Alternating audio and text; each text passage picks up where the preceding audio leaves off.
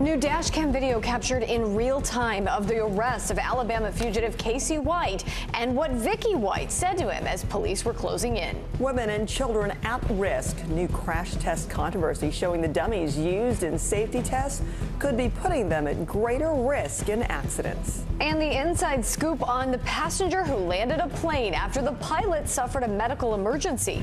Early today starts right now.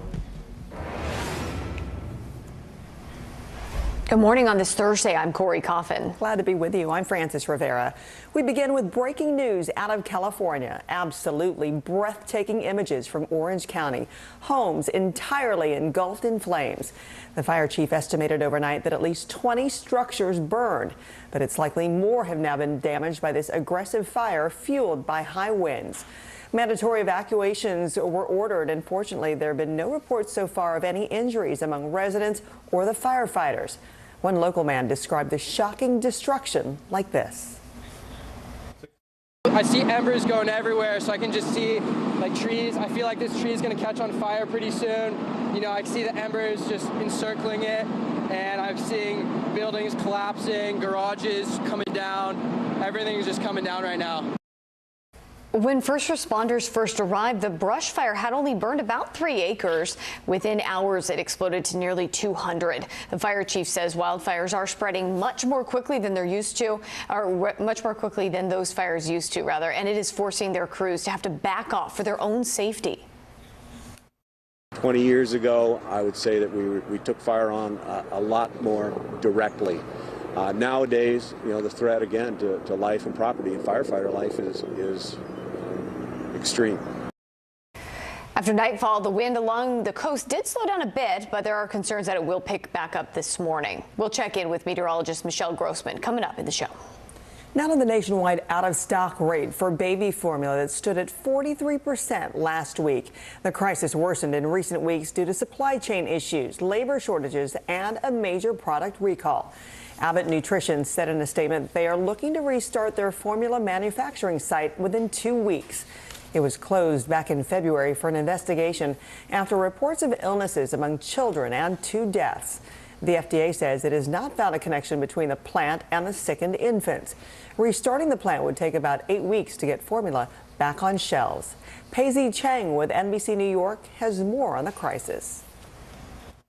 These are the thermal bags that it gets put in. Donna Kimmick is a lactation consultant. She owns the shipping store, which doubles as an approved breast milk depot. You would be vetted and screened by the milk banks. Kimmick accepts donated breast milk from nursing moms and ships them to the New York Milk Bank. I had mom donate 180 ounces to the milk bank. She had a little bit of an older baby, and she was stocking up a little bit too much, and she was vetted by the milk bank, and she donated, and we shipped it up. We packed it up that day and shipped it overnight. With a nationwide baby formula shortage, Kimmick says more moms are coming to her, asking for help in increasing breast milk supply or finding donors. Even just this week, one mom came to me, called me and said, I wasn't exclusively wanting to breastfeed, but because of this formula shortage, I'm really concerned, and I want to try it, or at least try to pump and increase my supply. Online, we found groups advertising milk shares. Kimmick says it's not recommended. The milk sharing is more of through social media, moms meet moms, not as safe. In a milk bank, the milk is screened and pasteurized before distribution. Kimmick hopes the formula shortage will encourage more moms to breastfeed. If we can encourage moms before they give birth to get educated more on what breast milk can do and how easy it can be, maybe we can get more moms starting right away. Our thanks to Paisley Chang for that report. All right, we've all wondered it before. Could we land a plane in an emergency? Well, it became a reality for a passenger on a small plane who said he had no idea how to do it. Kerry Sanders spoke with a man who talked him through it. It could have ended so differently. This Cessna 208 was at 9,500 feet, going 180 miles per hour, when flight data shows it went into a dramatic nosedive, dropping more than 3,000 feet in just 16 seconds. The pilot suffering a medical emergency. And the pilot was slumped over on the controls, and then they pushed him back. They get him out of his seat, and then they had to get on the controls and pull back the plane so that it would climb up out of the dive that it was in. Fortunately, Bobby Morgan, a flight instructor, was working an extra shift in the air traffic control tower at Palm Beach International Airport. No idea how to fly the airplane. He began talking Darren Harrison, one of 2 passengers on board, through the crisis. Try to hold the wings level and see if you can start descending for me. What are you pointing at with him? What are you telling him to look at? So I said, what do you see in front of you? He said, it's all black. And I was like, oh boy, that doesn't help us much. Bobby Morgan was in the tower behind me in a windowless room, telling him to adjust the throttle, descend, and line up with the runway. And remarkably, a perfect landing. The pilot was rushed to the hospital, where his condition is unknown. The newly minted pilot taking thank you photographs with his instructor. What a student. Yeah, my best student ever. No arguments there. Kerry Sanders, NBC News, Palm Beach County, Florida. We continue to learn more details in the Alabama manhunt for escaped inmate Casey White and now deceased corrections officer Vicky White. Authorities have released new video and a 911 call moments before Casey White surrendered to police. NBC's Megan Fitzgerald has more. An 11-day manhunt over as police dash cam captures Casey White's arrest on the hood of a squad car after officers rammed the car he was driving in Evansville, Indiana. Airbags are going on. Moments earlier, Vicky White, the jailer investigators say helped Casey White flee, placed this 911 call. Let's get out, run. Then a gunshot is heard on the line. She still got it in her hand. I don't know. Got the gun in her hand? Yeah, she's got a gun. An autopsy confirms Vicky White shot herself in the head. She got to look conscious. Casey White is back in Alabama, charged with his escape. The suspected murderer now held in a state prison known for dealing with problem inmates. The couple spent 6 days at this motel here in Evansville. They were essentially hiding in plain sight, literally just down the street from the Vanderburgh County Sheriff's Office. The hotel's owner confirms he has no record of the pair ever checking in. They were driving around. They approached somebody who appeared to be homeless and offered that person money if they would go and rent the room for them. A longtime friend of Vicky White says she's in shock, but that the veteran deputy treated everyone with kindness. How did Vicky treat inmates? She was good to them. She treated them like they were still good people. But when the sheriff was asked if Casey showed any emotion after Vicky's death, a simple response. No. Megan Fitzgerald, NBC News, Evansville, Indiana. Russia's war in Ukraine is now in day 78, and while Ukrainians have regained some ground in areas near Kharkiv, vicious assaults continue. Many businesses have been decimated, displacing workers across the war-torn nation. We want to turn now to NBC's Jay Gray, who joins us live from a warehouse in Lviv, where coffee roasters from the east have taken refuge. Good morning, Jay. Yeah, Corey, good morning. And this roaster in particular from that Kharkiv area, and you can see they're up and running here after their business was bombed out, shelled, and uninhabitable after the attacks. You've got several coffee makers here doing the same thing. You've got other businesses in this area. And for many of them, not only is it businesses helping businesses as they were allowed to move into this warehouse and continue their work, but a lot of these businesses are sending proceeds from what they sell right now to those on the front line, buying drones, buying vehicles, buying all kinds of equipment to help in the fight to maintain their independence. It's a real source of pride for so many that aren't right on the front lines. We've seen so many people doing what they can in that country. And Jay, I want to turn to Mariupol as well, where Russian forces have almost completely overtaken that port city. We're hearing that a steel plant there, which is the last Ukrainian holdout, is now under heavy siege from Russian forces. Yeah, and unfortunately that Azovstal plant is now being attacked by tanks on the ground. Not only troops, but tanks have moved in. That's really been the last stand for Ukraine fighters in that region, and they have vowed not to leave and not to give up. Unfortunately, there are several of them inside that are severely injured. There's no medical care, no medicine, no sterilized bandages to wrap those wounds. The UN continues to beg Russian forces to allow them to be removed. To this point, though, there's been no deal. Jay Gray reporting from Lviv for us. Jay, thank you. Let's turn to your weather with NBC meteorologist Michelle Grossman. Michelle, good morning. Dangerous fire conditions out west. What else is on the radar? Yeah, hi there, guys. And we're going to continue to watch those dangerous fire conditions not only today, tomorrow, and the next day, and really for the next couple of months, because the fire season really doesn't get underway until late summer into early fall. So we're watching this fire in Southern California, burning more than 20 homes, burning more than 200 acres. And right now we're looking at light winds. That's the good news. We had winds gusting up to 30 miles per hour yesterday. Today, we're going to see those winds picking up again, once again, near 25 miles per hour. So currently, we're looking at temperatures right around 50 degrees with a 76% humidity. Here's the problem. We are so dry in really all of the West, even to extreme to exceptional conditions. 34% of the West states in extreme drought. So that's a big story today. Another big story, we're looking at severe weather. 10 million at risk in the upper Midwest from Fargo to Sioux Falls down to Omaha. We're looking at the chance for hail, also damaging winds up to 70 miles per hour, and could see a few tornadoes likely. We're going to watch that today. And then as we go throughout tomorrow, we're looking at 10 million at risk, winds gusting to 60 miles per hour. And that's a look at the big weather stories of the day. Here's a closer look at your day ahead. All right, we're looking good in the Northeast. Temperatures cool, though, for this time of year in Philadelphia, D.C., down to Richmond. But summer-like heat continues in the Southern Plains. Temperatures in the 90s. Look at San Angelo, 98 degrees today. All right, guys, we'll talk about the weekend forecast coming up. Some of us are going to be soggy. We're going to need the umbrellas. Oh, we're going to need to know that. Okay, Michelle. Yeah. Thank you. A Texas teen is making history this month. 19-year-old Haley Taylor Schlitz is set to become not only the youngest ever law school graduate out of Southern Methodist University, but also the youngest black woman to graduate law school in American history. She graduated high school from the ripe old age of 13, and by 16, she had been accepted into 9 law schools. Schlitz plans on working on those education policy issues to increase opportunities for gifted girls and students of color after she graduates in May. Haley, are you named after the comet? Because you are out of this world, lady. She's a shooting star. We're back with a shocking crash test information that you need to know. Sometimes the news can be difficult and overwhelming for kids to understand, so we've created a newscast just for them. We hope your family will watch Nightly News Kids Edition. We're here to start conversations about the big things happening in our world, because it's not my job to tell you what to think. My job is to think about what you tell me.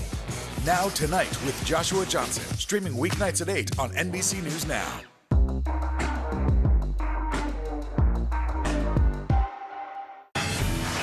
Look at what's making headlines around the world. We begin with breaking news. The attacks from Russia are coming in from every angle. Live from Ukraine, where a fierce battle is raging on. We've heard a number of explosions. Russia is picking off Ukraine's military facility. This factory has gone from making kitchen pots to lethal items that'll ruin tires, ruin the bottom of the car. This is what it looks and feels like to try to escape Ukraine. I don't want to say goodbye. The battle for Congress and the fight for control of State House. In our special County to County series, we're checking out key battlegrounds. We are talking elections in a battleground state. What does President Biden need to do tonight? He needs to speak to heads and hearts. A lot to break down, Chuck, so let's dive right in. Official confirmation of Judge Ketanji Brown Jackson. Let's zoom out a bit to our changing climate. We have some stunning new findings about COVID-19. A lot to talk about as we continue our rolling coverage. We're coming on the air with the news NBC Scoop. Bringing the news to you is not only a job, it's an honor. Fire has grown leaps and bounds. You see behind me is typical. How you doing? Pretty bad. To cover the news, you have to be in it. These are families trying to board those trains to Poland. I also want to get home. You'll get home. Every night, it's your news playlist. Top Story with Tom Yamas, weeknights at 7 on NBC News Now.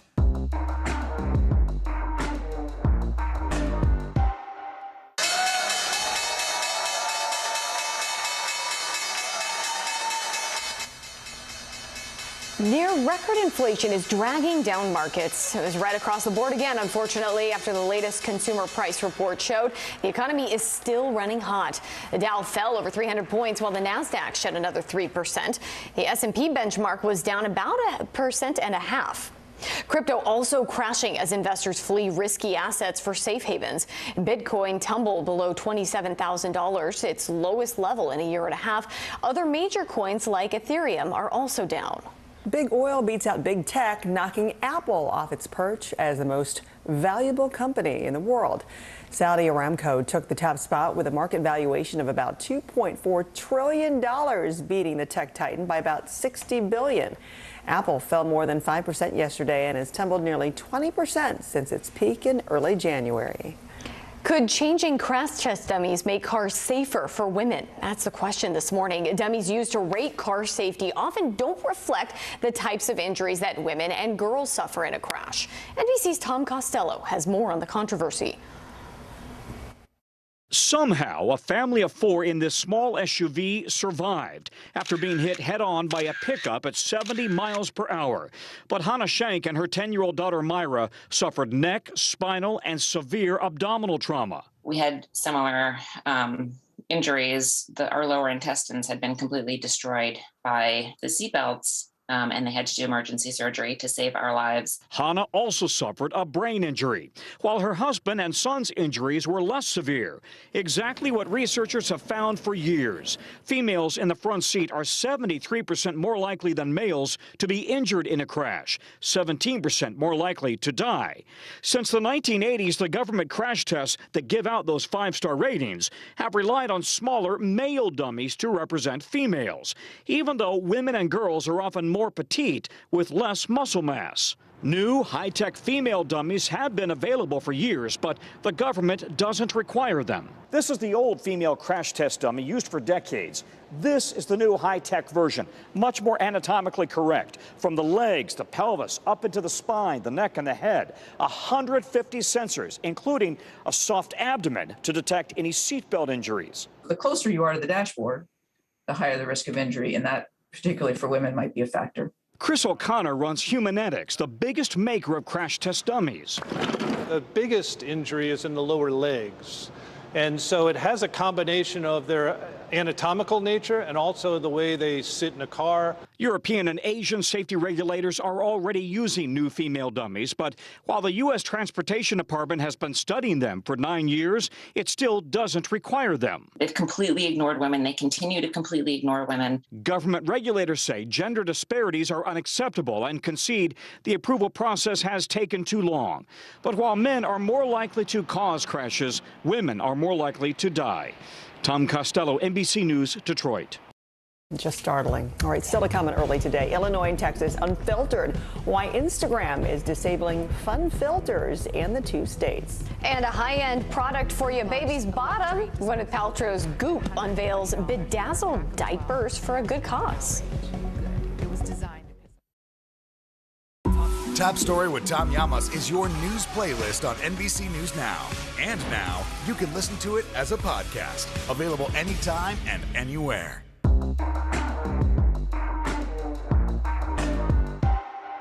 Women's basketball has been systematically held back. After 49 years of Title IX, we still have work to do. In Their Court, a podcast from NBC News and NBC Sports that goes inside the issues of inequality in women's sports. Listen now. Would it be easier for the airlines to manage a vaccine mandate than a mask mandate? Is there a case to be made that it's time to give Ukraine offensive weapons so they can win this war? What should be focused on that could reduce inflation and avoid a recession? If it's Sunday, it's Meet the Press. Good morning, everybody. Welcome to Today. Future's looking bright. You got a whole restart. How does that land with you? Is climate change and the environment one of your top priorities? Sounds so good. Love it. To cover the news, you have to be in it. These are families trying to board those trains to Poland. I also want to get home. You'll get home. Every night, it's your news playlist. Top Story with Tom Llamas. Weeknights at 7 on NBC News Now. Hallie Jackson Now. Weekdays at 5 on NBC News Now. Sometimes the news can be difficult and overwhelming for kids to understand. Ukraine and Russia. Could you help me understand what's going on? So to help make sense of it, we've created a newscast just for them. We hope your family will watch Nightly News Kids Edition. Women's basketball has been systematically held back. After 49 years of Title IX, we still have work to do. In Their Court, a podcast from NBC News and NBC Sports that goes inside the issues of inequality in women's sports. Listen now. Good morning, everybody. Welcome to Today. Future's looking bright. You got a whole restart. How does that land with you? Is climate change and the environment one of your top priorities? for something like this. Come on. It's a great workout. It's everything you need. What comes back together? Oh, I'm so happy. And me. That's what it takes to set a record. So glad to see you. News is happening now. Look at what's making headlines around the world. Whenever it happens, wherever you are, it's here now.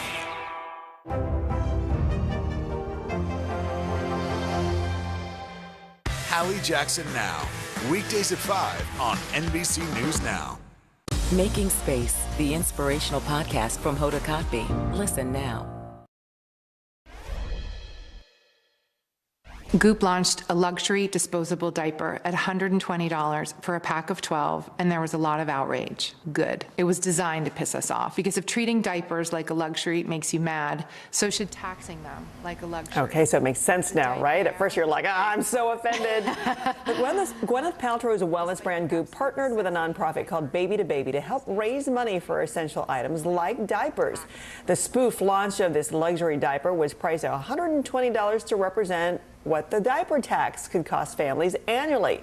The average cost of diapers stands between $75 and $100 a month for one baby, a price and an expense that you feel every single month. Every single month. And it's crazy how many they go through. These costs add up, especially for families that are just trying to get by right now. Yeah. It's something you don't think about on a day-to-day basis until somebody brings it up to you and we say, yeah. Which is great to have a message just like that to spoof it, to bring the meaning home. Absolutely. All right, coming up, the new ruling that's swiping Instagram filters from Texas and Illinois. We're back. We're here to start conversations about the big things happening in our world, because it's not my job to tell you what to think. My job is to think about what you tell me. Now Tonight with Joshua Johnson, streaming weeknights at 8 on NBC News Now. News is happening now. Look at what's making headlines around the world. We're coming on the air with breaking news. This is a significant moment. Whenever it happens, wherever you are, NBC News, streaming free now. Would it be easier for the airlines to manage a vaccine mandate than a mask mandate? Is there a case to be made that it's time to give Ukraine offensive weapons so they can win this war? What should be focused on that could reduce inflation and avoid a recession? If it's Sunday, it's Meet the Press. Women's basketball has been systematically held back. Our players and coaches have been harmed. After 49 years of Title IX, we still have work to do. In Their Court, a podcast from NBC News and NBC Sports that goes inside the issues of inequality in women's sports. Listen now. To cover the news, you have to be in it. These are families trying to board those trains to Poland. I also want to get home. You'll get home. Every night, it's your news playlist. Top Story with Tom Llamas, weeknights at 7 on NBC News Now. We're here to start conversations about the big things happening in our world, because it's not my job to tell you what to think. My job is to think about what you tell me. Now Tonight with Joshua Johnson, streaming weeknights at 8 on NBC News Now. To cover the news, you have to be in it. These are families trying to board those trains to Poland. I also want to get home. You'll get home. Every night, it's your news playlist. Top Story with Tom Llamas, weeknights at 7 on NBC News Now. When was the last time you made space to listen to somebody? What I learned from a very young age is radical love, radical forgiveness. We are meeting people one after the next who've made profound changes. It showed a lot of personal strength for me. Why am I trying to make other people happy over myself? So many life lessons that are going on in these conversations. We're watching a transformation. Join Hoda Kotb for her podcast, Making Space. Listen now.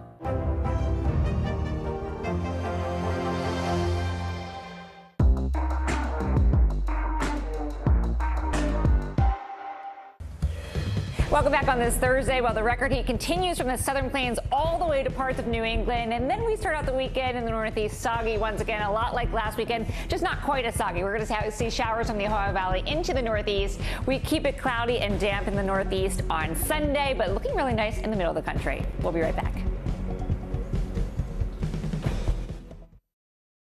Women's basketball has been systematically held back. Our players and coaches have been harmed. After 49 years of Title IX, we still have work to do. In Their Court, a podcast from NBC News and NBC Sports that goes inside the issues of inequality in women's sports. Listen now. News is happening now. Look at what's making headlines around the world. Whenever it happens, wherever you are, it's here now. We'll meet Ukrainians who are defending their country one block at a time. When you were still in Kiev, could you hear the bombing? My name is Lester. Who's this?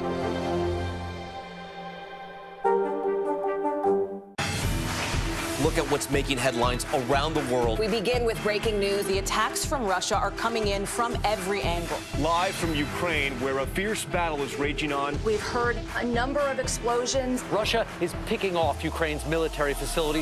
This factory has gone from making kitchen pots to lethal items that'll ruin tires, ruin the bottom of the car. This is what it looks and feels like to try to escape Ukraine. I don't want us to say goodbye.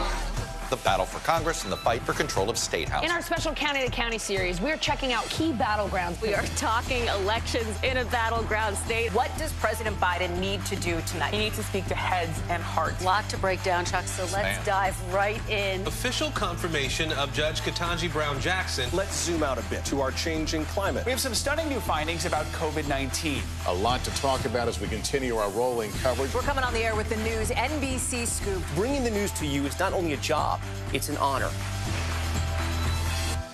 Good morning, everybody. Welcome to Today. Future's looking bright. You got a whole restart. How does that land with you? Is climate change and the environment one of your top priorities? Sounds so good. Love it. An attempt to codify abortion rights into federal law has failed in the Senate. The Democratic-led bill, known as the Women's Health Protection Act, which would keep abortion legal nationwide, failed 49-51, just 11 votes short of advancing. The vote comes amid fallout from that leaked Supreme Court draft decision that would overturn Roe v. Wade. Meanwhile, backlash and protests continue over that SCOTUS leaked draft opinion. On Wednesday, a small group of pro-abortion protesters demonstrated outside Associate Justice Brett Kavanaugh's home in Chevy Chase, Maryland. They were met by about a dozen law enforcement officers. It's unclear if Justice Kavanaugh or any of his family members were home at the time. Influencers in 2 states will probably notice a lot of their Instagram filters are missing. Meta has disabled the use of filters that use facial geometry in both Texas and Illinois because of recently passed privacy laws.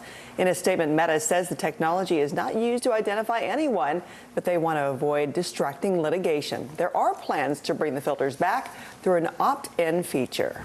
All right, now to one man's holy mackerel moment that has turned a passion for teaching kids to fish, especially when they have no one else to take them. Sam Brock has this inspiring story.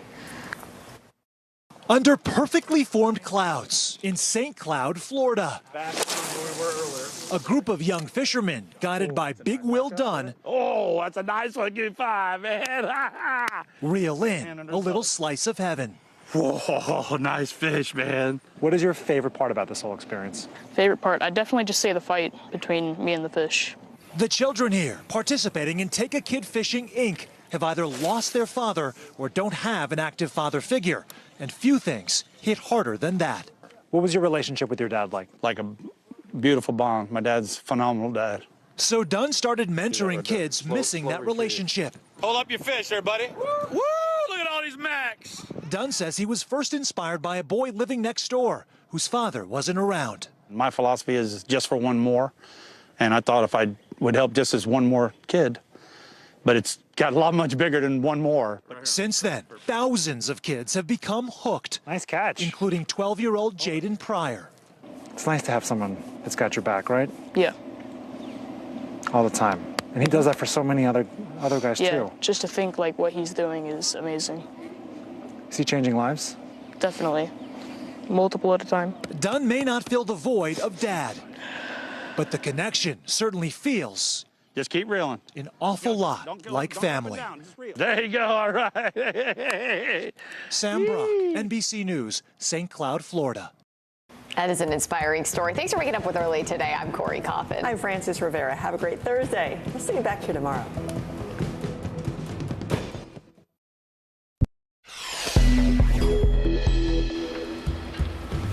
Breaking overnight and high winds fanning wildfires in California's Laguna area, where at least 20 homes, including several multi-million-dollar estates, have been destroyed.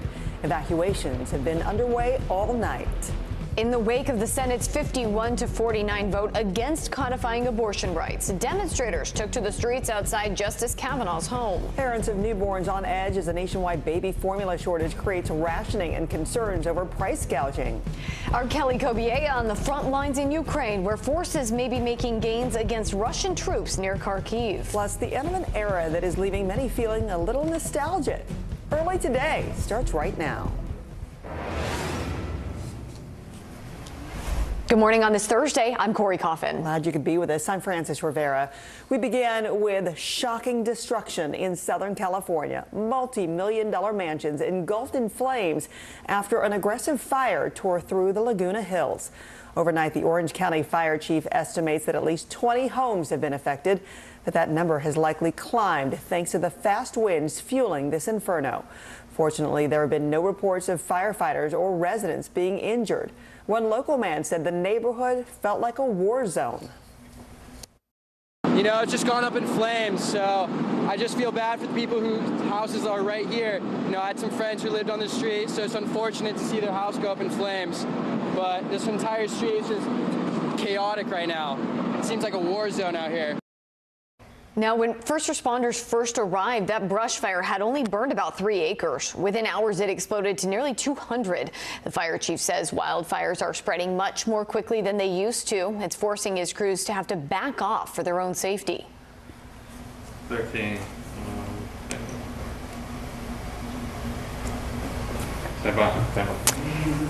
As night fell, the winds died down a little bit, but there are concerns that they'll pick back up today. We'll check in with Michelle Grossman in just a bit. Now to the Senate that failed to advance a Democratic-led bill that would keep abortion legal nationwide. All 50 Republican and Democrat Joe Manchin voted against the legislation. NBC's Bree Jackson has the latest. On this vote, the yeas are 49, the nays are 51. A Senate showdown over abortion rights and women's health. To make our own decisions about our own bodies, about our futures, and about our health.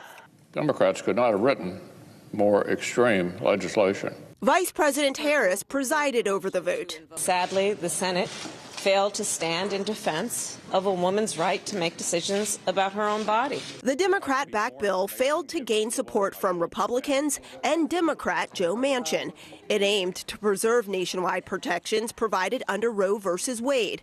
This comes on the heels of the recently released draft opinion showing Supreme Court justices could overturn the landmark case. While Democrats' efforts on Capitol Hill stalled, some states are moving forward with plans to expand abortion access. You are welcomed in Illinois. You are supported. You are safe.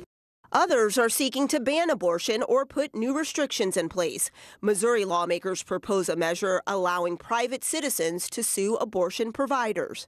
We need to make sure that we have constitutional provisions protecting the right to life in the state of Missouri. Protests over this long-held debate continue. Senators say the symbolic vote Wednesday is just the beginning. We are going to focus on this issue again and again and again. Emotions running high on an issue dividing Congress and the country. In Washington, Bree Jackson for NBC News. A new tentative settlement has been reached for the victims and survivors of the Surfside condo collapse.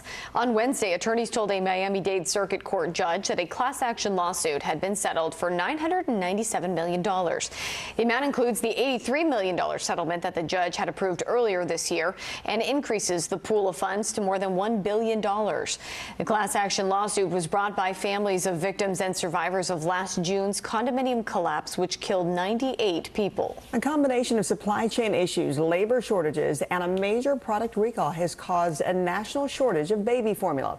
It's likely many weeks away from getting solved. Meanwhile, parents scour grocery stores and reach out to their community for help.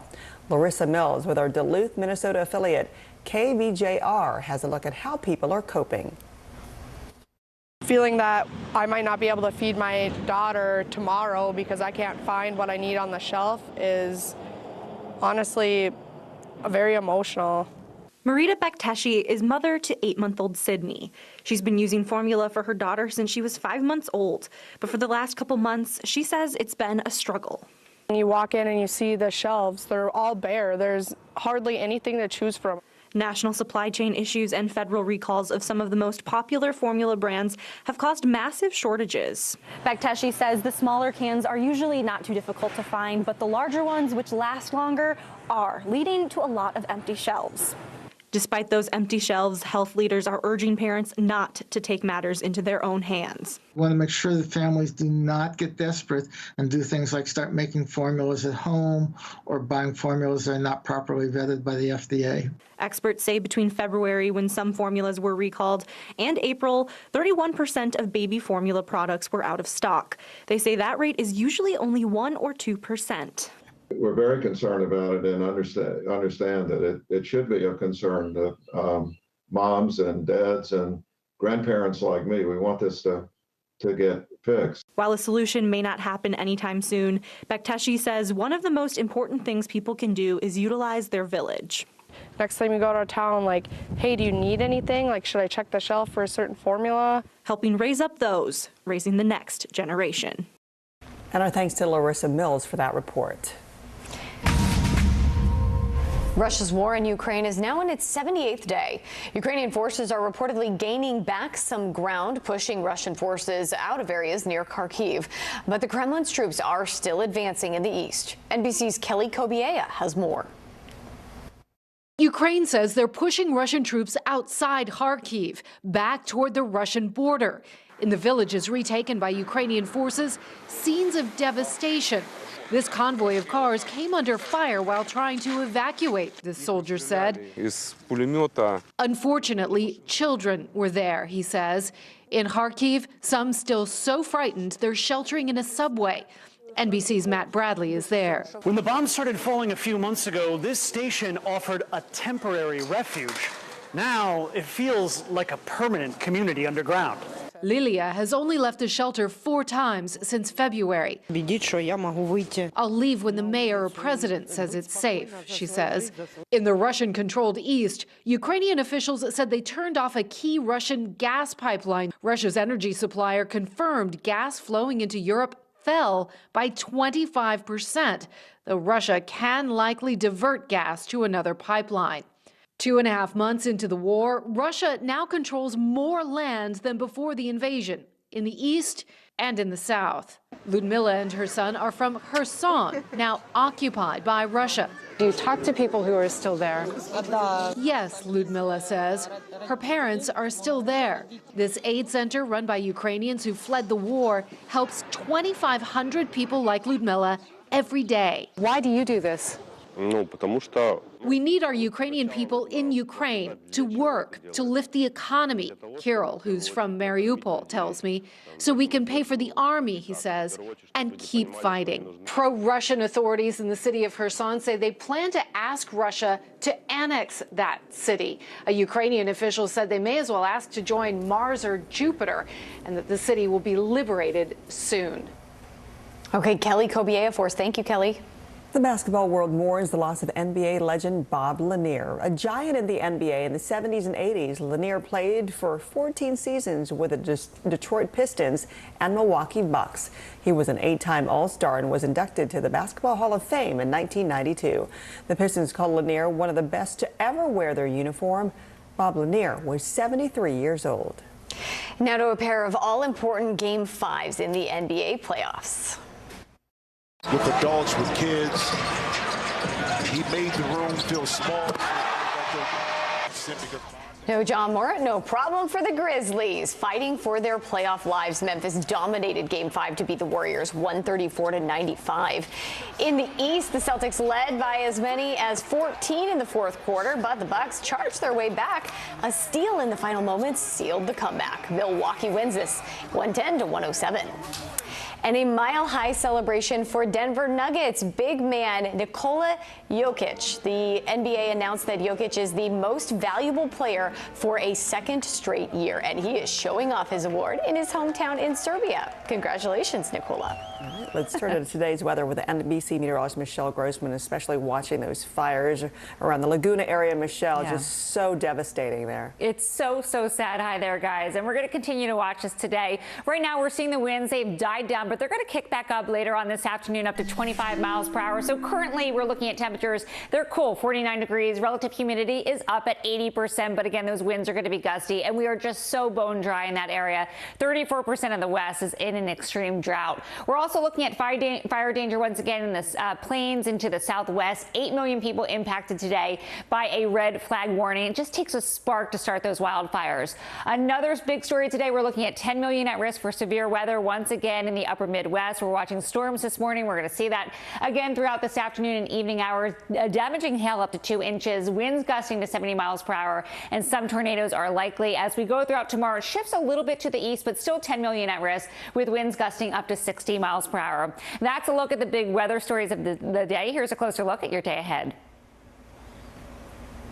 All right, another nice day in the Northeast. We're looking at temperatures below normal, though, along the I-95 corridor, 71 degrees in Philadelphia. It's a hot one in the Southern Plains. Temperatures mainly in the 90s, 98 degrees today in San Angelo. All right, guys, it's Thursday. We're going to look ahead towards that weekend forecast in just a bit. We're ready for it. Oh, we are.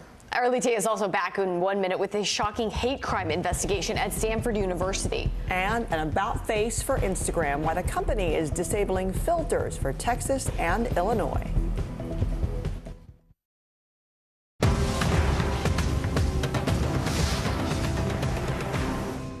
Top story with Tom Llamas, weeknights at 7 on NBC News Now. Women's basketball has been systematically held back. Our players and coaches have been harmed. After 49 years of Title IX, we still have work to do. In Their Court, a podcast from NBC News and NBC Sports that goes inside the issues of inequality in women's sports. Listen now.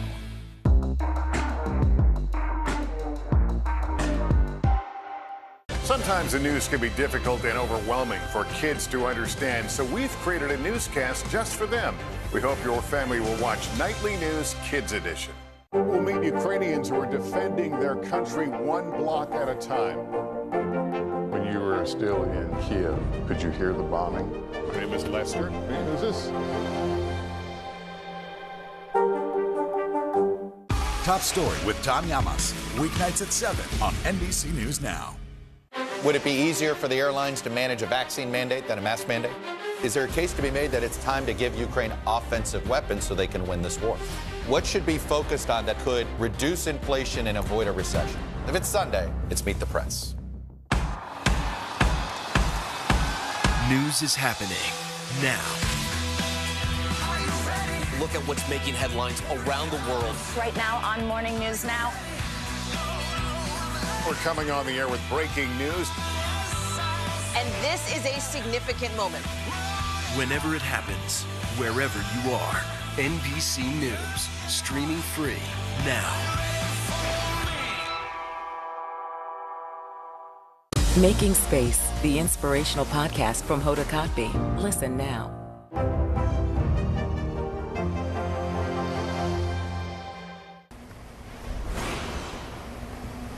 Leading the news, new details are emerging about how police ended the manhunt for escaped Alabama inmate Casey White and corrections officer Vicky White earlier this week. Police have released new dashcam videos showing the moment the 6'9" tall suspected murderer was captured.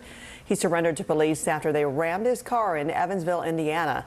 Authorities have also released a chilling 911 call. It's made by now deceased Alabama corrections officer Vicky White moments before she allegedly shot herself in the head. Casey White is now back in Alabama in the prison there after appearing before a judge. He was formally charged with escape in the first degree. Prosecutors say more charges could follow. Stanford University is investigating a hate crime after a noose was found hanging from a tree outside a residence hall Sunday. That noose was quickly removed and retained as evidence by university officials. In a statement, the university condemned the act and said, quote, racism and violence will not be tolerated. This is the third incident where a noose was discovered on the campus. Influencers in 2 states will probably notice a lot of their Instagram filters are missing, and maybe we'll notice more lines, more bags under the eyes. Meta has disabled the use of filters that use facial geometry in both Texas and Illinois because of recently passed privacy laws. In a statement, Meta says the technology is not used to identify anyone, but they want to avoid distracting litigation. There are plans to bring the filters back through an opt-in feature. All right, still to come, inflation wreaking havoc on Wall Street, sending stocks into a nosedive yet again, and Bitcoin crashing. And iPod lovers, it's time to face the music. Apple announces the end of the device that changed everything. Good morning, everybody. Welcome to Today. Future's looking bright. You got a whole restart. How does that land with you? Is climate change and the environment one of your top priorities? Sounds so good. Love it. These days, it feels like the news never stops. So let's get into it. What's happening right now, what it all means for you for an hour every day. It can be hard to keep up, so let's get started together. Hallie Jackson Now, weekdays at 5 on NBC News Now.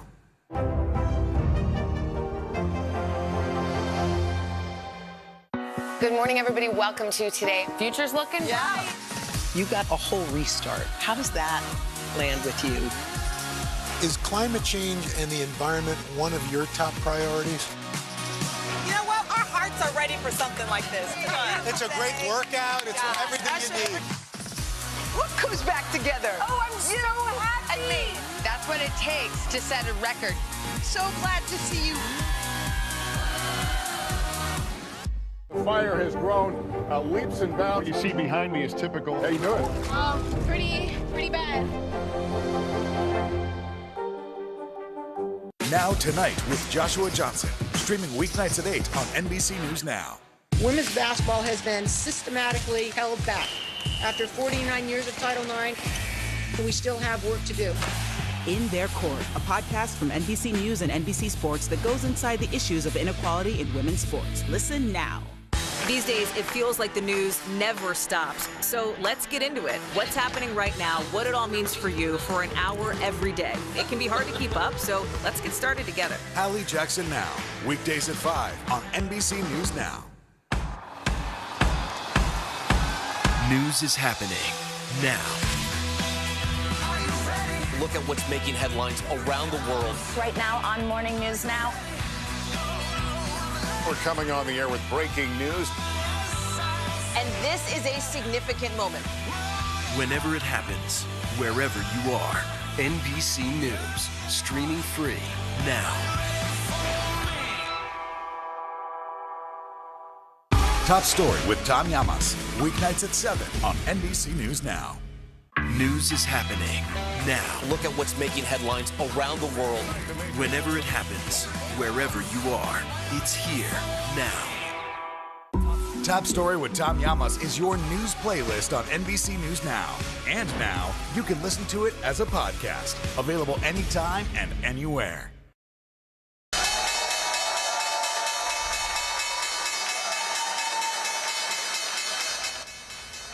Near record inflation is still dragging down markets. It was red across the board again after the latest consumer price report showed the economy is still running hot. The Dow fell over 300 points while the Nasdaq shed another 3%. S&P benchmark down about 1.5 points. Crypto also crashing as investors flee risky assets for safe havens. Bitcoin tumbled below $27,000. That is its lowest level in a year and a half. Other major coins like Ethereum are also down. It is the end of an era for music lovers. Apple is retiring the iPod more than 2 decades after its groundbreaking launch. NBC's Gotti Schwartz has a look back at the revolutionary product that brought music into the palm of your hand and changed the industry forever. 1, 2, 3, 4. Boasting the ability to put 1,000 songs right in your pocket. The iPod burst onto the scene in 2001 with a promise to revolutionize the way the world listens to music. There it is, right there. The invention turning those collections of CDs and cassette tapes into useless clutter, putting an entire music library in your pocket. Somewhere between 500 and 1,000 songs right in your pocket, because I can't stand looking at that inexplicable Walkman anymore. The compact portable music player taking the world by storm, transforming Apple from a company known just for its computers. iMac, iBook, iPod. Into a ubiquitous lifestyle brand.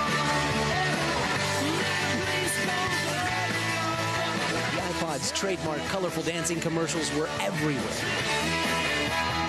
Everyone seemed to be buying what those ads were selling, from presidents. I got the shuffle. It's a place in a random order. Got the hits, got the ear things on. It's a place in a random order. Yeah. You don't know what you get. To celebrities. I'm such a techno illiterate, so I was saying to Omar, how does the music get in there?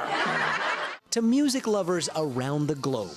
Apple selling an estimated 450 million iPods over the last 2 decades, launching 7 generations of the original model, plus the Mini, the Nano, the Shuffle, the Touch, and the iPod Video, supercharging shows like The Office. Whoa, video iPod. Oh, wow, jeez. Somebody really got carried away with the spirit of Christmas. That was me. I got carried away. The writers and stars giving credit to the Apple product for a boost in ratings. I'll take the iPod.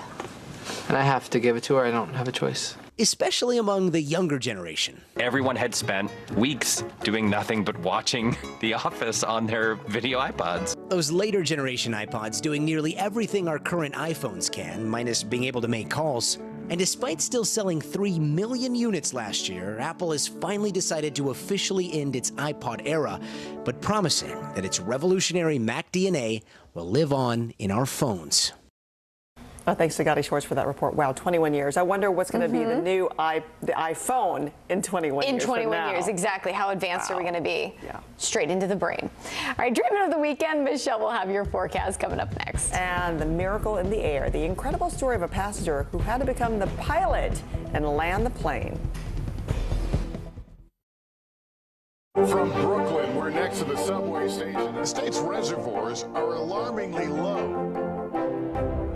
War will pass them by.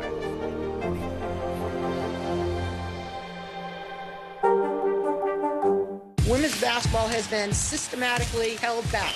After 49 years of Title IX, we still have work to do. In Their Court, a podcast from NBC News and NBC Sports that goes inside the issues of inequality in women's sports. Listen now. Sometimes the news can be difficult and overwhelming for kids to understand, so we've created a newscast just for them. We hope your family will watch Nightly News Kids Edition. This is a very different kind of program. We're here to start conversation about the big things happening in our world. Professor, I'm not asking you to predict the future, but what do we think that the new normal is going to be? Is part of this that everyone's rethinking their jobs during this pandemic and their relationship to their employers? What is your biggest tip for any parent who's concerned about this? It's not my job to tell you what to think. My job is to think about what you tell me. Now Tonight with Joshua Johnson, streaming weeknights at 8 on NBC News Now. Women's basketball has been systematically held back. After 49 years of Title IX, we still have work to do. In Their Court, a podcast from NBC News and NBC Sports that goes inside the issues of inequality in women's sports. Listen now. To cover the news, you have to be in it. These are families trying to board those trains to Poland. I also want to get home. You'll get home. Every night, it's your news playlist. Top Story with Tom Llamas, weeknights at 7 on NBC News Now. Sometimes the news can be difficult and overwhelming for kids to understand, so we've created a newscast just for them. We hope your family will watch Nightly News Kids Edition. To cover the news, you have to be in it. These are families trying to board those trains to Poland. I also want to get home. You'll get home. Every night, it's your news playlist. Top Story with Tom Llamas, weeknights at 7 on NBC News Now. Sometimes the news can be difficult and overwhelming for kids to understand, so we've created a newscast just for them. We hope your family will watch Nightly News Kids Edition. We're here to start conversations about the big things happening in our world, because it's not my job to tell you what to think. My job is to think about what you tell me. Now Tonight with Joshua Johnson, streaming weeknights at 8 on NBC News Now.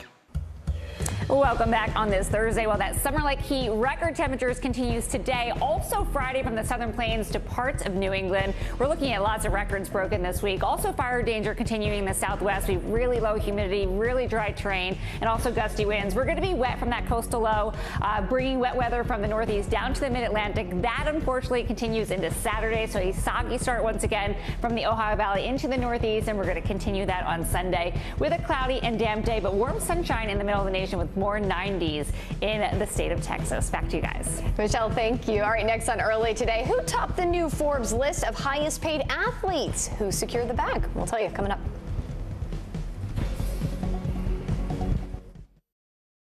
Sometimes the news can be difficult and overwhelming for kids to understand, so we've created a newscast just for them. We hope your family will watch Nightly News Kids Edition.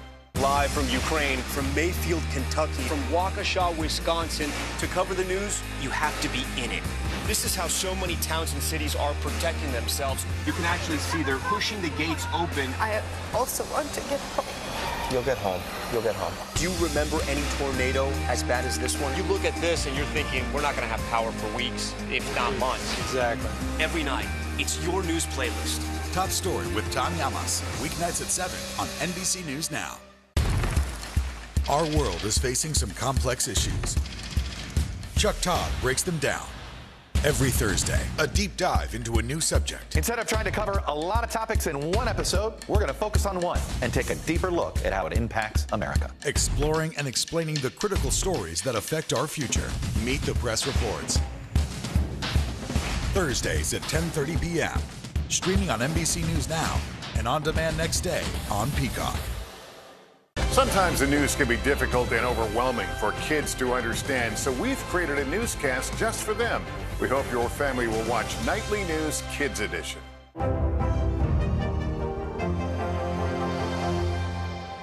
When was the last time you made space to listen to somebody? We are meeting people one after the next who have made profound changes. I think you're going to be blown away by the life lessons. Join Hoda Kotb for her podcast, Making Space. Listen now. From Brooklyn, we're next to the subway station. The state's reservoirs are alarmingly low. War will pass them by.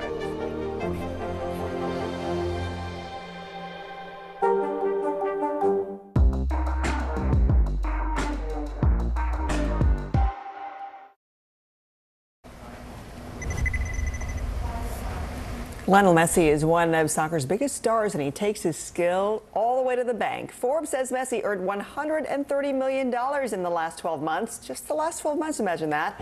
Topping its list of the world's highest paid athletes. Well, that figure includes $55 million that Messi earned in endorsements off the field.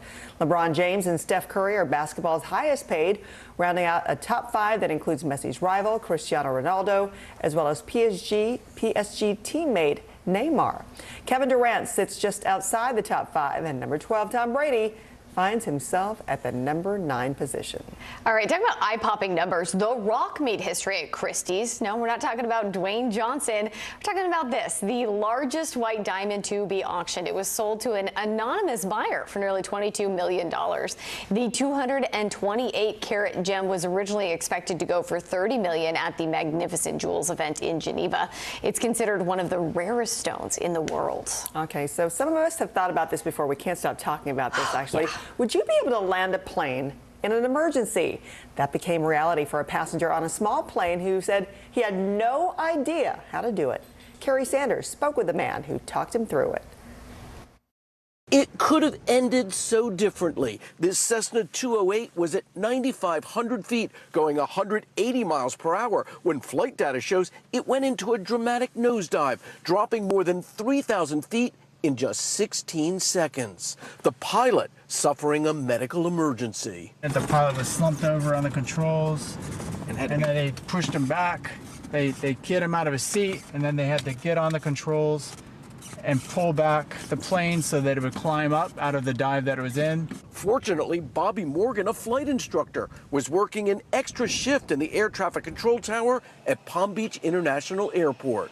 No idea how to fly the airplane. He began talking Darren Harrison, one of 2 passengers on board, through the crisis. try to hold the wings level and see if you can start descending for me. What are you pointing at with him? What are you telling him to look at? So I said, what do you see in front of you?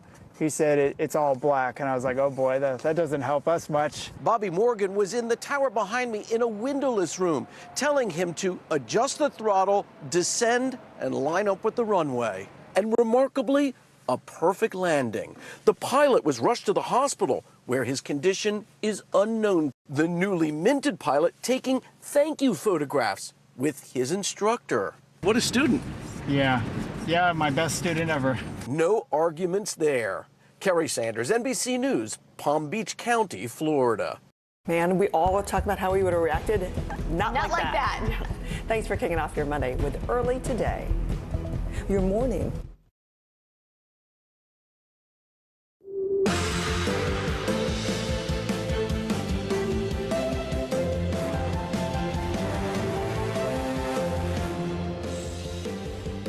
Hey, good morning. I'm Vicki Wynn in for Joe Fryer. And I'm Savannah Sellers right now on Morning News Now. Fueling frustration, a growing struggle for millions of Americans. With inflation still at record highs this morning, gas prices soaring in several states, forcing drivers to cut back when they fill up. I'm supposed to be putting premium in my truck now, but I got to put regular in it. You know, and then that's throwing everything out because I can't afford premium.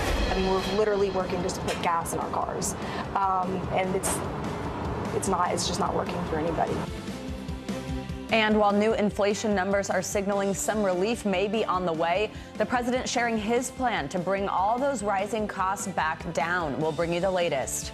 Blocked. New developments in the fight over abortion rights in America. A long shot bill to keep abortion legal nationwide officially fails in the Senate. Plus, more protests over the possible end of Roe versus Wade. We'll have more on the fallout, plus what it all means ahead of the midterm elections. Reduced to rubble, breaking overnight, a fast-moving fire ripping through an upscale California community. Right now, evacuations underway in Orange County, where several million-dollar homes have already been destroyed. We'll bring you the latest on the fight to contain the flames. And changing the GameStop. It's been more than a year since Reddit users sent GameStop shares soaring. Now we're getting a look at how it all went down. We'll talk to someone featured in a new NBC News Studios film all about the stock surge that changed Wall Street. So much hocus pocus. It's really interesting to hear the backstory on that. And do you remember how we all could not stop talking about it? We were covering it 24/7 because it was such an amazing story. It really was. So the documentary is very, very cool, and we'll bring it part of that conversation in a little bit this morning. Begin, though, with the impact of rising prices everywhere and the pain it's causing millions of Americans. Yeah, the new April numbers revealing that inflation still remains close to a 40-year high. And you've likely noticed just about everything costs more now, from the grocery store to the gas pump. According to AAA, the average price of a regular gallon of gas, I mean, do we even want to talk about this? It's $4.42. To put that into perspective, that's up 18 cents from just a week ago and more than $1.40 from last year. One of the states really feeling the pinch is Georgia. It ranks 7th of all states in miles driven by residents per year. And that is where we find NBC News correspondent Ellison Barber. She's in Gainesville, Georgia. Ellison, great to see you. Good morning. Over the past few years, Georgia has been at the center of the political universe. What are people there saying about the rising cost of gas, and who do they blame?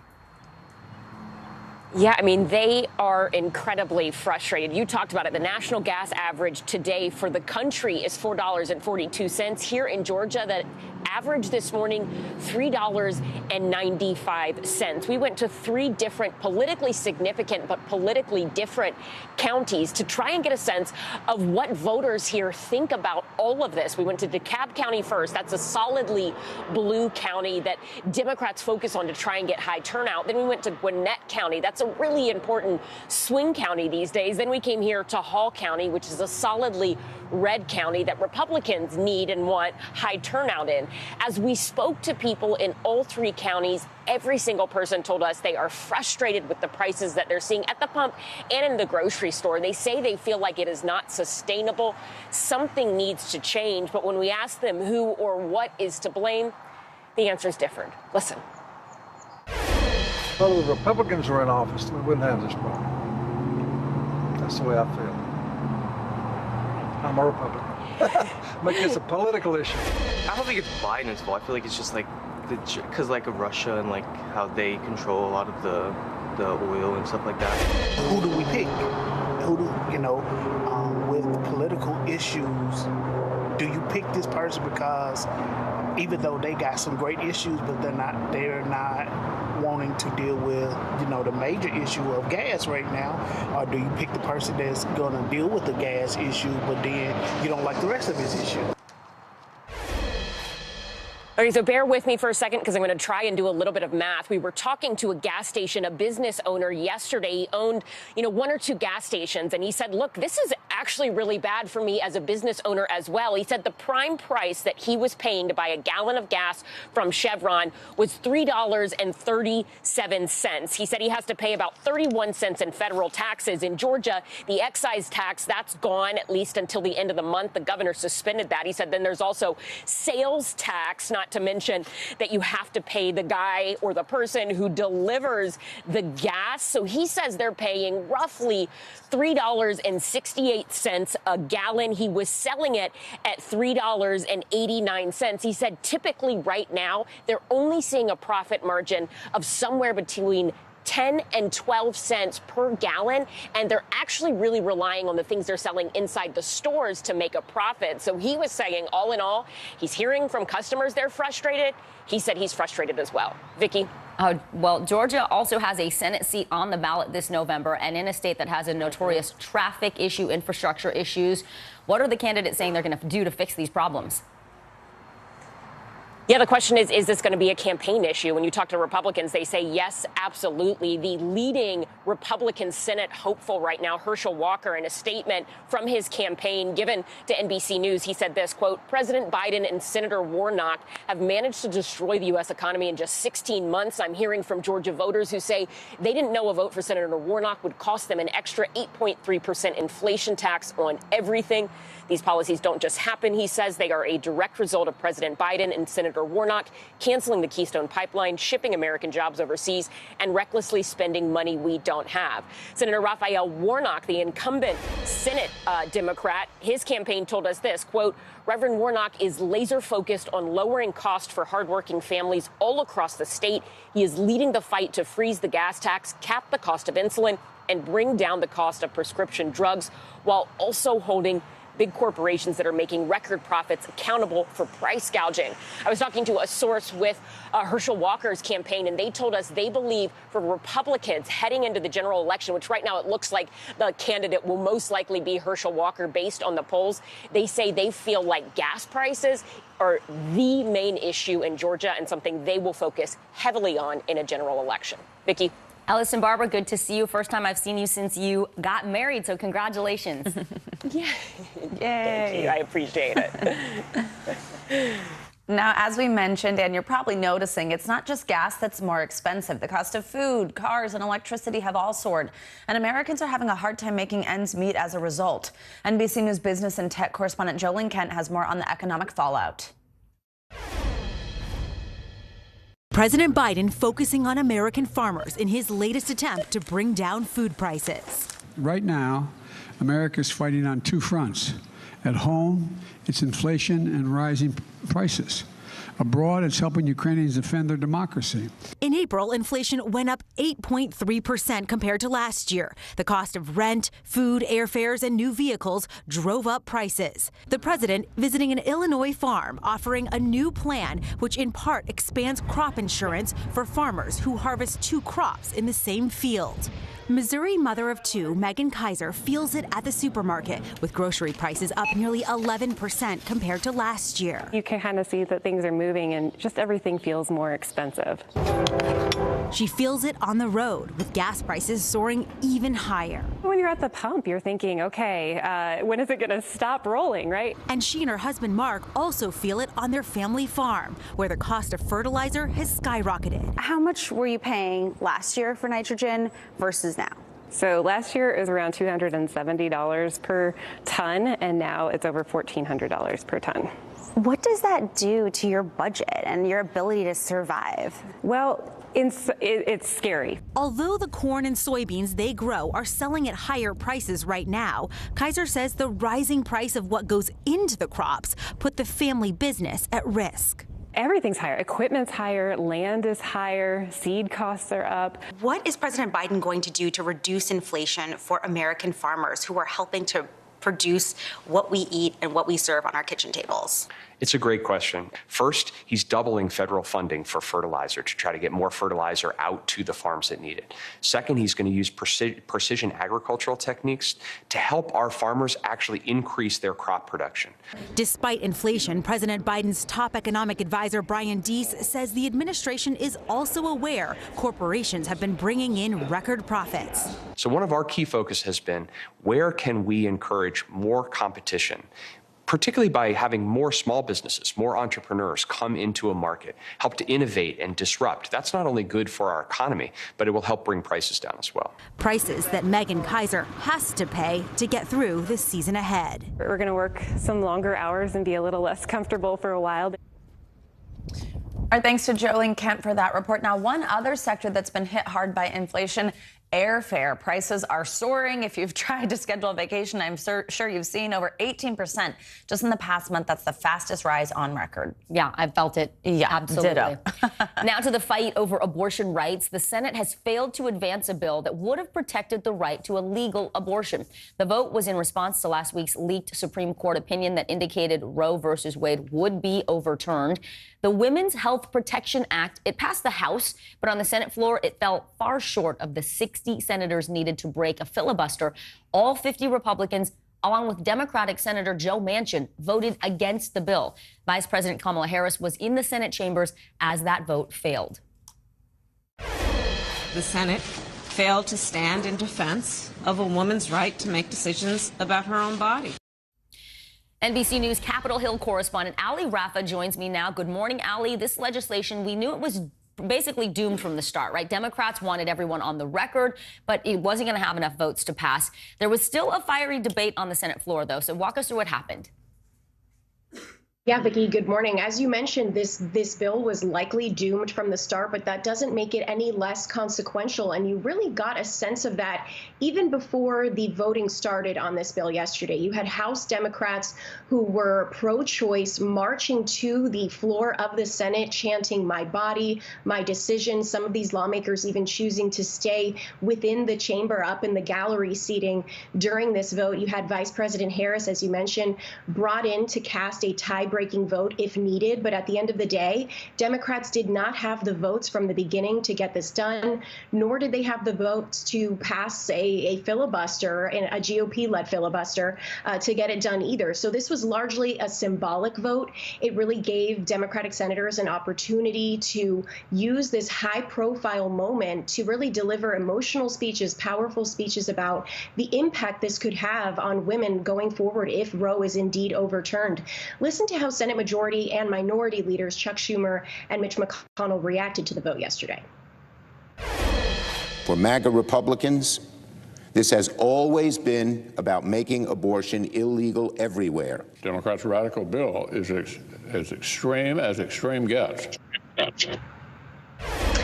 And Vice President Harris, you played a little bit of that clip at the top there. She mentioned after the vote that this really makes it clear that the Senate does not align with where the majority of the American people stand on abortion rights and reproductive rights, Vicki. Well, Ali, as we mentioned, Senator Joe Manchin was the lone Democrat to vote against this bill with the Republicans. What did he say about his reasoning? Yeah, and he was actually the last vote cast on the Senate floor. And it's not that much of a surprise because this is exactly how he voted when this bill was proposed and brought to the floor earlier this year.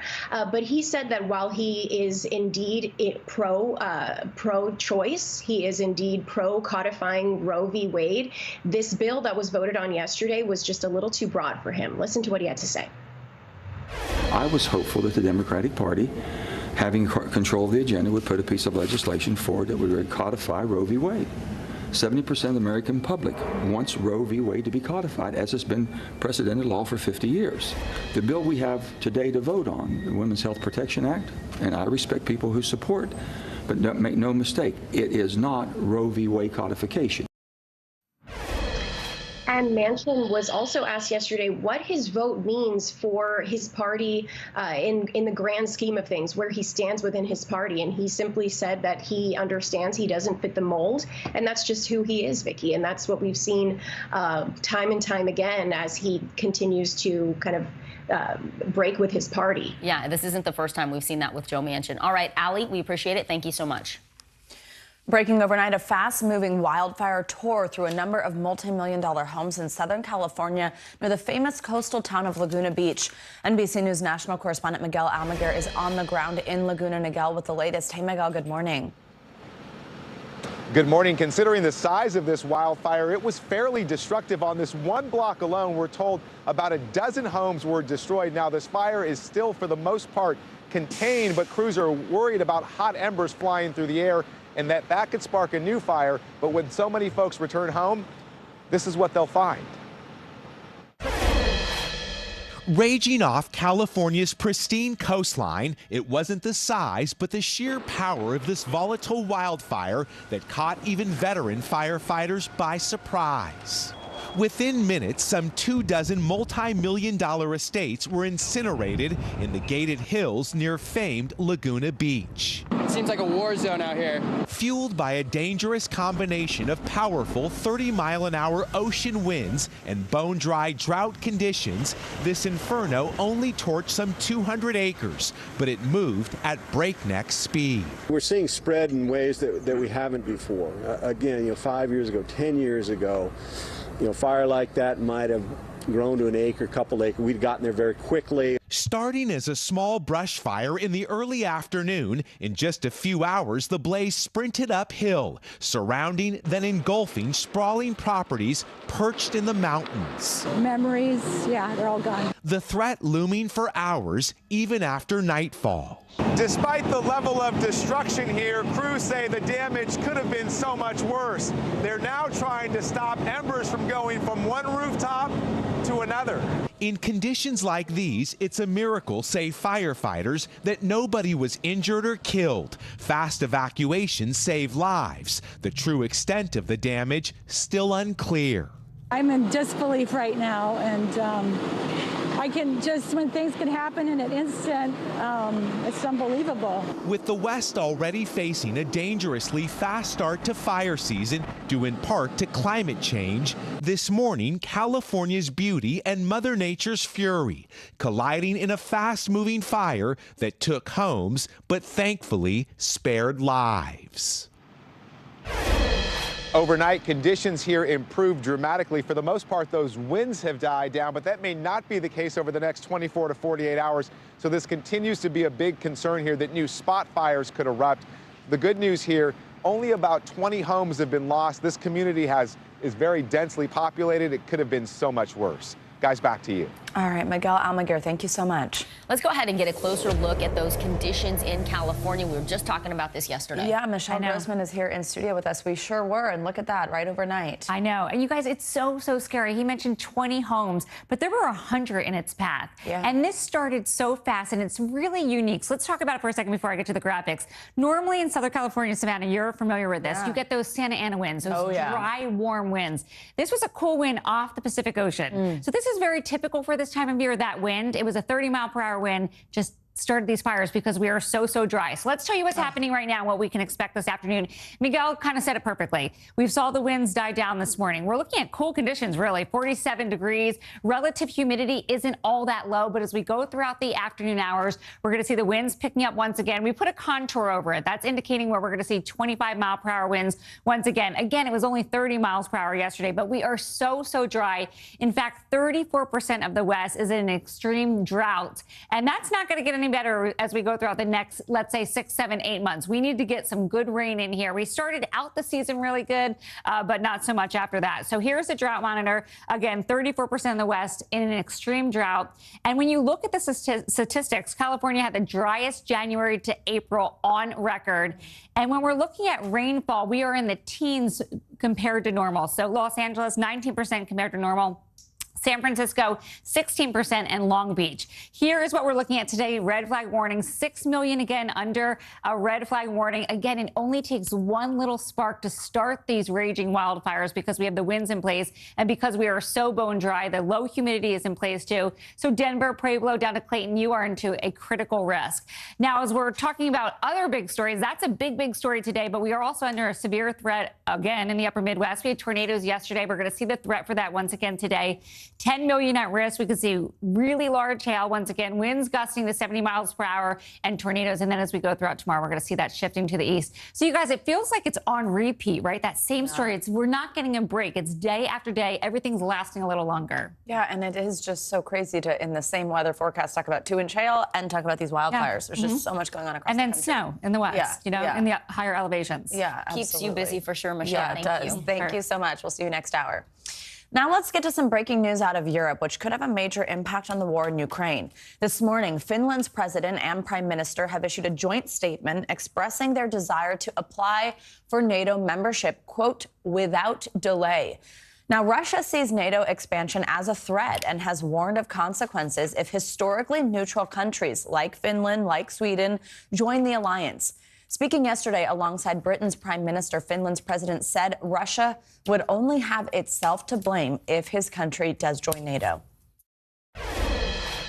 We would like to maximize our security in way or another while thinking membership in NATO. When you ask how they see possible Finnish joining, well, if that would be the case that we join, well, my response would be that you caused this. Look at the mirror. NBC News senior national correspondent Jay Gray joins us now from Lviv. That's in western Ukraine. Jay, thanks for being with us. So we'll get to the latest on the ground there in Ukraine in just a moment. But first, let's start with this potential NATO expansion. So the Finnish president, as we just heard, just mentioned security there. That's, of course, Article 5. We've talked so much about this, that collective defense clause within NATO. But this is a historically neutral country. So how big of a step would this be? And how is Moscow taking this? Yeah, it is a big deal, and I can tell you that even on the ground here, people are talking about this move. Look, remember that they share about an 800-mile border with Russia, and since the invasion, in public polls, the question of joining NATO has gone from 30% positive to over 80% at this point. So clearly, it's had some effect on how they feel about their security. Let's get to a joint statement from both the president and the prime minister. In that statement, they say NATO membership would strengthen Poland's security. As a member of NATO, Finland would strengthen the entire defense alliance. Finland must apply for NATO membership without delay. We hope that the national steps, sorry, I'm having a little breakup here, still needed to make the decision will be taken rapidly within the next few days. So they want to move this along as quickly as possible. Russia has responded, and they've talked about this in the past, warned about this, saying that there would be, and these are their words, consequences if the nation was to join NATO. There's a lot to watch for there as that unfolds. Obviously, a dramatic shift on the international stage if it were to happen. Now let's talk about what's going on there in Ukraine. So we're again watching Mariupol and that besieged steel plant where those wounded soldiers are holed up. We're hearing, no medical supplies, amputees. It just seems like just such a terrible situation within those walls. Now, we understand Ukraine has been in talks to get them out, has proposed a deal to Russia. Tell us a little bit about that and the situation there. Is there a possibility they will get out soon? Well, there seems to be no movement back and forth. We do know that Ukraine has offered to trade war criminals for those who are injured to allow them to leave. The UN has been negotiating for weeks trying to get those injured soldiers out of that steel plant. To this point, there's just been no movement from the Russian side. They refuse to have a temporary peace treaty there to move these soldiers out. And you described it perfectly. I mean, they're in this area, many of them with severe wounds. There's no medical care, no doctors, no medicine, no wraps that are sterilized. So they're in desperate need of help there. What we do know on the ground is that troops have now sealed off underground exits from that steel plant, and they're moving tanks into the region. Lots to watch for there. Now, I also do quickly want to ask you, before I let you go, about an occupied southern city. It's Kherson, and that's because this could be a look at what's to come. Because yesterday, Russian-appointed authorities in the city said they plan to ask that this city be annexed. That's something they're asking of Moscow, of Putin. Now, on the Ukrainian side, an advisor to the president did tweet and compare this essentially to asking to join Mars or Jupiter, basically dismissing this. But what does this mean? What could happen here? Yeah. Well, it was the first city to fall, and Russian occupiers are the ones saying this. They plan to appeal to Vladimir Putin personally, directly, to say that it's time to annex this area. They say by the end of the year that Kherson will be under Russian law. The Kremlin seems kind of cold on the idea. They have put out an official statement. I want to read part of it here. It basically says it's up to the residents of Kherson to determine their own fate. All right, Jay Gray, as always, we so appreciate your reporting. Thank you so much. For more on Ukraine, we're going to bring in Joe Cirincione. He's a distinguished fellow at the Quincy Institute for Responsible Statecraft. Good morning, Joe. Let's start with Finland and its plans to join NATO. One of the reasons Putin invaded Ukraine was to prevent the expansion of NATO on Russia's borders. Now we see that Russia could potentially have NATO troops and weapons, as Jay talked about, along the 800-mile border that it shares with Finland. What kind of response do you expect from Russia if Finland does indeed join the alliance? Well, Vladimir Putin has threatened, and I quote, severe military and political consequences if Finland should join NATO.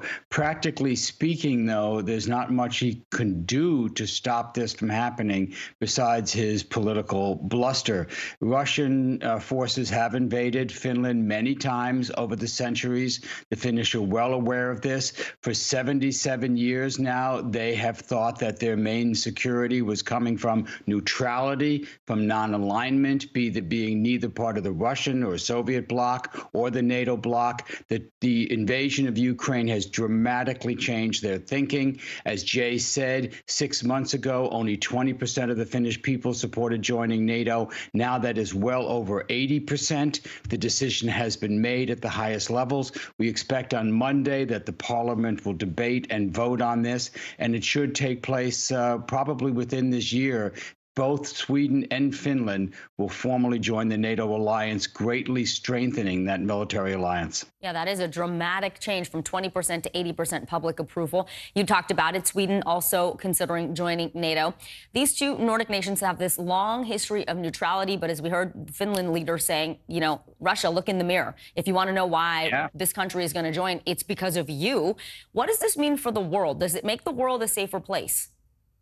I think it does. Having these very powerful militaries, Finland and Sweden have very strong militaries on their own, and now bringing them into NATO and having that kind of resources consolidated helps deter Russian aggression. I mean, that's the main point. NATO has always been a defensive alliance, first against the Soviet Union and now increasingly over Russia. I got to tell you, whatever Putin thought was going to happen when he invaded Ukraine, that he would quickly occupy that he would use that as sort of a wedge to split NATO, it's completely backfired. It's exactly the opposite. NATO is more unified now than at any time since in the immediate aftermath of 9/11, when they rallied to defend the United States. It's growing stronger, not weaker. You know, Putin has created the very military and political nightmare he was trying to avoid. And this would be a significant expansion if these two Nordic countries join.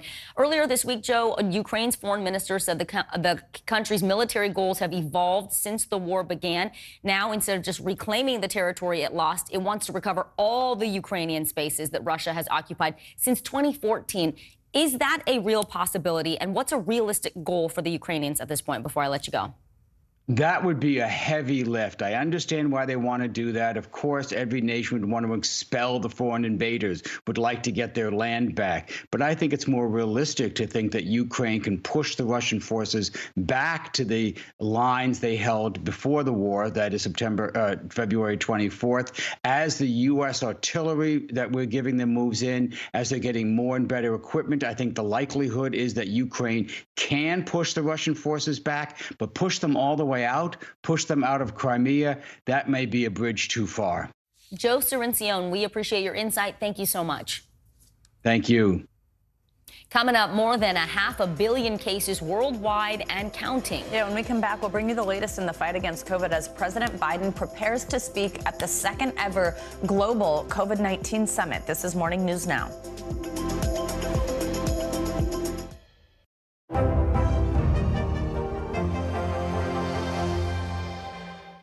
Women's basketball has been systematically held back. Our players and coaches have been harmed. After 49 years of Title IX, we still have work to do. In Their Court, a podcast from NBC News and NBC Sports that goes inside the issues of inequality in women's sports. Listen now. Still to come on the Channel 2 News. Well, the waters are certainly receding now. Still too close to call. Lester Holt reporting from Ground Zero, as it's being referred to. It is, in fact, a taste of freedom. The Haitian people know a little something about resiliency. What's the biggest risk right now? Some of the troops who have been proud. I want to welcome you to the first presidential debate. In fact, we've been told we can't go any farther. You with some resilient folks, let me get a hint.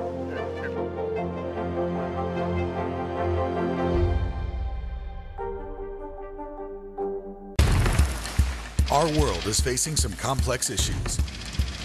Chuck Todd breaks them down.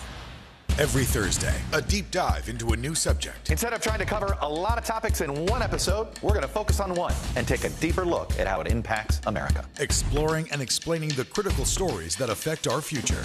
Meet the Press Reports. Thursdays at 10:30 p.m.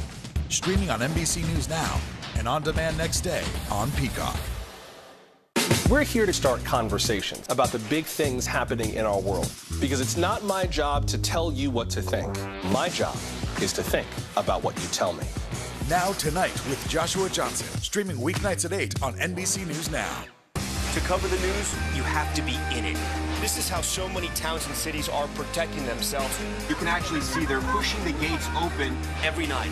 It's your news playlist. Top Story with Tom Llamas, weeknights at 7 on NBC News Now. Hallie Jackson Now, weekdays at 5 on NBC News Now. This morning, the second ever COVID-19 Global Summit will take place with President Biden expected to speak. Yeah, it's a virtual event, and it's happening as COVID, of course, is still a worldwide challenge. According to the latest numbers from NBC News and Johns Hopkins University, more than 500 million COVID cases have been reported, and more than 6.2 million people have died. Joining us is Dr. Mario Ramirez. He's an emergency physician and the former Pandemic and Emerging Threats Coordinator in the Office of Global Affairs. Doctor, always great to have you with us. So let's talk through this summit. One of the big objectives here, according to the White House, is, quote, recommitting intensity to global response. We've seen this recent spike in cases around the world. We're seeing it here at home, but then also particularly in places like South Africa and Shanghai and China. What do you think should be the top priority here as these world leaders come together? Well, good morning, Samantha. Thanks for having me back. You know, I think that the key points for this summit, and I think are the right ones, which is to say that we've got to continue to sort of refocus the world's attention on the pandemic. It's not over, unfortunately, but we've got to continue to drive vaccination around the world. You know, unfortunately, we did not meet the goal of the first summit to vaccinate 70% of the world's population, and we still have a lot of work to go there. And so that's going to be a big focus. It's also really important, though, that I think we work to expand access to testing and especially to treatment. There are a lot of new medicines that have come onto the market since the last summit, but access to those medicines is still really limited in much of the world. And it's clear that we're not going to vaccinate our way out of additional cases in the future. And so we've got to expand access to those treatments. And then the last thing I think we've got to do is we've got to create some structure that's going to better protect the world for future threats. Doctor, let's talk about COVID boosters and older Americans. I was surprised by this statistic. According to the CDC, about 1 in 3 Americans who are 65 or older, they got their initial vaccinations, but they actually haven't gotten a first booster. How risky is that? Well, it's becoming a bigger problem, Vicki. What the data would show is that people are really well protected after their third dose. And in fact, the primary series really should be 3 doses. And that's one of the first things that we really have to do. I think the CDC has to change this definition of what they call fully vaccinated to really reflect the fact that people need 3 doses of this vaccine. But the data also shows that as you move further out from that third dose, typically 4 to 6 months, that your potential for getting reinfected, and if you're an older American, your risk of having a serious outcome goes up significantly. And that's really where we have failed in this country. We have failed to impart a sense of urgency that people need to get that third shot, and they need to get a 4th shot when they become eligible. It's interesting. We hear so much from doctors about kind of failing in the messaging, not, with the shots themselves or anything like that. Doctor, quickly before I let you go, I do want to ask you about this new report, especially as we head into summer, from researchers that suggest that smaller indoor events are more likely to spread COVID compared to larger outdoor gatherings. Now, it's not really a surprise given the emphasis that we've heard on the safety of being outdoors versus indoors. But can you tell us a little bit about these findings? I mean, what group sizes are we talking about, and what should people keep in mind as we head into summer?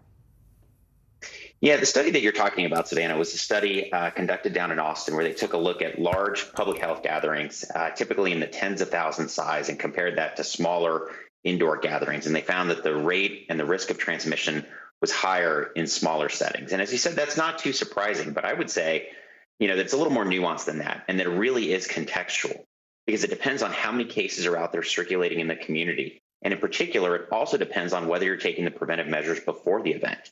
Are you testing people before they come? Are you requiring them to be vaccinated? And in particular, what are the ventilation settings that you're using for that indoor event? There are ways that we can really drive down the risk of having smaller indoor gatherings to help make those things much safer. And so it's important to contextualize those things and realize that this isn't a static risk, and it's going to continue to fluctuate based on the local conditions. Yeah. Do a rapid test and open some windows. Yeah. Right? Dr. Ramirez, thank you so much. Always great to see you. Now, coming up on Morning News Now, final words, what we're learning from 911 calls made by an ex-corrections officer at the center of that nationwide manhunt in the moments before she died. Plus, new concerns and calls for an investigation after the killing of a journalist on assignment in the occupied West Bank. We'll be right back. Top Story with Tom Llamas is your news playlist on NBC News Now. And now, you can listen to it as a podcast. Available anytime and anywhere. Look at what's making headlines around the world. We begin with breaking news. The attacks from Russia are coming in from every angle. Live from Ukraine, where a fierce battle is raging on. We've heard a number of explosions. Russia is picking off Ukraine's military facilities. This factory has gone from making kitchen pots to lethal items that'll ruin tires, ruin the bottom of the car. This is what it looks and feels like to try to escape Ukraine. I don't want to say goodbye. The battle for Congress and the fight for control of State House. In our special County to County series, we're checking out key battlegrounds. We are talking elections in a battleground state. What does President Biden need to do tonight? He needs to speak to heads and hearts. A lot to break down, Chuck, so let's dive right in. Official confirmation of Judge Ketanji Brown Jackson. Let's zoom out a bit to our changing climate. We have some stunning new findings about COVID-19. A lot to talk about as we continue our rolling coverage. We're coming on the air with the news NBC Scoop. Bringing the news to you is not only a job, it's an honor. Top Story with Tom Llamas is your news playlist on NBC News Now. And now, you can listen to it as a podcast. Available anytime and anywhere. Hallie Jackson Now. Weekdays at 5 on NBC News Now. Top Story with Tom Llamas. Weeknights at 7 on NBC News Now. Sometimes the news can be difficult and overwhelming for kids to understand. Ukraine and Russia. Could you help me understand what's going on? So to help make sense of it, we've created a newscast just for them. We hope your family will watch Nightly News Kids Edition. Sometimes the news can be difficult and overwhelming for kids to understand, so we've created a newscast just for them. We hope your family will watch Nightly News Kids Edition.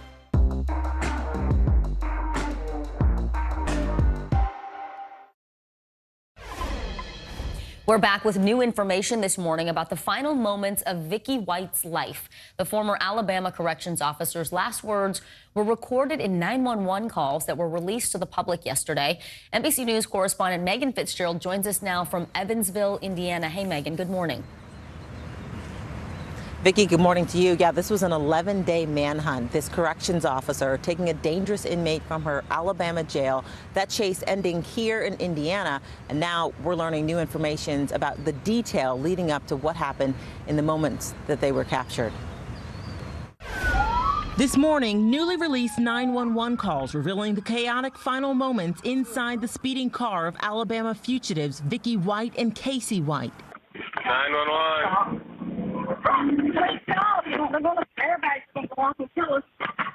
Vicki's panicked voice urging the suspected murderer to flee on foot as authorities close in.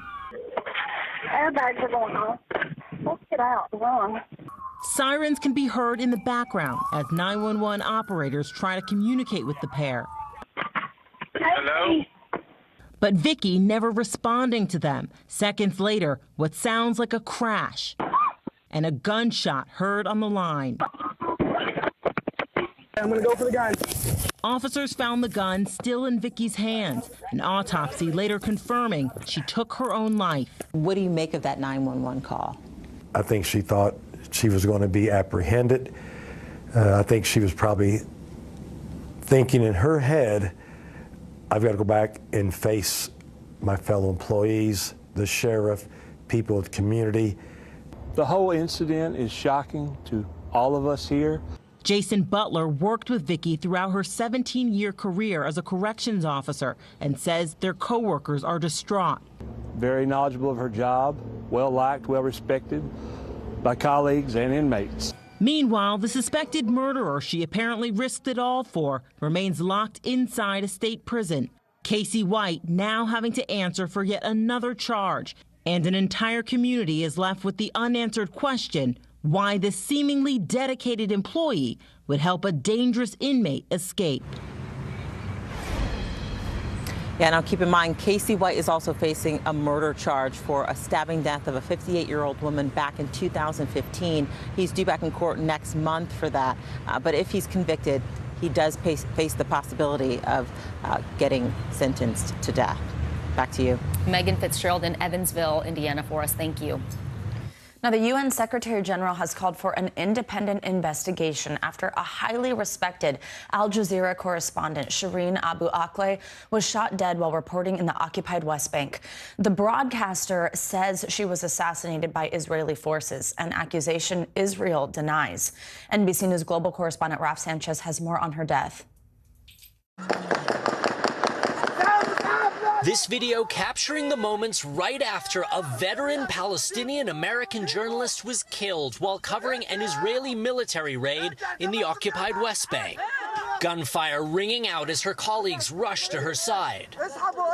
Shireen Abu Akleh, an American citizen, was known across the Middle East for her coverage on Al Jazeera. Her employer says she was assassinated in cold blood by Israeli forces, citing eyewitness accounts from her crew, while Israel's defense minister saying it's still unclear if she was killed by an Israeli or Palestinian. Israel's military releasing footage of a fierce firefight, but no firm evidence who fired the fatal shot. This is Shireen Abu Akleh's final journey to the Al Jazeera Bureau, where she covered the story of the Palestinian people for so many years. You can feel the anger and grief of her colleagues everywhere. Israel's military promising an investigation, but Palestinians have little faith it'll get to the truth. We have no confidence in the judiciary or in the military investigations. Israeli forces have been conducting near daily raids in the West Bank following multiple deadly attacks by Palestinian militants. 3 Israeli civilians killed just last week, allegedly by Palestinians wielding an axe. But the raids also leaving Palestinians dead and violence around Jerusalem's most sensitive holy site. The Palestinian Authority is planning an official funeral for Shireen Abu Akleh here in Ramallah, followed by a family funeral in her native Jerusalem. And this all coming just a few weeks before President Biden is due to make his first official visit to Israel since taking office. All right, Raf, thank you so much. Coming up, how Reddit changed Wall Street. When we come back, we'll talk about a new film that details last year's stunning GameStop stock surge and the characters who helped make it happen. You are watching Morning News Now.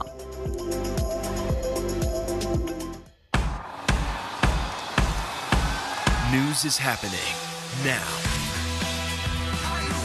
Look at what's making headlines around the world. Right now on Morning News Now. We're coming on the air with breaking news. And this is a significant moment. Whenever it happens, wherever you are, NBC News, streaming free now. Live from Ukraine, from Mayfield, Kentucky, from Waukesha, Wisconsin. To cover the news, you have to be in it. This is how so many towns and cities are protecting themselves. You can actually see they're pushing the gates open. I also want to get home. You'll get home. You'll get home. Do you remember any tornado as bad as this one? You look at this and you're thinking, we're not going to have power for weeks, if not months. Exactly. Every night, it's your news playlist. Top Story with Tom Llamas, weeknights at 7 on NBC News Now. News is happening now. To look at what's making headlines around the world. We're coming on the air with breaking news. This is a significant moment. Whenever it happens, wherever you are, NBC News, streaming free now. When was the last time you made space to listen to somebody? We are meeting people one after the next who've made profound changes. I think you're going to be blown away by the life lessons. Join Hoda Kotb for her podcast, Making Space. Listen now.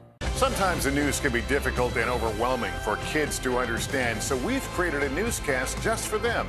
We hope your family will watch Nightly News Kids Edition. Women's basketball has been systematically held back. After 49 years of Title IX, we still have work to do. In Their Court, a podcast from NBC News and NBC Sports that goes inside the issues of inequality in women's sports. Listen now.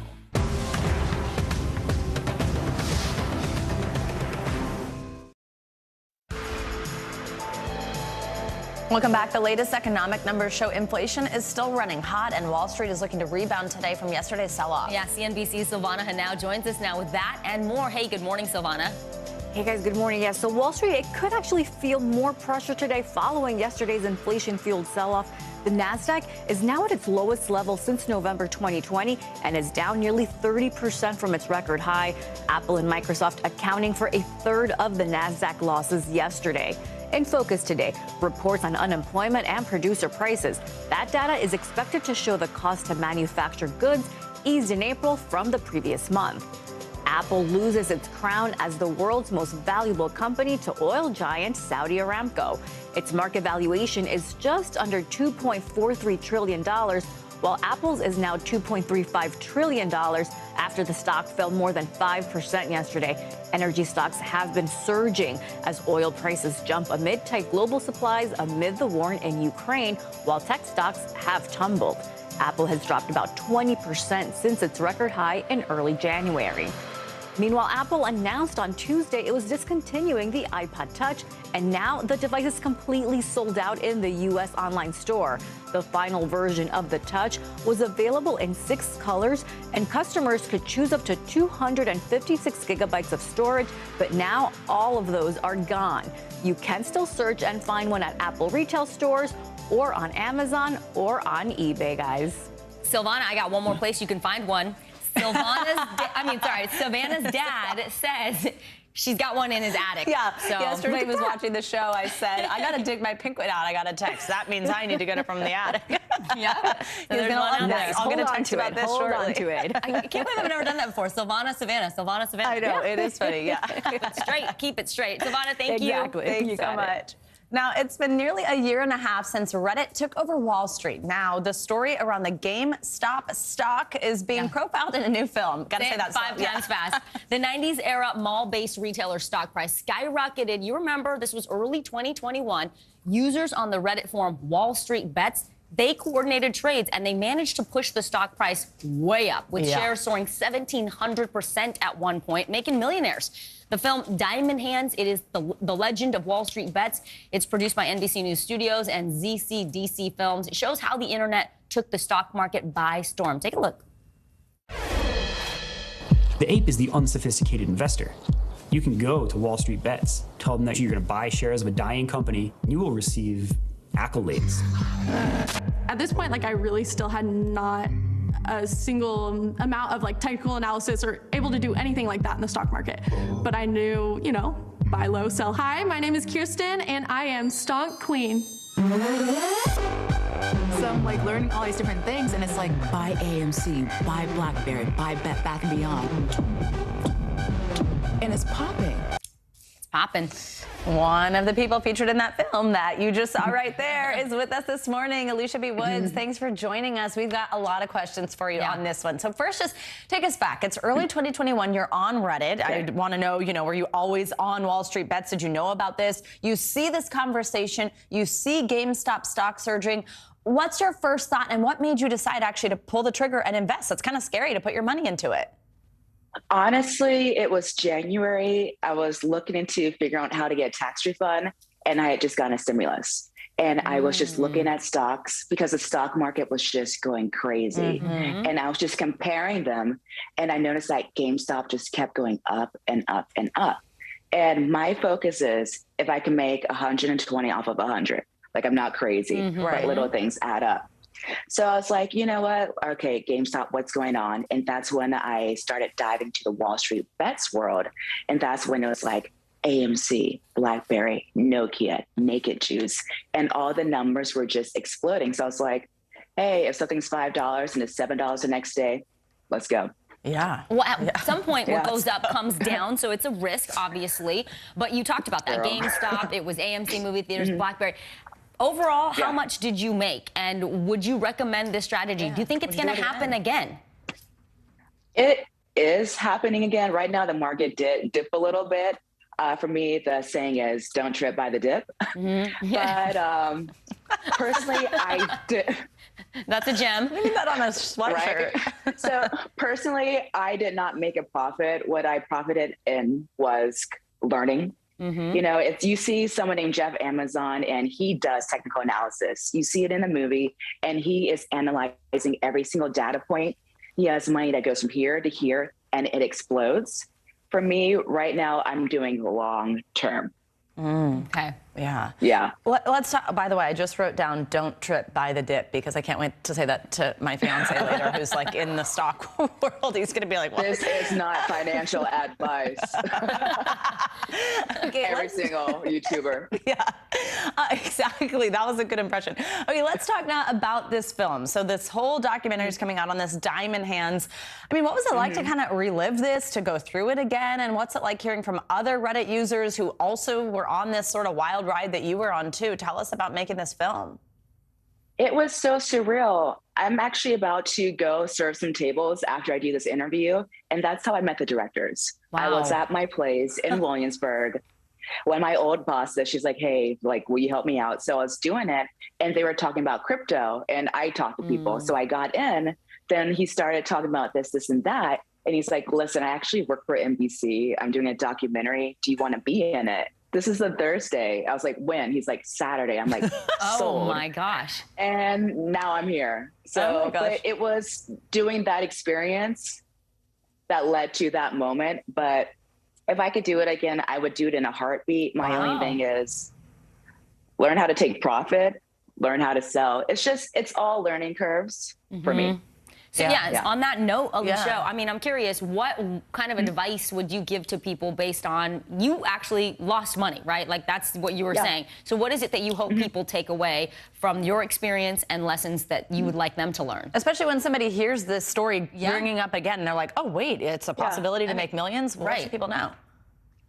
I think it's, don't try to get rich quick. Okay. So that's what I'm taking away that's what I'm taking away right now. But for me, it's anything and everything that can hedge against inflation. You know, so people are like, oh, you lost money in that. I'm like, I'm losing money on 8% while I'm just living right now. So for me, these are just the learning curves. I gotta mention it. I'm obsessed with crypto. I'm buying crypto. You have to put it into assets that will appreciate over time.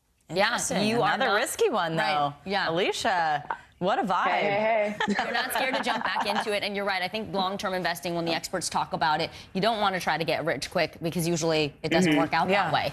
And don't trip by the dip. Love it. All right, Alicia B. Woods, thank you so much. We so appreciate your time this morning and your energy. Thanks for joining us. And Diamond Hands, if you're interested in this, Diamond Hands, The Legend of Wall Street Bets is an NBC News Studios and ZCDC film airing this Sunday at 10 p.m. Eastern on MSNBC. And then the next day, it'll be streaming on Peacock. All right, coming up, the future of work. Yeah, after the break, the CEO of Airbnb on how the pandemic has changed his company forever. That's up next on Morning News Now. Let's go. This is a critical choke point for this fire.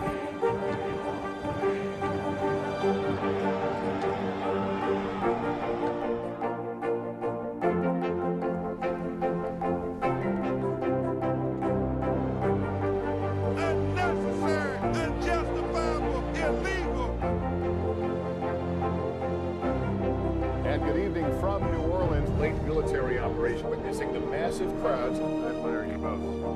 Nice to really spend some time with you. Appreciate it.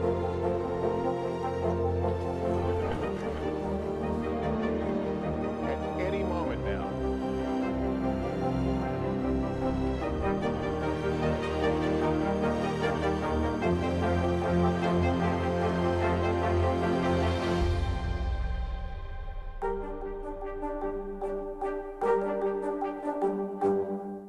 Top Story with Tom Llamas is your news playlist on NBC News Now.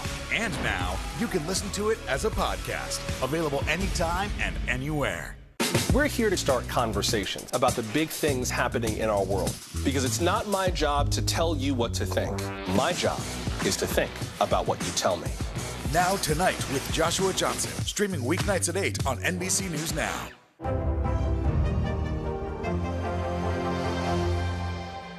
Sometimes the news can be difficult and overwhelming for kids to understand, so we've created a newscast just for them. We hope your family will watch Nightly News Kids Edition. Making Space, the inspirational podcast from Hoda Kotb. Listen now. Sometimes the news can be difficult and overwhelming for kids to understand, so we've created a newscast just for them. We hope your family will watch Nightly News Kids Edition. NBC News, streaming free now. Barbie is releasing a new collection of dolls aimed at being more inclusive of all children. They include the first Barbie with behind-the-ear hearing aids, a Ken doll with vitiligo, and a doll with a prosthetic leg. Mattel says they worked actually with an audiologist to accurately represent the hearing aid. The company says it now has more than 175 dolls in its Fashionistas line that highlight a variety of skin tones, eye colors, body types, and disabilities. And of course, we couldn't talk about toys without showing you this. Fisher-Price has unveiled a Little People RuPaul figurine set. I mean, how fierce are they?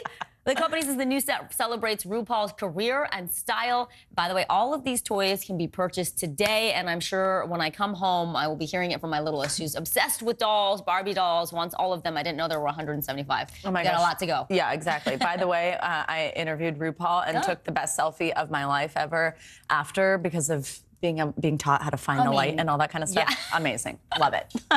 So great to see, though. Yeah, it really does matter, cool. don't you think, for little kids to play with something that represents them? Totally. Yeah. That's why those dolls that you can customize the hair color or do it, like, it really matters. Yeah. It makes kids Absolutely. feel included. Great to see.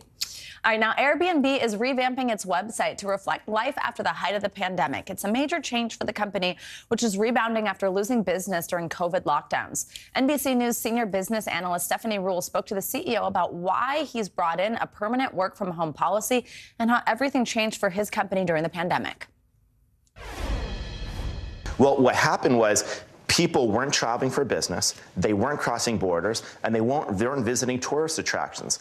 But they were locked in their house, sequestered, and some people are like, I need to get out of my house. And so they were getting in their cars, and they were traveling, say, within a tank of gas, and getting with friends, families, to Airbnbs where they were living and working. Suddenly, we weren't just a travel company because a fifth of our business was now longer than a month. So you transformed your company because we were forced into work from home because of COVID. Yes. And now here we are at the next phase. Yes. And you're one of the first to say, we're not working from home for COVID anymore. We are working from home for good. We're working from home. You can go to an office if you'd like. You can work in the United States. And if you're in New York City and you want to move to upstate New York, we're not going to lower your pay. We're not going to adjust it to the standard of living.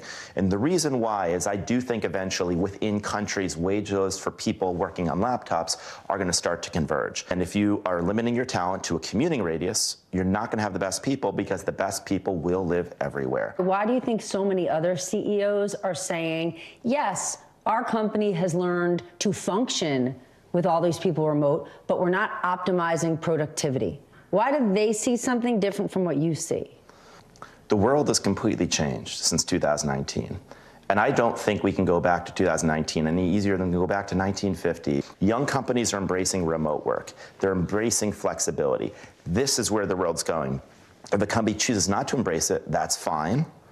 But this is where the world's going to be 10 years from now. But innovation, connection, you really see that happening while you're sitting in a living room in New York and somebody else is in Chicago? We haven't been in the same room for 2 years.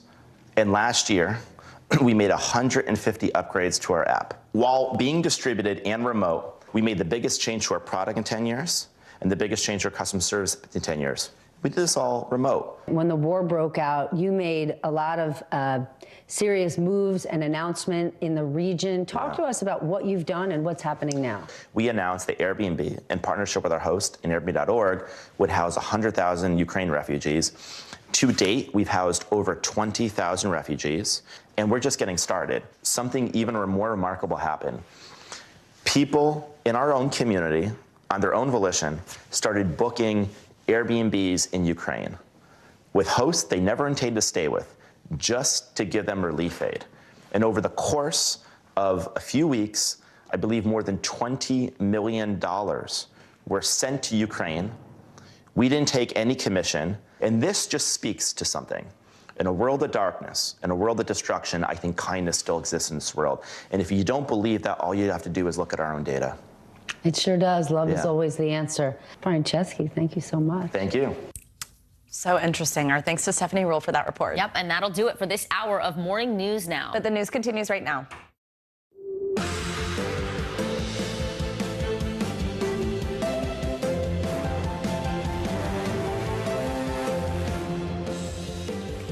Good morning, I'm Savannah Sellers. And I'm Vicki Wynn in for Joe Fryer. Right now on Morning News Now, sticker shock, a nation dealing with inflation head-on with no relief in sight. And though the latest economic data shows the rate of inflation is slowing, many Americans are still being forced to make some tough choices to pay the bills. What you need to know to get by during these unprecedented times. Breaking overnight, the race to contain a rapidly moving wind-driven wildfire that's incinerated several residential areas, destroying dozens of homes. People there blindsided by the scope of the damage. I never expected it. I know the embers can catch flames and it can spread rapidly, but I didn't imagine it to be like this at all. The latest on the firefight this morning. Bolstering alliances, new developments this morning on the situation in Ukraine.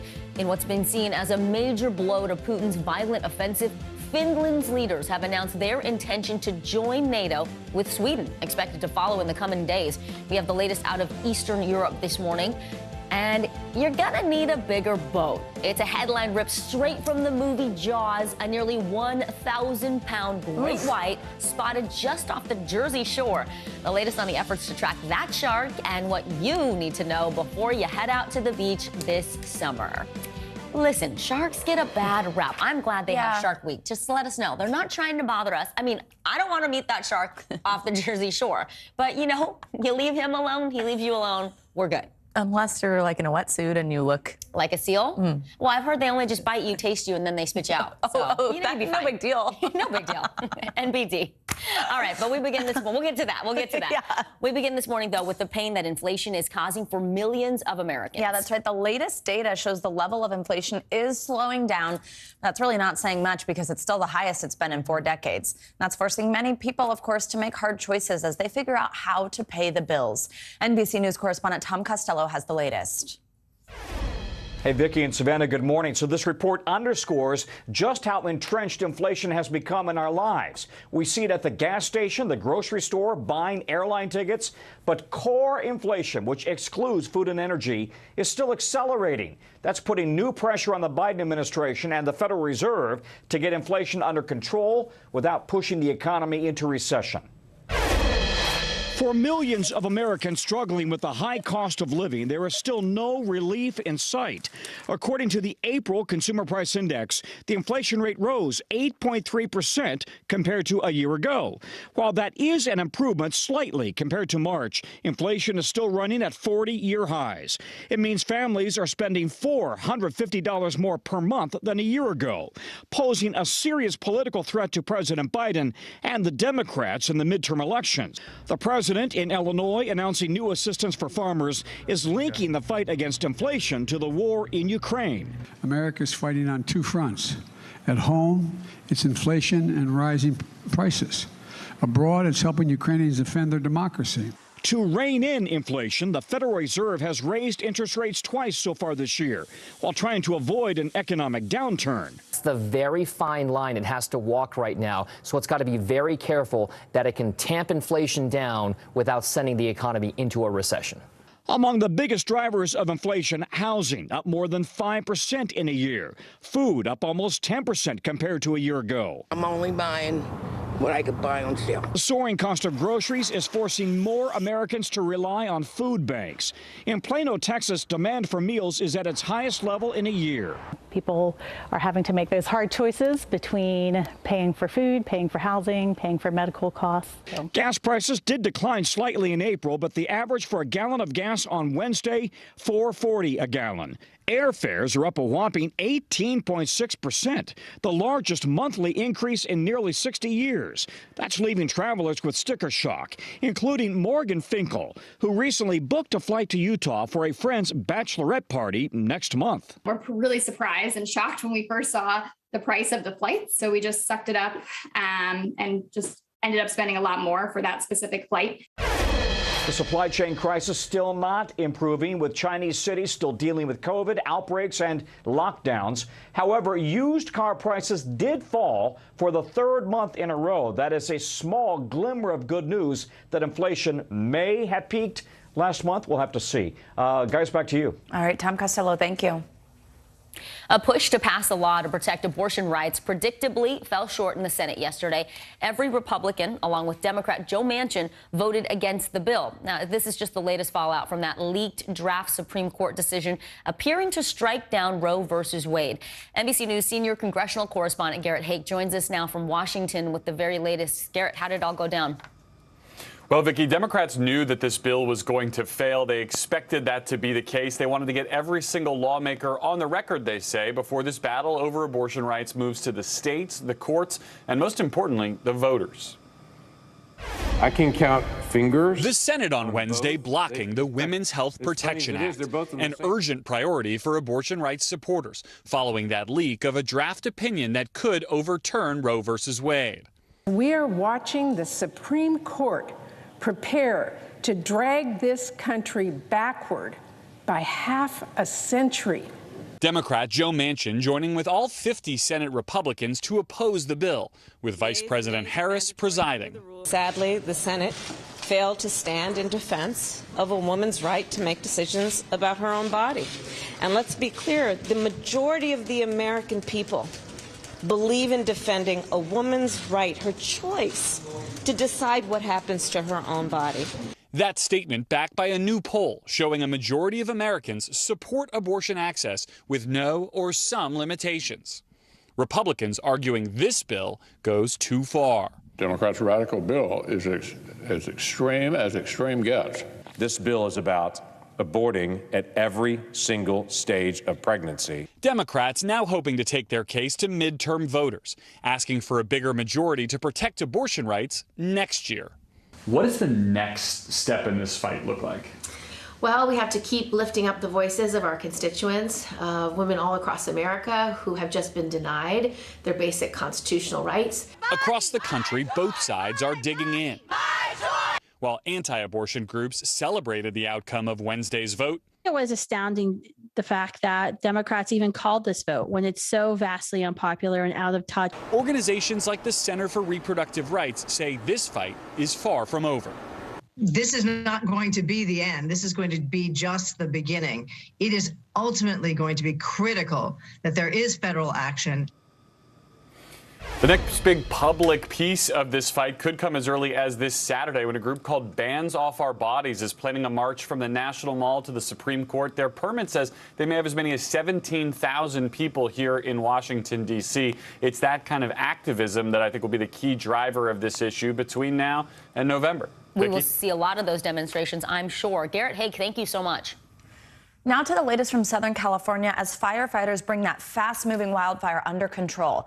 Somewhere around 20 homes have been destroyed, but luckily no injuries have been reported at this time. Here's NBC News national correspondent Miguel Almaguer with the latest.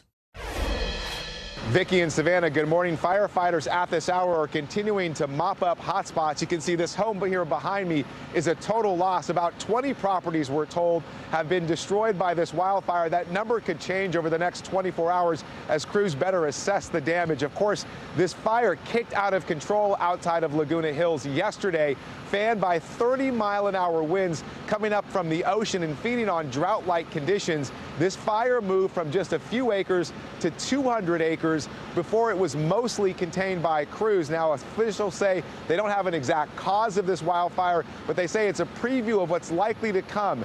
Wildfires moving very quickly and out of control in these drought-like conditions. That's the big concern this summer. Again, the good news here, this fire is mostly contained. The bad news, about 20 homes have been destroyed. Guys, back to you. All right, Miguel Almaguer, thank you so much. Well, those dangerous weather conditions in that region continue. You were talking about it yesterday. Yeah, Michelle Grossman's back with us. What's the latest? Yeah, so we're looking at that threat once again today. That particular fire, the coastal fire, still burning, and we're going to see those winds kick up once again today to near 25 miles per hour. So that's going to be a story to watch today. We have a lot going on. This is sort of the setup for today. We have in the middle of the country record highs. Again, we're going to break 100 records this week with temperatures in the 90s from the southern plains all the way to parts of New England. We have severe threat in the northern plains. We're already looking at some storms early this morning into the upper Midwest. That fire risk does continue back to the west, higher elevation snow, lower elevation rain. And then we're looking fairly good in the northeast today before we see rain coming back into the forecast. We have a coastal low that's going to bring that as we go throughout time here.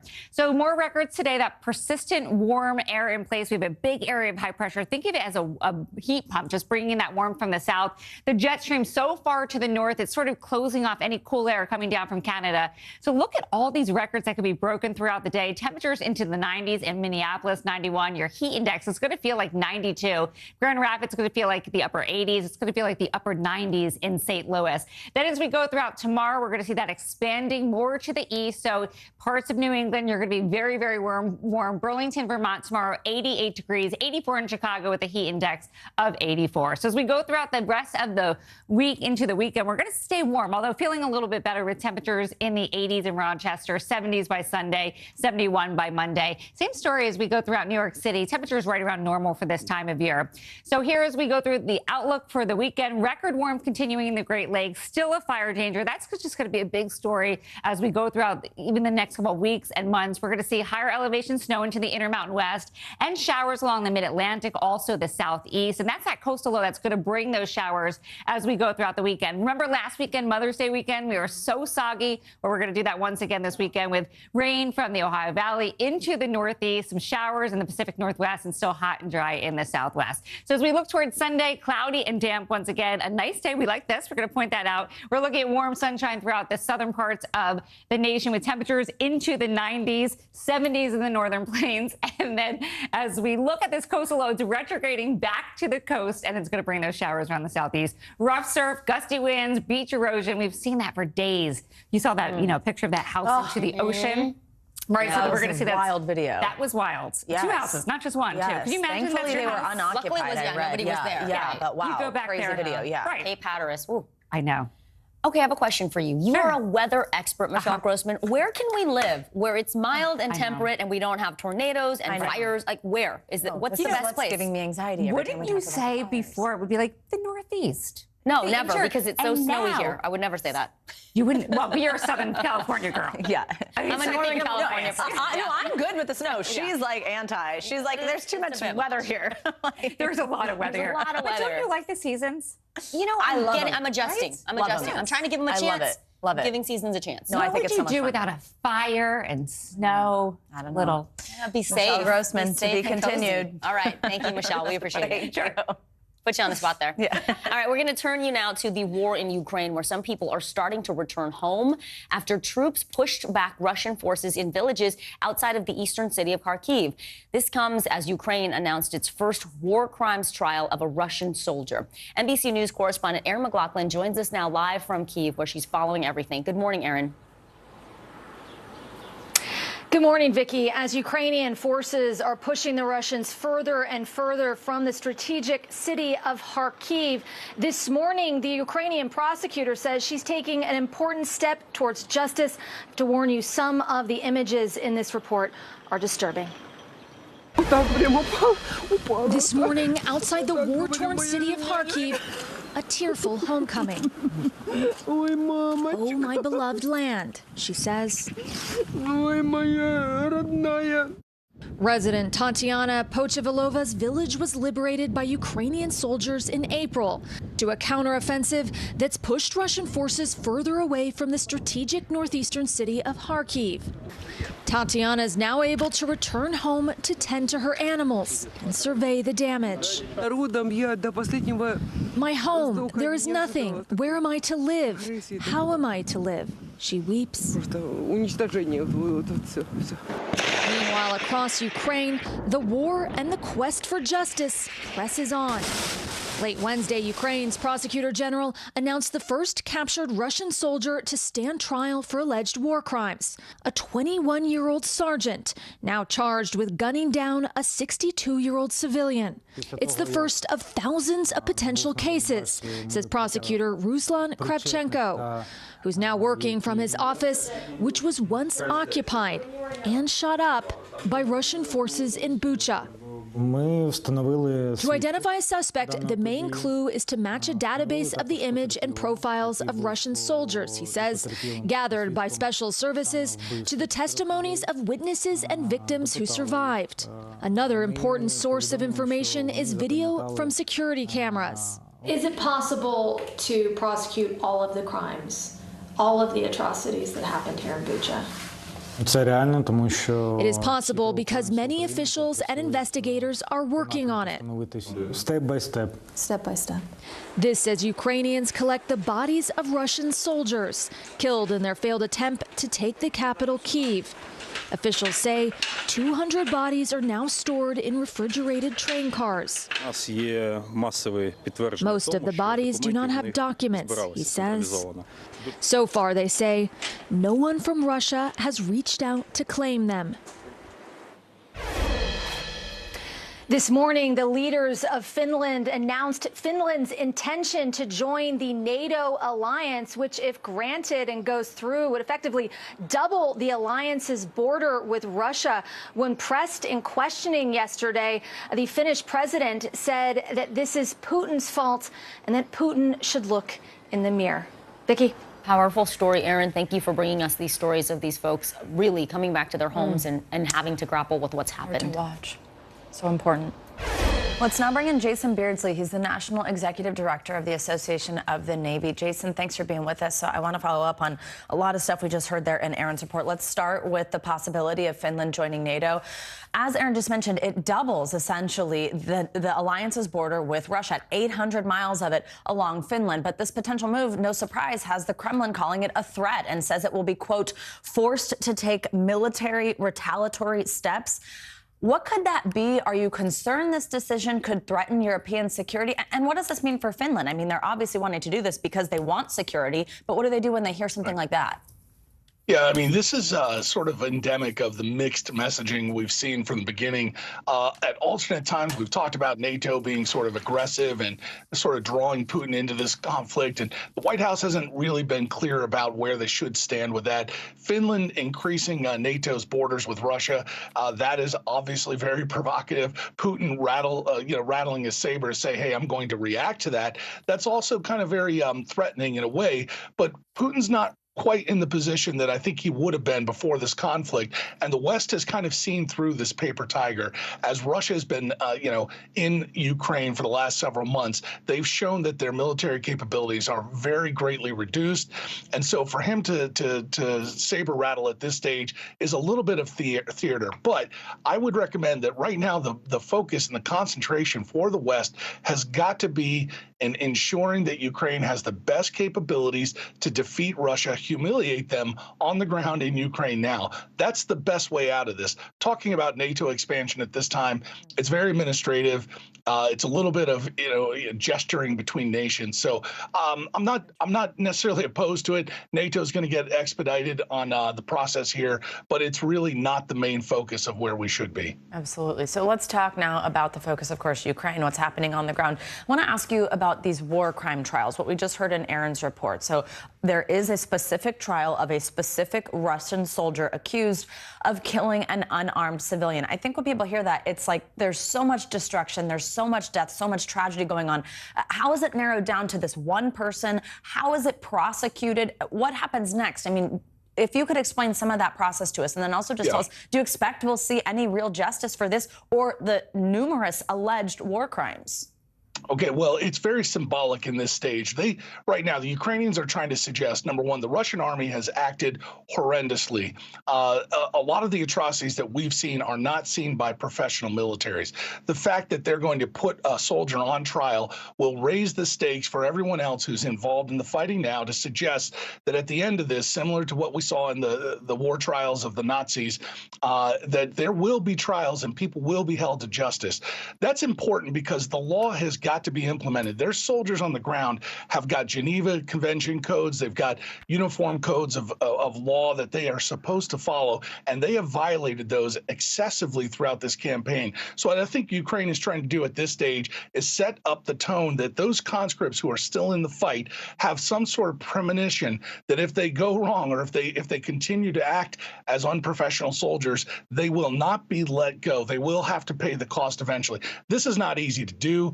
The prosecutions are not simple, and identification and forensic sort of evidence, that's all kind of gone in a war. So the point is, every time they roll through a city and there are bodies laying out on the street or bodies unclaimed or the wrong thing has been done in war, they need to be given a warning shot. That's part of what you're seeing now. I also want to get your view on the state of peace talks. So yesterday, President Zelensky appeared to show some frustration. Here's what he said, quote, "The possibility to negotiate disappears with each new Bucha, each new Mariupol," of course, referencing these cities that have essentially been leveled. With everything that's going on, do you think there's any hope of jump-starting these talks? I mean, how can middle ground be found? No, I think we've seen Vladimir Putin say he is in this until his army is defeated or he can eke out some sort of victory. So I think President Zelensky knows this. He's got to be frustrated because he was willing to get to the table early, but it's very clear that Vladimir Putin has thrown his army all the way into this gambit. So for Zelensky, again, this is really about combining your arms, getting the tactical methodology on the ground, combined with the strategy. You've got to defeat and hand Russia a humiliation on the battlefield now in the eastern province, in Donbass. You've got the United States artillery equipment that outranges the guns of the Russians. So right now is the time to focus that effort as much as possible and defeat them on every front. They're doing a pretty good job of that, but that's the only way out of this. Jason Beardsley, such good information and answers to our questions this morning. Thank you so much for your time. Bet. Now, coming up, could a severe case of COVID increase your risk of developing a condition like dementia or bipolar disorder? We've got the surprising findings of a new study after the break. Stick with us.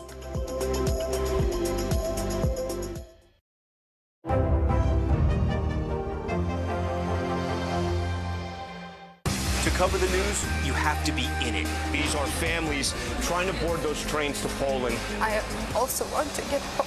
You'll get home. Every night, it's your news playlist. Top Story with Tom Llamas. Weeknights at 7 on NBC News Now. Look at what's making headlines around the world. We begin with breaking news. The attacks from Russia are coming in from every angle. Live from Ukraine, where a fierce battle is raging on. We've heard a number of explosions. Russia is picking off Ukraine's military facilities. This factory has gone from making kitchen pots to lethal items that'll ruin tires, ruin the bottom of the car. This is what it looks and feels like to try to escape Ukraine. I don't want to say goodbye.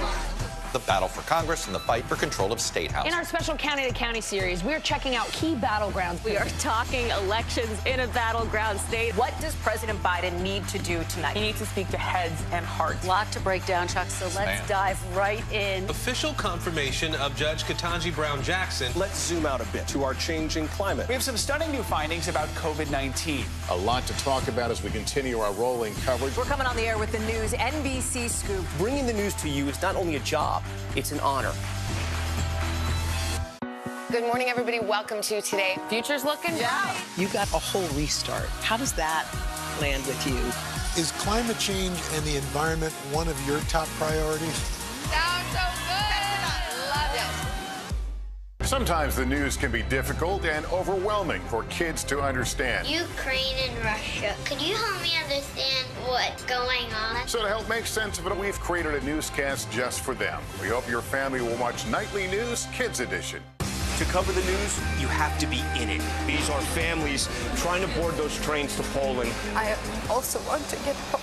You'll get home. Every night, it's your news playlist. Top Story with Tom Llamas. Weeknights at 7 on NBC News Now. When was the last time you made space to listen to somebody? We are meeting people one after the next who have made profound changes. I think you're going to be blown away by the life lessons. Join Hoda Kotb for her podcast, Making Space. Listen now. Now Tonight with Joshua Johnson. Streaming weeknights at 8 on NBC News Now.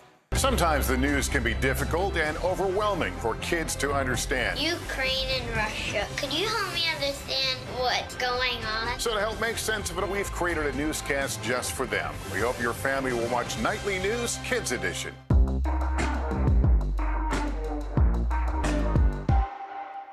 These days, it feels like the news never stops. So let's get into it. What's happening right now, what it all means for you for an hour every day. It can be hard to keep up, so let's get started together. Hallie Jackson Now, weekdays at 5 on NBC News Now. Welcome back. The families of the victims in the Surfside condo collapse in South Florida have reached a $997 million settlement, bringing the class action lawsuit one step closer to a close. The plaintiffs were awarded the nearly $1 billion payout for extensive loss of life and property.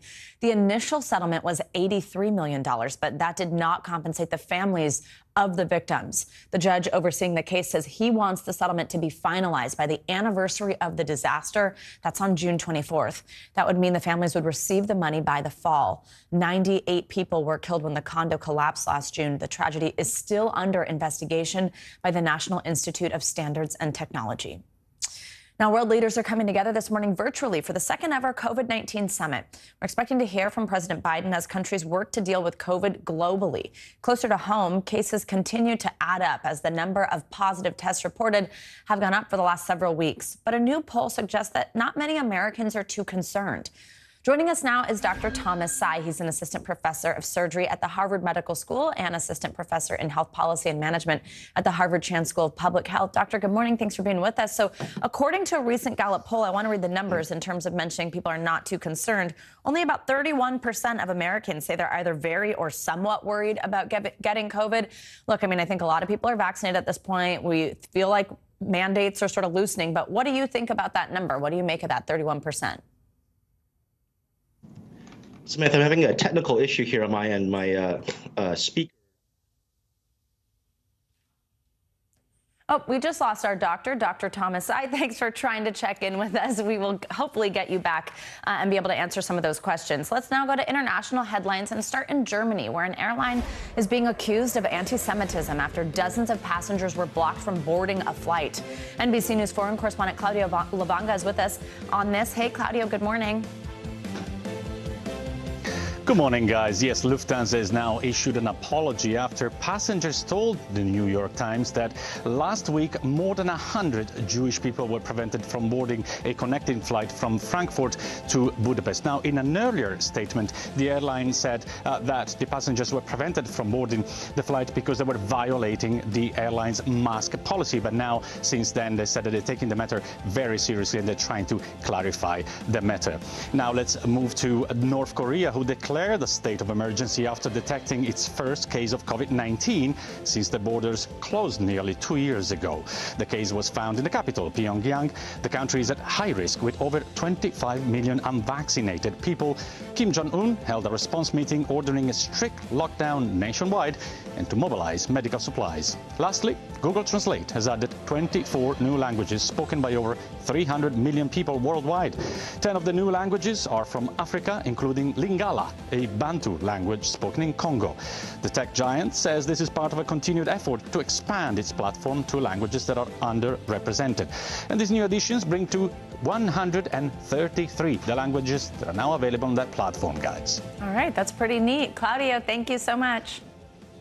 And coming up, a new health warning this morning as many of us head to the great outdoors this summer. How a tick bite that's not only painful could cause a life-threatening allergy to red meat. We'll explain this next. Still to come on the Channel 2 News. Well, the waters are certainly receding now. Still too close to call. Lester Holt reporting from Ground Zero, as it's being referred to. It is, in fact, a taste of freedom. The Haitian people know a little something about resiliency. What's the biggest risk right now? Some of the troops who have been proud. I want to welcome you to the first presidential debate. In fact, we've been told we can't go any farther. You with some resilient folks, let me get in.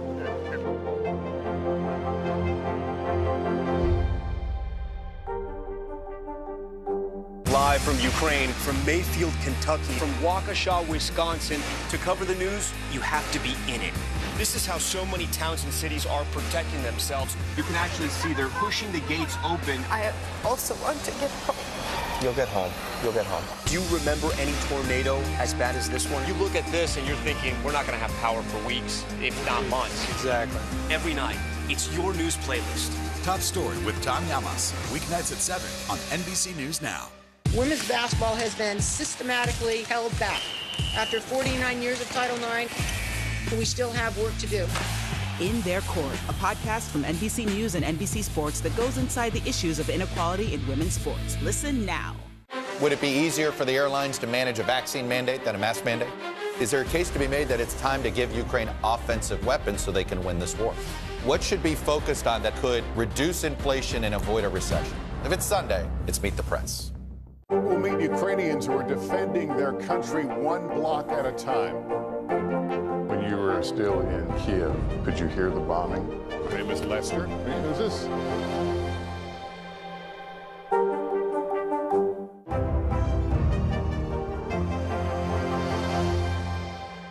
Hallie Jackson Now, weekdays at 5 on NBC News Now. Now Tonight with Joshua Johnson, streaming weeknights at 8 on NBC News Now.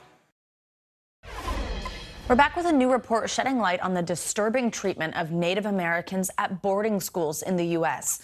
Thousands of children were subject to cruel conditions while being forced to abandon their culture and heritage. NBC News correspondent Antonia Hilton has more on these alarming findings. The report is a damning reckoning of America's dark past. The U.S. government acknowledging it intentionally targeted tens of thousands of indigenous children, sending them to boarding schools where they were forced to change their names and punished for speaking their languages, a policy the report calls traumatic and violent. The findings announced by Deb Holland, who is Laguna Pueblo and the first Native American cabinet secretary. Her grandparents were forced to attend the schools. I am here because my ancestors persevered, and the work we will do with the Federal Indian Boarding School Initiative will have a transformational impact on the generations who follow. The report found the U.S. operated or supported 408 boarding schools in 37 states from 1819 to 1969, the highest concentration in Oklahoma, Arizona, and New Mexico. There was rampant physical, sexual, and emotional abuse, disease, malnourishment, overcrowding, and a lack of health care. Children who broke the rules were disciplined with corporal punishment, such as solitary confinement, flogging, withholding food, whipping, slapping, and cuffing. The investigation has already determined hundreds of children died, but that number is expected to exponentially rise as more schools are studied. At least 53 burial sites have been found, some marked, some unmarked. Our children deserve to be brought home. You gotta admit that it happened. Last year, I met Fred Kiogma, who was sent to Holy Childhood of Jesus boarding school in Harbor Springs, Michigan. The memories still haunt him, getting locked in a freezing closet, once forced to eat another child's vomit. How have you been able to heal? I don't know if I've been able to heal. Holy Childhood never responded to NBC News' multiple requests for comment. I think it's actually way overdue. Fred told me the report is a good first step. It now can put to rest a lot of the people that came up missing, that went to school and never came home. But there's been no formal apology from the U.S. government. The investigation will continue, trying to piece together the total number of students who attended the schools and identifying the remains found at burial sites. Many questions remain unanswered. Antonia Hilton, NBC News. Antonia Hilton, thank you for that important report. Now, I believe we have our Dr. Tsai, back with us to get to this global forum on COVID happening today. Dr. Tsai, thanks so much for being back with us. So I want to get to what I was asking about just a moment ago, this Gallup poll. Only about 31% of Americans say they're either very or somewhat worried about getting COVID, which I do think makes some sense given the state that we're at in the pandemic. But what do you make of that number and how low it is? Great. Thanks for having me. Great to be with you. I think there are a couple of takeaways from that Gallup poll. First, it shows a degree of confidence in where we are in the pandemic, that we have reliable vaccines, we have therapeutics like Paxlovid, Evusheld to help prevent COVID infection. So one, it reflects a degree of confidence in the tools that we have in the pandemic toolkit. Secondly, though, the Gallup survey was performed about a month ago when cases in the U.S. were still declining. And my concern is that if we look too reliably at the older polling data, that it may be lagging where the current sentiment is on the ground, with cases rising, especially in the Northeast, with over 80,000 cases and over 50% increase in case growth over the last 2 weeks.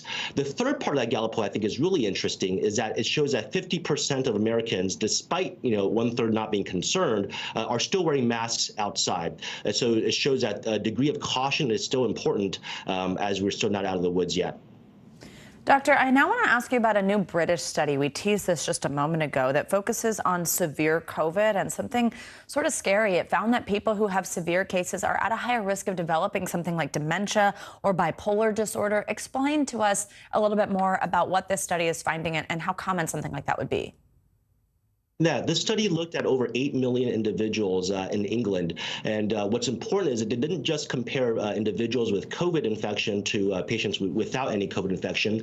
They also looked at a third group of patients who had severe acute respiratory infections, so non-COVID upper respiratory infections. And what was most interesting about the study is that while there was an increase in neuropsychiatric disorders such as depression, anxiety, and dementia following severe COVID infections, was also there for severe non-COVID respiratory infections. So the key take home from this is that any severe upper respiratory infection, likely of viral origin, can lead to these higher rates of dementia and anxiety.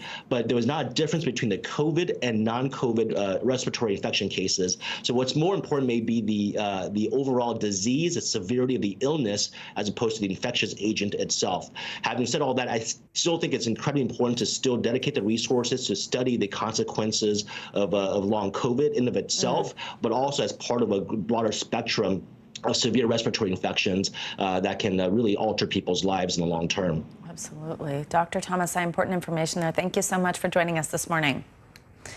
Now, a serious health warning of a different kind this morning. We've heard the concerns about tick bites leading to Lyme disease, but now health experts say a single bite from one type of tick could have a major impact on your life and your diet. NBC News correspondent Morgan Chesky is in Dallas this morning with more on this. Hey, Morgan, good morning. What do people need to know? Hey, Savannah, good morning. Doctors say this all starts with the Lone Star tick, which can be found in wooded areas similar to this one from Texas all the way up to Maine. And believe it or not, a single bite is enough, doctors say, to cause some people to have a severe allergy to red meat. And this morning, one woman is sounding the alarm. overnight, I literally went from being active to flatlined. And it was terrifying. For Candace Mathis, the fear was twofold. Her blood pressure dropped, her stomach in painful distress.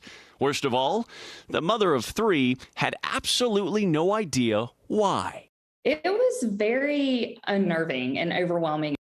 For 15 years, she suffered before one doctor finally found the cause. A single bite from a Lone Star tick, giving Candace alpha-gal syndrome. The condition not just painful, but dangerous too, causing a food allergy to red meat and other foods. A summer barbecue with hot dogs and hamburgers could be absolutely life-threatening.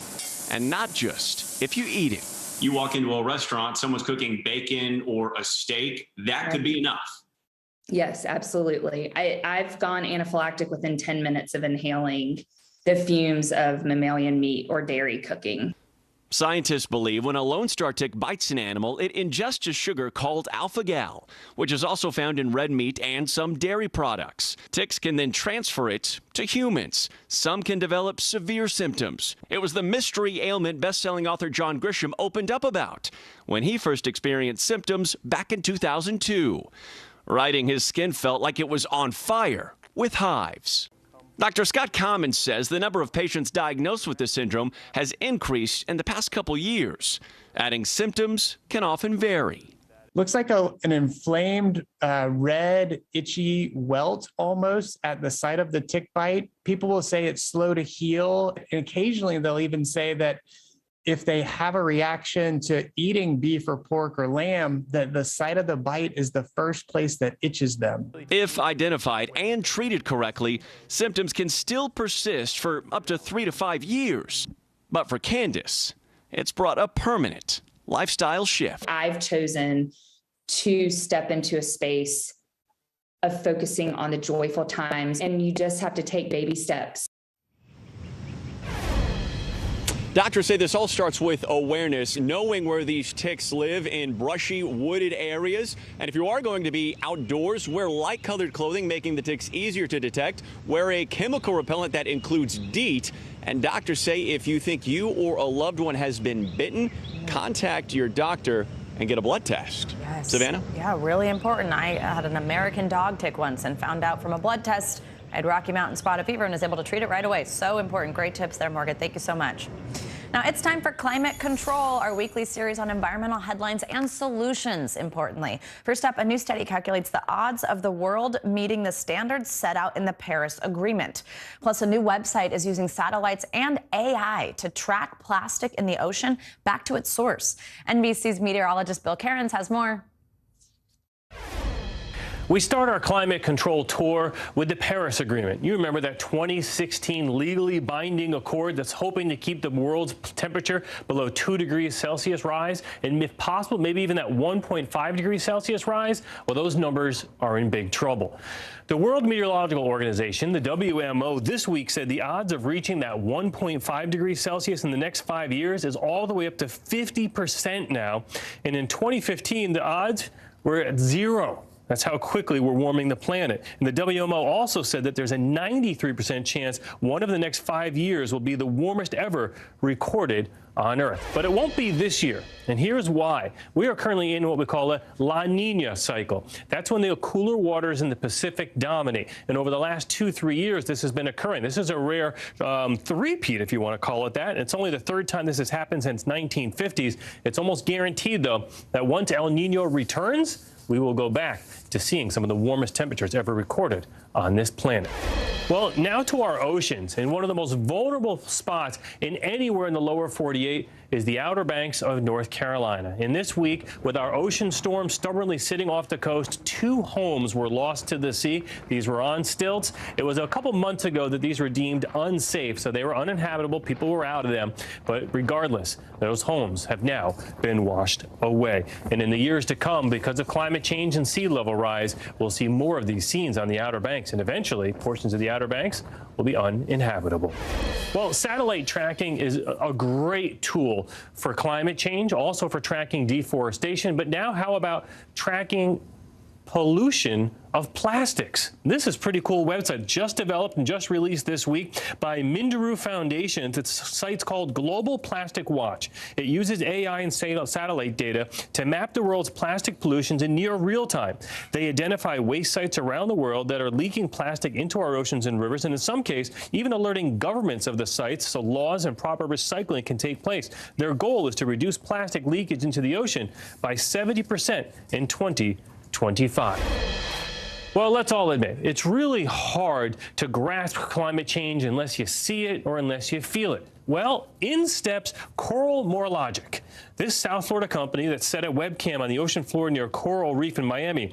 It live streams amazing encounters with manatees, sharks, sea turtles, and of course fish. Over 1 million views already, and the company also has combined music with some up-close images of their coral reefs for a very moving sensory experience. All this to bring attention to coral bleaching and hopefully saving coral around the planet. Pretty cool website with some beautiful views and music. Absolutely, Bill. Thank you so much. That's some good stuff there in our climate control segment. Now coming up, a Mayday miracle.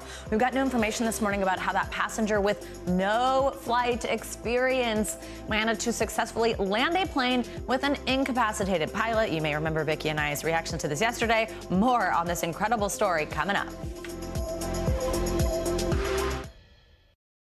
We'll meet Ukrainians who are defending their country one block at a time.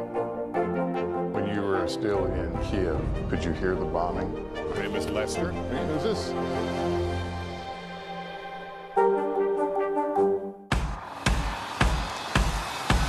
News is happening now. Look at what's making headlines around the world. Right now on Morning News Now. We're coming on the air with breaking news. And this is a significant moment. Whenever it happens, wherever you are, NBC News, streaming free now.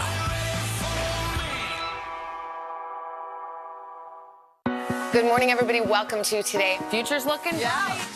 You got a whole restart. How does that land with you? Is climate change and the environment one of your top priorities? You know what? Our hearts are ready for something like this. Come on. It's a great workout. It's everything you need. Look who's back together. Oh, I'm so happy. And me. That's what it takes to set a record. So glad to see you.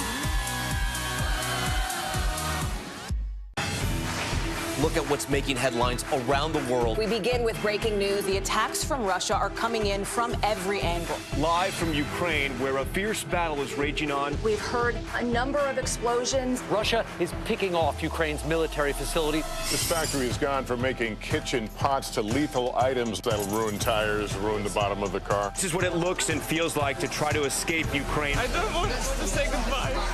The battle for Congress and the fight for control of State House. In our special County to County series, we're checking out key battlegrounds. We are talking elections in a battleground state. What does President Biden need to do tonight? He needs to speak to heads and hearts. A lot to break down, Chuck, so let's dive right in. Official confirmation of Judge Ketanji Brown Jackson. Let's zoom out a bit to our changing climate. We have some stunning new findings about COVID-19. A lot to talk about as we continue our rolling coverage. We're coming on the air with the news NBC Scoop. Bringing the news to you is not only a job, it's an honor. These days, it feels like the news never stops. So let's get into it. What's happening right now, what it all means for you for an hour every day. It can be hard to keep up, so let's get started together. Hallie Jackson Now, weekdays at 5 on NBC News Now. When was the last time you made space to listen to somebody? What I learned from a very young age is radical love, radical forgiveness. We are meeting people one after the next who've made profound changes. It showed a lot of personal strength for me. Why am I trying to make other people happy over myself? So many life lessons that are going on in these conversations. We're watching a transformation. Join Hoda Kotb for her podcast, Making Space. Listen now. We have more now on that remarkable plane landing in Florida. A passenger on board a small single-engine Cessna was forced to take over control of the aircraft after the pilot fell unconscious mid-flight. Miraculously, an air traffic controller was able to talk the passenger, who had no flight experience, through the landing. NBC News senior national correspondent Carrie Sanders caught up with that man, who is now being praised as a hero. Carrie, I hope you gave this man the pin with the wings. This is incredible. This is such an amazing story. I don't think we will ever see something like this again. This is the sort of plane that they were in. It's a Cessna 208. Let me take you up into the cockpit. Sometimes this plane is called a Caravan. So I'm going to get you up here into the cockpit where the emergency happened. So the pilot is here and he's slumped over. The plane is in a nosedive. The plane's going down. They have to pull, because there's 2 passengers on board. They have to pull the pilot out. Then Darren Harrison, who's back there, makes his way up one of the 3 rows here to get into this position to grab the controls, pull the plane out of a nosedive, and then fumbling in the chaos for some headsets to try and speak to somebody for help. But unfortunately, the headsets are not even connected. He has to look around to put it in. Where do you put it in? He finally makes contact, and that is when he starts to get help from the tower. This morning, the men behind that mid-air mayday are still celebrating a perfect landing. You're like a hero. I feel like a hero. I kind of feel like maybe I don't deserve it. Bobby Morgan is the air traffic controller and part-time flight instructor who talked 2 passengers on board this single-engine Cessna 208 through a safe touchdown at Palm Beach International on Tuesday after the original pilot fell unconscious.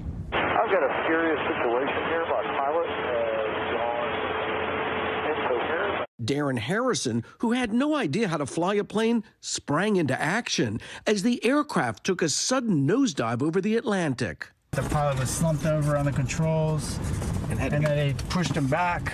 They get him out of his seat, and then they had to get on the controls and pull back the plane so that it would climb up out of the dive that it was in. Eventually, Harrison was able to determine the plane's airspeed and altitude, allowing Captain Morgan to direct him through the dramatic descent. He just say, you look great. You're a little fast. What I want you to do is grab the throttle. Just pull that back a little bit because we need you to be slowed down. You're teaching him to fly. Basically. As he's flying. Yeah. But the toughest stretch was still ahead. The emergency aircraft is going to be landing runway 14. As the aircraft approaches the runway for its final descent, it disappears from radar, leaving Morgan anxiously waiting in darkness. Is everybody holding now? Yes, everybody's holding. It must have been no more than 10 seconds. And I kept trying to talk to him. And he said, I'm on the ground. What do you want me to do now? You were like, how do you stop this? And my heart just kind of sank. And I was like, just thinking, thank God. Did you say the passengers landed the airplane? That's correct. Oh my God. Yeah, no, great job. What a student. Yeah, my best student ever. Oh my goodness, Carrie, what a story. Thank you, by the way, for your demonstration of everything that happened. I love seeing you could have pulled this off, apparently. So now, Carrie, Palm Beach International is such a busy airport. Was there any concern about sending the passenger pilot into this high area of traffic? I mean, other planes coming, landing, going, the runway? Well, exactly. They initially thought, this is Captain Morgan looking at the area saying, well, maybe we should bring him into Boca Raton. He can come in there. But then he thought about it, and this is how calm everybody was. He thought it through and said, wait a second, if we bring him into Palm Beach International Airport, it's a longer runway, it's a wider runway, and there is more rescue support there with the paramedics, with the fire trucks that they have there. And so none of that was needed. What a remarkable ending. And imagine this now. He's at the controls. He's never flown a plane. He's doing it all in flip-flops because he was making his way back from the Bahamas where he'd been fishing. And Darren told Captain Morgan that he absolutely had a really important reason to get home and to survive all of this, not only for life, but because his wife is pregnant. Oh my gosh, Carrie, the cherry on top. Savannah and I are watching with our mouths agape yesterday. The whole I know. We were like, time. you should have put a box on. We were like this. It was incredible. So much smart thinking and smart actions by everyone, from air traffic control to the pilot, the student turned pilot. Everybody was calm. Incredible. Imagine this. He was calm. Captain Morgan was calm. And you're wondering yourself, well, what does Darren do that he was so calm? I mean, is he like a heart surgeon or something? Turns out he is the vice president of an interior design company. I do not know the pressures of interior design, but this guy is makes one very cool zen cucumber. spaces that he spends a lot of time in. All right, Carrie, thank you so much. Captain Morgan, by the way, love that. All right, Carrie, thank you. Coming up, fighting back against hate crimes. My exclusive interview with the top NYPD cop tasked with helping the Big Apple's Asian community feel safer on the streets. Plus, a 1,000-pound great white shark spotted stalking the East Coast. That's up next. Top Story with Tom Llamas, weeknights at 7 on NBC News Now. We're here to start conversations about the big things happening in our world, because it's not my job to tell you what to think. My job is to think about what you tell me. Now Tonight with Joshua Johnson, streaming weeknights at 8 on NBC News Now. Live from Ukraine, from Mayfield, Kentucky, from Waukesha, Wisconsin. To cover the news, you have to be in it. This is how so many towns and cities are protecting themselves. You can actually see they're pushing the gates open. I also want to get home. You'll get home. You'll get home. Do you remember any tornado as bad as this one? You look at this and you're thinking, we're not going to have power for weeks, if not months. Exactly. Every night, it's your news playlist. Top Story with Tom Llamas, weeknights at 7 on NBC News Now. We're here to start conversations about the big things happening in our world, because it's not my job to tell you what to think. My job is to think about what you tell me. Now Tonight with Joshua Johnson, streaming weeknights at 8 on NBC News Now. Fire has grown leaps and bounds. You see behind me is typical. How you doing? Oh, pretty bad.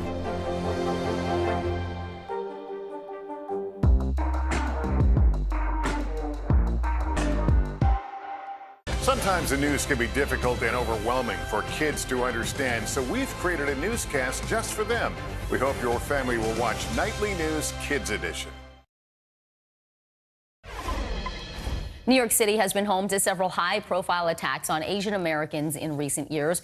As part of our NBC News exclusive series, AAPI Amplified Stronger Together, the NYPD gave us access to its chief of detectives to discuss how they're working to put a stop to the violence.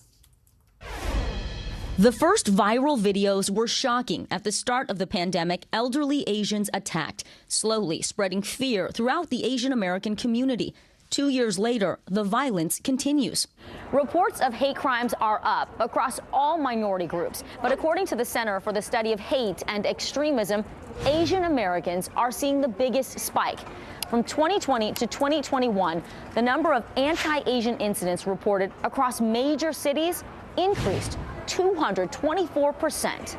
New York City making national headlines for brutal crimes against Asians. NYPD's chief of detectives, James Essig, leads the department's 4,000 detectives, including the Hate Crime Task Force, which is now under new leadership. He met us for an exclusive interview in Chinatown, just blocks away from where 35-year-old Christina Yuna Lee was followed home and murdered. The one thing with the Asian hate crimes, more than any other particular ethnic group, it's personal. They're getting punched in the face, they're getting spit on, they're being pushed. 3 months ago, police say a man attacked 7 Asian women in a 3-hour period. He now faces 13 hate crime charges and has pled not guilty. Have you seen the Asian American community as out front on an issue like this? No, never. The Asian community is very reserved, but never seen crimes like this against the Asians. It just seems like, again, 2 years ago, just astronomically spiked. Chief Essig encourages victims to come forward. We have spoken with some people who say that when they did come forward, that they felt that they were brushed off or that they were discouraged from reporting the hate crime. Are you concerned about that? Well, from my perspective as the chief of detectives, when we get that case, we're going to do a full investigation. What's your message to the officers taking these reports? Well, taking a report, they don't fall under me. If somebody comes to the police and they're reporting something, we have to take everything serious, and especially a hate crime. If that's the case, then we have to do a hell of a lot better job. I recently had the chance to talk with actor and now activist Daniel Dae Kim. You already know what this means. He's testified before Congress and is currently an advisor on President Biden's Asian American Pacific Islander Task Force. Recently, you talked about how you have noticed a lot of changes in the Asian American community and how we've responded to the spike in anti-Asian sentiment. What has struck you about the community's response? I think first and foremost, we've galvanized in a way that I've never seen before. They've never had a greater number of donations than they had over the past year and a half or so. And that's really encouraging.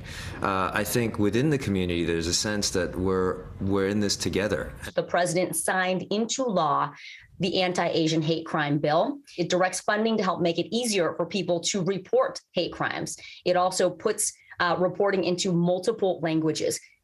Do you think this kind of legislation would have happened without your testimony, without your advocacy? I think it was really the work of a lot of people who were putting together this act. We are now focused on how we can actually make it happen. What are the logistics of how getting those funds to the right places? How can we streamline this to make it the most effective? And the discussion continues. You can catch our 1-hour special, The Racism Virus. It's streaming tomorrow at noon at today.com/allday. Great interview there, and the special is incredible, too.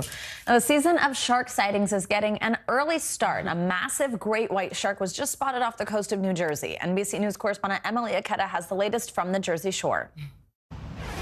Hey there. Well, it's still pretty chilly outside right now, but in a few short weeks, beaches like this one up and down the East Coast will be packed with vacationers. And here's a 12-foot, 1,000-pound reminder that we don't just share these sands, we share the water, too. It was the end of April, about 10:30 at night, when off the Jersey Shore, the tracker pinged. A 12-foot-long, 1,000-pound great white shark was on the move, cruising up the East Coast on the hunt for seals. But normally, the massive creatures don't swim that far north until June. Sometimes they take a shot at it because maybe once out of every 10 years, it's warm enough up there where they can move in and eat seals starting a month early. But when he hit the cold water, the great white thought twice and turned back south again to North Carolina. His name is Ironbound, after the island in Nova Scotia where the research group OSearch first tagged him. He is a determined, young, mature male trying to make his way in the white shark world, and he has the attitude to do so. Since late 2019, Ironbound has traveled 13,000 miles from Canada down to the Florida Keys, where just like the snowbirds, great whites like to warm up in the winter. And while 12 feet may sound gargantuan, they can get a lot bigger. Check out this one, Deep Blue, caught on camera in Hawaii. Forget for a moment the fearlessness of that diver and look at the size of the shark, 20 feet long, weighing 2.5 tons. The great white population has been rebounding for the last 2 decades. Cape Cod, Massachusetts has become a hot spot. Lots of seals, lots of whites. The backdrop for that Hollywood classic. At least 47 people were attacked by sharks in the United States last year, including a California surfer and a 12-year-old girl swimming off the Maryland coast. It felt like something ran into my legs and I ran out and I find blood everywhere. In 2020, a great white killed a woman off the coast of Maine. But oceanographers stress that shark attacks are rare and this predator is vital. Well, they manage the ocean system, and if the ocean system's not working, we die. And these guys are the system managers. So if they thrive, we thrive. Okay, so where is Ironbound right now? You can actually follow his movements on OSearch's tracking system. It's showing that he's off the coast of North Carolina, but keep in mind, great whites return to their same summer's feeding spots every year. So Ironbound will be passing through these waters again to make his way to Nova Scotia. Back to you. All right, Emily, thanks I hope for that tracker is real time. I know, that sounds beach. kind of fun just to know, even if you're not going. Well, that does it for this hour of Morning News Now. But the news continues right now.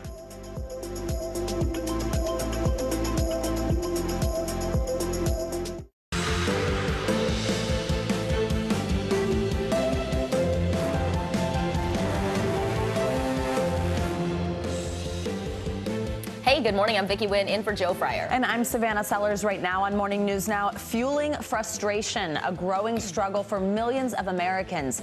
With inflation still at record highs this morning, gas prices soaring in several states, forcing drivers to cut back when they fill up. I'm supposed to be putting premium in my truck now, but I got to put regular in it. you know, and that's throwing everything out because I can't afford print. I mean, we're literally working just to put gas in our cars, and it's just not working for anybody. And while new inflation numbers are signaling some relief may be on the way, the president sharing his plan to bring all those rising costs back down. We'll bring you the latest. Blocked. New developments in the fight over abortion rights in America. A long shot bill to keep abortion legal nationwide officially fails in the Senate. Plus, more protests over the possible end of Roe versus Wade. We'll have more on the fallout, plus what it all means ahead of the midterm elections. Reduced to rubble, breaking overnight, a fast-moving fire ripping through an upscale California community. Right now, evacuations underway in Orange County, where several million-dollar homes have already been destroyed. We'll bring you the latest on the fight to contain the flames. And changing the GameStop. It's been more than a year since Reddit users sent GameStop shares soaring. Now we're getting a look at how it all went down. We'll talk to someone featured in a new NBC News Studios film all about the stock surge that changed Wall Street. So much hocus pocus. It's really interesting to hear the backstory on that. And do you remember how we all could not stop talking about it? We were covering it 24/7 because it was such an amazing story. It really was. So the documentary is very, very cool, and we'll bring it part of that conversation in a little bit this morning. Begin, though, with the impact of rising prices everywhere and the pain it's causing millions of Americans. Yeah, the new April numbers revealing that inflation still remains close to a 40-year high. And you've likely noticed just about everything costs more now, from the grocery store to the gas pump. According to AAA, the average price of a regular gallon of gas, I mean, do we even want to talk about this? It's $4.42. To put that into perspective, that's up 18 cents from just a week ago and more than $1.40 from last year. One of the states really feeling the pinch is Georgia. It ranks 7th of all states in miles driven by residents per year. And that is where we find NBC News correspondent Ellison Barber. She's in Gainesville, Georgia. Ellison, great to see you. Good morning. Over the past few years, Georgia has been at the center of the political universe. What are people there saying about the rising cost of gas, and who do they blame? Yeah, I mean, they are incredibly frustrated. You talked about it. The national gas average today for the country is $4.42. Here in Georgia, the average this morning, $3.95. We went to 3 different politically significant but politically different counties to try and get a sense of what voters here think about all of this. We went to DeKalb County first. That's a solidly blue county that Democrats focus on to try and get high turnout. Then we went to Gwinnett County. That's a really important swing county these days. Then we came here to Hall County, which is a solidly red county that Republicans need and want high turnout in.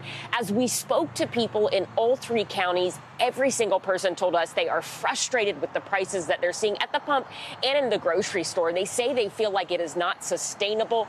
Something needs to change. But when we ask them who or what is to blame, the answer is different. Listen.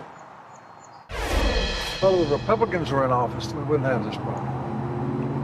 That's the way I feel. I'm a Republican.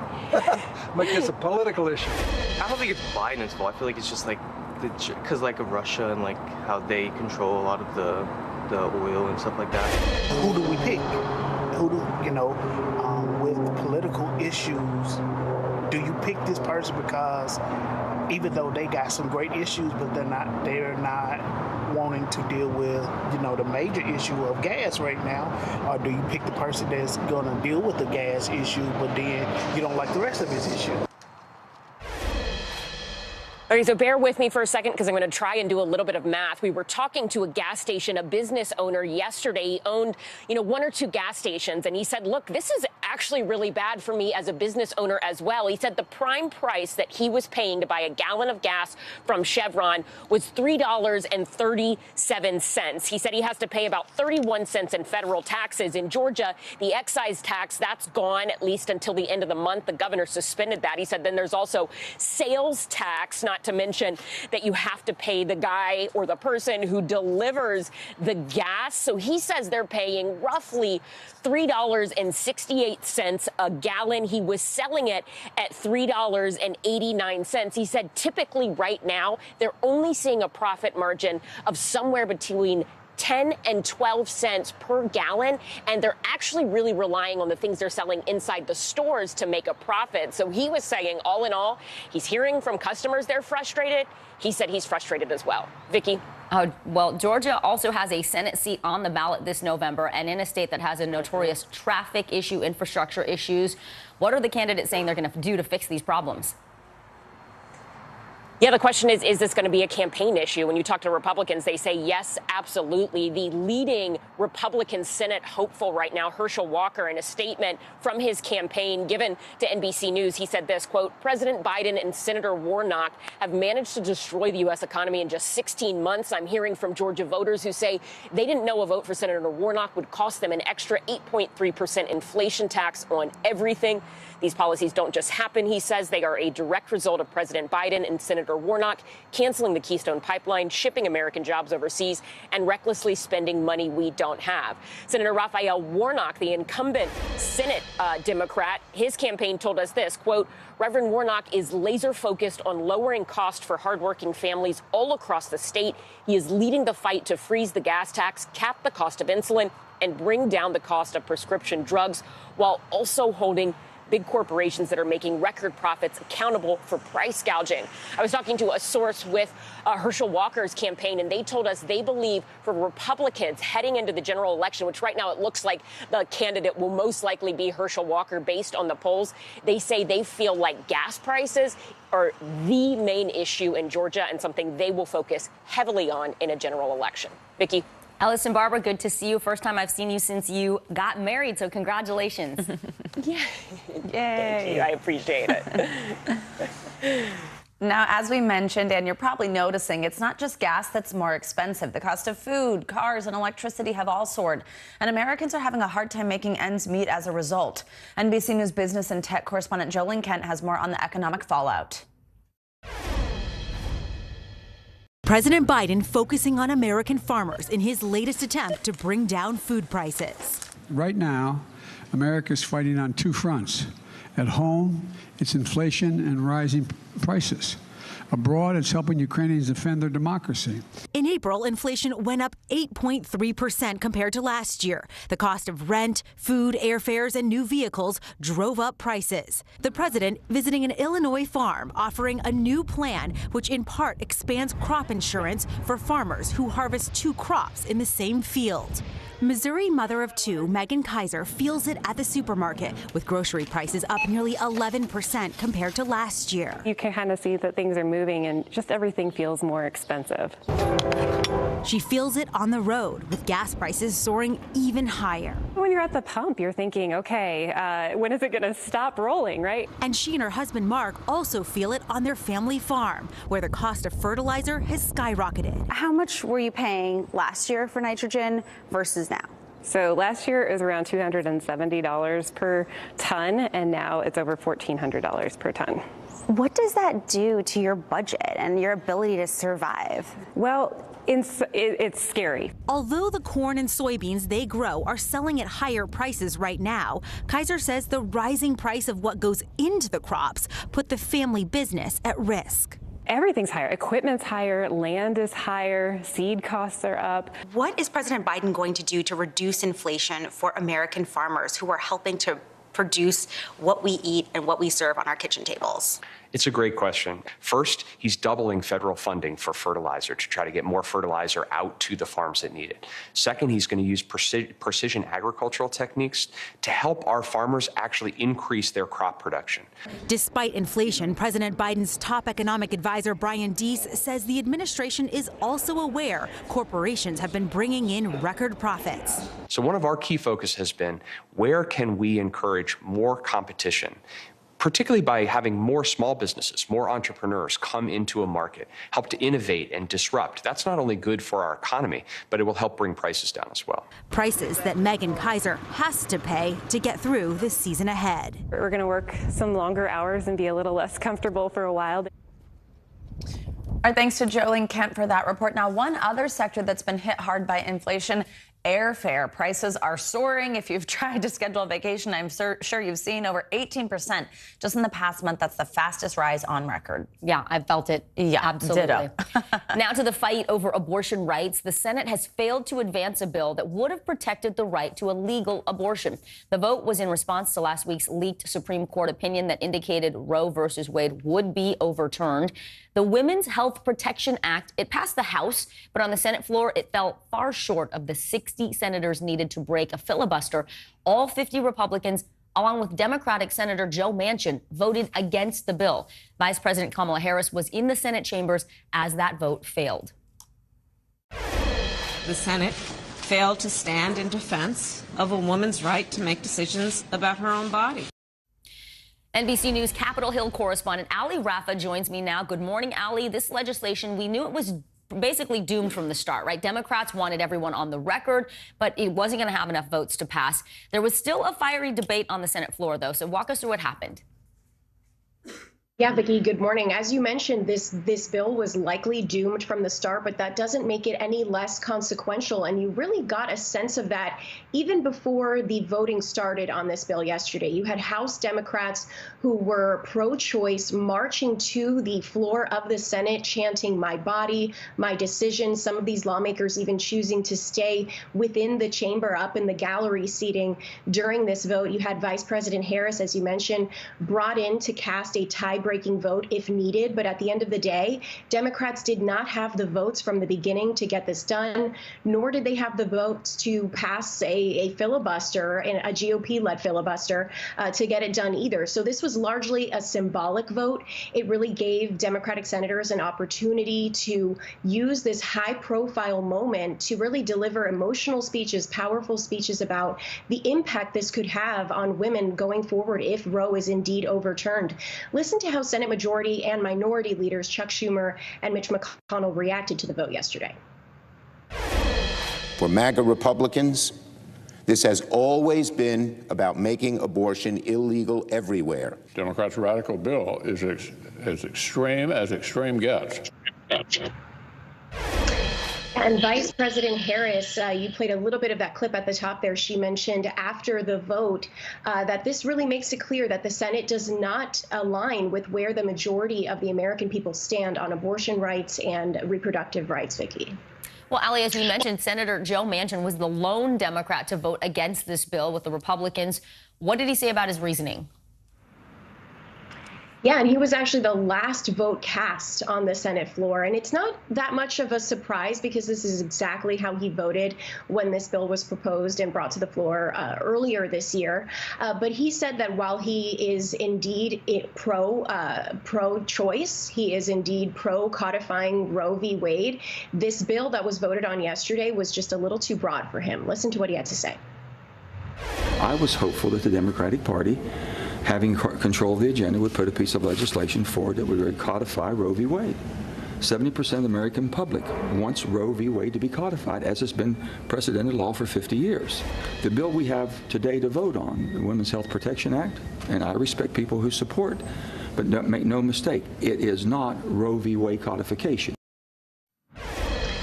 And Manchin was also asked yesterday what his vote means for his party in the grand scheme of things, where he stands within his party. And he simply said that he understands he doesn't fit the mold. And that's just who he is, Vicki. And that's what we've seen time and time again as he continues to kind of break with his party. Yeah, this isn't the first time we've seen that with Joe Manchin. All right, Ali, we appreciate it. Thank you so much. Breaking overnight, a fast-moving wildfire tore through a number of multi-million-dollar homes in Southern California near the famous coastal town of Laguna Beach. NBC News national correspondent Miguel Almaguer is on the ground in Laguna Niguel with the latest. Hey, Miguel, good morning. Good morning. Considering the size of this wildfire, it was fairly destructive. On this one block alone, we're told about a dozen homes were destroyed. Now, this fire is still, for the most part, contained, but crews are worried about hot embers flying through the air and that could spark a new fire. But when so many folks return home, this is what they'll find. Raging off California's pristine coastline, it wasn't the size but the sheer power of this volatile wildfire that caught even veteran firefighters by surprise. Within minutes, some 24 multi-million-dollar estates were incinerated in the gated hills near famed Laguna Beach. It seems like a war zone out here. Fueled by a dangerous combination of powerful 30-mile-an-hour ocean winds and bone-dry drought conditions, this inferno only torched some 200 acres, but it moved at breakneck speed. We're seeing spread in ways that we haven't before. Again, 5 years ago, 10 years ago, fire like that might have grown to an acre, couple acres. We'd gotten there very quickly. Starting as a small brush fire in the early afternoon, in just a few hours, the blaze sprinted uphill, surrounding, then engulfing sprawling properties perched in the mountains. Memories, yeah, they're all gone. The threat looming for hours, even after nightfall. Despite the level of destruction here, crews say the damage could have been so much worse. They're now trying to stop embers from going from one rooftop to another. In conditions like these, it's a miracle, say firefighters, that nobody was injured or killed. Fast evacuations save lives. The true extent of the damage still unclear. I'm in disbelief right now, and I can just, when things can happen in an instant, it's unbelievable. With the West already facing a dangerously fast start to fire season, due in part to climate change, this morning, California's beauty and Mother Nature's fury colliding in a fast-moving fire that took homes, but thankfully spared lives. Overnight, conditions here improved dramatically. For the most part, those winds have died down, but that may not be the case over the next 24 to 48 hours. So this continues to be a big concern here that new spot fires could erupt. The good news here, only about 20 homes have been lost. This community is very densely populated. It could have been so much worse. Guys, back to you. All right, Miguel Almaguer, thank you so much. Let's go ahead and get a closer look at those conditions in California. We were just talking about this yesterday. Yeah, Michelle Grossman is here in studio with us. We sure were, and look at that, right overnight. I know, and you guys, it's so scary. He mentioned 20 homes, but there were 100 in its path. Yeah. And this started so fast, and it's really unique. So let's talk about it for a second before I get to the graphics. Normally in Southern California, Savannah, you're familiar with this. Yeah. You get those Santa Ana winds, those dry, warm winds. This was a cool wind off the Pacific Ocean. So this is very typical for this time of year, that wind. It was a 30-mile-per-hour wind, just started these fires because we are so dry. So let's tell you what's happening right now, what we can expect this afternoon. Miguel kind of said it perfectly. We saw the winds die down this morning. We're looking at cool conditions, really, 47 degrees. Relative humidity isn't all that low, but as we go throughout the afternoon hours, we're going to see the winds picking up once again. We put a contour over it. That's indicating where we're going to see 25-mile-per-hour winds once again. Again, it was only 30 miles per hour yesterday, but we are so dry. In fact, 34% of the West is in an extreme drought, and that's not going to get any better as we go throughout the next, let's say, 6, 7, 8 months. We need to get some good rain in here. We started out the season really good, but not so much after that. So here's the drought monitor. Again, 34% of the West in an extreme drought. And when you look at the statistics, California had the driest January to April on record. And when we're looking at rainfall, we are in the teens compared to normal. So Los Angeles, 19% compared to normal. San Francisco, 16%, and Long Beach. Here is what we're looking at today. Red flag warning, 6 million again under a red flag warning. Again, it only takes one little spark to start these raging wildfires because we have the winds in place and because we are so bone dry. The low humidity is in place too. So Denver, Pueblo, down to Clayton, you are into a critical risk. Now, as we're talking about other big stories, that's a big story today, but we are also under a severe threat again in the upper Midwest. We had tornadoes yesterday. We're going to see the threat for that once again today. 10 million at risk. We could see really large hail once again, winds gusting to 70 miles per hour and tornadoes. And then as we go throughout tomorrow, we're going to see that shifting to the east. So you guys, it feels like it's on repeat, right? That same story. We're not getting a break. It's day after day. Everything's lasting a little longer. Yeah, and it is just so crazy to, in the same weather forecast, talk about 2-inch hail and talk about these wildfires. There's just so much going on across the country. And then snow in the west, you know, in the higher elevations. Yeah, Keeps you busy for sure, Michelle. Yeah, it does. Thank you so much. We'll see you next hour. Now let's get to some breaking news out of Europe, which could have a major impact on the war in Ukraine. This morning, Finland's president and prime minister have issued a joint statement expressing their desire to apply for NATO membership, quote, without delay. Now, Russia sees NATO expansion as a threat and has warned of consequences if historically neutral countries like Finland, like Sweden, join the alliance. Speaking yesterday alongside Britain's Prime Minister, Finland's president said Russia would only have itself to blame if his country does join NATO. We would like to maximize our security in way or another while thinking membership in NATO. When you ask how they see possible Finnish joining, well, if that would be the case that we join, well, my response would be that you caused this. Look at the mirror. NBC News senior national correspondent Jay Gray joins us now from Lviv. That's in western Ukraine. Jay, thanks for being with us. So we'll get to the latest on the ground there in Ukraine in just a moment. But first, let's start with this potential NATO expansion. So the Finnish president, as we just heard, just mentioned security there. That's, of course, Article 5. We've talked so much about this, that collective defense clause within NATO. But this is a historically neutral country. So how big of a step would this be? And how is Moscow taking this?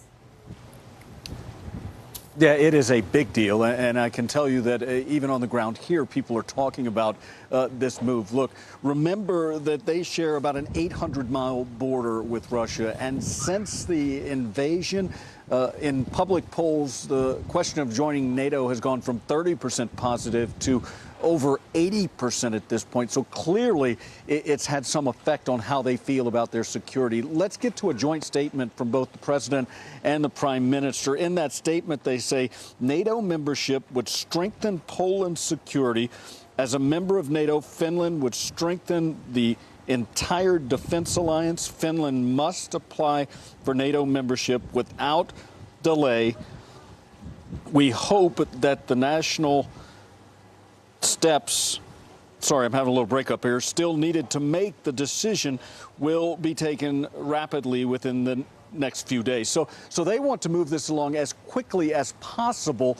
Russia has responded, and they've talked about this in the past, warned about this, saying that there would be, and these are their words, consequences if the nation was to join NATO.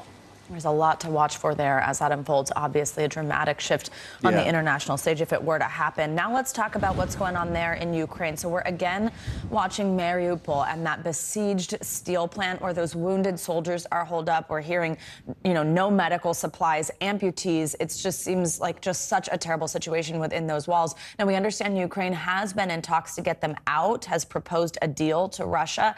Tell us a little bit about that and the situation there. Is there a possibility they will get out soon?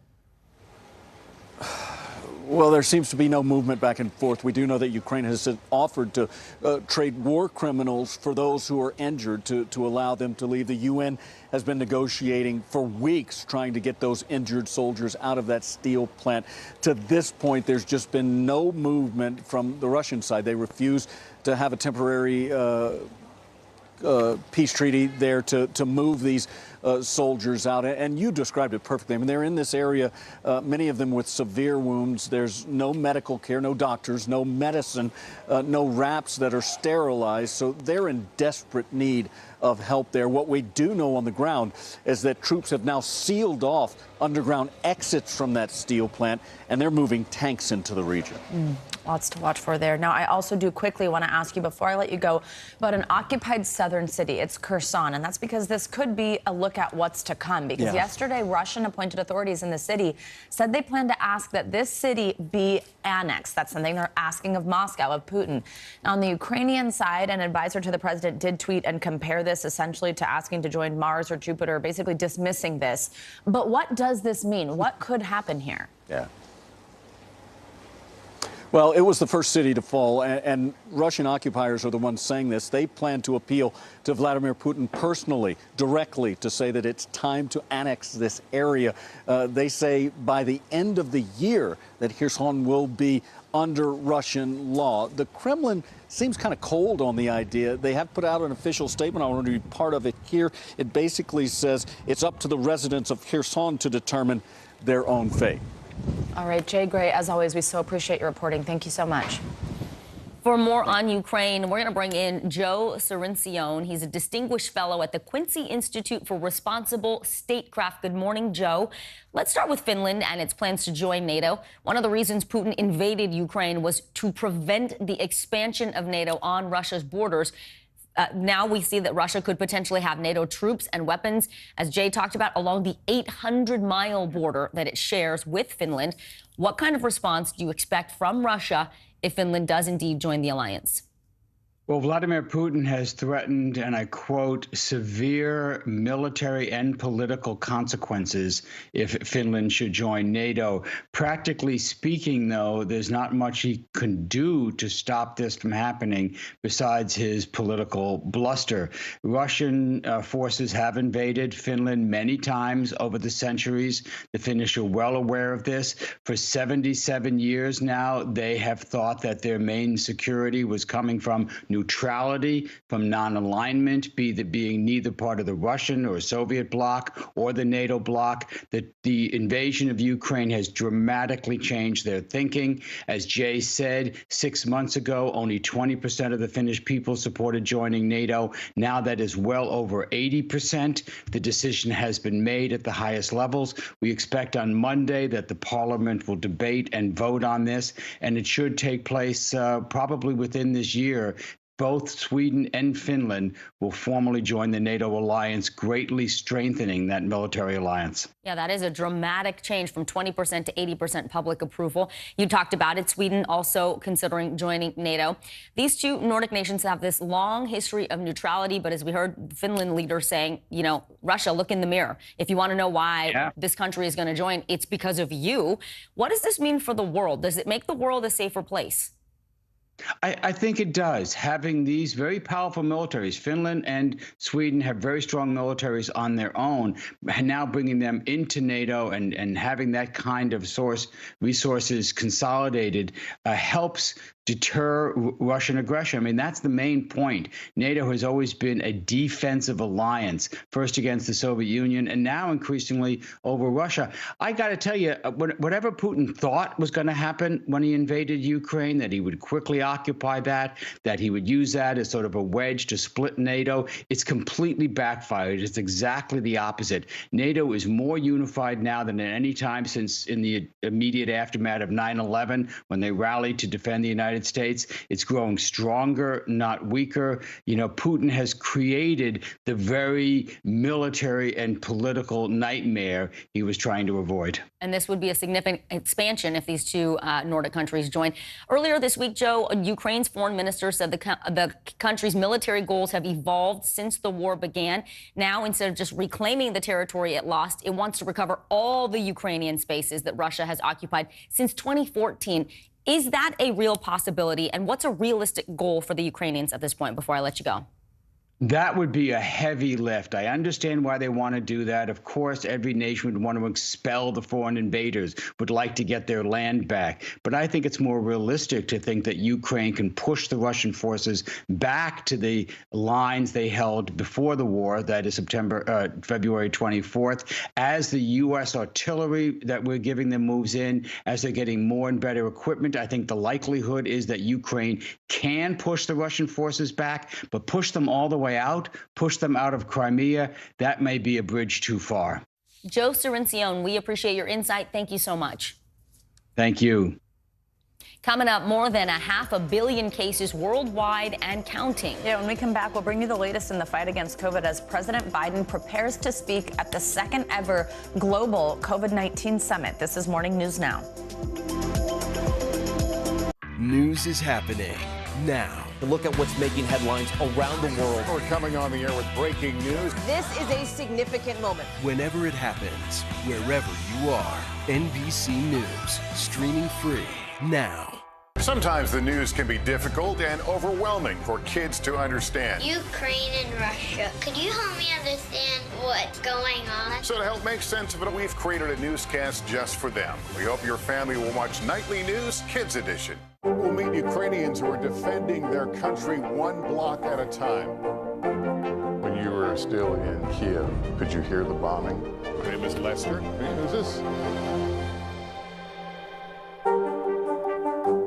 NBC News, streaming free now. To cover the news, you have to be in it. This is how so many towns and cities are protecting themselves. You can actually see they're pushing the gates open every night. It's your news playlist. Top Story with Tom Llamas, weeknights at 7 on NBC News Now. News is happening now. To look at what's making headlines around the world. We're coming on the air with breaking news. This is a significant moment. Whenever it happens, wherever you are, NBC News, streaming free now. Our world is facing some complex issues. Chuck Todd breaks them down. Every Thursday, a deep dive into a new subject. Instead of trying to cover a lot of topics in one episode, we're going to focus on one and take a deeper look at how it impacts America. Exploring and explaining the critical stories that affect our future. Meet the Press Reports. Thursdays at 10:30 p.m. Streaming on NBC News Now and on demand next day on Peacock.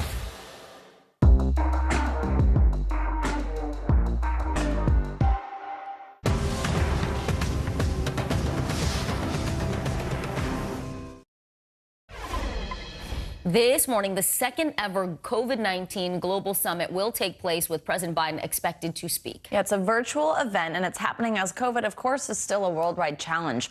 According to the latest numbers from NBC News and Johns Hopkins University, more than 500 million COVID cases have been reported, and more than 6.2 million people have died. Joining us is Dr. Mario Ramirez. He's an emergency physician and the former Pandemic and Emerging Threats Coordinator in the Office of Global Affairs. Doctor, always great to have you with us. So let's talk through this summit. One of the big objectives here, according to the White House, is, quote, recommitting intensity to global response. We've seen this recent spike in cases around the world. We're seeing it here at home, but then also particularly in places like South Africa and Shanghai and China. What do you think should be the top priority here as these world leaders come together?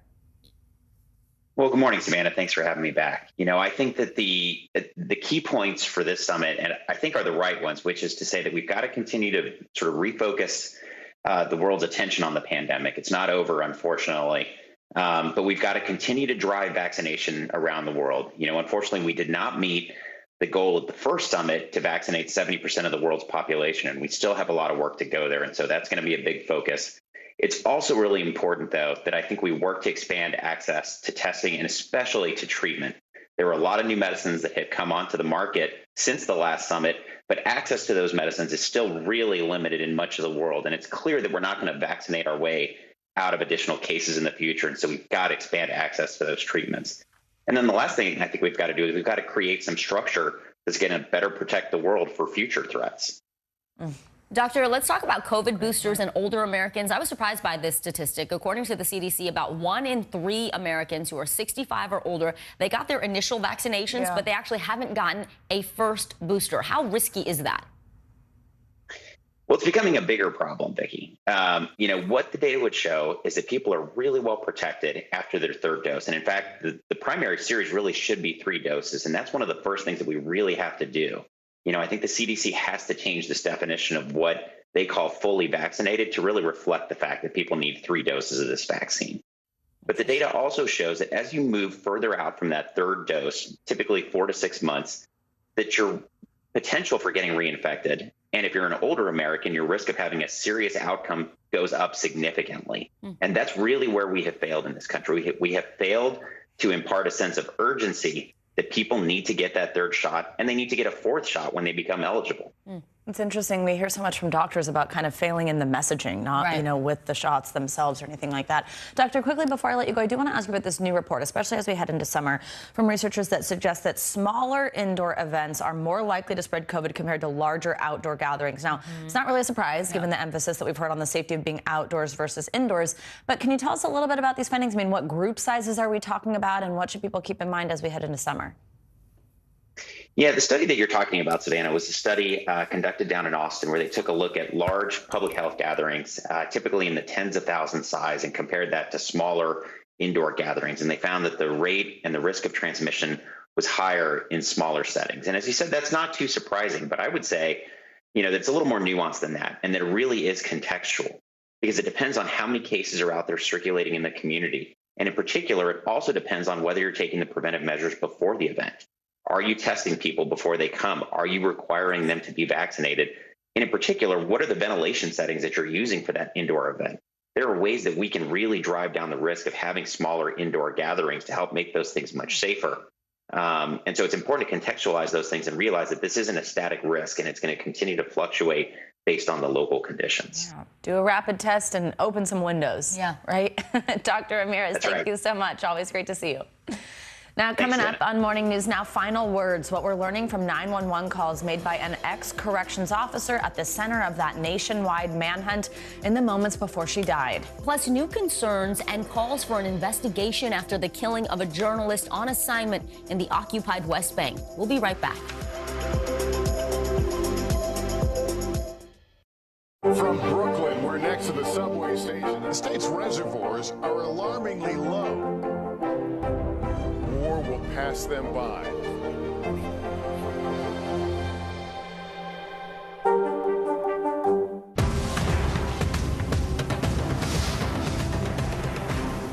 Women's basketball has been systematically held back.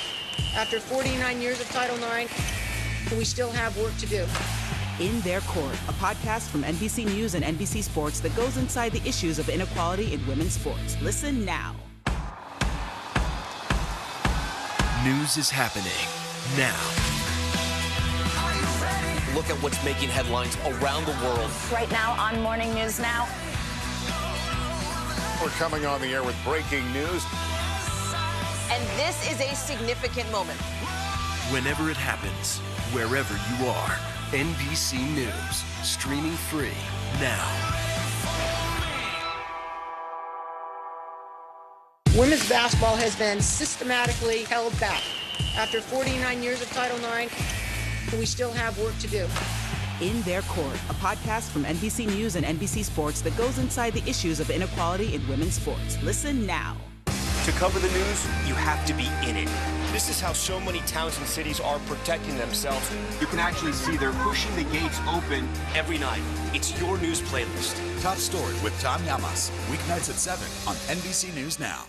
We're here to start conversations about the big things happening in our world, because it's not my job to tell you what to think. My job is to think about what you tell me. Now Tonight with Joshua Johnson, streaming weeknights at 8 on NBC News Now.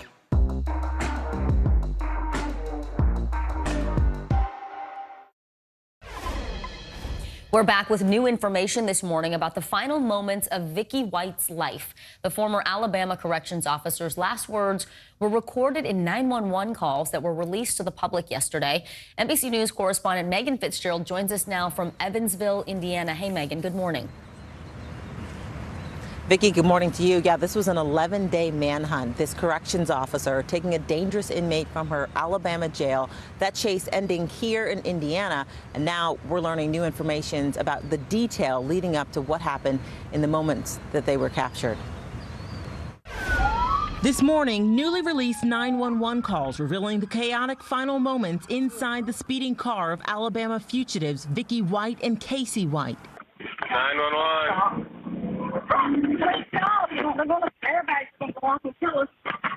Vicky's panicked voice urging the suspected murderer to flee on foot as authorities close in. Airbags are going on. Let's get out. Run. Sirens can be heard in the background as 911 operators try to communicate with the pair. Hello? But Vicky never responding to them. Seconds later, what sounds like a crash and a gunshot heard on the line. I'm gonna go for the gun. Officers found the gun still in Vicky's hands. An autopsy later confirming she took her own life. What do you make of that 911 call? I think she thought she was going to be apprehended. I think she was probably thinking in her head, I've got to go back and face my fellow employees, the sheriff, people of the community. The whole incident is shocking to all of us here. Jason Butler worked with Vicky throughout her 17-year career as a corrections officer and says their coworkers are distraught. Very knowledgeable of her job, well-liked, well-respected by colleagues and inmates. Meanwhile, the suspected murderer she apparently risked it all for remains locked inside a state prison. Casey White now having to answer for yet another charge, and an entire community is left with the unanswered question why this seemingly dedicated employee would help a dangerous inmate escape. Yeah, now keep in mind, Casey White is also facing a murder charge for a stabbing death of a 58-year-old woman back in 2015. He's due back in court next month for that. But if he's convicted, he does face the possibility of getting sentenced to death. Back to you. Megan Fitzgerald in Evansville, Indiana for us. Thank you. Now, the UN Secretary General has called for an independent investigation after a highly respected Al Jazeera correspondent, Shireen Abu Akleh, was shot dead while reporting in the occupied West Bank. The broadcaster says she was assassinated by Israeli forces, an accusation Israel denies. NBC News global correspondent Raf Sanchez has more on her death. This video capturing the moments right after a veteran Palestinian-American journalist was killed while covering an Israeli military raid in the occupied West Bank. Gunfire ringing out as her colleagues rushed to her side. Shireen Abu Akleh, an American citizen, was known across the Middle East for her coverage on Al Jazeera. Her employer says she was assassinated in cold blood by Israeli forces, citing eyewitness accounts from her crew, while Israel's defense minister saying it's still unclear if she was killed by an Israeli or Palestinian. Israel's military releasing footage of a fierce firefight, but no firm evidence who fired the fatal shot. This is Shireen Abu Akleh's final journey to the Al Jazeera Bureau, where she covered the story of the Palestinian people for so many years. You can feel the anger and grief of her colleagues everywhere. Israel's military promising an investigation, but Palestinians have little faith it'll get to the truth. We have no confidence in the judiciary or in the military investigations. Israeli forces have been conducting near daily raids in the West Bank following multiple deadly attacks by Palestinian militants. 3 Israeli civilians killed just last week, allegedly by Palestinians wielding an axe. But the raids also leaving Palestinians dead and violence around Jerusalem's most sensitive holy site. The Palestinian Authority is planning an official funeral for Shireen Abu Akleh here in Ramallah, followed by a family funeral in her native Jerusalem. And this all coming just a few weeks before President Biden is due to make his first official visit to Israel since taking office. All right, Raf, thank you so much. Coming up, how Reddit changed Wall Street. When we come back, we'll talk about a new film that details last year's stunning GameStop stock surge and the characters who helped make it happen. You are watching Morning News Now.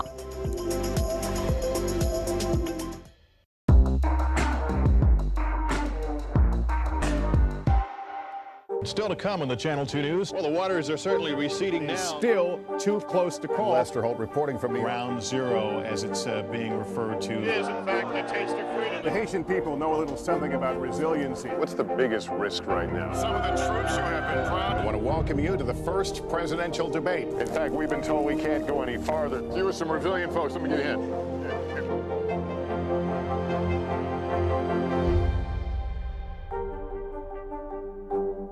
Top Story with Tom Llamas, weeknights at 7 on NBC News Now. Sometimes the news can be difficult and overwhelming for kids to understand, so we've created a newscast just for them. We hope your family will watch Nightly News Kids Edition. We're here to start conversations about the big things happening in our world, because it's not my job to tell you what to think. My job is to think about what you tell me. Now Tonight with Joshua Johnson, streaming weeknights at 8 on NBC News Now. To cover the news, you have to be in it. These are families trying to board those trains to Poland. I also want to get home. You'll get home. Every night, it's your news playlist. Top Story with Tom Llamas, weeknights at 7 on NBC News Now. We'll meet Ukrainians who are defending their country one block at a time. When you were still in Kiev, could you hear the bombing? My name is Lester. Hey, who's this? When was the last time you made space to listen to somebody? We are meeting people one after the next who have made profound changes. I think you're going to be blown away by the life lessons Join Hoda Kotb for her podcast, Making Space. Listen now.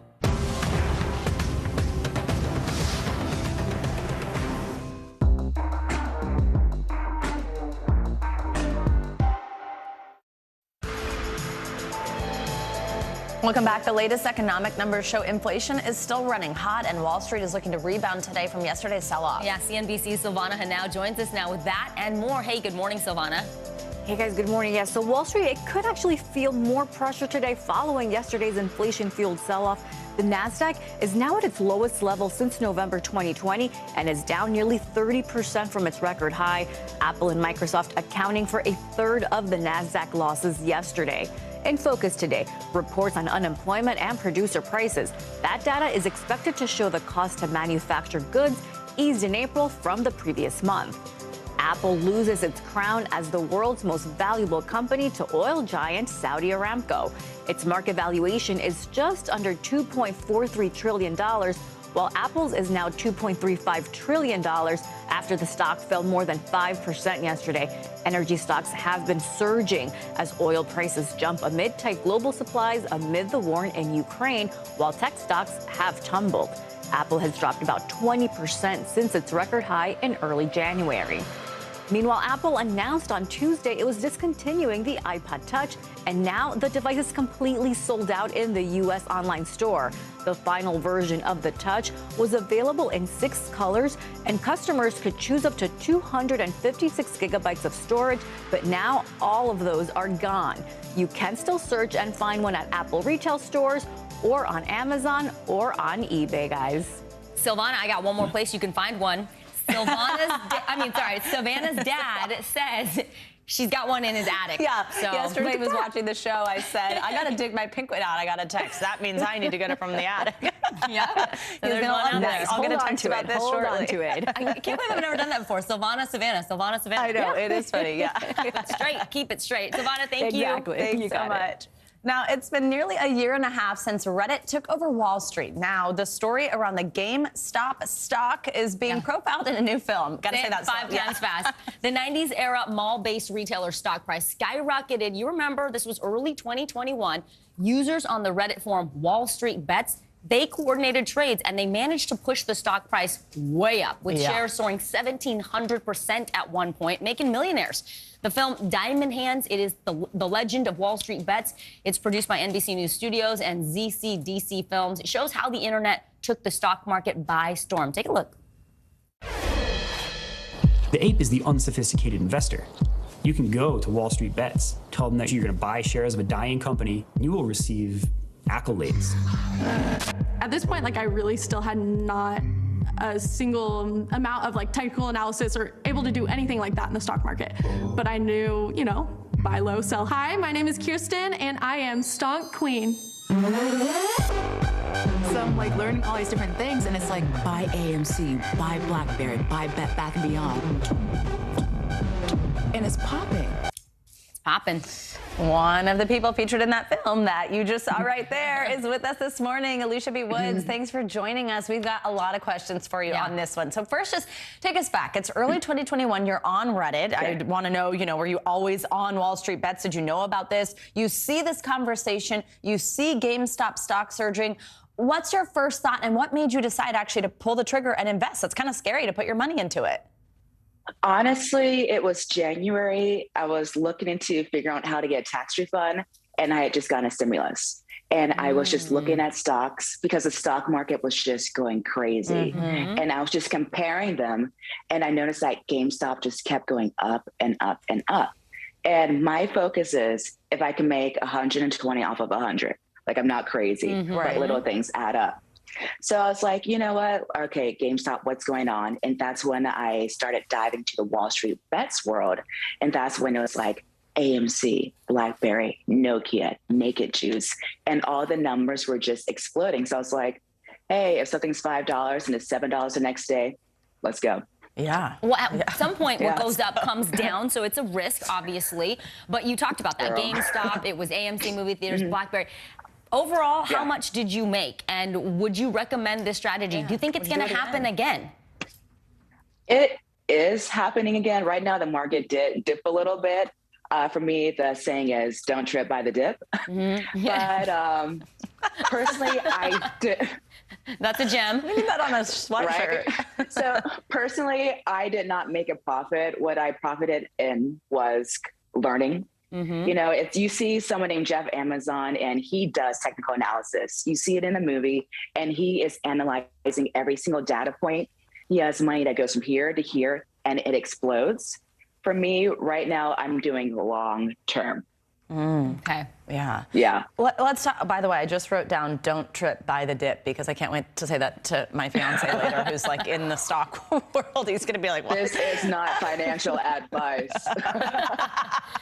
Okay, every single YouTuber. Yeah, exactly. That was a good impression. Okay, let's talk now about this film. So this whole documentary is coming out on this Diamond Hands. I mean, what was it like to kind of relive this, to go through it again? And what's it like hearing from other Reddit users who also were on this sort of wild ride that you were on too? Tell us about making this film. It was so surreal. I'm actually about to go serve some tables after I do this interview. And that's how I met the directors. Wow. I was at my place in Williamsburg when my old boss said, she's like, hey, like, will you help me out? So I was doing it and they were talking about crypto and I talked to people. So I got in, then he started talking about this, and that. And he's like, listen, I actually work for NBC. I'm doing a documentary. Do you want to be in it? This is a Thursday. I was like, when? He's like, Saturday. I'm like, sold. Oh my gosh. And now I'm here. So but it was doing that experience that led to that moment. But if I could do it again, I would do it in a heartbeat. My only thing is learn how to take profit, learn how to sell. It's all learning curves for me. So on that note, Alicia, I mean, I'm curious, what kind of advice would you give to people based on, you actually lost money, right? Like that's what you were saying. So what is it that you hope people take away from your experience and lessons that you would like them to learn? Especially when somebody hears this story bringing up again and they're like, oh, wait, it's a possibility to make millions? What should people know? I think it's, don't try to get rich quick. Okay. So that's what I'm taking away that's what I'm taking away right now. But for me, it's anything and everything that can hedge against inflation. You know, so people are like, oh, you lost money in that. I'm like, I'm losing money on 8% while I'm just living right now. So for me, these are just the learning curves. I gotta mention it. I'm obsessed with crypto. I'm buying crypto. You have to put it into assets that will appreciate over time. Yeah, you are another risky one, though. Right. Yeah, Alicia, what a vibe. Hey. You're not scared to jump back into it, and you're right. I think long-term investing, when the experts talk about it, you don't want to try to get rich quick because usually it doesn't work out that way. And don't trip by the dip. Love it. All right, Alicia B. Woods, thank you so much. We so appreciate your time this morning and your energy. Thanks for joining us. And Diamond Hands, if you're interested in this, Diamond Hands, The Legend of Wall Street Bets is an NBC News Studios and ZCDC film airing this Sunday at 10 p.m. Eastern on MSNBC. And then the next day, it'll be streaming on Peacock. All right, coming up, the future of work. Yeah, after the break, the CEO of Airbnb on how the pandemic has changed his company forever. That's up next on Morning News Now.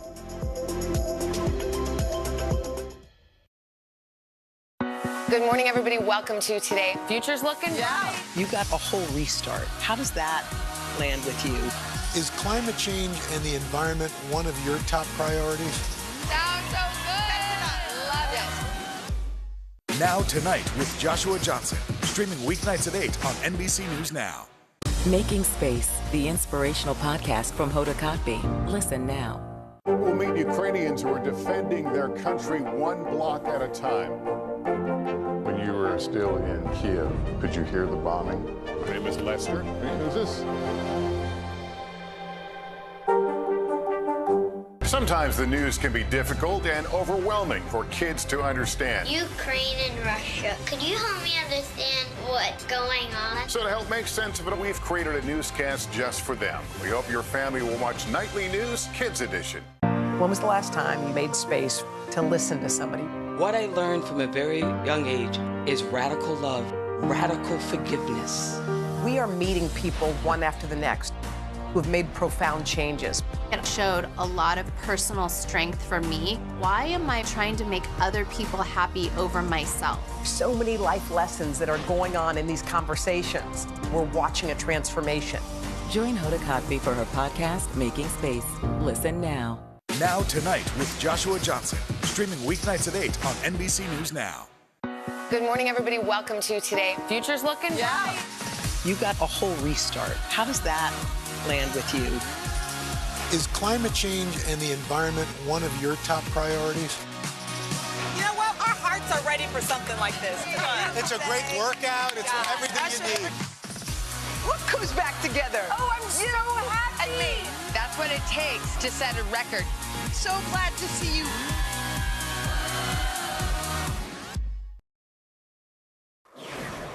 Barbie is releasing a new collection of dolls aimed at being more inclusive of all children.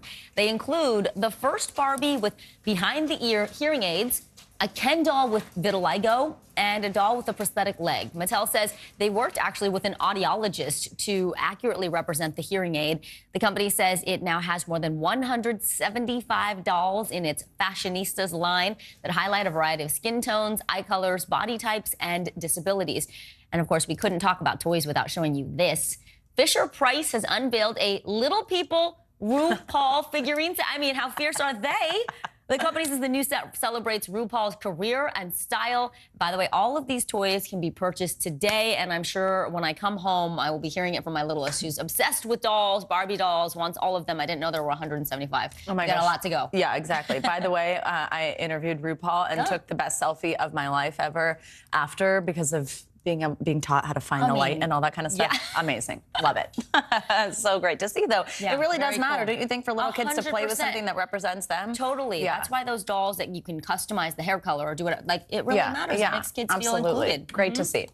All right, now Airbnb is revamping its website to reflect life after the height of the pandemic. It's a major change for the company, which is rebounding after losing business during COVID lockdowns. NBC News senior business analyst Stephanie Rule spoke to the CEO about why he's brought in a permanent work-from-home policy and how everything changed for his company during the pandemic.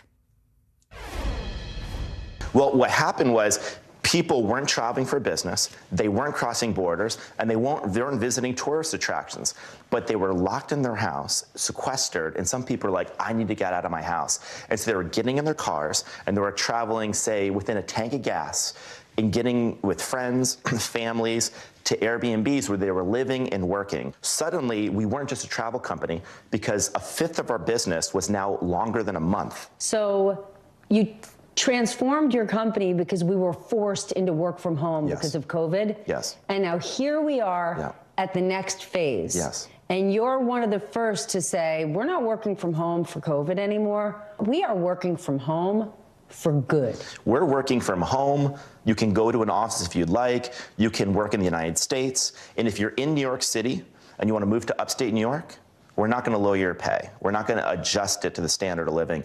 And the reason why is I do think eventually within countries, wages for people working on laptops are going to start to converge. And if you are limiting your talent to a commuting radius, you're not going to have the best people because the best people will live everywhere. Why do you think so many other CEOs are saying, yes, our company has learned to function with all these people remote, but we're not optimizing productivity? Why did they see something different from what you see? The world has completely changed since 2019. And I don't think we can go back to 2019 any easier than to go back to 1950. Young companies are embracing remote work. They're embracing flexibility. This is where the world's going. If a company chooses not to embrace it, that's fine. But this is where the world's going to be 10 years from now. But innovation, connection, you really see that happening while you're sitting in a living room in New York and somebody else is in Chicago? We haven't been in the same room for 2 years. And last year, we made 150 upgrades to our app. While being distributed and remote, we made the biggest change to our product in 10 years and the biggest change to our customer service in 10 years. We did this all remote. When the war broke out, you made a lot of serious moves and announcement in the region. Talk to us about what you've done and what's happening now. We announced that Airbnb, in partnership with our host in Airbnb.org, would house 100,000 Ukraine refugees. To date, we've housed over 20,000 refugees, and we're just getting started. Something even more remarkable happened. People in our own community, on their own volition, started booking Airbnbs in Ukraine with hosts they never intended to stay with, just to give them relief aid. And over the course of a few weeks, I believe more than $20 million were sent to Ukraine We didn't take any commission, and this just speaks to something. In a world of darkness, in a world of destruction, I think kindness still exists in this world. And if you don't believe that, all you have to do is look at our own data. It sure does. Love is always the answer. Brian Chesky, thank you so much. Thank you. So interesting. Our thanks to Stephanie Rule for that report. Yep, and that'll do it for this hour of Morning News Now. But the news continues right now.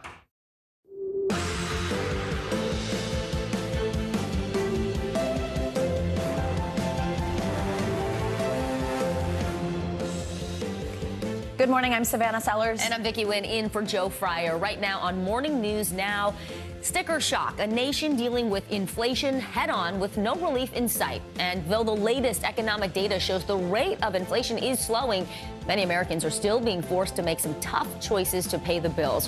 What you need to know to get by during these unprecedented times. Breaking overnight, the race to contain a rapidly moving wind-driven wildfire that's incinerated several residential areas, destroying dozens of homes. People there blindsided by the scope of the damage. I never expected it. I know the embers can catch flames and it can spread rapidly, but I didn't imagine it to be like this at all. The latest on the firefight this morning, bolstering alliances, new developments this morning on the situation in Ukraine. In what's been seen as a major blow to Putin's violent offensive, Finland's leaders have announced their intention to join NATO, with Sweden expected to follow in the coming days. We have the latest out of Eastern Europe this morning. And you're gonna need a bigger boat. It's a headline ripped straight from the movie Jaws. A nearly 1,000-pound great white spotted just off the Jersey shore. The latest on the efforts to track that shark and what you need to know before you head out to the beach this summer.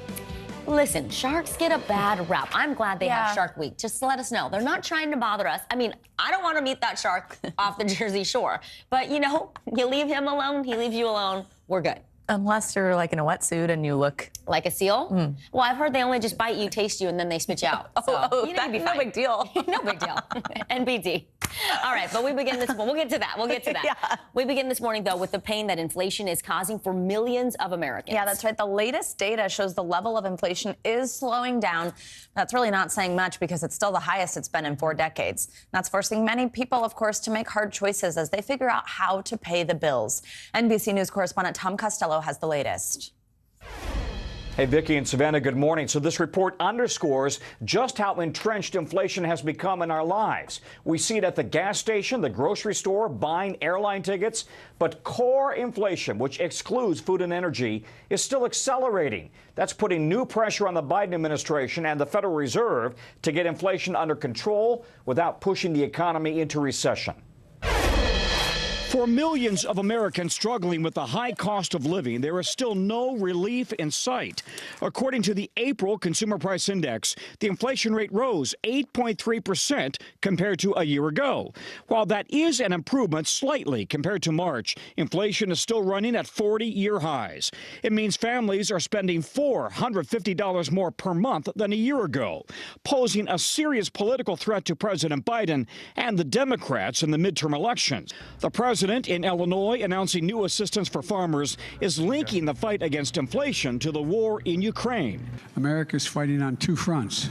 At home, it's inflation and rising prices. Abroad, it's helping Ukrainians defend their democracy. To rein in inflation, the Federal Reserve has raised interest rates twice so far this year, while trying to avoid an economic downturn. It's the very fine line it has to walk right now, so it's got to be very careful that it can tamp inflation down without sending the economy into a recession. Among the biggest drivers of inflation, housing up more than 5% in a year. Food up almost 10% compared to a year ago. I'm only buying what I could buy on sale. The soaring cost of groceries is forcing more Americans to rely on food banks. In Plano, Texas, demand for meals is at its highest level in a year. People are having to make those hard choices between paying for food, paying for housing, paying for medical costs. Gas prices did decline slightly in April, but the average for a gallon of gas on Wednesday, $4.40 a gallon. Airfares are up a whopping 18.6%, the largest monthly increase in nearly 60 years. That's leaving travelers with sticker shock, including Morgan Finkel, who recently booked a flight to Utah for a friend's bachelorette party next month. We're really surprised and shocked when we first saw the price of the flights. So we just sucked it up and just ended up spending a lot more for that specific flight. The supply chain crisis still not improving, with Chinese cities still dealing with COVID outbreaks and lockdowns. However, used car prices did fall for the third month in a row. That is a small glimmer of good news that inflation may have peaked last month. We'll have to see. Guys, back to you. All right, Tom Costello, thank you. A push to pass a law to protect abortion rights predictably fell short in the Senate yesterday. Every Republican, along with Democrat Joe Manchin, voted against the bill. Now, this is just the latest fallout from that leaked draft Supreme Court decision appearing to strike down Roe versus Wade. NBC News senior congressional correspondent Garrett Haake joins us now from Washington with the very latest. Garrett, how did it all go down?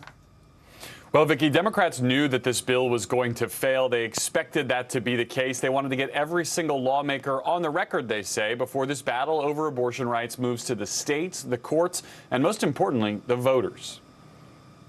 I can count fingers. The Senate on Wednesday blocking the Women's Health Protection Act, an urgent priority for abortion rights supporters, following that leak of a draft opinion that could overturn Roe versus Wade. We are watching the Supreme Court prepare to drag this country backward by half a century.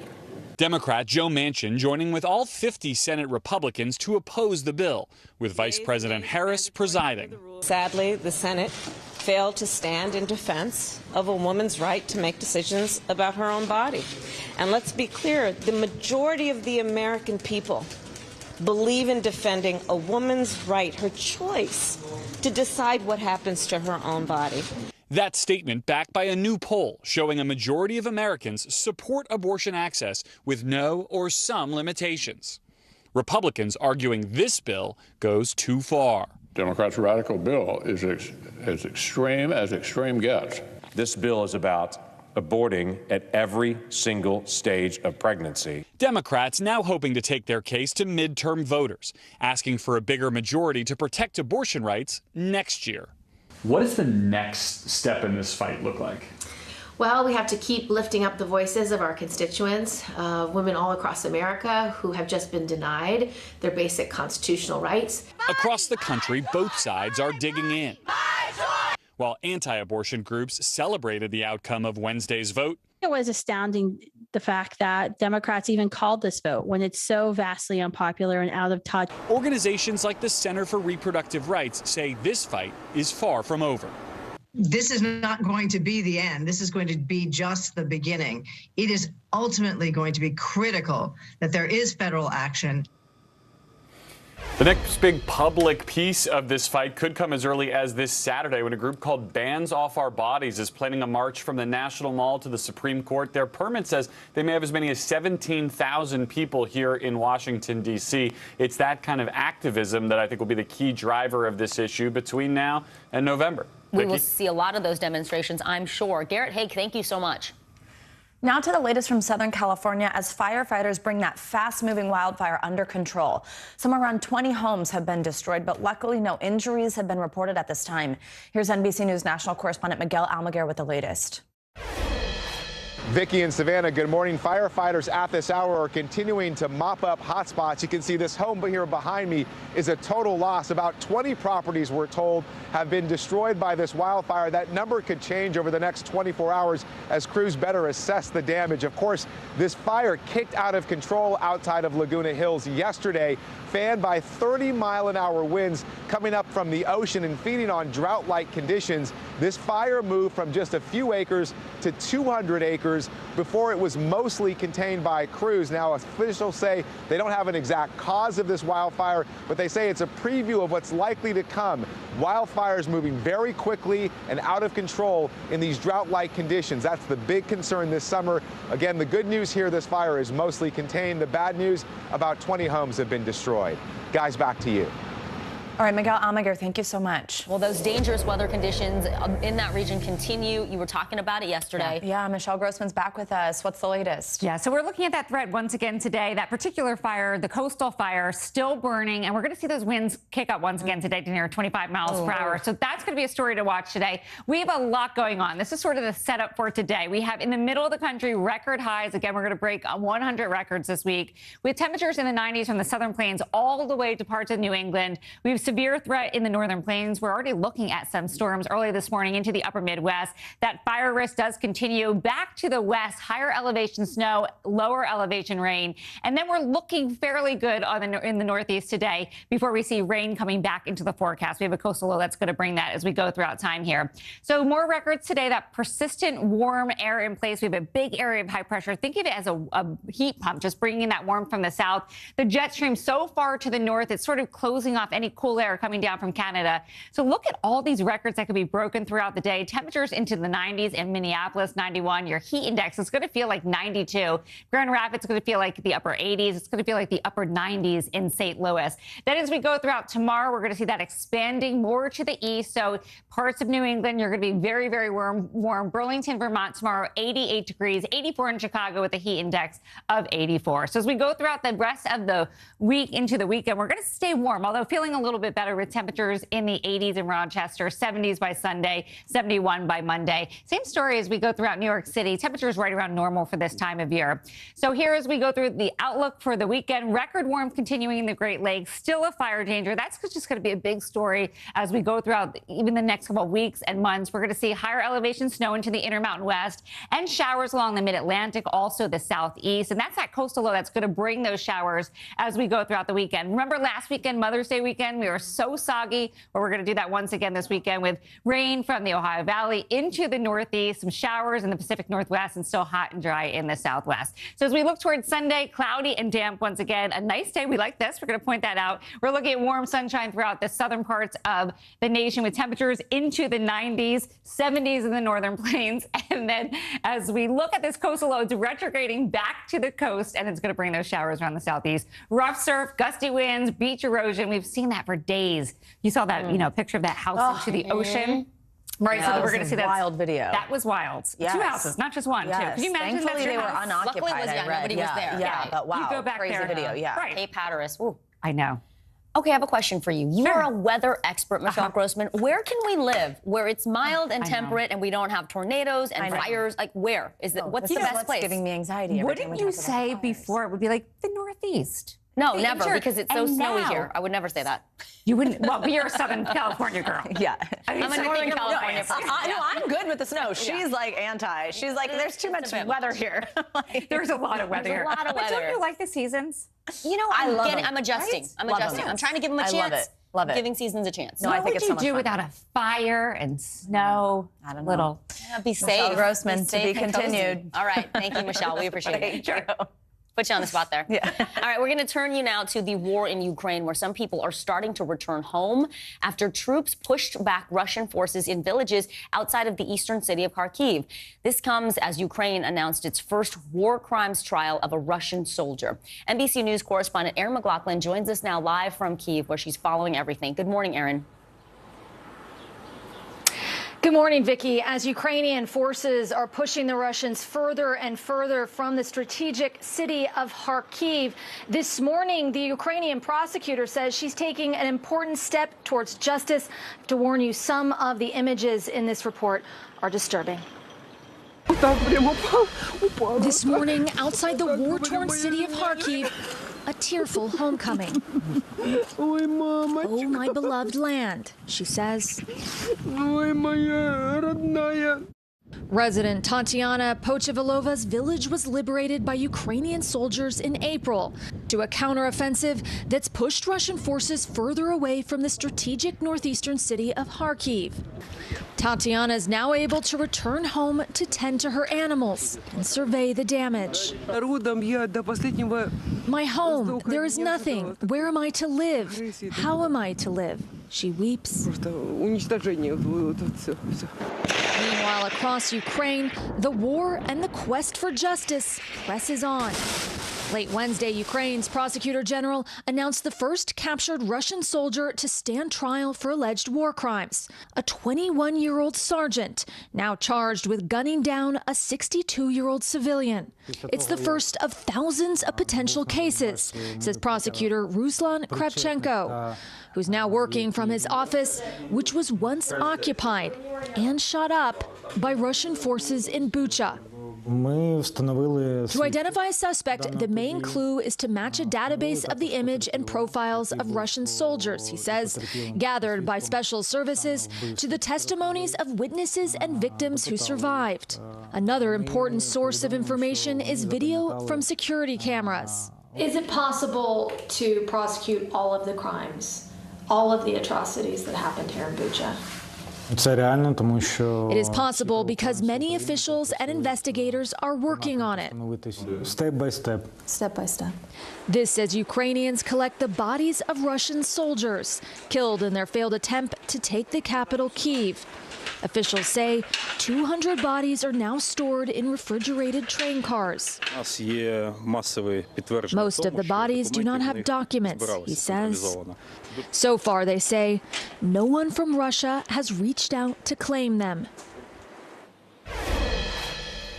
This morning, the leaders of Finland announced Finland's intention to join the NATO alliance, which, if granted and goes through, would effectively double the alliance's border with Russia. When pressed in questioning yesterday, the Finnish president said that this is Putin's fault and that Putin should look in the mirror. Vicki? Powerful story, Aaron. Thank you for bringing us these stories of these folks really coming back to their homes and having to grapple with what's happened. Hard to watch. So important. Let's now bring in Jason Beardsley. He's the National Executive Director of the Association of the Navy. Jason, thanks for being with us. So I want to follow up on a lot of stuff we just heard there in Aaron's report. Let's start with the possibility of Finland joining NATO. As Aaron just mentioned, it doubles essentially the alliance's border with Russia, 800 miles of it along Finland. But this potential move, no surprise, has the Kremlin calling it a threat and says it will be, quote, forced to take military retaliatory steps. What could that be? Are you concerned this decision could threaten European security? And what does this mean for Finland? I mean, they're obviously wanting to do this because they want security, but what do they do when they hear something like that? Yeah, I mean, this is sort of endemic of the mixed messaging we've seen from the beginning. At alternate times, we've talked about NATO being sort of aggressive and sort of drawing Putin into this conflict. And the White House hasn't really been clear about where they should stand with that. Finland increasing NATO's borders with Russia, that is obviously very provocative. Putin rattling his saber to say, hey, I'm going to react to that. That's also kind of very threatening in a way. But Putin's not quite in the position that I think he would have been before this conflict. And the West has kind of seen through this paper tiger. As Russia has been, in Ukraine for the last several months, they've shown that their military capabilities are very greatly reduced. And so for him to saber rattle at this stage is a little bit of theater. But I would recommend that right now the focus and the concentration for the West has got to be in ensuring that Ukraine has the best capabilities to defeat Russia, humiliate them on the ground in Ukraine now. That's the best way out of this. Talking about NATO expansion at this time, it's very administrative. It's a little bit of gesturing between nations. So I'm not necessarily opposed to it. NATO is going to get expedited on the process here, but it's really not the main focus of where we should be. Absolutely. So let's talk now about the focus, of course, Ukraine, what's happening on the ground. I want to ask you about these war crime trials, what we just heard in Aaron's report. So there is a specific trial of a specific Russian soldier accused of killing an unarmed civilian. I think when people hear that, it's like there's so much destruction, there's so much death, so much tragedy going on. How is it narrowed down to this one person? How is it prosecuted? What happens next? I mean, if you could explain some of that process to us, and then also just tell us, do you expect we'll see any real justice for this or the numerous alleged war crimes? Okay, well, it's very symbolic in this stage. Right now, the Ukrainians are trying to suggest, number one, the Russian army has acted horrendously. A lot of the atrocities that we've seen are not seen by professional militaries. The fact that they're going to put a soldier on trial will raise the stakes for everyone else who's involved in the fighting now to suggest that at the end of this, similar to what we saw in the war trials of the Nazis, that there will be trials and people will be held to justice. That's important because the law has got got to be implemented. Their soldiers on the ground have got Geneva Convention codes. They've got uniform codes of law that they are supposed to follow, and they have violated those excessively throughout this campaign. So what I think Ukraine is trying to do at this stage is set up the tone that those conscripts who are still in the fight have some sort of premonition that if they go wrong or if they continue to act as unprofessional soldiers, they will not be let go. They will have to pay the cost eventually. This is not easy to do. The prosecutions are not simple, and identification and forensic sort of evidence, that's all kind of gone in a war. So the point is, every time they roll through a city and there are bodies laying out on the street or bodies unclaimed or the wrong thing has been done in war, they need to be given a warning shot. That's part of what you're seeing now. I also want to get your view on the state of peace talks. So yesterday, President Zelensky appeared to show some frustration. Here's what he said, quote, "The possibility to negotiate disappears with each new Bucha, each new Mariupol," of course, referencing these cities that have essentially been leveled. With everything that's going on, do you think there's any hope of jump-starting these talks? I mean, how can middle ground be found? No, I think we've seen Vladimir Putin say he is in this until his army is defeated or he can eke out some sort of victory. So I think President Zelensky knows this. He's got to be frustrated because he was willing to get to the table early, but it's very clear that Vladimir Putin has thrown his army all the way into this gambit. So for Zelensky, again, this is really about combining your arms, getting the tactical methodology on the ground, combined with a strategy. You've got to defeat and hand Russia a humiliation on the battlefield now in the eastern province, in Donbass. You've got the United States artillery equipment that outranges the guns of the Russians. So right now is the time to focus that effort as much as possible and defeat them on every front. They're doing a pretty good job of that, but that's the only way out of this. Jason Beardsley, such good information and answers to our questions this morning. Thank you so much for your time. Bet. Now, coming up, could a severe case of COVID increase your risk of developing a condition like dementia or bipolar disorder? We've got the surprising findings of a new study after the break. Stick with us.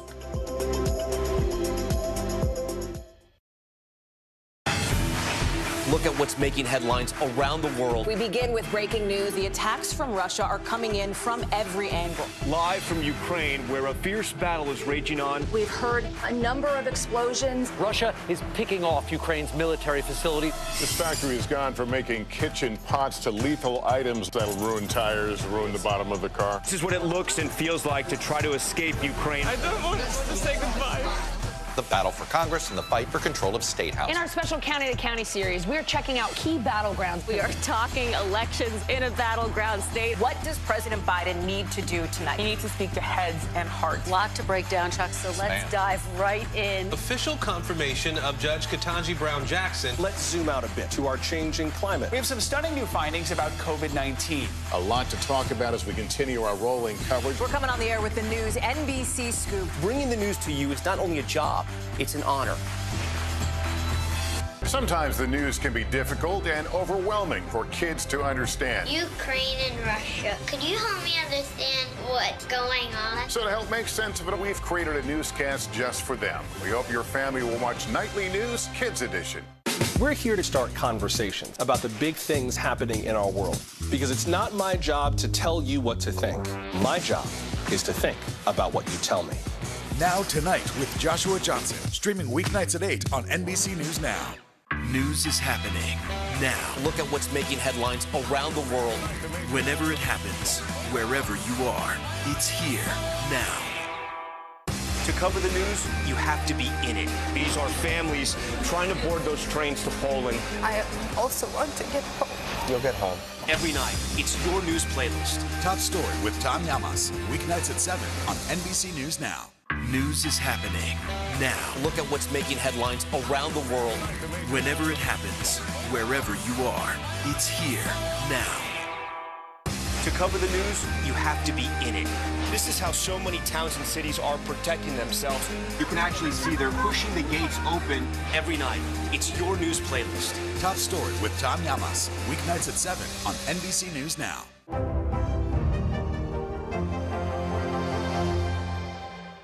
These days, it feels like the news never stops. So let's get into it. What's happening right now, what it all means for you for an hour every day. It can be hard to keep up, so let's get started together. Hallie Jackson Now, weekdays at 5 on NBC News Now.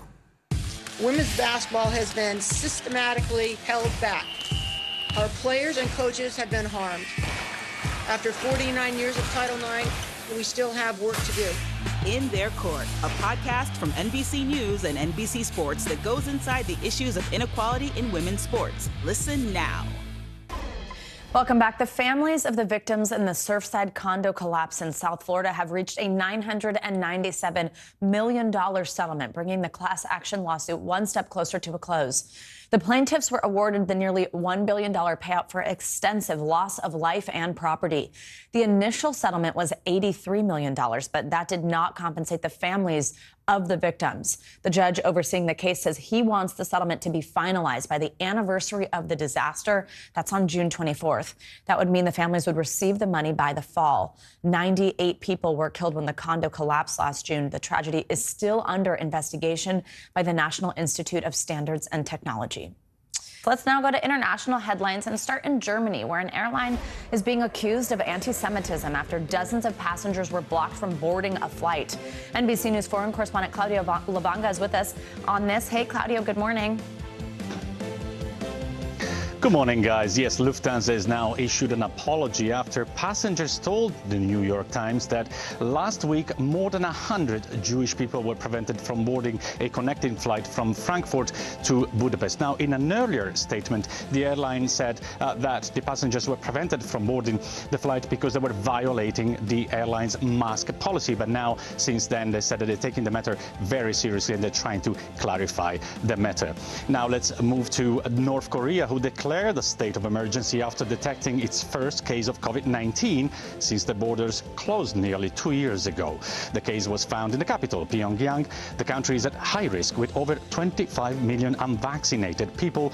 Kim Jong-un held a response meeting ordering a strict lockdown nationwide and to mobilize medical supplies. Lastly, Google Translate has added 24 new languages spoken by over 300 million people worldwide. 10 of the new languages are from Africa, including Lingala, a Bantu language spoken in Congo. The tech giant says this is part of a continued effort to expand its platform to languages that are underrepresented. And these new additions bring to 133 the languages that are now available on that platform, guys. All right, that's pretty neat. Claudio, thank you so much. And coming up, a new health warning this morning as many of us head to the great outdoors this summer. How a tick bite that's not only painful could cause a life-threatening allergy to red meat. We'll explain this next.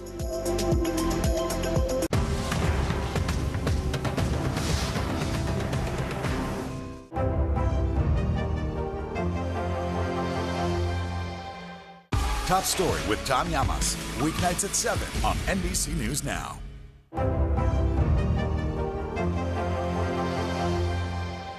Sometimes the news can be difficult and overwhelming for kids to understand. Ukraine and Russia. Could you help me understand what's going on? So to help make sense of it, we've created a newscast just for them. We hope your family will watch Nightly News Kids Edition.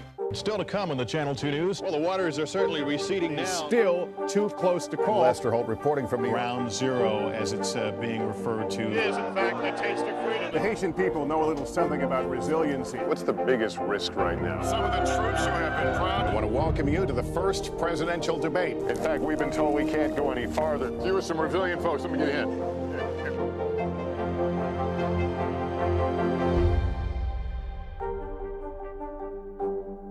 Good morning, everybody. Welcome to Today. Future's looking bright.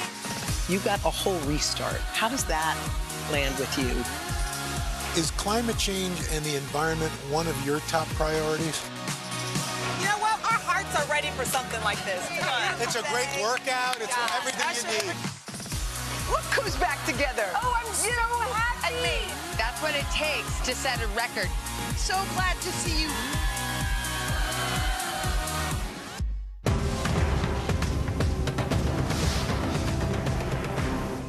Now Tonight with Joshua Johnson, streaming weeknights at 8 on NBC News Now. Top Story with Tom Llamas, weeknights at 7 on NBC News Now. News is happening now. Look at what's making headlines around the world. Whenever it happens, wherever you are, it's here now. We're back with a new report shedding light on the disturbing treatment of Native Americans at boarding schools in the U.S.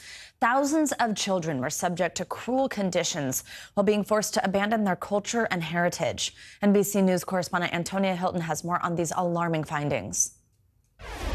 The report is a damning reckoning of America's dark past. The U.S. government acknowledging it intentionally targeted tens of thousands of indigenous children, sending them to boarding schools where they were forced to change their names and punished for speaking their languages, a policy the report calls traumatic and violent. The findings announced by Deb Holland, who is Laguna Pueblo and the first Native American cabinet secretary. Her grandparents were forced to attend the schools. I am here because my ancestors persevered, and the work we will do with the Federal Indian Boarding School Initiative will have a transformational impact on the generations who follow. The report found the U.S. operated or supported 408 boarding schools in 37 states from 1819 to 1969, the highest concentration in Oklahoma, Arizona, and New Mexico. There was rampant physical, sexual, and emotional abuse, disease, malnourishment, overcrowding, and a lack of health care. Children who broke the rules were disciplined with corporal punishment, such as solitary confinement, flogging, withholding food, whipping, slapping, and cuffing. The investigation has already determined hundreds of children died, but that number is expected to exponentially rise as more schools are studied. At least 53 burial sites have been found, some marked, some unmarked. Our children deserve to be brought home. You gotta admit that it happened. Last year, I met Fred Kiogma, who was sent to Holy Childhood of Jesus boarding school in Harbor Springs, Michigan. The memories still haunt him, getting locked in a freezing closet, once forced to eat another child's vomit. How have you been able to heal? I don't know if I've been able to heal. Holy Childhood never responded to NBC News' multiple requests for comment. I think it's actually way overdue. Fred told me the report is a good first step. It now can put to rest a lot of the people that came up missing, that went to school and never came home. But there's been no formal apology from the U.S. government. The investigation will continue, trying to piece together the total number of students who attended the schools and identifying the remains found at burial sites. Many questions remain unanswered. Antonia Hilton, NBC News. World leaders are coming together this morning virtually for the second ever COVID-19 summit. We're expecting to hear from President Biden as countries work to deal with COVID globally. Now, closer to home, cases continue to add up as the number of positive tests reported have gone up for the last several weeks. But a new poll suggests that not many Americans are too concerned. Dr. Sy, thanks so much for being back with us. So I want to get to what I was asking about just a moment ago, this Gallup poll. Only about 31% of Americans say they're either very or somewhat worried about getting COVID, which I do think makes some sense given the state that we're at in the pandemic. But what do you make of that number and how low it is? Great. Thanks for having me. Great to be with you. I think there are a couple of takeaways from that Gallup poll. First, it shows a degree of confidence in where we are in the pandemic, that we have reliable vaccines, we have therapeutics like Paxlovid, Evusheld to help prevent COVID infection. So one, it reflects a degree of confidence in the tools that we have in the pandemic toolkit. Secondly, though, the Gallup survey was performed about a month ago when cases in the U.S. were still declining. And my concern is that if we look too reliably at the older polling data, that it may be lagging where the current sentiment is on the ground, with cases rising, especially in the Northeast, with over 80,000 cases and over 50% increase in case growth over the last 2 weeks. The third part of that Gallup poll I think is really interesting is that it shows that 50% of Americans, despite 1/3 not being concerned, are still wearing masks outside. And so it shows that a degree of caution is still important as we're still not out of the woods yet. Doctor, I now want to ask you about a new British study. We teased this just a moment ago that focuses on severe COVID and something sort of scary. It found that people who have severe cases are at a higher risk of developing something like dementia or bipolar disorder. Explain to us a little bit more about what this study is finding and how common something like that would be. Yeah, this study looked at over 8 million individuals in England. And what's important is it didn't just compare individuals with COVID infection to patients without any COVID infection. They also looked at a third group of patients who had severe acute respiratory infections, so non-COVID upper respiratory infections. And what was most interesting about the study is that while there was an increase in neuropsychiatric disorders such as depression, anxiety, and dementia following severe COVID infections, was also there for severe non-COVID respiratory infections. So the key take home from this is that any severe upper respiratory infection, likely of viral origin, can lead to these higher rates of dementia and anxiety. But there was not a difference between the COVID and non-COVID respiratory infection cases. So what's more important may be the overall disease, the severity of the illness, as opposed to the infectious agent itself. Having said all that, I still think it's incredibly important to still dedicate the resources to study the consequences of long COVID in of itself, but also as part of a broader spectrum of severe respiratory infections that can really alter people's lives in the long term. Absolutely. Dr. Thomas, important information there. Thank you so much for joining us this morning. Now, a serious health warning of a different kind this morning. We've heard the concerns about tick bites leading to Lyme disease, but now health experts say a single bite from one type of tick could have a major impact on your life and your diet. NBC News correspondent Morgan Chesky is in Dallas this morning with more on this. Hey, Morgan, good morning. What do people need to know? Hey, Savannah, good morning. Doctors say this all starts with the Lone Star tick, which can be found in wooded areas similar to this one from Texas all the way up to Maine. And believe it or not, a single bite is enough, doctors say, to cause some people to have a severe allergy to red meat.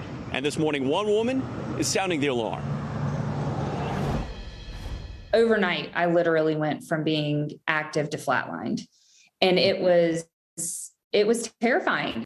For Candace Mathis, the fear was twofold. Her blood pressure dropped, her stomach in painful distress. Worst of all, the mother of three had absolutely no idea why. It was very unnerving and overwhelming. For 15 years, she suffered before one doctor finally found the cause. A single bite from a Lone Star tick, giving Candace alpha-gal syndrome. The condition not just painful, but dangerous too, causing a food allergy to red meat and other foods. A summer barbecue with hot dogs and hamburgers could be absolutely life-threatening. And not just if you eat it. You walk into a restaurant, someone's cooking bacon or a steak, that could be enough. Yes, absolutely. I've gone anaphylactic within 10 minutes of inhaling the fumes of mammalian meat or dairy cooking. Scientists believe when a Lone Star tick bites an animal, it ingests a sugar called alpha-gal, which is also found in red meat and some dairy products. Ticks can then transfer it to humans. Some can develop severe symptoms. It was the mystery ailment best-selling author John Grisham opened up about when he first experienced symptoms back in 2002. Writing, his skin felt like it was on fire with hives. Dr. Scott Common says the number of patients diagnosed with this syndrome has increased in the past couple years. Adding symptoms can often vary. Looks like an inflamed, red, itchy welt almost at the site of the tick bite. People will say it's slow to heal. And occasionally they'll even say that if they have a reaction to eating beef or pork or lamb, that the site of the bite is the first place that itches them. If identified and treated correctly, symptoms can still persist for up to 3 to 5 years. But for Candace, it's brought a permanent lifestyle shift. I've chosen to step into a space of focusing on the joyful times, and you just have to take baby steps. Doctors say this all starts with awareness, knowing where these ticks live in brushy, wooded areas. And if you are going to be outdoors, wear light-colored clothing, making the ticks easier to detect. Wear a chemical repellent that includes DEET. And doctors say if you think you or a loved one has been bitten, contact your doctor and get a blood test. Yes. Savannah? Yeah, really important. I had an American dog tick once and found out from a blood test I had Rocky Mountain spotted fever and was able to treat it right away. So important. Great tips there, Morgan. Thank you so much. Now it's time for Climate Control, our weekly series on environmental headlines and solutions, importantly. First up, a new study calculates the odds of the world meeting the standards set out in the Paris Agreement. Plus, a new website is using satellites and AI to track plastic in the ocean back to its source. NBC's meteorologist Bill Cairns has more. We start our climate control tour with the Paris Agreement. You remember that 2016 legally binding accord that's hoping to keep the world's temperature below 2 degrees Celsius rise, and if possible, maybe even that 1.5 degrees Celsius rise? Well, those numbers are in big trouble. The World Meteorological Organization, the WMO, this week said the odds of reaching that 1.5 degrees Celsius in the next 5 years is all the way up to 50% now.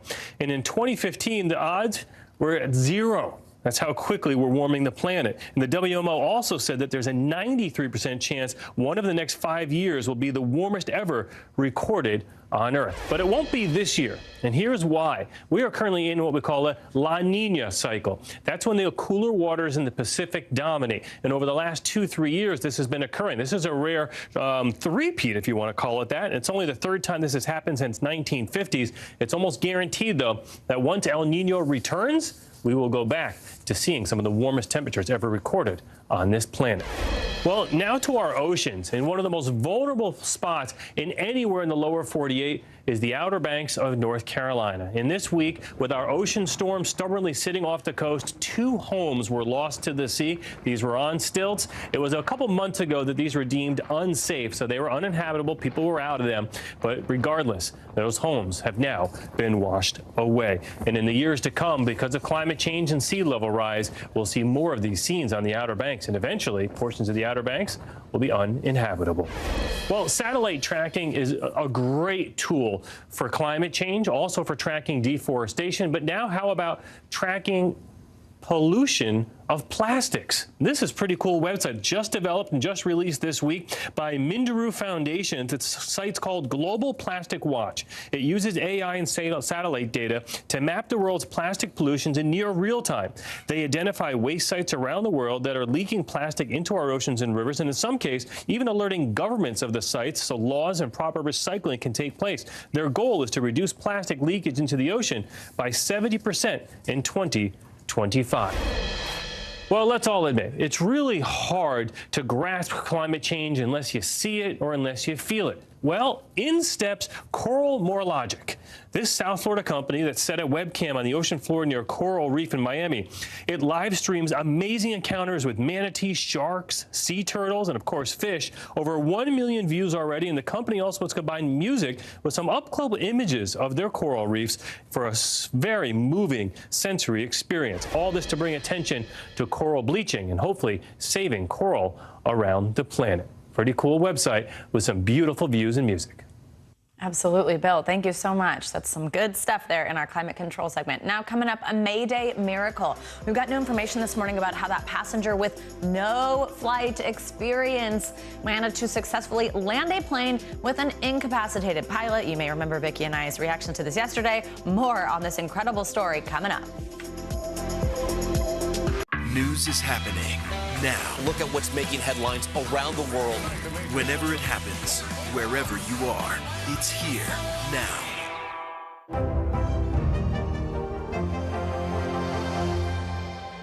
We'll meet Ukrainians who are defending their country one block at a time. When you were still in Kiev, could you hear the bombing? My name is Lester. Who's this?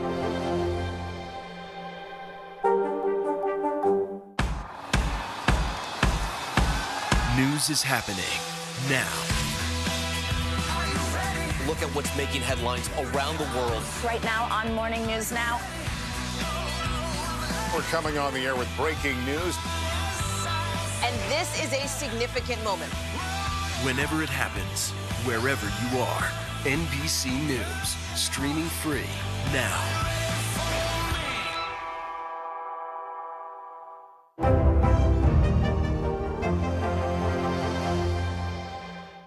When was the last time you made space to listen to somebody?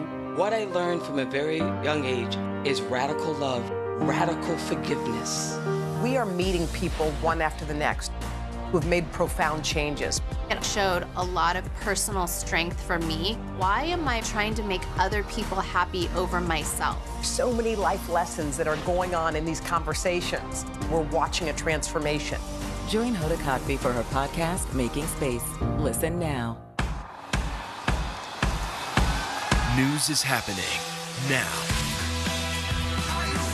Look at what's making headlines around the world. Right now on Morning News Now. We're coming on the air with breaking news. And this is a significant moment. Whenever it happens, wherever you are, NBC News, streaming free now. Women's basketball has been systematically held back. After 49 years of Title IX, we still have work to do. In Their Court, a podcast from NBC News and NBC Sports that goes inside the issues of inequality in women's sports. Listen now.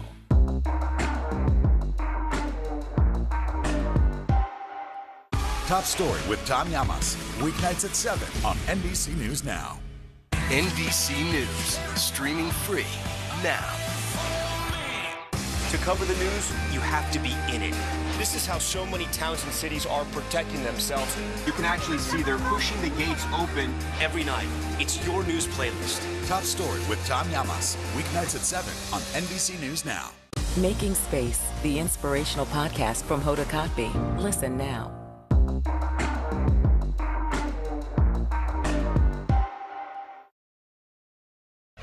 We have more now on that remarkable plane landing in Florida. A passenger on board a small single-engine Cessna was forced to take over control of the aircraft after the pilot fell unconscious mid-flight. Miraculously, an air traffic controller was able to talk the passenger, who had no flight experience, through the landing. NBC News senior national correspondent Carrie Sanders caught up with that man, who is now being praised as a hero. Carrie, I hope you gave this man the pin with the wings. This is incredible. This is such an amazing story. I don't think we will ever see something like this again. This is the sort of plane that they were in. It's a Cessna 208. Let me take you up into the cockpit. Sometimes this plane is called a caravan. So I'm going to get you up here into the cockpit where the emergency happened. So the pilot is here and he's slumped over. The plane is in a nosedive. The plane's going down.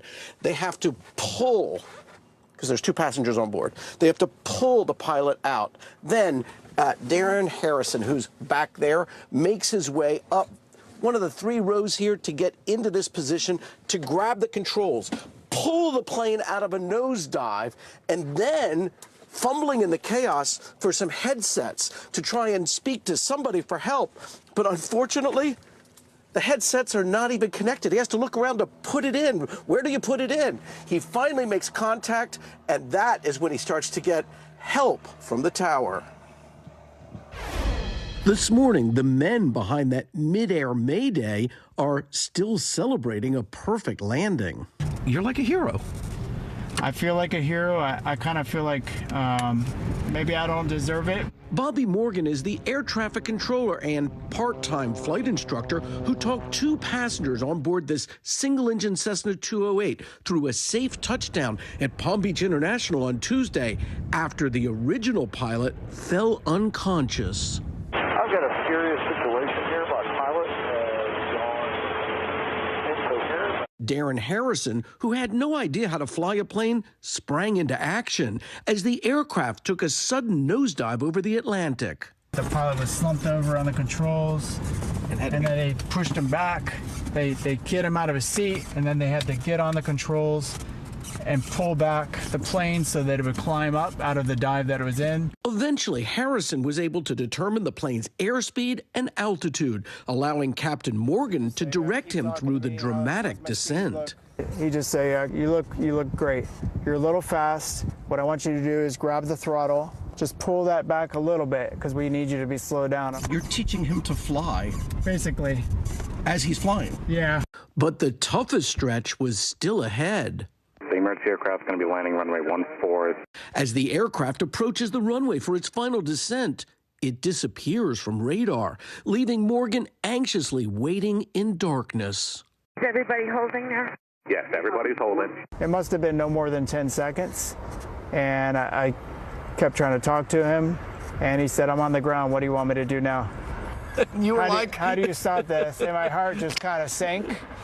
And I was like, just thinking, thank God. Did you say the passengers landed the airplane? That's correct. Oh my gosh, yeah, no, great job. What a student.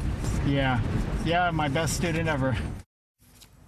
Oh my goodness, Carrie, what a story. Thank you, by the way, for your demonstration of everything that happened. I love seeing you could have pulled this off, apparently. So now, Carrie, Palm Beach International is such a busy airport. Was there any concern about sending the passenger pilot into this high area of traffic? I mean, other planes coming, landing, going, the runway? Well, exactly. They initially thought, this is Captain Morgan looking at the area saying, well, maybe we should bring him into Boca Raton. He can come in there. But then he thought about it, and this is how calm everybody was. He thought it through and said, wait a second, if we bring him into Palm Beach International Airport, it's a longer runway, it's a wider runway, and there is more rescue support there with the paramedics, with the fire trucks that they have there. And so none of that was needed. What a remarkable ending. And imagine this now. He's at the controls. He's never flown a plane. He's doing it all in flip-flops because he was making his way back from the Bahamas where he'd been fishing. And Darren told Captain Morgan that he absolutely had a really important reason to get home and to survive all of this, not only for life, but because his wife is pregnant. Oh my gosh, Carrie, the cherry on top. Savannah and I were watching with our mouths agape yesterday. Yeah, the whole I know. We were like, you should put a box on. We were like this. It was incredible. So much smart thinking and smart actions by everyone, from air traffic control to the pilot, the student turned pilot. Everybody was calm. Incredible. Imagine this. He was calm. Captain Morgan was calm. And you're wondering yourself, well, what does Darren do that he was so calm? I mean, is he like a heart surgeon or something? Turns out he is the vice president of an interior design company. I do not know the pressures of interior design, but this guy is makes one very cool zen cucumber. spaces that he spends a lot of time in. All right, Carrie, thank you so much. Captain Morgan, by the way, love that. All right, Carrie, thank you. Coming up, fighting back against hate crimes. My exclusive interview with the top NYPD cop tasked with helping the Big Apple's Asian community feel safer on the streets. Plus, a 1,000-pound great white shark spotted stalking the East Coast. That's up next. To cover the news, you have to be in it. This is how so many towns and cities are protecting themselves. You can actually see they're pushing the gates open every night. It's your news playlist. Top Story with Tom Llamas, weeknights at 7 on NBC News Now. News is happening now. Look at what's making headlines around the world. Right now on Morning News Now. We're coming on the air with breaking news. And this is a significant moment. Whenever it happens, wherever you are, NBC News, streaming free now. To cover the news, you have to be in it. This is how so many towns and cities are protecting themselves. You can actually see they're pushing the gates open every night. It's your news playlist. Top Story with Tom Llamas, weeknights at 7 on NBC News Now. Good morning, everybody. Welcome to Today. Future's looking bright. You got a whole restart. How does that land with you? Is climate change and the environment one of your top priorities? You know what? Our hearts are ready for something like this. Come on. It's a great workout. It's everything you need. What comes back together? Oh, I'm so happy. And me. That's what it takes to set a record. So glad to see you. NBC News, streaming free now. We're here to start conversations about the big things happening in our world, because it's not my job to tell you what to think. My job is to think about what you tell me. Now Tonight with Joshua Johnson, streaming weeknights at 8 on NBC News Now. Live from Ukraine, from Mayfield, Kentucky, from Waukesha, Wisconsin. To cover the news, you have to be in it. This is how so many towns and cities are protecting themselves. You can actually see they're pushing the gates open. I also want to get home. You'll get home. You'll get home. Do you remember any tornado as bad as this one? You look at this and you're thinking, we're not going to have power for weeks, if not months. Exactly. Every night, it's your news playlist. Top Story with Tom Llamas, weeknights at 7 on NBC News Now.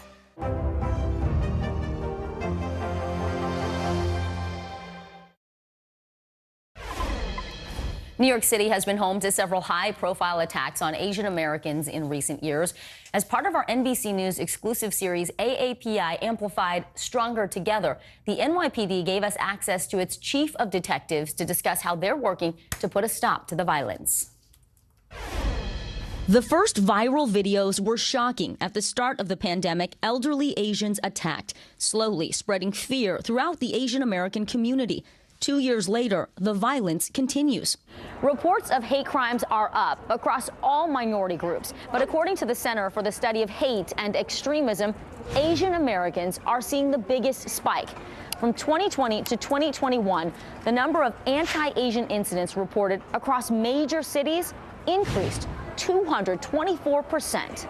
New York City making national headlines for brutal crimes against Asians. NYPD's chief of detectives, James Essig, leads the department's 4,000 detectives, including the Hate Crime Task Force, which is now under new leadership. He met us for an exclusive interview in Chinatown, just blocks away from where 35-year-old Christina Yuna Lee was followed home and murdered.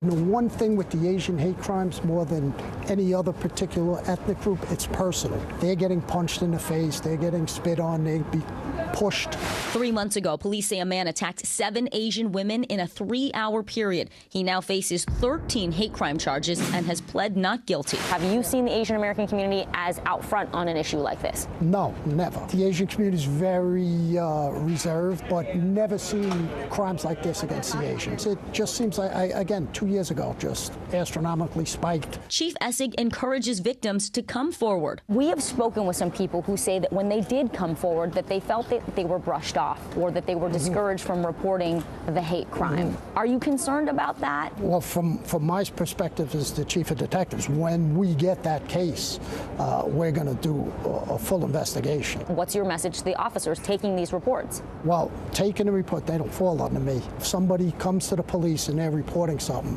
we have to take everything serious, and especially a hate crime. If that's the case, then we have to do a hell of a lot better job.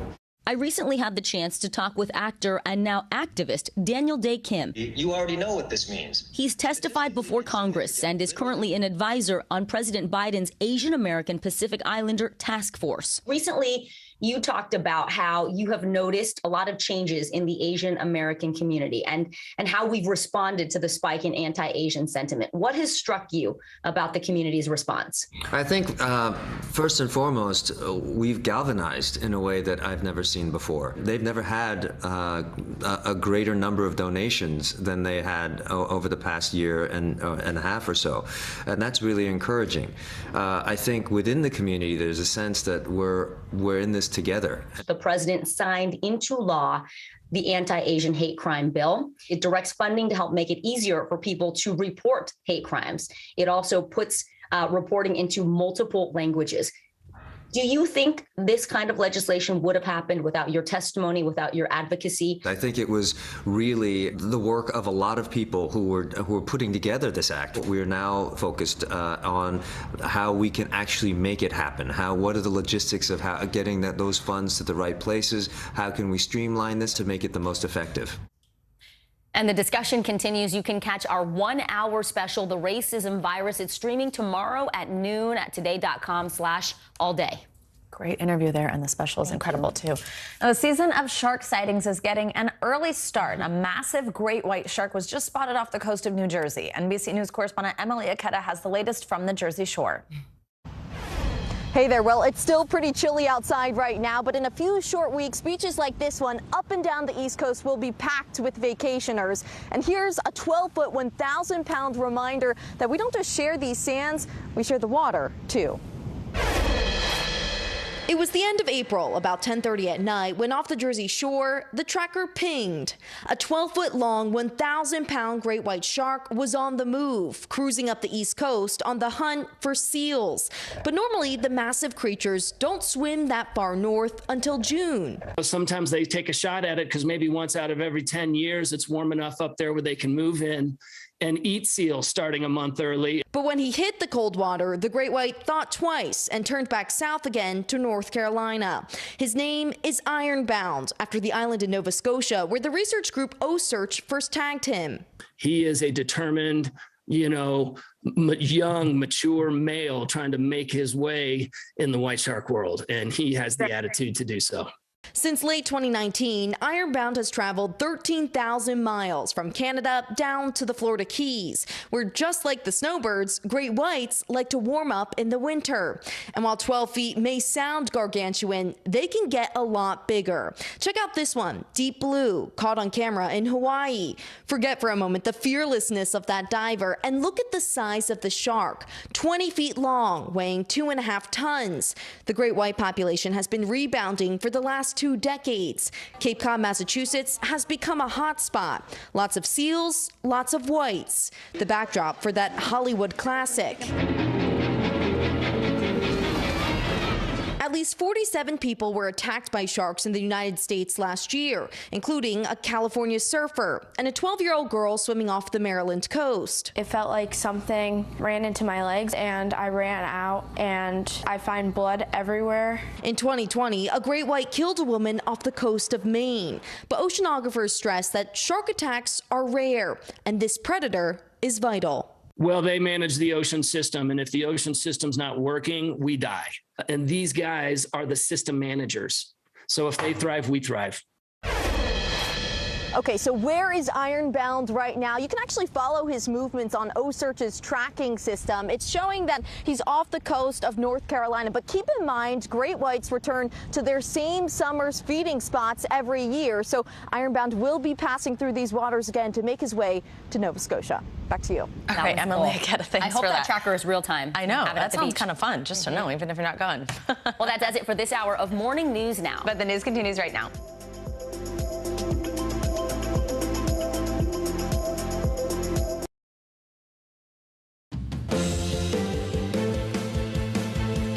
On NBC News Now, the surge. It's costing millions of Americans more to fill up nowadays. What experts are saying about how long sky-high gas prices are going to last. Breaking news, devastating attacks, Russia launching another round of strikes on Ukraine. We'll tell you about the areas that are hardest hit and what we're learning about who was targeted.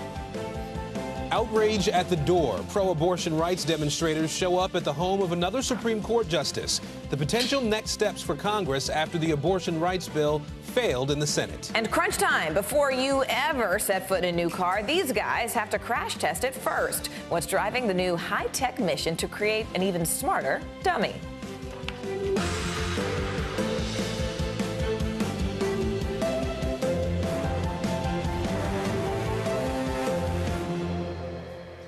And good Thursday, everybody. I'm Aaron Gilchrist in Washington. And I'm Morgan Radford in New York. Thank you so much for joining us. We begin right now with inflation in America and gas prices breaking yet another record. The cost of a gallon of regular just hit $4.41, which is 32 cents higher than this time last month. Now, rising fuel costs are driving the price of pretty much everything up higher. New data showing producer prices at the wholesale level rose 11% over the past year and 0.5% in April alone. Meanwhile, weekly jobless claims didn't change much, totaling 203,000, an increase of 1,000 from the previous week. We are going to dig into all those numbers for you and what they mean for you with CNBC's Dom Chu in just a moment here. Let's begin, though, with NBC News correspondent Ellison Barber. She is in Georgia, where drivers in some cities there are paying 20 cents more per gallon than last week. Allison, I talked to my mom down there in Atlanta. She has parked her SUV and just left it in the driveway. How are folks there dealing with this harsh new reality of gas prices? Know from your family that in Atlanta, public transportation is not an option for a lot of people. It's not the best in Atlanta when you go to most of the suburban communities, definitely in the rural communities. It's not an option at all. People that we have spoken to across the state, they are frustrated. They are worried about these prices. And for some of them, they say it is really upending their budgets. When we asked them who or what is to blame, their answers to that varied. Listen. Like, I'm supposed to be putting premium in my truck now, but I got to put regular in it, you know, and then that's throwing everything off because I can't afford premium. Do you have an option other than driving? I don't. I do not. It's my only transportation, and I've got a little one, so it's like I feel like all my gas is going, or all my money's going towards gas at this point. I want Biden out, period. Yeah. So we never had this with Trump. I know he was a ran his mouth a lot, but we never had these issues with him. So, was he the best president? Maybe not, but we never had these issues with him. I don't think Putin gonna let up, is he? Yeah, he doesn't stop. So maybe when he decides to stop, maybe we all can recover. We are already coming out of a pandemic and trying to survive that, and now you got this here. So it's like one thing after another.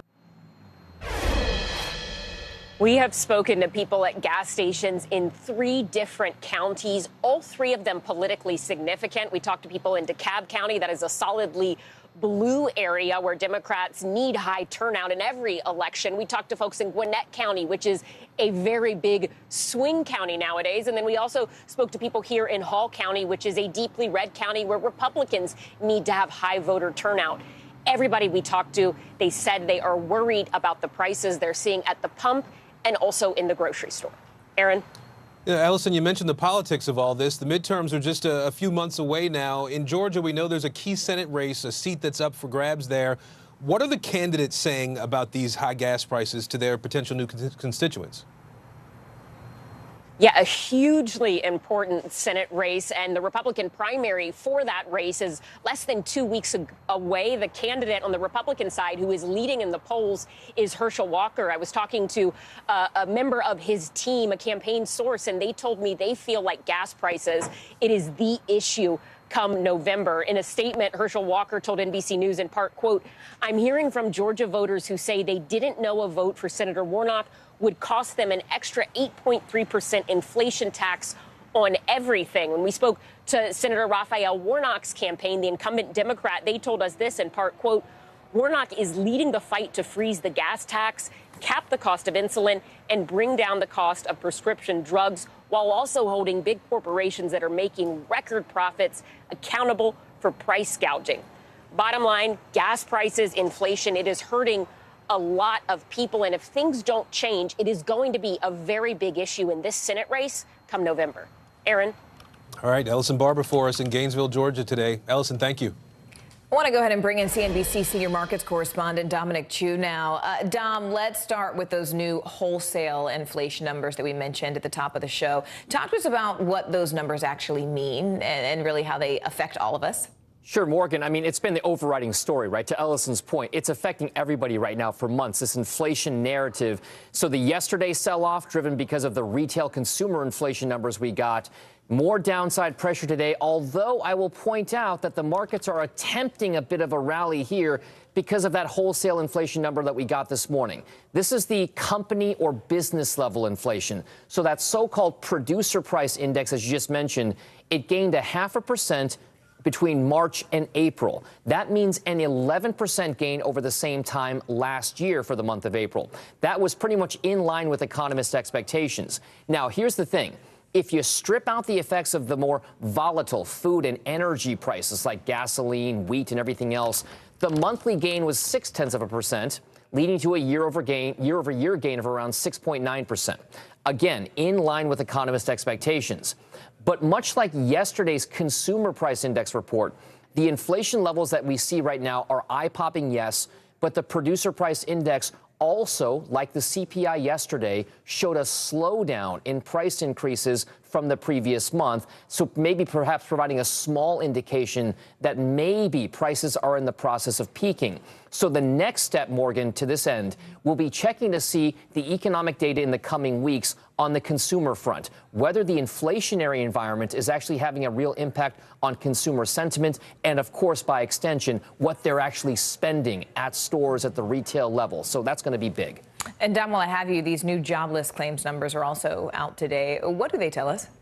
So what we got was a slight tick higher in weekly jobless claims. As you're seeing right there, 203,000 Americans filed for first-time unemployment benefits for the week ending May 7th. That's slightly, again, higher than also what economists were expecting.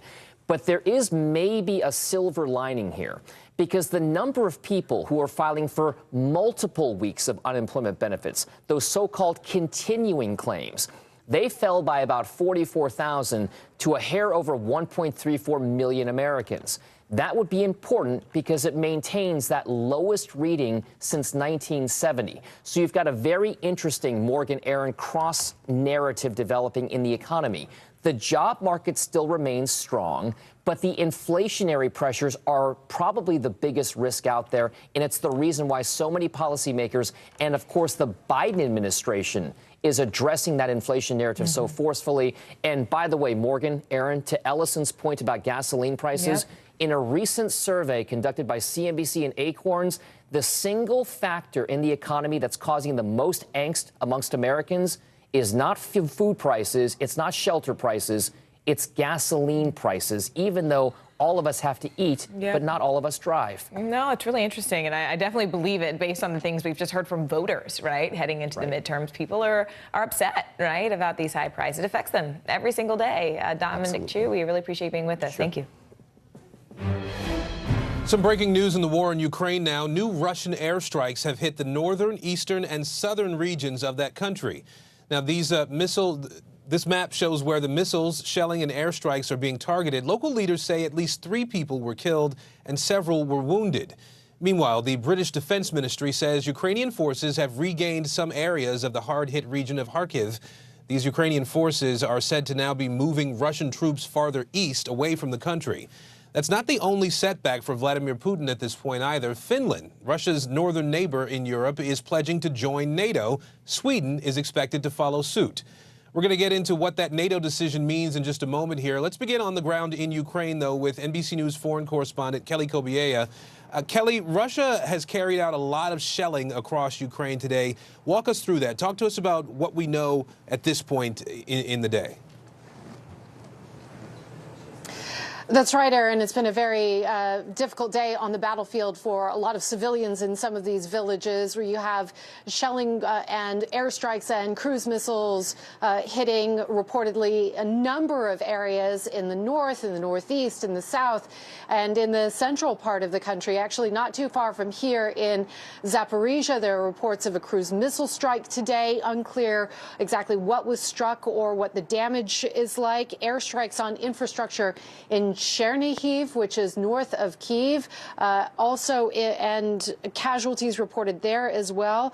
And in Sumy, which is also in the north, but a little bit farther east, there are reports from local officials in the Sumy area that heavy artillery shells were actually coming in from across the border in Russia. And finally, in an area that is seeing heavy fighting every single day in Luhansk, the governor there, Luhansk is in the eastern part in the Donbass. The governor there is saying there's no more critical infrastructure left there. He said there's no electricity, no water. He said the Russians are just shelling and flattening everything. Aaron? Yeah, Kelly, I want to ask you, too, about these reports that Ukraine's top prosecutor has said there are some plans to hold the first war crimes trial for a Russian soldier. What more are you learning about that? That's right. The Prosecutor General said this case involves a 21-year-old Russian soldier. According to the Prosecutor General's office, this incident happened 4 days into the war. They say that this 21-year-old was fleeing fleeing Ukrainian forces, essentially, with his unit, with members of his unit. That they had stolen a car. They were driving toward a village, and that one of the fellow soldiers allegedly saw a 62-year-old man on a bicycle and said, shoot him, he might report us to the Ukrainian forces, at which point this 21-year-old, again, according to the Prosecutor General's office, opened fire, killing that man just a few feet from his home. We have to stress that this is an indictment. There is no plea entered yet. And this, of course, is also a case where, we're talking about a soldier on foreign soil involved in war. So how this case proceeds now is a little bit unclear given the circumstances in this country. Aaron? All right, Kelly Kobiela for us in Ukraine today. Kelly, thank you. During a visit to Washington, the UK's defense secretary told reporters that in the long run, Vladimir Putin has lost the war. Secretary Ben Wallace said economic sanctions played a major factor in Russia's inability to capture more territory. NBC News global security reporter Dan DeLuce joins us now from Washington. Dan, good morning. First off, what role has the UK played in this war? I mean, what did Secretary Wallace say?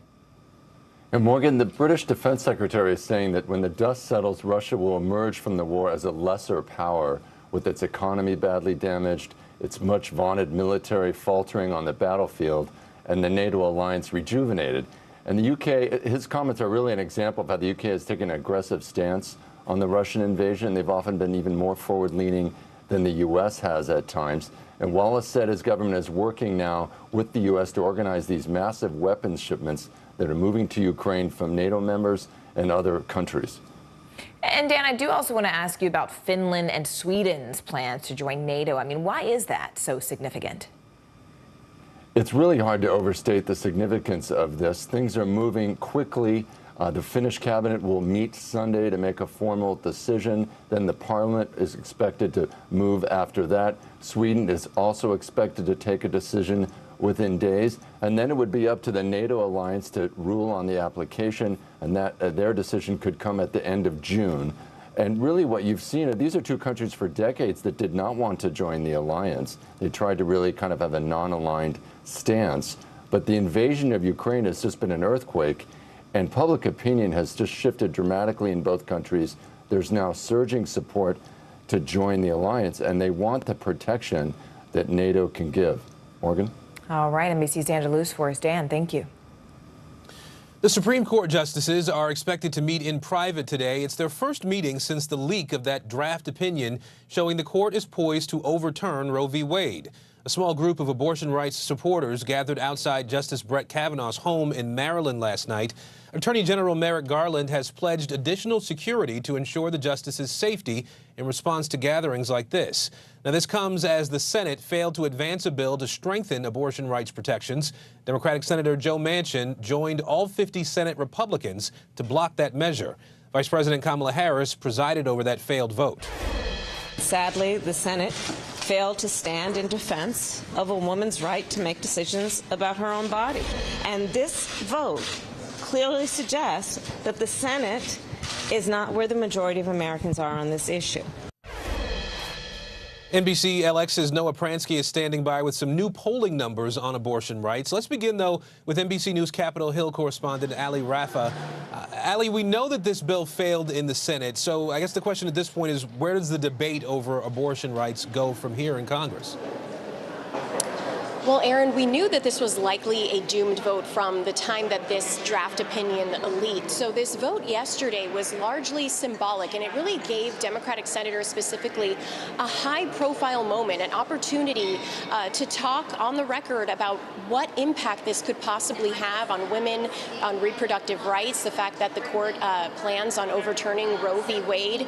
We heard several of them on the Senate floor yesterday, including Senate Majority Leader Chuck Schumer. Listen to what he had to say. We are going to continue to highlight this issue relentlessly and strongly between now and November because it is so important. The contrast is pretty obvious. Elect more MAGA Republicans if you want to see a nationwide abortion ban. Elect more pro-choice Democrats if you want to see the right to choose a woman's freedom available from one end of the country to the other. And we heard from Vice President Kamala Harris as well after this vote. She reiterated Schumer's message, and she said that this vote is reflective of how different in stances the Senate stands from the majority of American people who stand with pro-choice, with being in favor of abortion rights, reproductive rights.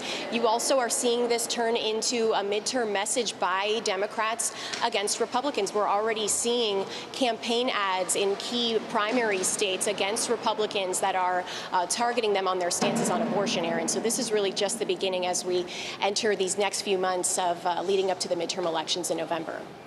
Yeah, Ali, I want to talk, too, about those protests, the protests we've seen recently outside some justices' homes. Obviously, this stems from that leaked draft opinion on Roe v. Wade. You're there on the Hill. What are you hearing on the Hill about these protests?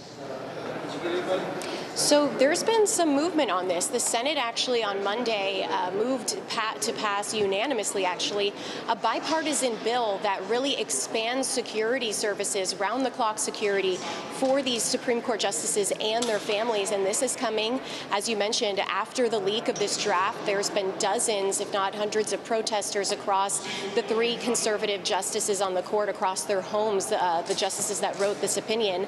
And now there's controversy over what else should be done. You have Arkansas Republican Senator Tom Cotton calling for more. He's saying that these, what he calls, he is calling them left-wing mobs to be arrested and prosecuted by the Justice Department. He even wrote a letter to the Attorney General Merrick Garland saying that if such actions aren't taken, he would consider impeachment proceedings.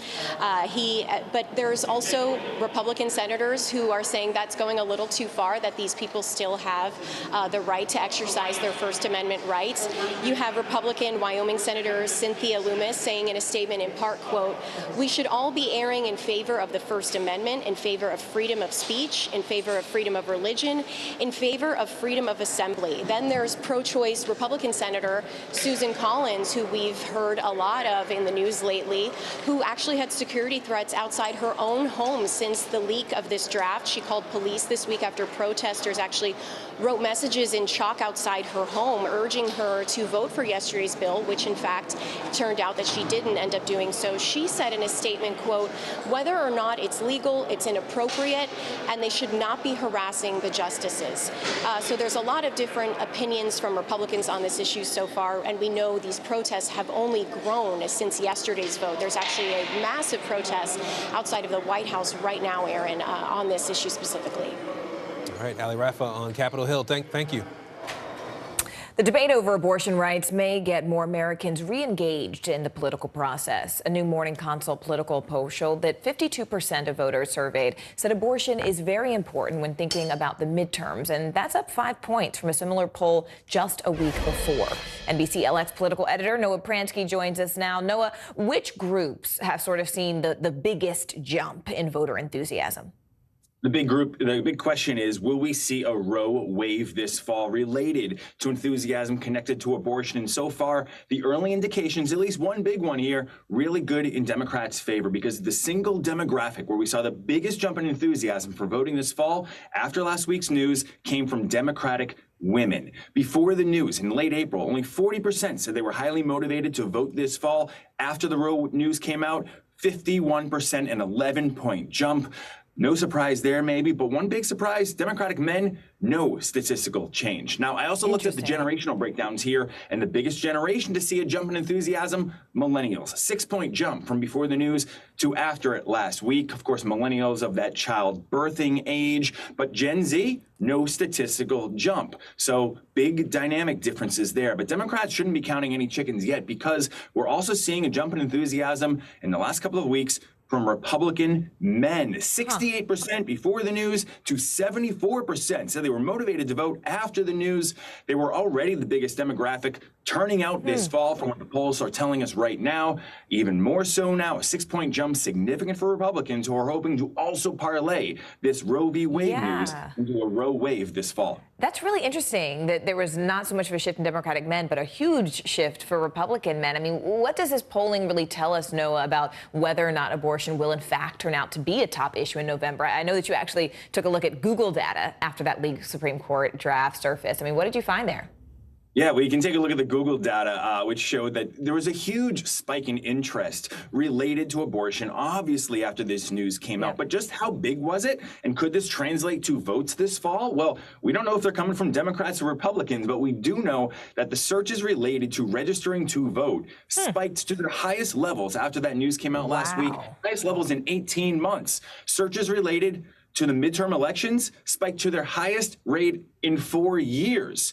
And these were so high when it came to the Google searches that they outnumbered the recent numbers of searches related to inflation by 9-fold from the highest point in the last year, 12 times more searches last week for abortion than the highest number of searches related to immigration over the last year. So you can understand why both Democrats and Republicans will be trying to turn abortion into a strength, not a weakness. There's a lot of interest in it right now. All right, Noah Pransky breaking it all down for us. Noah, thank you so much. And to our viewers, you can be sure to read more of Noah's reporting, diving even deeper into the issue of abortion rights and the debate on NBCLX website. Let's get straight to the latest headlines in the pandemic. President Biden marking a grim milestone of 1 million lives lost to the virus here in the U.S. He's ordering flags of the White House and all federal buildings to be flown at half staff until next Monday. Meanwhile, a new crisis is emerging in California, where a recent study found that more than 40,000 registered nurses are no longer on the job. That's about 13% of the nursing workforce. We're going to explain what that means really in just a moment. But first, let's go to NBC News White House correspondent Mike Memoli. Mike, President Biden spoke at the second global COVID summit since September, just a short time ago, and he's calling on Congress to free up even more funding for the pandemic, even as it's winding down. What was his messaging? What was his reasoning behind that? Yeah, Morgan, this, as you mentioned, is the second global COVID-19 summit, and the president began by talking about how much progress has been made since then. He said that the U.S. is on track to meet its goal of providing 1 billion vaccines to the rest of the world. He also talked about the $19 billion that has been spent by the United States on behalf of various efforts to combat COVID-19. But he really called on not just other government leaders, but also private businesses and philanthropies to, as he put it, double down and saying this is not a time to be complacent. Take a listen to part of the president's remarks. I encourage every leader to ask yourself, what more can I do? How can we work more closely together to help more people? How can we save more lives? That's why I continue to call on Congress here at home to take the urgent action to provide emergency COVID-19 funding that is vital to protect Americans. A challenge, though, the priorities have shifted here in Washington. Just as quickly as the Congress has passed the president's request for funding to help aid the Ukraine war effort, Congress is sitting on that $22 billion request that he sent up to aid global vaccine efforts and efforts here at home, Morgan. All right, Mike Memoli for us. Mike, thank you so much. A new medical crisis could soon hit California. The pandemic has had a crippling effect on the people we lean on the most in hospitals. About 40,000 nurses are off the job in California alone, and it could get much worse. NBC News correspondent Jake Ward is here with a look at some pretty stark numbers here. Jake? Aaron, it is stark. We depend on nurses for all manner of health care, but it turns out that COVID may have created an entirely new medical crisis here in California and beyond. The job was hard enough. Before coronavirus hit the U.S., a 2021 Ohio State University survey found that 40% of critical care nurses in the U.S. were already reporting symptoms of depression before COVID. Then hospitals suddenly needed those same nurses to come in, suit up, and face a pandemic. Now the toll is becoming clear. Across the country, huge numbers of nurses are walking away. And a 2021 study by the University of California at San Francisco found that COVID seems to have driven them out. From the big cities to suburban California, nurses are disappearing in this state. The estimate is that about 40,000 nurses, that's about 13% of the workforce, are no longer doing the job. They've either retired early or quit the field entirely. The three smartest nurses I've ever met who have almost, 15 years plus of experience, they have all left the bedside. Brianna Scott is a veteran ICU nurse. When COVID hit, it was a whole different storm. She says her employer, Sutter Health, had her seeing very ill COVID patients at 2 hospitals while pregnant last year and did not offer testing when she followed protocol and filed a report about being exposed. NBC News has not reviewed that report. The hospitals where I was working were not testing staff, so I never, in the course of the entire pandemic, have never been tested by my employers. 2 other nurses at the same hospitals where Scott worked described similar experiences to NBC News. Asked about this, Sutter Health did not address specific complaints, but told NBC News in a statement that, quote, "We offer COVID-19 testing to those employees whose work-related exposure is deemed high risk and to any employee who is part of a workplace exposure incident and experiencing symptoms." Scott says September of last year was her breaking point. Every person I took care of, I came back to work and they'd be dead. So there wasn't that sense of reward that nursing can bring where it's like I'm helping somebody get better. At that point, her compassion was replaced by fear, she says, and she burned out. And I think the difference with COVID is the patients who came in before who weren't caring for their bodies, caring for them as a nurse didn't put me in or my family at risk necessarily. Now, with a toddler and a baby, she's taking an easier job as a recovery nurse. Even though I worked so hard to meet this goal of being an ICU nurse, I am willing to walk away from it for the safety of myself and for my own emotional and mental health, because it feels wrong. I feel guilty. As veteran nurses like Scott leave the ICU by the thousands, it's not clear who can replace them or their invaluable experience. Now, Aaron, thousands of nurses here in California have walked off the job in strikes in the last month, and that suggests that not only are we seeing that internal horror that Brianna Scott described, but we're also seeing a big external move in the labor market here. So really, nurses definitely at a breaking point here in California and across the nation. All right, Jake Ward for us in California today. Jake, thank you. Former President Donald Trump is on the hook for a six-figure fine. That's right. Still ahead, how much he'll have to pay to be cleared of contempt and his legal team's efforts to keep him and his kids from testifying. Don't go anywhere. To cover the news, you have to be in it. These are families trying to board those trains to Poland. I also want to get home. You'll get home. Every night, it's your news playlist. Top Story with Tom Llamas, weeknights at 7 on NBC News Now. Our world is facing some complex issues. Chuck Todd breaks them down. Every Thursday, a deep dive into a new subject. Instead of trying to cover a lot of topics in one episode, we're going to focus on one and take a deeper look at how it impacts America. Exploring and explaining the critical stories that affect our future. Meet the Press Reports. Thursdays at 10:30 p.m. Streaming on NBC News Now and on demand next day on Peacock. To cover the news, you have to be in it. These are families trying to board those trains to Poland. I also want to get home. You'll get home. Every night, it's your news playlist. Top Story with Tom Llamas, weeknights at 7 on NBC News Now.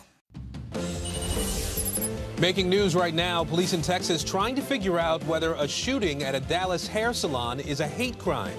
Witnesses say a man walked into a Korean-owned salon shouting something unintelligible and opened fire. 3 women were shot. They are in the hospital right now. The man got into his car, sped away, and hasn't been seen since. Arizona carried out its first execution since 2014. Clarence Dixon was put to death yesterday. He was convicted of killing a college student more than 40 years ago. Arizona stopped its use of capital punishment in 2014 after it took an inmate 2 hours to die. And you might want to look up this Sunday night. The moon, the earth, and the sun all expected to align, creating a total lunar eclipse. Unlike a solar eclipse, it is safe to view this one without glasses. Now, according to NASA, the moon will start to enter the Earth's shadow around 10 o'clock, 10:30 Eastern Time, 10:30 p.m., and will be fully immersed about an hour later. The eclipse will last for about an hour and a half. Plenty of time to see it. Bottom of the hour now, and here are the latest headlines on the war in Ukraine. Finland says it is now applying for NATO membership, which the head of NATO says will strengthen the alliance. But the Kremlin is calling this move a threat to Russia and promises to retaliate. Meanwhile, Russia has hit multiple regions across Ukraine with shelling. In Luhansk, the regional leader says there is almost no surviving critical infrastructure. And the United Nations human rights chief is sounding new alarms over potential war crimes committed by Russian soldiers. She detailed evidence of civilian deaths, rape allegations, and disappearances. We start our coverage this half hour with Sky News security and defense editor Deborah Haynes.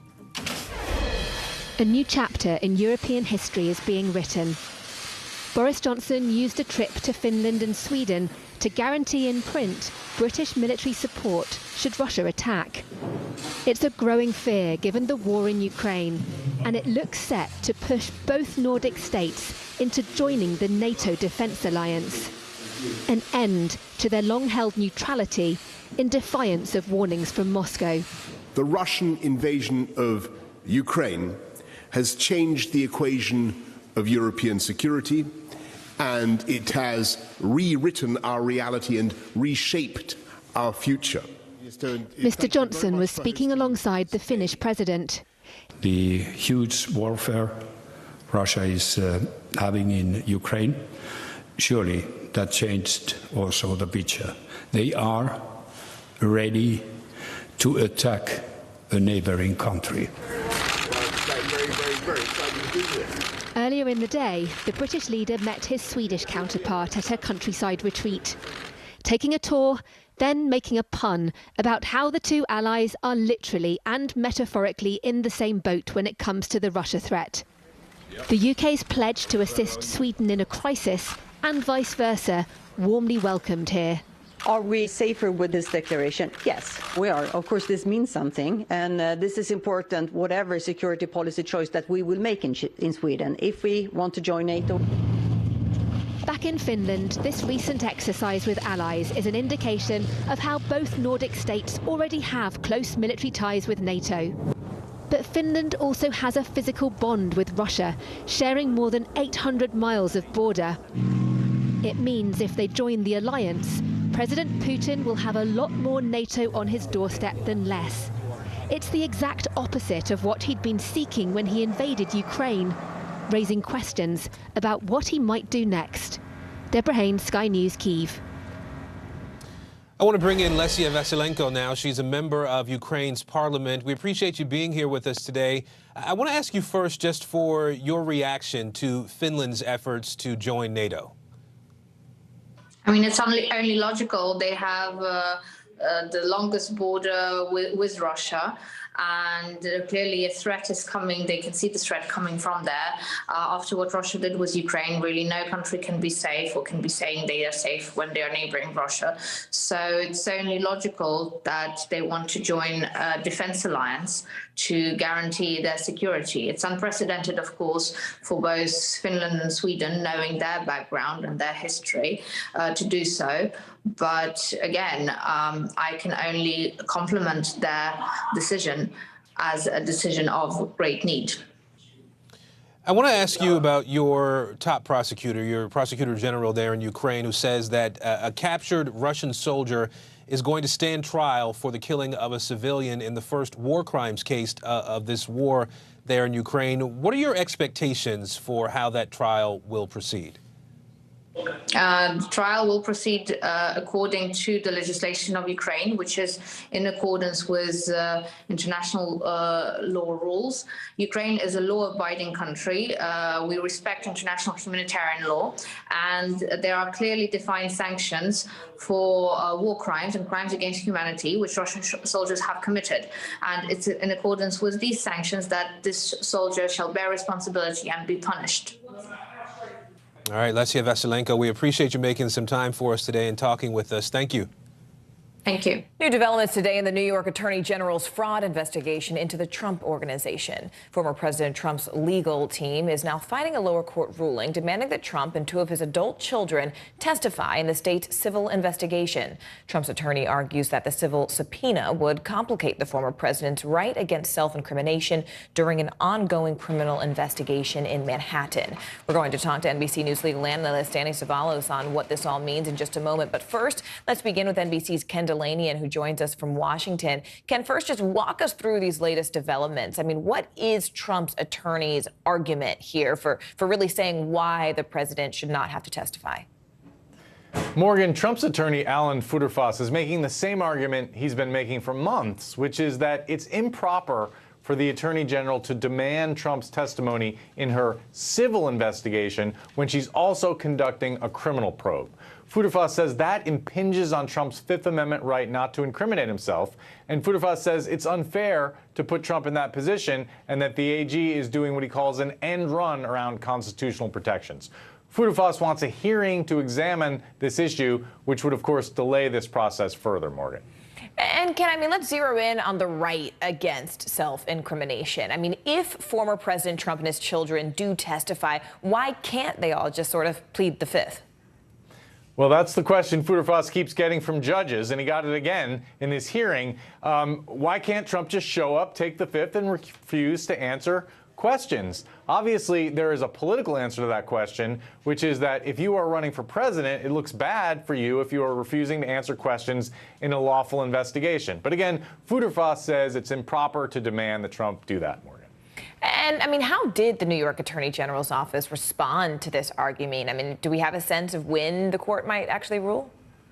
Judy Vale, the Assistant Deputy Solicitor General who was representing the AG's office, said that under state and federal law, the privilege against self-incrimination is a shield against being compelled to incriminate yourself, not a sword that can be used to quash a lawful subpoena. She said it's very common for the AG to run parallel civil and criminal investigations, and that if Trump has a legitimate fear of self-incrimination, he can plead the fifth to individual questions. And she noted that Trump's son, Eric Trump, has already done this in this case. As for timing, Morgan, the four-judge panel is expected to make a ruling sometime in the near future. We don't really know when. Morgan. All right, Ken Delanian from D.C. Ken, thank you. You bet. Now, former President Trump is off the hook on contempt charges for not cooperating with a subpoena, but it comes with a catch. A judge lifted the ruling on the condition that Trump pays $110,000 in fines and turns over documents by next week.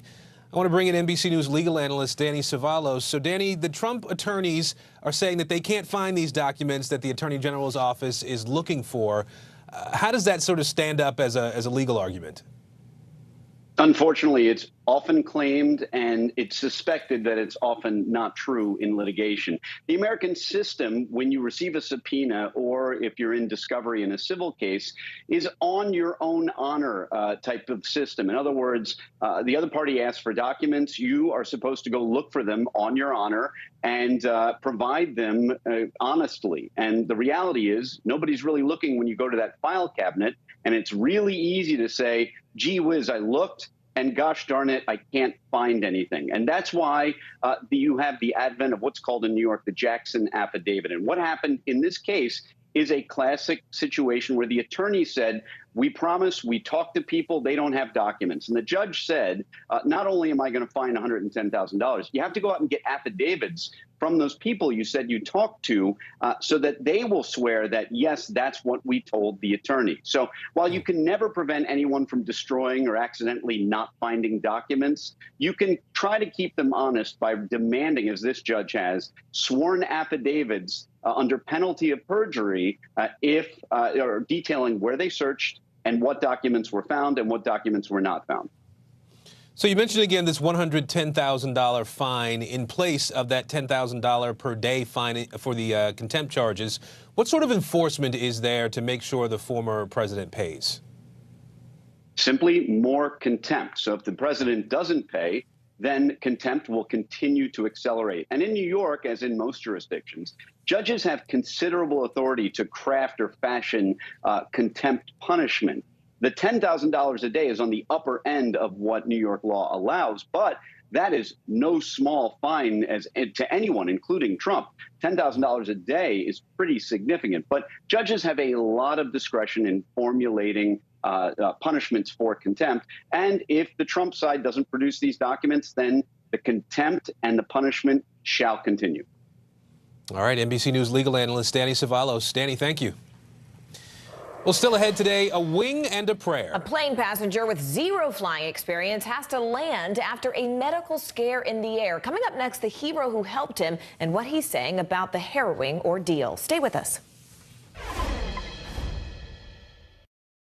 The fire has grown leaps and bounds. What you see behind me is typical. How you doing?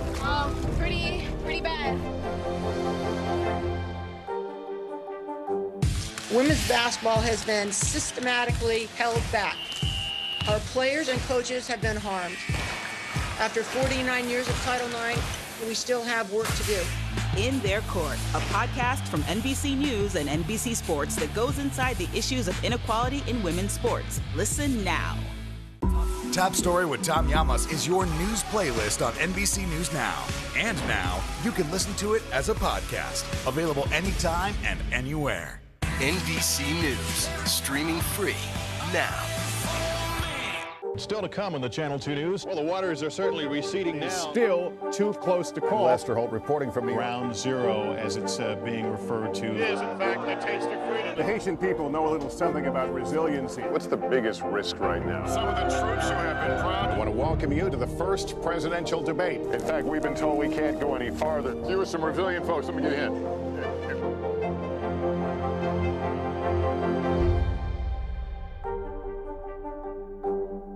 When was the last time you made space to listen to somebody?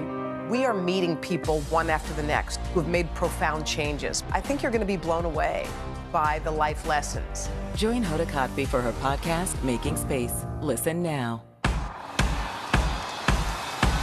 News is happening now. Look at what's making headlines around the world. Right now on Morning News Now. We're coming on the air with breaking news. And this is a significant moment. Whenever it happens, wherever you are, NBC News, streaming free now. Still to come on the Channel 2 News. Well, the waters are certainly receding now. Still too close to call. Lester Holt reporting from the Ground Zero, as it's being referred to. It is, in fact, the taste of freedom. The Haitian people know a little something about resiliency. What's the biggest risk right now? Some of the troops who have been proud. I want to welcome you to the first presidential debate. In fact, we've been told we can't go any farther. You are some resilient folks. Let me get a hint.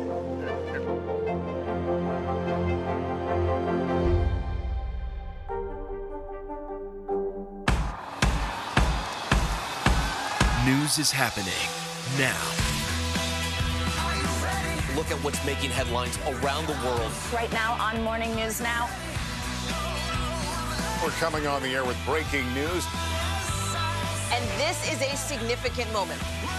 Whenever it happens, wherever you are, NBC News, streaming free now. Still to come on the Channel 2 News. Well, the waters are certainly receding now. Still too close to call. Lester Holt reporting from the Ground Zero, as it's being referred to. It is, in fact, the taste of freedom. The Haitian people know a little something about resiliency. What's the biggest risk right now? Some of the troops who have been proud. I want to welcome you to the first presidential debate. In fact, we've been told we can't go any farther. You are some resilient folks. Let me get a hint.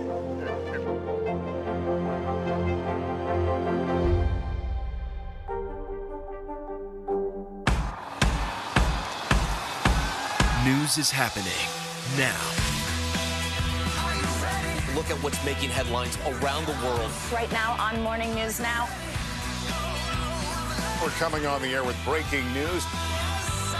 And this is a significant moment. Whenever it happens, wherever you are, NBC News, streaming free now.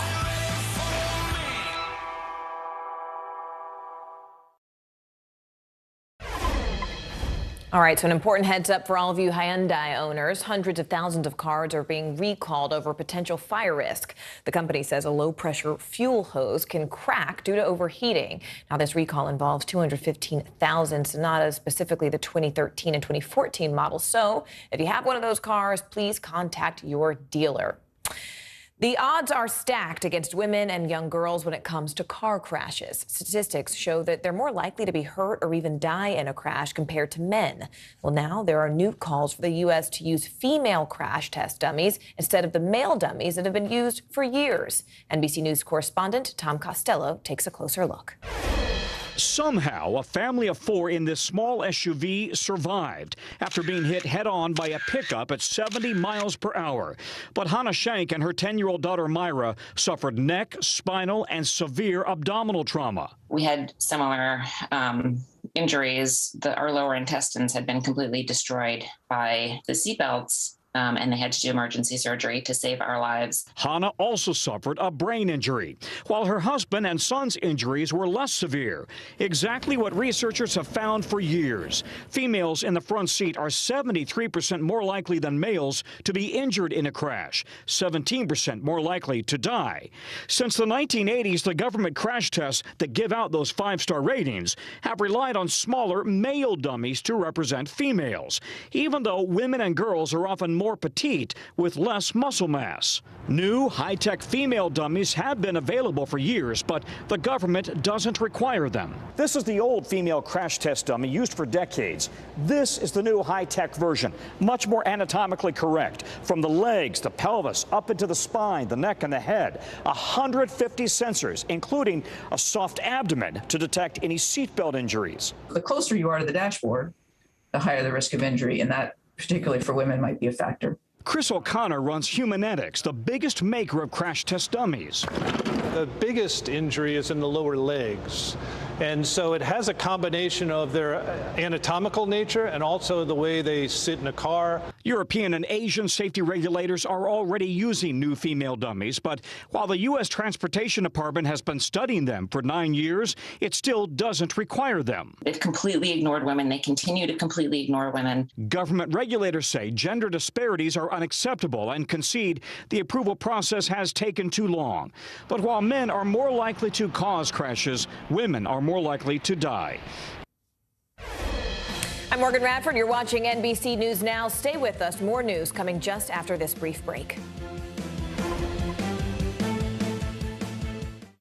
This is a very different kind of program. We're here to start conversation about the big things happening in our world. Professor, I'm not asking you to predict the future, but what do we think that the new normal is going to be? Is part of this that everyone's rethinking their jobs during this pandemic and their relationship to their employers? What is your biggest tip for any parent who's concerned about this? It's not my job to tell you what to think. My job is to think about what you tell me. Now Tonight with Joshua Johnson, streaming weeknights at 8 on NBC News Now. These days, it feels like the news never stops. So let's get into it. What's happening right now, what it all means for you for an hour every day. It can be hard to keep up, so let's get started together. Hallie Jackson Now, weekdays at 5 on NBC News Now. News is happening now. Look at what's making headlines around the world. Whenever it happens, wherever you are, it's here now. Making Space, the inspirational podcast from Hoda Kotb. Listen now. These days, it feels like the news never stops. So let's get into it. What's happening right now, what it all means for you for an hour every day. It can be hard to keep up, so let's get started together. Hallie Jackson Now, weekdays at 5 on NBC News Now. NBC News, streaming free now. Now Tonight with Joshua Johnson, streaming weeknights at 8 on NBC News Now. To cover the news, you have to be in it. These are families trying to board those trains to Poland. I also want to get home. You'll get home. Every night, it's your news playlist. Top Story with Tom Yamas, weeknights at 7 on NBC News Now. Hallie Jackson Now, weekdays at 5 on NBC News Now. Sometimes the news can be difficult and overwhelming for kids to understand. Ukraine and Russia. Could you help me understand what's going on? So to help make sense of it, we've created a newscast just for them. We hope your family will watch Nightly News Kids Edition. Still to come on the Channel 2 News. Well, the waters are certainly receding now. Still too close to call. Lester Holt reporting from the Ground Zero, as it's being referred to. It is, in fact, the taste of freedom. The Haitian people know a little something about resiliency. What's the biggest risk right now? Some of the troops who have been proud. I want to welcome you to the first presidential debate. In fact, we've been told we can't go any farther. You with some resilient folks, let me get in.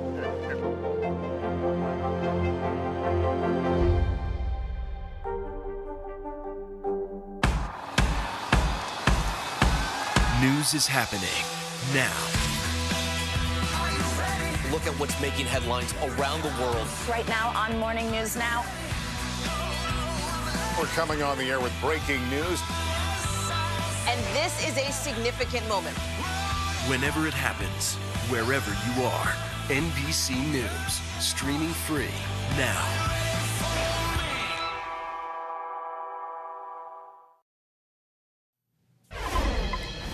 We are learning much more today about a major scare in the air over Florida. The pilot of a single-engine Cessna passed out, and that forced an inexperienced passenger to get a crash course in flying on Tuesday. Now, for the first time, we are hearing from the air traffic controller who helped guide him to a safe landing. NBC's Carrie Sanders sat down with that man, now being called a hero.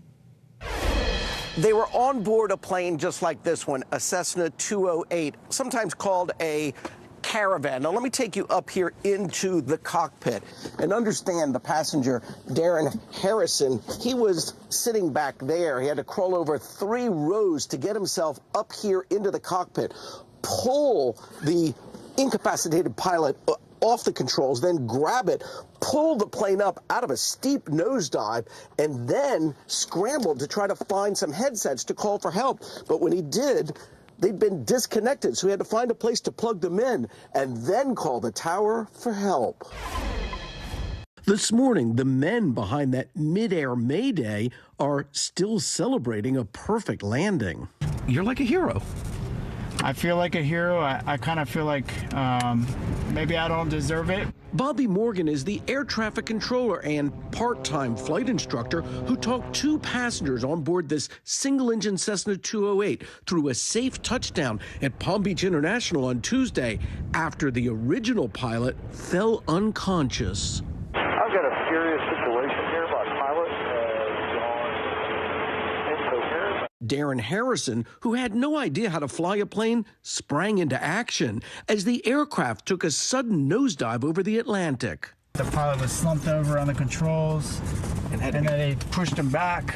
They get him out of his seat, and then they had to get on the controls and pull back the plane so that it would climb up out of the dive that it was in. Eventually, Harrison was able to determine the plane's airspeed and altitude, allowing Captain Morgan to direct him through the dramatic descent.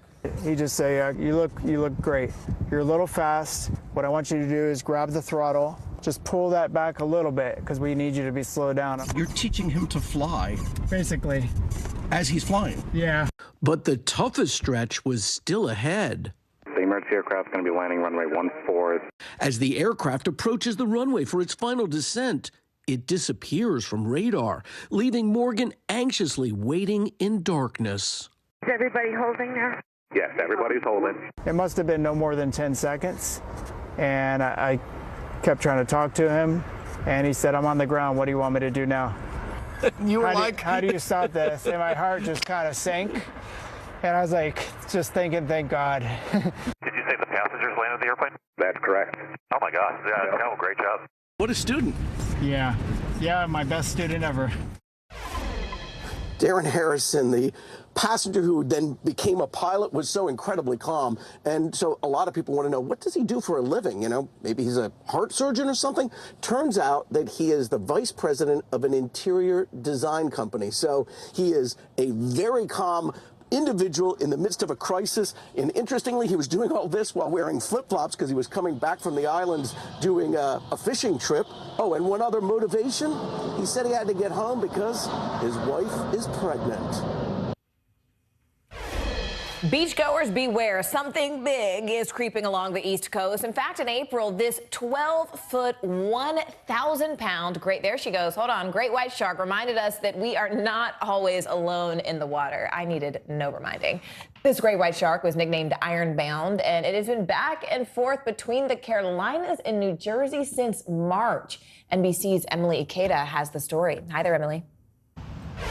Hey there. Well, it's still pretty chilly outside right now, but in a few short weeks, beaches like this one up and down the East Coast will be packed with vacationers. And here's a 12-foot, 1,000-pound reminder that we don't just share these sands, we share the water, too.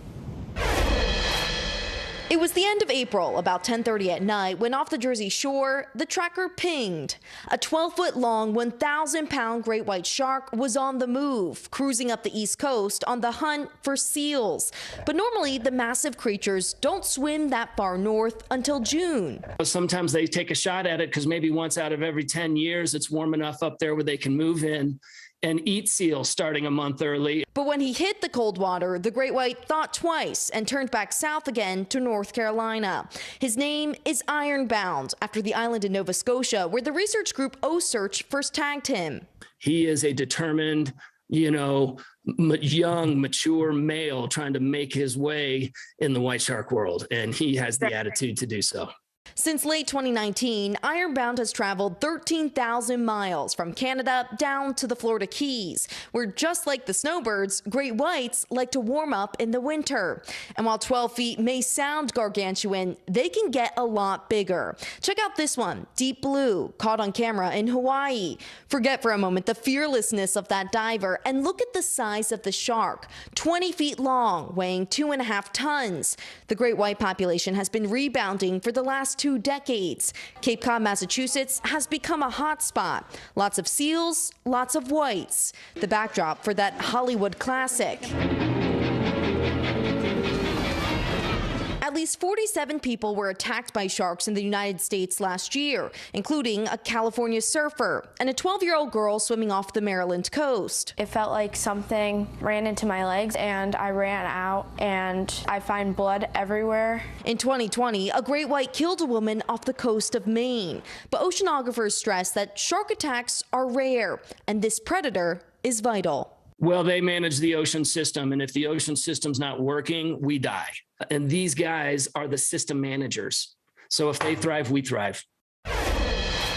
Okay, so where is Ironbound right now? You can actually follow his movements on OCEARCH's tracking system. It's showing that he's off the coast of North Carolina, but keep in mind, great whites return to their same summer's feeding spots every year. So Ironbound will be passing through these waters again to make his way to Nova Scotia. Back to you.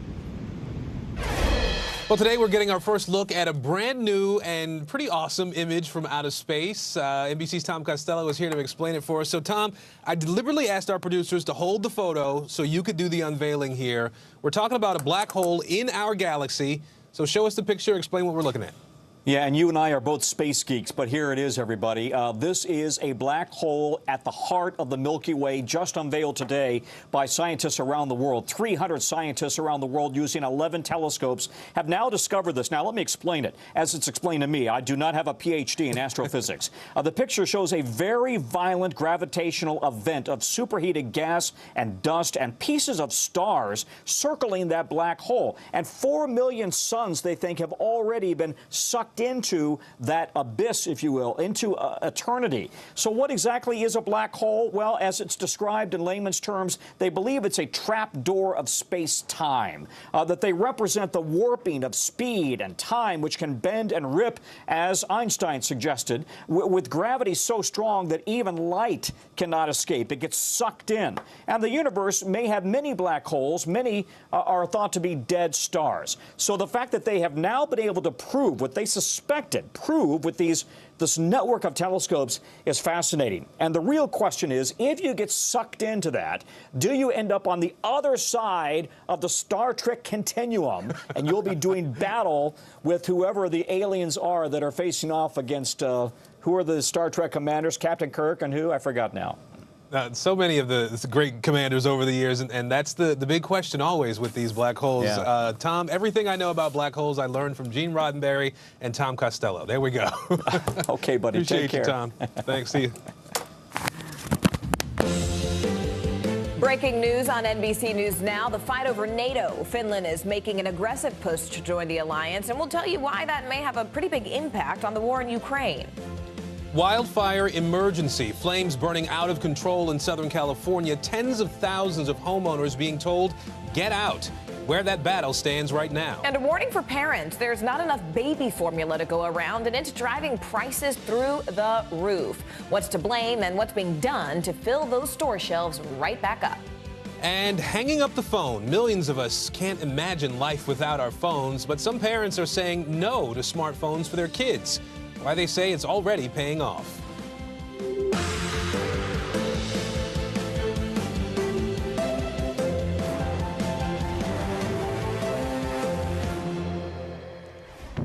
And good Thursday, everybody. I'm Aaron Gilchrist in Washington. And I'm Morgan Radford in New York City. Thank you so much for joining us. We begin this hour with breaking news on the war in Ukraine and NATO poised to become stronger. In a major blow to Russia, Finland is now pledging to join the Western military alliance. Should Finland decide to apply, the accession of Finland would strengthen the security and stability of the Baltic Sea region and Northern Europe. Finland is a regional security provider and would further strengthen NATO as a future ally. NATO members are praising the decision, but the Russian Foreign Ministry is vowing to take retaliatory steps because of it. Sweden is also expected to apply for a spot in that alliance. And this is all happening as Russia launched a new round of deadly strikes that hit various parts of Ukraine. The city of Luhansk in the east is trying to get back online, and the region's leader says that critical infrastructure has been destroyed and that constant shelling is preventing crews from making necessary repairs. In just a moment, we're going to dig into the latest American efforts to help Ukraine. But let's go ahead and start on the ground inside that war zone. NBC News foreign correspondent Matt Bradley is there, and our Pentagon correspondent Courtney Kuby is at her post. Matt, you're in Kharkiv, where Ukrainian forces are successfully pushing Russians out of that region. How are they accomplishing this, especially there in Kharkiv? Yeah, I mean, in Kharkiv, one of the really interesting things that we're seeing here, and it's kind of a sea change. I think this should be the big headline out of the war in Ukraine for this whole week, is that, when you saw in Kyiv, the capital, the Russians essentially retreated. They decided they were going to focus on here in the eastern part of the country after their embarrassing failure to take the capital, despite their overwhelming force against the Ukrainians. Here, we're actually seeing the Ukrainians beating back and defeating the Russians without the Russians really retreating necessarily. Again, with the Ukrainians mustering the power to defeat the Russians. And so this is a sea change in this fight. And it really just goes to show that the Russians have not learned any of the lessons that they learned in their assault on Kyiv and in Sumy, a little bit further to the east, and all of these other places where they really brought an overwhelming force and technology to bear against an inferior Ukrainian army that showed itself was more than capable of fighting off that superior force. So now what we're seeing is the Russians being pushed back by the Ukrainians and really still expelling tons of men and materiel in the process of their failure. So one of the things that I think is really interesting here, and one thing we have to remember, is that we have already seen the full thrust of the Russian war machine. We know what the Russians can bring to bear in their fight, but we have not yet seen the full capability of the Ukrainians because we haven't seen all of that enormous number of high-tech weapons that the U.S. has pledged and that the U.S. is already in the process, along with other Western countries, of sending to Ukraine and across the country to here in the east. So we haven't even seen the full effect of the Ukrainian military with the highest priced and highest tech weapons. We haven't even seen the other foot drop. So, and already, even without that, we've seen the Ukrainians taking the upper hand. Guys? Speaking of that, though, Matt, I mean, you mentioned embarrassing failures for Russia. Ukrainian fighters are still defending that steel plant we've all been talking about in Mariupol. Do we have a sense of why Russian forces actually have not been able to capture it? Well, look, the fact is that the Russians have captured that city effectively. They've taken everything except for that tiny part, which isn't really that tiny, I guess. It's this massive, sprawling steelworks, but it's just that steelworks. Vladimir Putin had said that they were just going to sort of steal it up. His words were so a fly couldn't even get through. The fact of the matter is that the Ukrainians still hold that steelworks, at least the underground part of it, even as the Russians continue to pound it from the top. But we have been seeing that the Ukrainians, and we've heard from the deputy prime minister, she's saying that there are negotiations in the works to try to get some of the badly injured or worst injured fighters out of the steelworks or out of the underground bunker underneath the steelworks and trade them for Russian prisoners of war here in Kyiv-controlled Ukraine. And that would be a very sensitive negotiation because remember, they just got through negotiating the withdrawal and the evacuation of hundreds of civilians who had been holed up underneath those steelworks for months and months. Now they're trying to get out soldiers who only recently were among those troops who underground had vowed to fight until the death. So if they accomplish that prisoner exchange, there's going to be very few Ukrainian fighters who are left underneath there. And it really does look as though the Russians can take the whole of Mariupol, can take the Azovstal steelworks. They've done it in everything but name so far. The question is, are they willing to expend the men and the equipment in order to really finally take it? We thought they would do it by May 9th on Monday. They didn't. They failed. Now we're just waiting to see if they decide to go in once again and penetrate into that underground bunker and finally take Azovstal steelworks for themselves. Guys? Matt, I do want to talk about sort of the diplomatic side of all of that. Courtney, is the Pentagon saying anything about Finland and Sweden's bids to join NATO? I mean, do we know if the U.S. was at all involved in that decision? Not yet. I mean, at this point, they're still waiting for any kind of an official announcement and then for them actually to become members of NATO. But the reality is, behind the scenes, both Finland and Sweden, while their militaries may be small, they are very effective. So as they would bring a lot to the table for NATO, and specifically in the case of additional air power and additional sea power. So not only the fact that this would be symbolic to have countries like Finland and Sweden, who for all these decades have not joined NATO and are now being pushed or have been convinced to join it because of Russia's aggression in Ukraine. But the fact is, they also bring a very capable military capability with them in that. And there's one other thing, you know, Matt has done such an excellent job of explaining what's going on in the East and specifically around Kharkiv.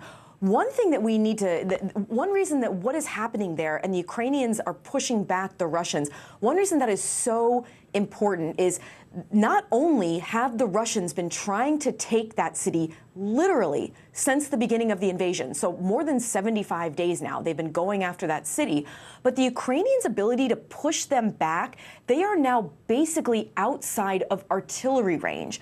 Why that's so important is artillery has really become the weapon in the East recently. So the Russians aren't flying a whole lot of air power, mainly because they don't have the airspace there. So it's what the military calls a contested airspace. It's not safe for them to fly. They've been pounding many of these cities with artillery. It's harder for them to do it now in Kharkiv because of the Ukrainian military's ability there, Morgan. Okay, Matt Bradley there on the ground, Courtney Cuby in Washington. Thank you both for joining us. Let's bring in NBC News Capitol Hill correspondent Ali Rafa now. So, Ali, the House-passed Ukraine aid package is now in the hands of the Senate, we know.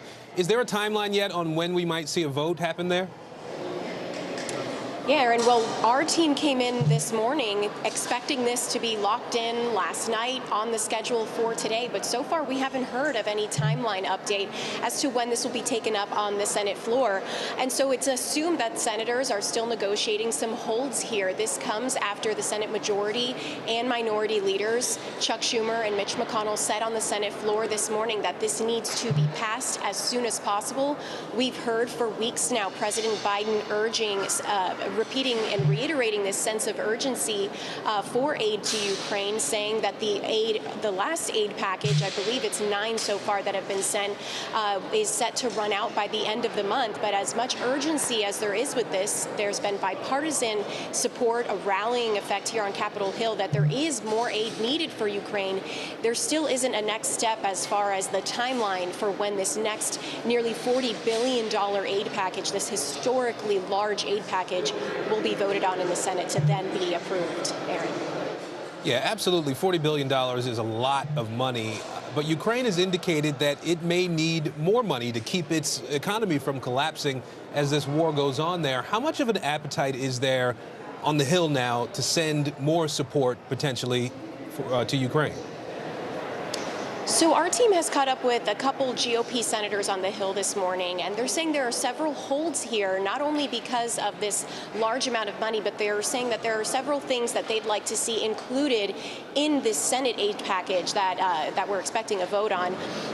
One of these things is a discussion over this term that was in the House version of this bill that allowed the government to seize the assets of Russian oligarchs, to proceed with selling those assets and then giving the money to the Ukrainian people. Another one of these holdups is from Republican Senator Rand Paul, who is calling for an independent inspector general to oversee this taxpayer-funded aid to Ukraine, since it's a very large sum of money. There are several intricate details into what he is calling for, and he already has support from Louisiana GOP Senator John Kennedy, who has also introduced a bill supporting this. He said that he is willing to halt the passage of this bill over including this. He says it's not really a big ask. So as we await an update on the timeline of this bill, we know that there is, again, large consensus that aid does need to be sent to Ukraine, but there's still several things that are being worked out here on Capitol Hill. All right, Ali Rafa for us on the Hill today. Ali, thank you. Tonight, President Biden is set to host a special summit with leaders from Asian countries at the White House. They're expected to discuss not only China and regional diplomatic issues, but also the war in Ukraine. Here's NBC's Janice Mackey-Frayer. The summit is seen as a signal of a U.S. commitment to Southeast Asia. This is a region where China has growing influence, also growing assertiveness, especially in the South China Sea. Leaders of 8 of 10 ASEAN countries will attend the summit at the White House, and they'll discuss a range of issues, some of them critical, including the pandemic, economic revival, climate challenges, the situation in Myanmar, as well as the wider security situation. Now, there are no expectations of major policy moves or announcements expected out of this, but observers say it's important for the U.S. to appear present, to stay in the game, so to speak, because the region is a focal point of the strategic rivalry between China and the U.S. The challenge is that Southeast Asia is dependent economically on China, and it doesn't want to be seen as taking sides. So the U.S. has been stepping up engagement over the past year. There have been high-profile visits, including Vice President Harris, and it released its Indo-Pacific strategy back in February. Now, on Ukraine, Southeast Asia has had a largely muted response to the Russian invasion. Singapore has been the only country to impose sanctions. Vietnam and Laos actually abstained from the March 2nd UN vote. So President Biden is expected to push ASEAN leaders to take a more critical stance on Russia. Crews are rushing to contain a giant wildfire that's threatening Southern California. The coastal fire scorched nearly 200 acres overnight, fueled by high winds and dry conditions. 20 homes have been destroyed there. Mandatory evacuations are in effect for more than 60,000 people. In New Mexico, the largest wildfire in the nation has now been burning for more than a month. The Calif Canyon fire has burned more than 200,000 acres. Nearly 300 structures have been damaged, and that fire is now 8 times the size of San Francisco. Meteorologist Bill Cairns is tracking the weather conditions in that area for us in just a moment here. Let's begin, though, with NBC News correspondent Steve Patterson. He is along the fire line for us in Laguna Niguel, California. Steve, walk us through what's happening there. How are the containment efforts going at this point? Well, you can see the containment efforts right behind me. You can see the hose on the house right here, or what's left of it. No new containment figures. Firefighters haven't released those. They just had a news conference where they're saying that the mandatory evacuation orders that have been in place since last night remain under mandatory evacuation. But you can see the effort here. This is mainly now a containment of smoldering operation, a extinguishing of hotspots operation, and probably the primary firefighting operations are at least well on their way out. Although, just a few minutes ago, I threw on my yellow because flames had started to sprout from this house, and you can see now firefighters working to get a hose on it. Meanwhile, we're learning more about what's going on. Firefighters say, again, 900 homes still under mandatory evacuation. 1 firefighter was injured in this fire. We don't know the status of that firefighter as they continue to do their work on the ground here, and that they're just so shocked by how bizarre and how fast-moving this fire was. This fire, 5 o'clock last night, maybe 3 acres. Then they watched it go from 3 to 5, from 5 to 10, from 10 to 40. And by the evening time last night, this was hundreds of acres racing up the side of a canyon, which is just on the other side of this hill, sprouting and cresting over the canyon's top, landing and raining down on rooftops, and then spreading from rooftop to rooftop to rooftop until what you see behind me, which is about 20 homes that were completely charred and hollowed out by this fire. Again, firefighters still working on containment, still keeping people out of this area. The fire is spreading to about 200 acres, and we don't know the containment status at this point, but we're looking for more updates from firefighters as they continue to do their work. Aaron? Just an awful scene behind you there. We do see a little bit of blue sky, though, Steve, and I know that doesn't really tell the whole weather story in that area. Can you talk a little bit about the weather conditions that these firefighters are dealing with there now, and how it's sort of impacting what they're doing?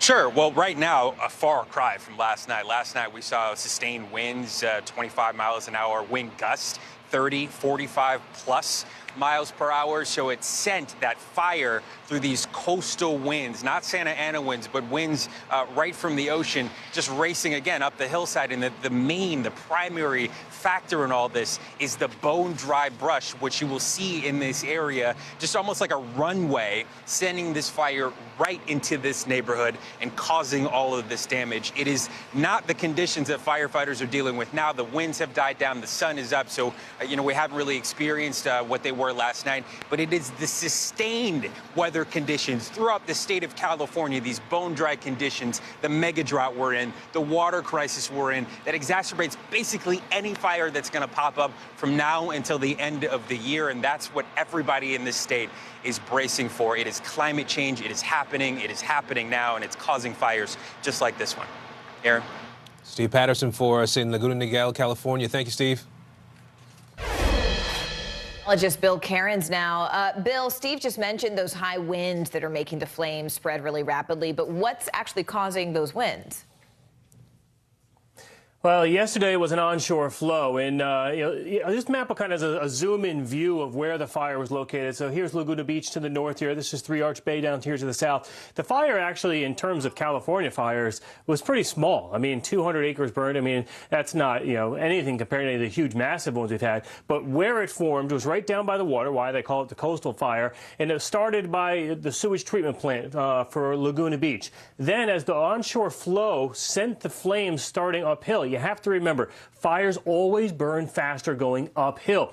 And there was a lot of brush that the fire chief says hasn't burned in years. So we got a fire going uphill, so it's going to accelerate. And because it's been so dry for the last 10 years, this fire just took off in the gusty winds. And you can see in the footage we showed you the stark contrast to Steve this morning to what it looked like yesterday afternoon. And as we said, we don't know what the containment numbers are, but there's not a lot of active flames that are left. That really, where the houses were located is where the firefighters stopped the flames on top of those houses, about 20 structures. So currently it's 55 degrees. Humidity is up. That helps the firefighters. This afternoon, though, that same thing will happen. The winds will shift. It will get gusty briefly. So they're going to have to be careful for any hot spots out there. And the big climate aspect of this is California has been in a drought 7 of the last 10 years. They've had significant drought. And right now, all of the state of California is in a drought. Much of it is in extreme. The rest is in severe. The area where the actual fire took place was in severe drought category. And rainy season's over, so it's going to stay dry throughout the rest of the day. And what we have to deal with today, we're still focusing on that New Mexico fire. I mean, it's burned 400 structures. It's one of the largest fires by far. It's bigger than any of the other fires combined. That's how huge this fire is. So the Hermit's Peak, the Calf Canyon, they combined into one fire. The new updated numbers, acreage burned is now up to 260,000 acres. Put that in comparison, the California fire is 200 acres. This is 260,000, and there's an army of 1,863 firefighters on that blaze. By the weekend, this should be the biggest fire in New Mexico State's history. That's incredible. All right, Bill Cairns for us. Bill, thank you. Okay. New details are emerging about the moments right before police caught up with former corrections officer Vicky White and the murder suspect she helped escape. A new 911 call recording reveals the final words of Vicky White. That call was made just as she and fugitive Casey White were being chased by police. They were on the run for more than a week. A warning, the audio in this story may be disturbing. Here's NBC News correspondent Megan Fitzgerald. Yeah, this was an 11-day manhunt. A corrections guard leaving an Alabama jail with a dangerous inmate. That chase ending here in Indiana, where we're now getting an inside look at the moments leading up to their capture. Newly released 911 calls revealing the chaotic final moments inside the speeding car of Alabama fugitives Vicky White and Casey White. 911.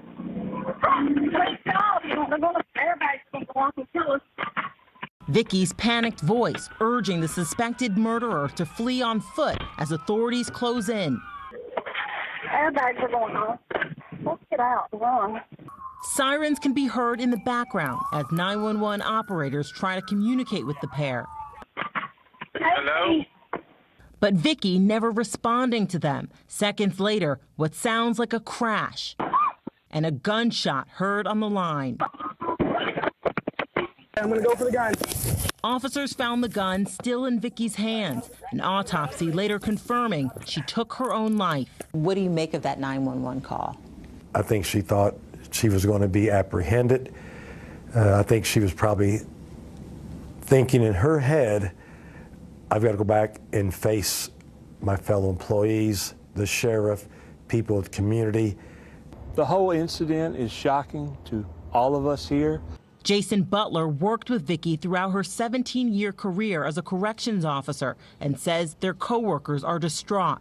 Very knowledgeable of her job, well liked, well respected by colleagues and inmates. Meanwhile, the suspected murderer she apparently risked it all for remains locked inside a state prison. Casey White now having to answer for yet another charge, and an entire community is left with the unanswered question why this seemingly dedicated employee would help a dangerous inmate escape. Now, keep in mind, Casey White is also facing a murder charge for allegedly stabbing to death a 58-year-old woman in 2015. Now, he is expected to be back in court in June. If he is convicted of this, it's possible he could face the death penalty. Back to you.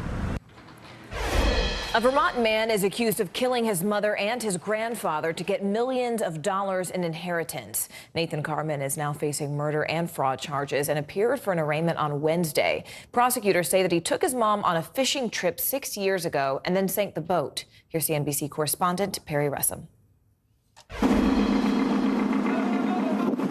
What was first seen as a miracle is now being called murder. Hello, this is Nathan Carman. Nathan, this is United States Coast Guard Boston. In 2016, Nathan Carman told the Coast Guard he was fishing with his mother when a funny noise started coming from the engine. He said that the ship was taking on water. Carman says he was bringing his safety bag forward when his boat Chickenpox dropped from under his feet. When I saw the life raft, I did not see my mom. Have you found her? Nathan was found by a commercial ship 115 miles off Martha's Vineyard, missing at sea for 8 days. They never found his mother, Linda. Yellow ribbons were tied near her home. Where is she? What happened? Prosecutors say Linda's disappearance is tied to the 2013 murder of her father, John Chocolos. And according to the indictment filed in court, federal prosecutors say Nathan is their killer. Prosecutors say Chocolos was a multimillionaire and created a trust fund for his daughters.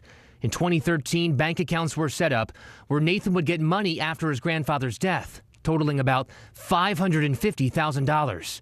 According to the indictment, Nathan started spending significant time with his grandfather, and Chocolos then convinced Nathan's mother to make Nathan the beneficiary of her side of the family trust. According to the indictment, in 2013, prosecutors say Nathan shot his grandfather in the chest and got the $550,000. Prosecutors say the money started to run low, so Nathan arranged that fishing trip where prosecutors say he killed his mother and sunk their boat. I had nothing to do with my mother's death. In 2017, Nathan's aunts took him to court to prevent him from getting the rest of the inheritance. Several $1 million at least that's at stake. Nathan dropped his lawyers and represented himself. The aunt's case is still pending. The bottom line is I have no idea who killed my grandfather. I know that I did not. Nathan Carman was in line to get $7 million from the family trust. Now he could spend the rest of his life in prison. This story has been going on for a decade. He has maintained his innocence this entire time. Back to you. A judge now revoking a plea deal for a media personality after he declared himself innocent of January 6th charges. Coming up next, what the man who goes by the name Baked Alaska is now saying about his involvement and the judge's response. Stay with us.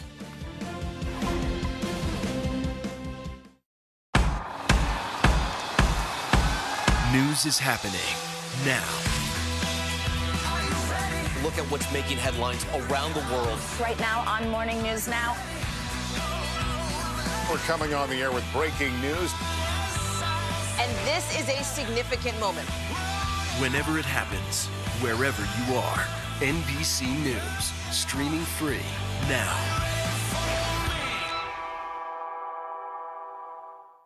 When was the last time you made space to listen to somebody?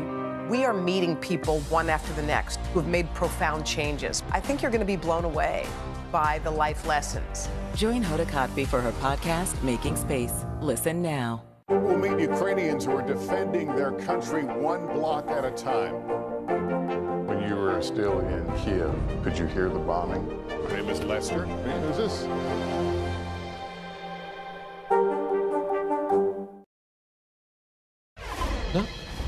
A right-wing internet personality changed his mind and now says he's innocent of the charges he's facing from the Capitol riot. The man known as Baked Alaska was set to plead guilty, but then changed his mind at the very last minute. NBC News Justice reporter Ryan Riley has been following this story and joins us now. Ryan, who exactly is Baked Alaska? I mean, why did he decide to ultimately declare himself innocent at the very last minute? What changed? Yeah, Baked Alaska is this internet personality. He used to work for BuzzFeed and then slowly has shifted over the years into this extreme right-wing white supremacist figure who basically was live streaming at the Capitol. There's really no dispute that Baked Alaska was at the Capitol. It'd be sort of ridiculous for him to claim so because he was, live streaming it, and the video has been used as evidence in several other cases, and it helped identify, in fact, several other January 6th defendants. But what he claimed in court is that he told the judge basically that he was taking this plea deal because he was worried that he was going to face a felony charge if he went to trial, and said he wanted to go to trial, but was worried about that charge. And the judge said, okay, so let's set a date then, because the judge can't accept a plea from an individual who is claiming that they want to go to trial and that they believe they're, quote, innocent. So, that's basically where this case stands now. And he has to decide over the next 60 days whether he's going to take that deal. So speaking of that, I mean, when you look beyond those 60 days, it has been almost a year and a half since the insurrection, yet hundreds of rioters still have not been prosecuted in those cases. So what do we expect to see from the rest of those cases? What's sort of the timeline looking ahead? Yeah, well, the Justice Department is trying to hire new attorneys to take up all of these cases, because there are almost 800 cases right now, but the total universe of people who could be charged is above 2,500, including people who went inside the Capitol as well as people who attacked officers outside the Capitol. There are more than 300 people on the FBI's website right now who are wanted just for assaulting cops outside the Capitol and still haven't been arrested. So there's a very, very, very long road ahead in these cases. And these cases are continuing to churn out. You're seeing them every day, but there's going to be a lot more work to do for the FBI and for DOJ, as well as citizen sleuths who are investigating a lot of what happened on January 6th. All right, Ryan Riley for us there. Ryan, thank you so much. Meanwhile, stay with us, because coming up, horrors inside a school filled with young children. Coming up next, what a new report says that the U.S. government did to indigenous students that was, quote, traumatic and violent. Stay with us.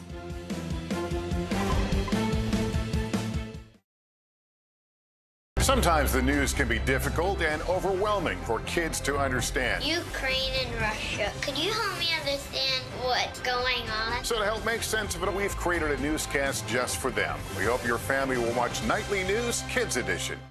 Good morning, everybody. Welcome to Today. Future's looking bright. You got a whole restart. How does that land with you?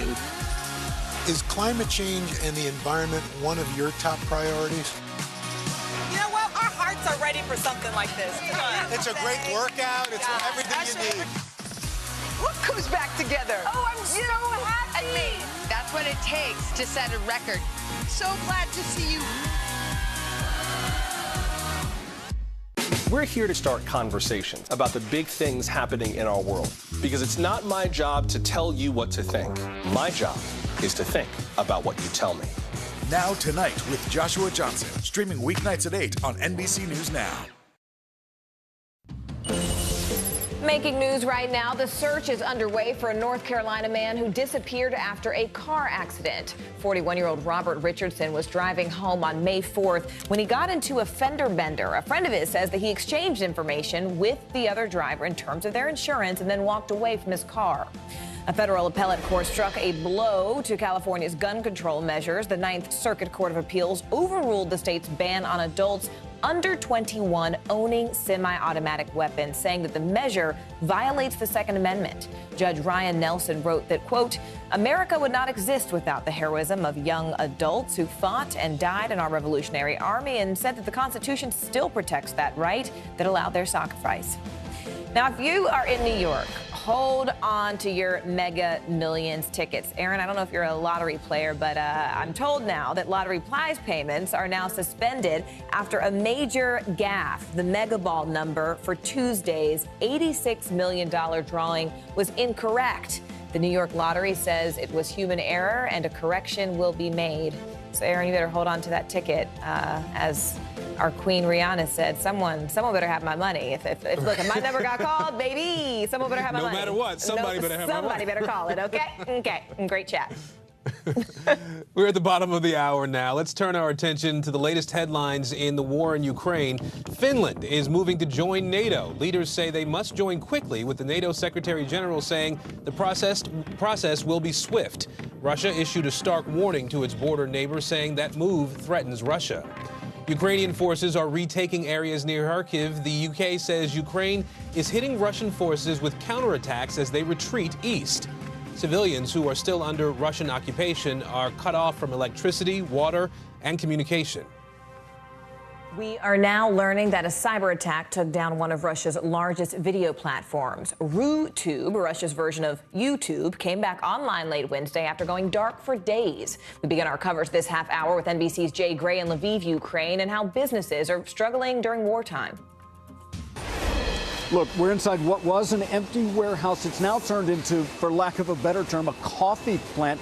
What you've got is coffee makers from the eastern part of Ukraine whose businesses have been bombed out, moving all of their supplies, all of their equipment here to Lviv so they can continue to work. And many of the businesses since the invasion have really pulled together, a lot of them to support those fighting along the front lines.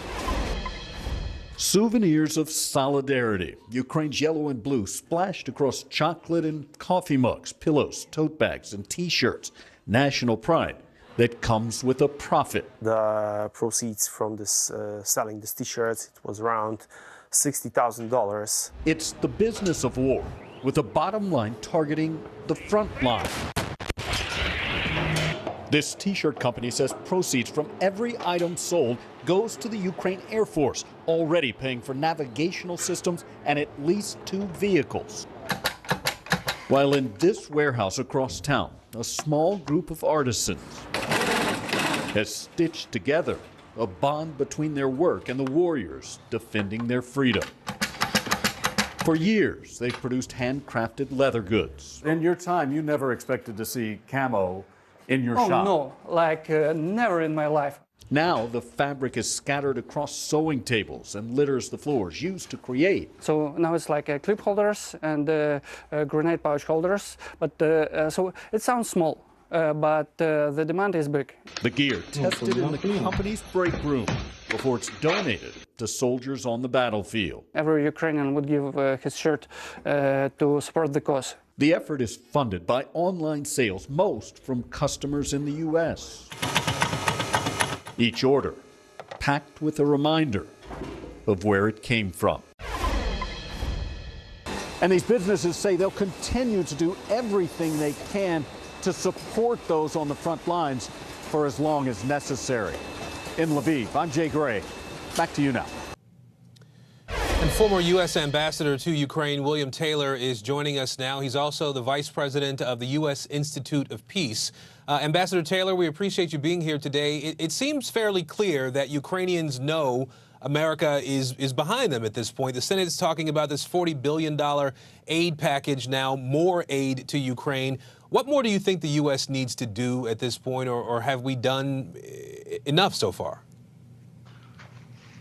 Aaron, it's a good question. Have we done enough? We will know the answer to that question when the Ukrainians win. When the Ukrainians win, when they beat the Russians, which they are convinced, Aaron, that they will do.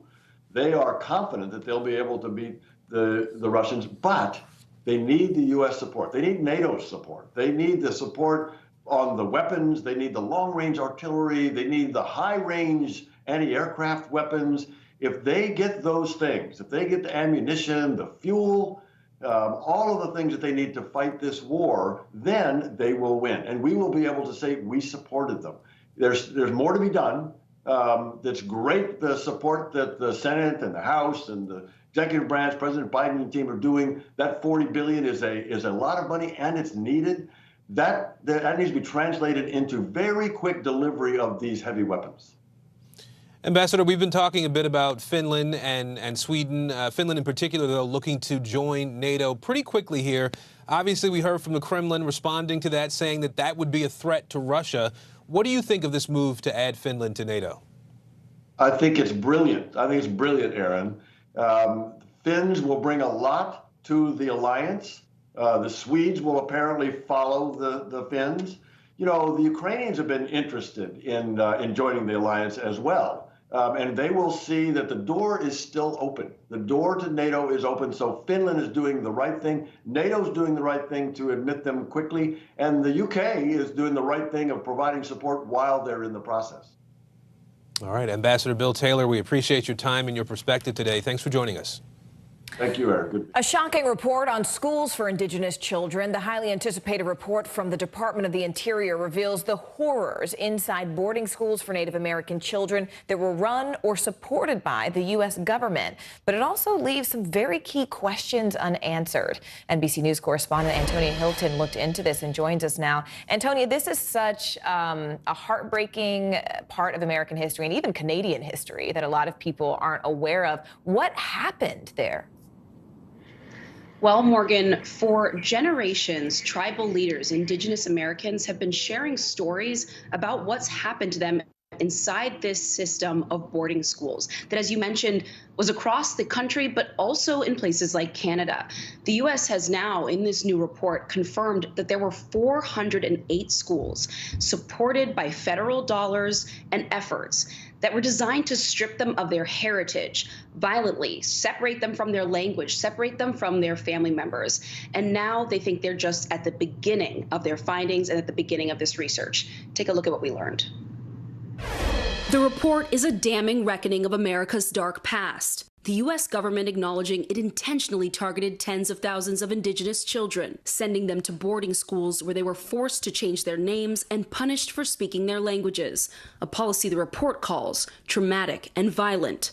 The findings announced today by Deb Haaland, who is Laguna Pueblo and the first Native American cabinet secretary. Her grandparents were forced to attend the schools. I am here because my ancestors persevered, and the work we will do with the Federal Indian Boarding School Initiative will have a transformational impact on the generations who follow. The report found the U.S. operated or supported 408 boarding schools in 37 states from 1819 to 1969, the highest concentration in Oklahoma, Arizona, and New Mexico.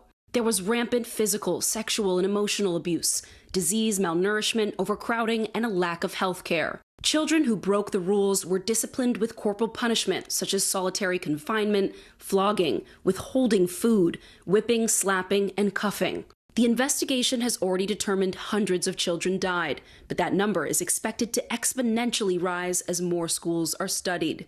At least 53 burial sites have been found, some marked, some unmarked. Our children deserve to be brought home. You gotta admit that it happened. Last year, I met Fred Kiogma, who was sent to Holy Childhood of Jesus boarding school in Harbor Springs, Michigan. The memories still haunt him, getting locked in a freezing closet, once forced to eat another child's vomit. How have you been able to heal? I don't know if I've been able to heal. Holy Childhood never responded to NBC News' multiple requests for comment. I think it's actually way overdue. Fred told me the report is a good first step. It now can put to rest a lot of the people that came up missing, that went to school and never came home. But there's been no formal apology from the U.S. government. The investigation will continue, trying to piece together the total number of students who attended the schools and identifying the remains found at burial sites. Many questions remain unanswered. You know, Antonia, one of the most fascinating things I ever heard on this particular topic was someone describing the generational trauma after people had experienced these schools, right? So even though you someone our age maybe hasn't experienced something like this, if your parent or your grandparent has, then even that sort of trauma is passed down generationally just because of that experience. You mentioned those unanswered questions. What are they? I mean, what happens next in investigations like these? Well, I'm grateful for you mentioning this idea of generational trauma, because what a lot of tribal leaders and survivors are calling for now is for the U.S. to back up this research with action, and that action looking like support for mental health care services, support for things like efforts to revitalize their languages and their culture. And for them, the survivor I spoke to there named Fred, he said that's more important to him than actually an apology. Wow. He said an apology, you can say that anytime on a microphone, but it's that action, it's that rehabilitation that's actually going to bring healing, that's going to make survivors feel whole, and it's going to let their children feel proud of their culture, able to say that they're a part fully of American history, right? And that's the kind of action that they want to see from the Interior Department, but frankly, from President Biden and from the rest of the United States right now. They don't want this report to be it. I think for all of us, it's incumbent upon all of us to remember this history. All right, Antonia Hilton, thank you so much. So those e-reader apps that really became a lifeline for a lot of students during the pandemic? Well, they're now in the crosshairs of a culture war over books in public schools and libraries. Conservative parents in several states are targeting these apps and the companies that run them to shut down their digital programs. NBC News technology reporter David Ingram is tracking this story. He joins us now. So, David, what exactly are these parents looking to accomplish here, and what kind of success are they having? Right. So I've been speaking with parents in states including Florida and Texas and Tennessee, and these parents are generally conservative, and they are looking through what amounts to the virtual stacks of these online library apps. People might know these by the name Overdrive or Libby or Epic. Now, back in the day, of course, parents didn't necessarily know what was in the libraries, either at school or in the public libraries.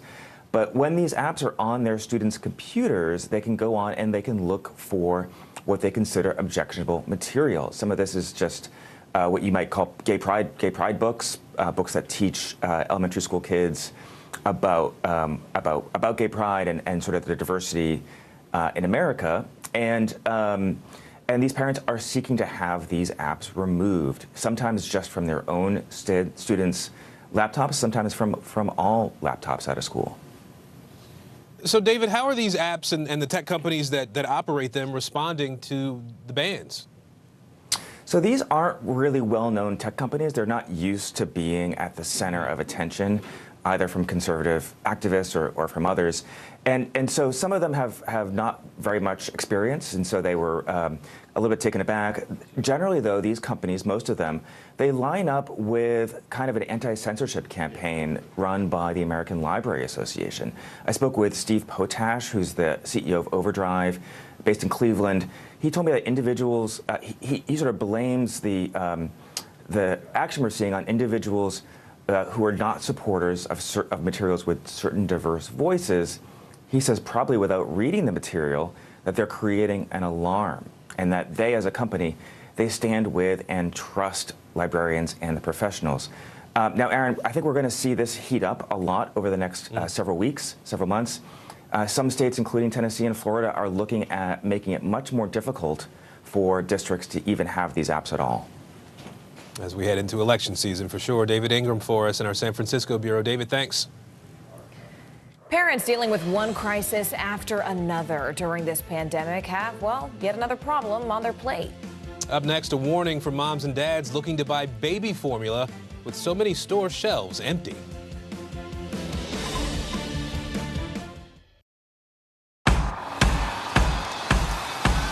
News is happening now. Look at what's making headlines around the world. Right now on Morning News Now. We're coming on the air with breaking news. And this is a significant moment. Whenever it happens, wherever you are, NBC News, streaming free now. Still to come on the Channel 2 News. Well, the waters are certainly receding now. Still too close to call. Lester Holt reporting from Ground Zero, as it's being referred to. It is, in fact, a taste of freedom. The Haitian people know a little something about resiliency. What's the biggest risk right now? Some of the troops who have been proud. I want to welcome you to the first presidential debate. In fact, we've been told we can't go any farther. You with some resilient folks. Let me get in.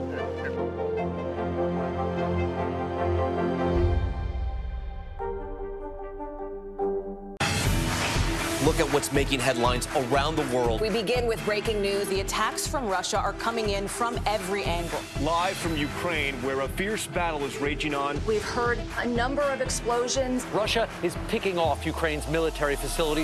This factory has gone from making kitchen pots to lethal items that'll ruin tires, ruin the bottom of the car. This is what it looks and feels like to try to escape Ukraine. I don't want to say goodbye. The battle for Congress and the fight for control of State House. In our special County to County series, we're checking out key battlegrounds. We are talking elections in a battleground state. What does President Biden need to do tonight? He needs to speak to heads and hearts. A lot to break down, Chuck, so let's dive right in. Official confirmation of Judge Ketanji Brown Jackson. Let's zoom out a bit to our changing climate. We have some stunning new findings about COVID-19. A lot to talk about as we continue our rolling coverage. We're coming on the air with the news NBC Scoop. Bringing the news to you is not only a job, it's an honor.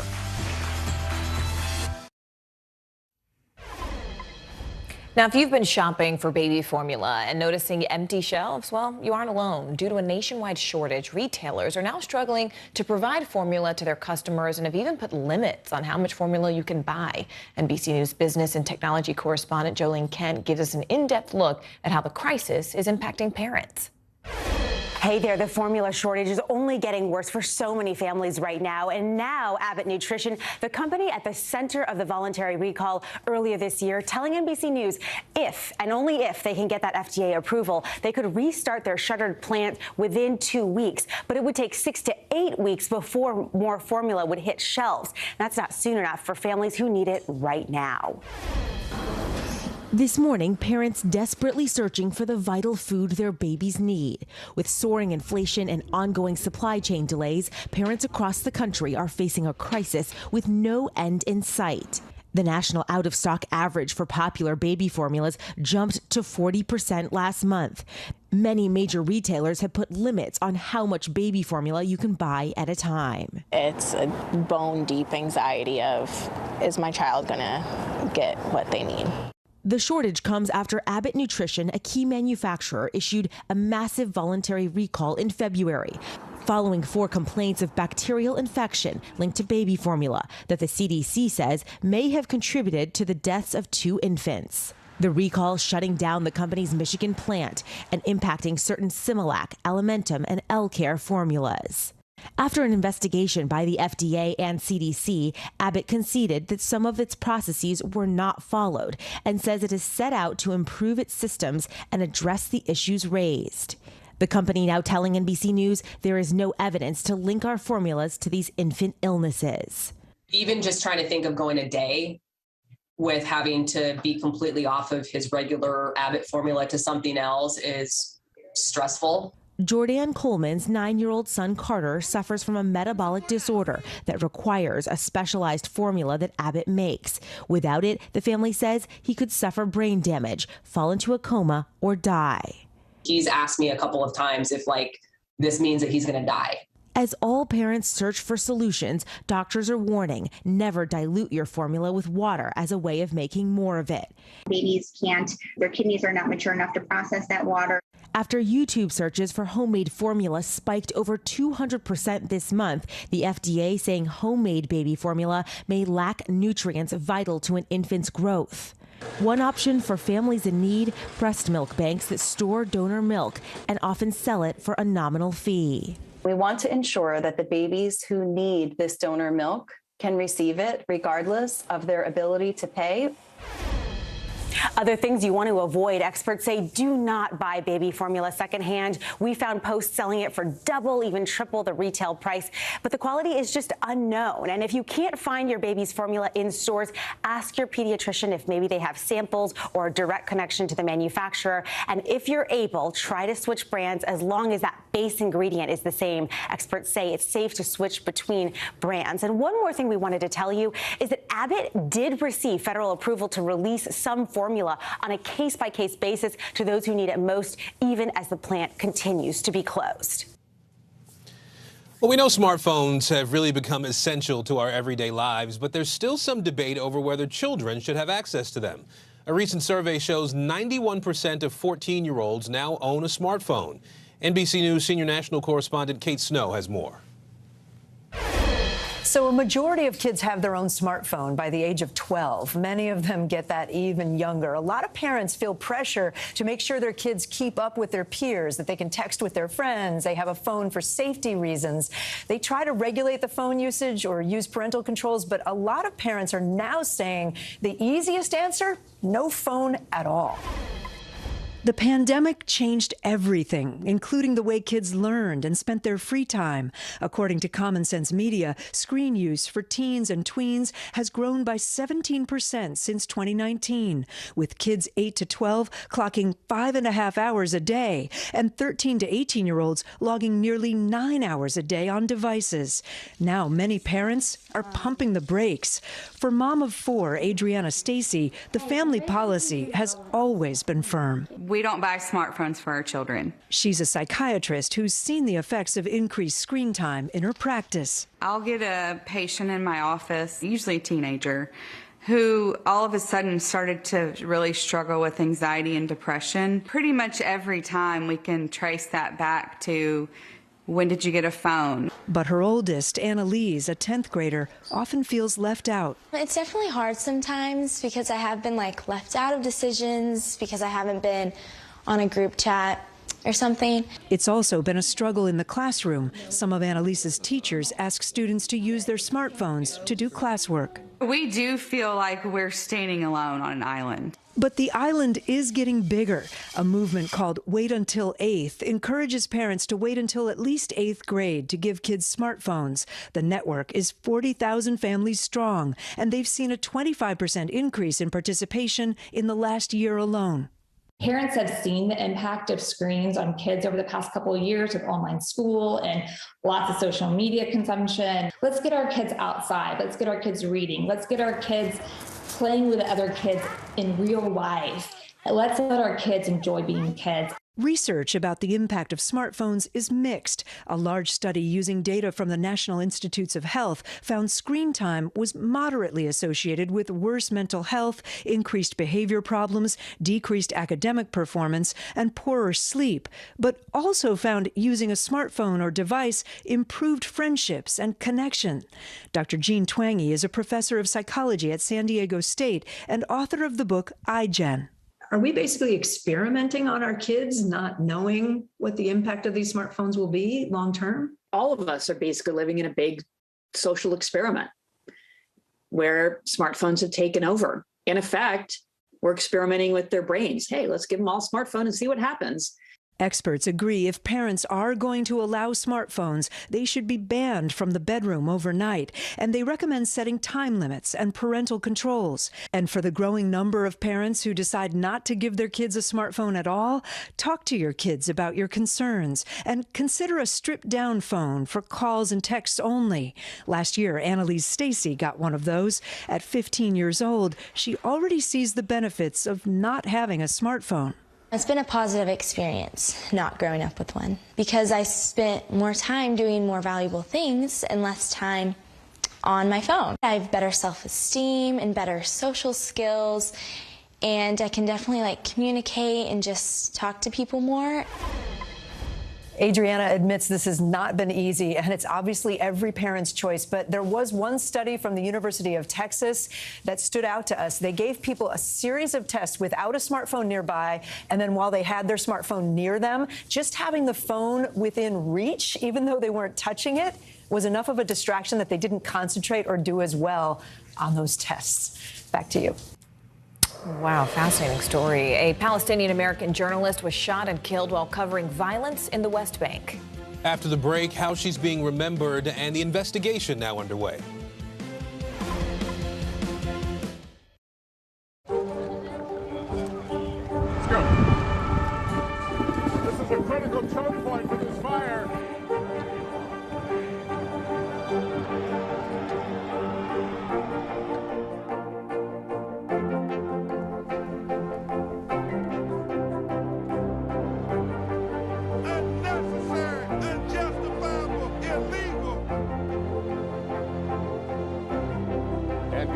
From New Orleans, late military operation witnessing the massive crowds. I admire you both.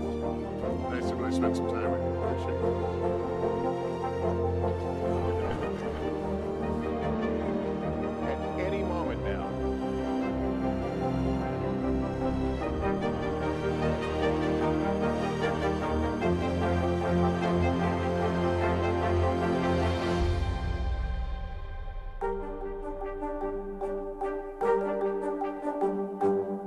Women's basketball has been systematically held back.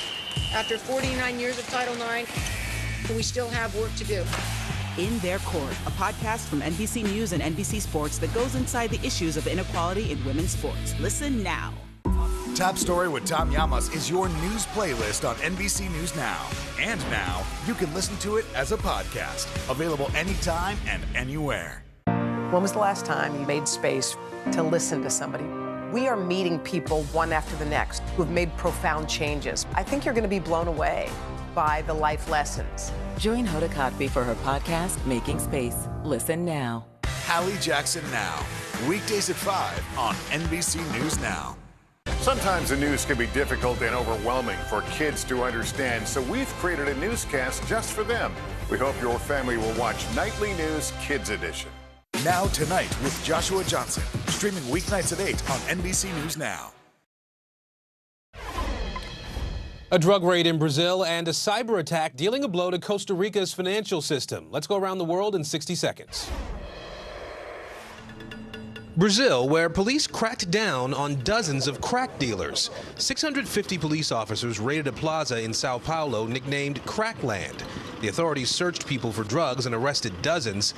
Addicts were seen leaving the square after the raid, though they are expected to return once the police are gone. Somalia, where the nation is preparing for its presidential elections on Sunday. 39 candidates are on the ballot, including one woman, Fawzia Youssef Haji Adam. The election will take place against a backdrop of insecurity. Militant extremist group Al-Shabaab controls large portions of the Somalian countryside, and the nation is facing its worst drought in 40 years. And Costa Rica, where the nation has declared a state of emergency amid a ransomware attack. Hackers interrupted the nation's tax collection process and exposed Costa Ricans' personal information. The president of Costa Rica, who just took office on Sunday, is considering bringing in outside cybersecurity experts to help him navigate the mess. And that's the world now.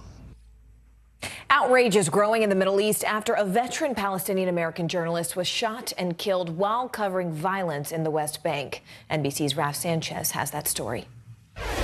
This morning, final respects being paid to a veteran Palestinian-American correspondent killed on the job. Her bulletproof vest clearly marking her as a journalist, but it wasn't enough to save her life. Shireen Abu Akleh, an American citizen watched by millions across the Middle East for her coverage on Al Jazeera. The network now saying she was assassinated in cold blood by Israeli troops while covering a raid in the occupied West Bank. They cite eyewitness reports from her own crew, including a producer shot alongside her. Israel's prime minister initially said it was likely she was killed by a Palestinian gunman. But the defense minister now saying it isn't clear who's responsible and adding an investigation is underway. The Israeli military releasing footage of a fierce firefight, but no firm evidence who fired the fatal shot. The Biden administration demanding answers. We call for an immediate and thorough investigation and full accountability. But Palestinians doubtful Israel will conduct a full and transparent investigation. Maybe if we were the Ukrainians and if we were blonde and blue-eyed, maybe then they will think international law applies to protect the victims. This is Shireen Abu Akleh's final journey to the Al Jazeera Bureau, where she covered the story of the Palestinian people for so many years. You can feel the anger and grief of her colleagues everywhere. Her former office, now a shrine. She's a symbol for every single journalist who works here. Around the globe, female journalists paying tribute to a pioneer. Her death, part of the worst wave of violence since last year's conflict in Gaza. And fears of worse to come with tensions high at Jerusalem's most sensitive religious site. The Palestinian Authority is planning an official funeral for Shireen Abu Akleh here in Ramallah, followed by a family funeral in her native Jerusalem. And this all coming just a few weeks before President Biden is due to make his first official visit to Israel since taking office. Thank you so much for being with us this hour. I'm Morgan Radford. And I'm Aaron Gilchrist. The news continues right now.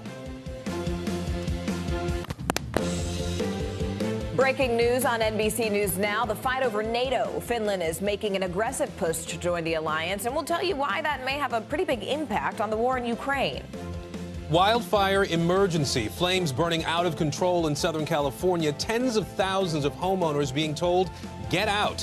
Where that battle stands right now. And a warning for parents. There's not enough baby formula to go around, and it's driving prices through the roof. What's to blame and what's being done to fill those store shelves right back up. And hanging up the phone. Millions of us can't imagine life without our phones, but some parents are saying no to smartphones for their kids. Why they say it's already paying off.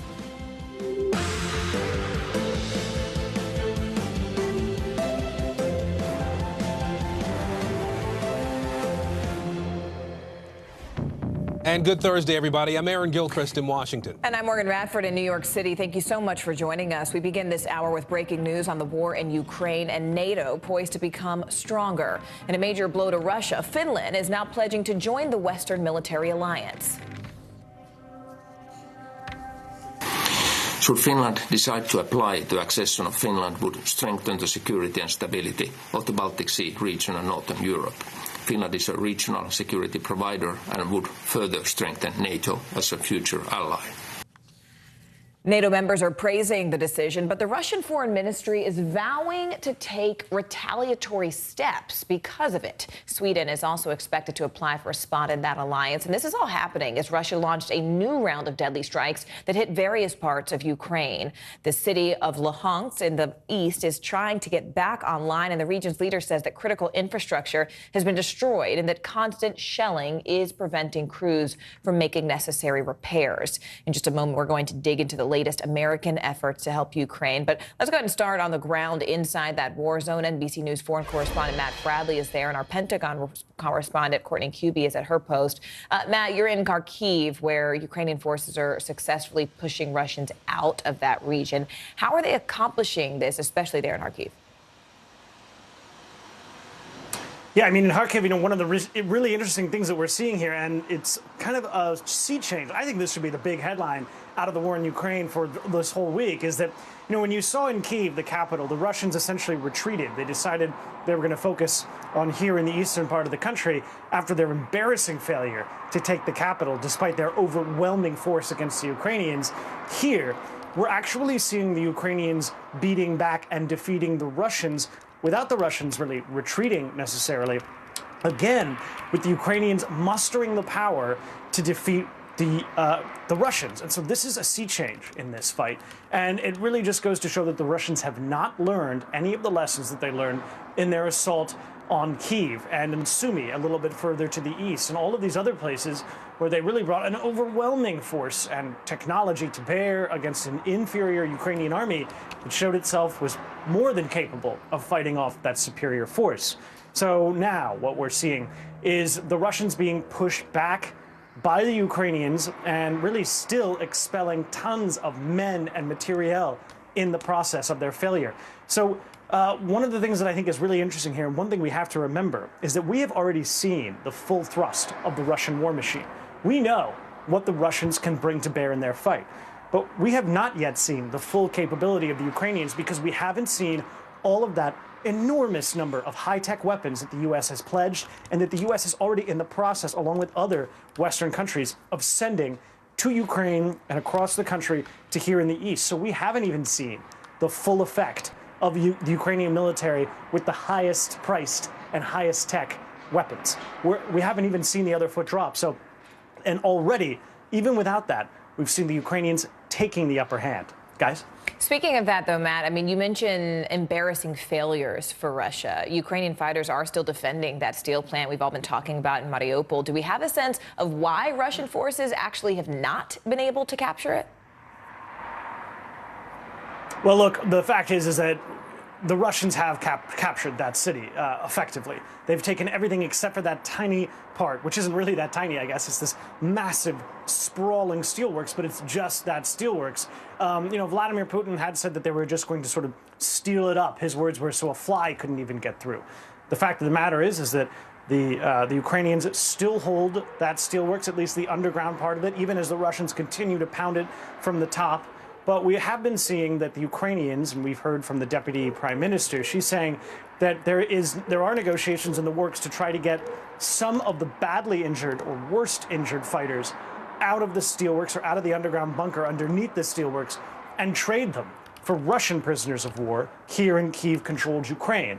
And it would be a very sensitive negotiation because remember, they just got through negotiating the withdrawal and the evacuation of hundreds of civilians who had been holed up underneath those steelworks for months and months. Now they're trying to get out soldiers who only recently were among those troops who underground had vowed to fight until the death. So if they accomplish that prisoner exchange, there's going to be very few Ukrainian fighters who are left underneath there. And it really does look as though the Russians can take the whole of Mariupol, can take the Azovstal steelworks. They've done it in everything but name so far. The question is, are they willing to expend the men and the equipment in order to really finally take it?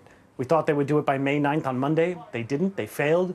Now we're just waiting to see if they decide to go in once again and penetrate into that underground bunker and finally take Azovstal steelworks for themselves.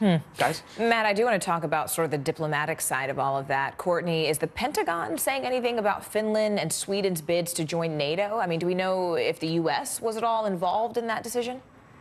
Not yet. I mean, at this point, they're still waiting for any kind of an official announcement and then for them actually to become members of NATO. But the reality is, behind the scenes, both Finland and Sweden, while their militaries may be small, they are very effective. So as they would bring a lot to the table for NATO, and specifically in the case of additional air power and additional sea power. So not only the fact that this would be symbolic to have countries like Finland and Sweden, who for all these decades have not joined NATO and are now being pushed or have been convinced to join it because of Russia's aggression in Ukraine. But the fact is, they also bring a very capable military capability with them in that. And there's one other thing, Matt has done such an excellent job of explaining what's going on in the East and specifically around Kharkiv. One thing that we need to, one reason that what is happening there and the Ukrainians are pushing back the Russians, one reason that is so important is not only have the Russians been trying to take that city literally since the beginning of the invasion, so more than 75 days now, they've been going after that city, but the Ukrainians' ability to push them back, they are now basically outside of artillery range. Why that's so important is artillery has really become the weapon in the East recently. So the Russians aren't flying a whole lot of air power, mainly because they don't have the airspace there. So it's what the military calls a contested airspace. It's not safe for them to fly. They've been pounding many of these cities with artillery. It's harder for them to do it now in Kharkiv because of the Ukrainian military's ability there, Morgan. Okay, Matt Bradley there on the ground, Courtney Cuby in Washington. Thank you both for joining us. Let's bring in NBC News Capitol Hill correspondent Ali Rafa now. So, Ali, the House-passed Ukraine aid package is now in the hands of the Senate, we know. Is there a timeline yet on when we might see a vote happen there? Yeah, Aaron, well, our team came in this morning expecting this to be locked in last night on the schedule for today, but so far we haven't heard of any timeline update as to when this will be taken up on the Senate floor. And so it's assumed that senators are still negotiating some holds here. This comes after the Senate majority and minority leaders, Chuck Schumer and Mitch McConnell, said on the Senate floor this morning that this needs to be passed as soon as possible. We've heard for weeks now President Biden urging repeating and reiterating this sense of urgency for aid to Ukraine, saying that the last aid package, I believe it's 9 so far that have been sent, is set to run out by the end of the month. But as much urgency as there is with this, there's been bipartisan support, a rallying effect here on Capitol Hill that there is more aid needed for Ukraine. There still isn't a next step as far as the timeline for when this next nearly $40 billion aid package, this historically large aid package, will be voted on in the Senate to then be approved. Aaron. Yeah, absolutely. $40 billion is a lot of money. But Ukraine has indicated that it may need more money to keep its economy from collapsing as this war goes on there. How much of an appetite is there on the Hill now to send more support potentially to Ukraine? So our team has caught up with a couple GOP senators on the Hill this morning, and they're saying there are several holds here, not only because of this large amount of money, but they're saying that there are several things that they'd like to see included in this Senate aid package that we're expecting a vote on. One of these things is a discussion over this term that was in the House version of this bill that allowed the government to seize the assets of Russian oligarchs, to proceed with selling those assets and then giving the money to the Ukrainian people.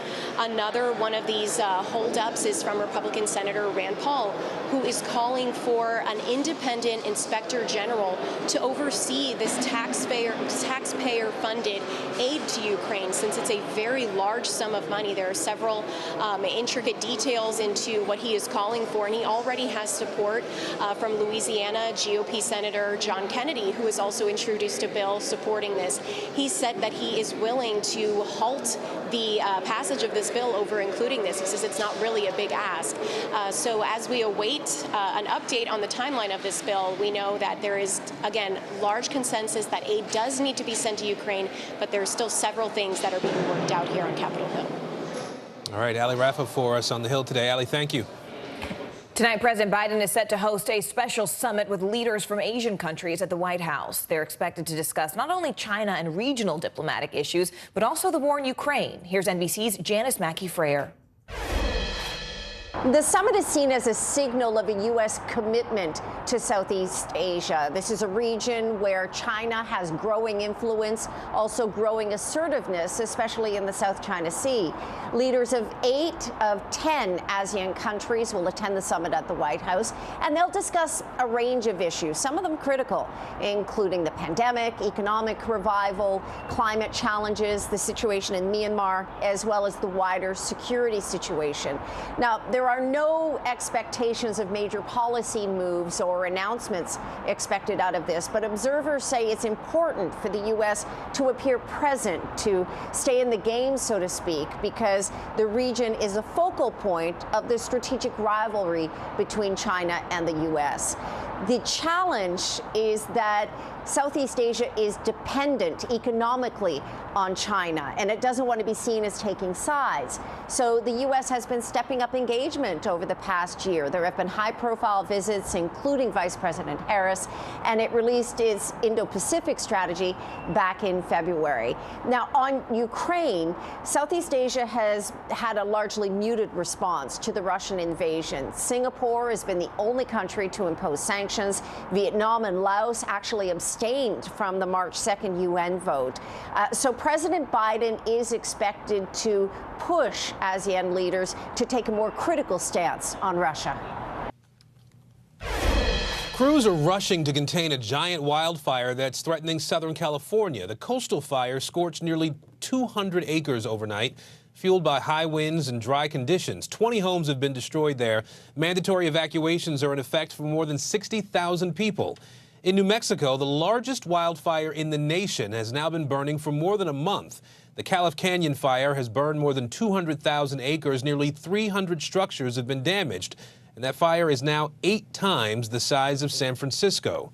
Meteorologist Bill Cairns is tracking the weather conditions in that area for us in just a moment here. Let's begin, though, with NBC News correspondent Steve Patterson. He is along the fire line for us in Laguna Niguel, California.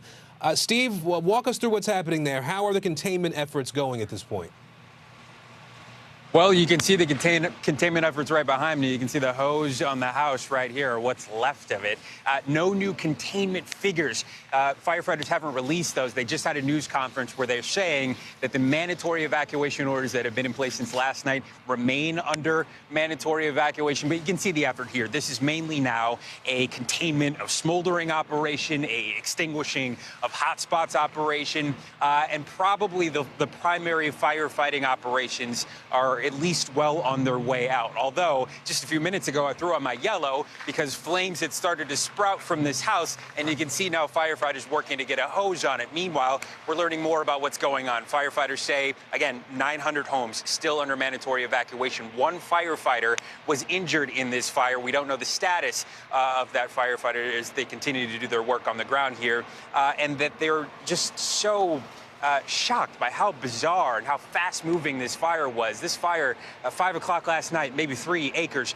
Then they watched it go from 3 to 5, from 5 to 10, from 10 to 40. And by the evening time last night, this was hundreds of acres racing up the side of a canyon, which is just on the other side of this hill, sprouting and cresting over the canyon's top, landing and raining down on rooftops, and then spreading from rooftop to rooftop to rooftop until what you see behind me, which is about 20 homes that were completely charred and hollowed out by this fire. Again, firefighters still working on containment, still keeping people out of this area. The fire spreading to about 200 acres, and we don't know the containment status at this point, but we're looking for more updates from firefighters as they continue to do their work.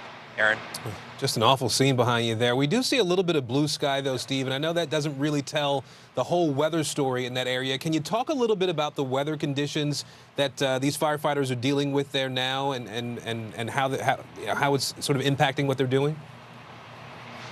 Sure. Well, right now, a far cry from last night. Last night, we saw sustained winds, 25 miles an hour, wind gusts, 30, 45 plus miles per hour. So it sent that fire through these coastal winds, not Santa Ana winds, but winds right from the ocean, just racing again up the hillside. And the primary factor in all this is the bone-dry brush, which you will see in this area, just almost like a runway, sending this fire right into this neighborhood and causing all of this damage. It is not the conditions that firefighters are dealing with now. The winds have died down, the sun is up, so we haven't really experienced what they were last night, but it is the sustained weather conditions throughout the state of California, these bone-dry conditions, the mega drought we're in, the water crisis we're in, that exacerbates basically any fire that's going to pop up from now until the end of the year, and that's what everybody in this state is bracing for. It is climate change. It is happening now, and it's causing fires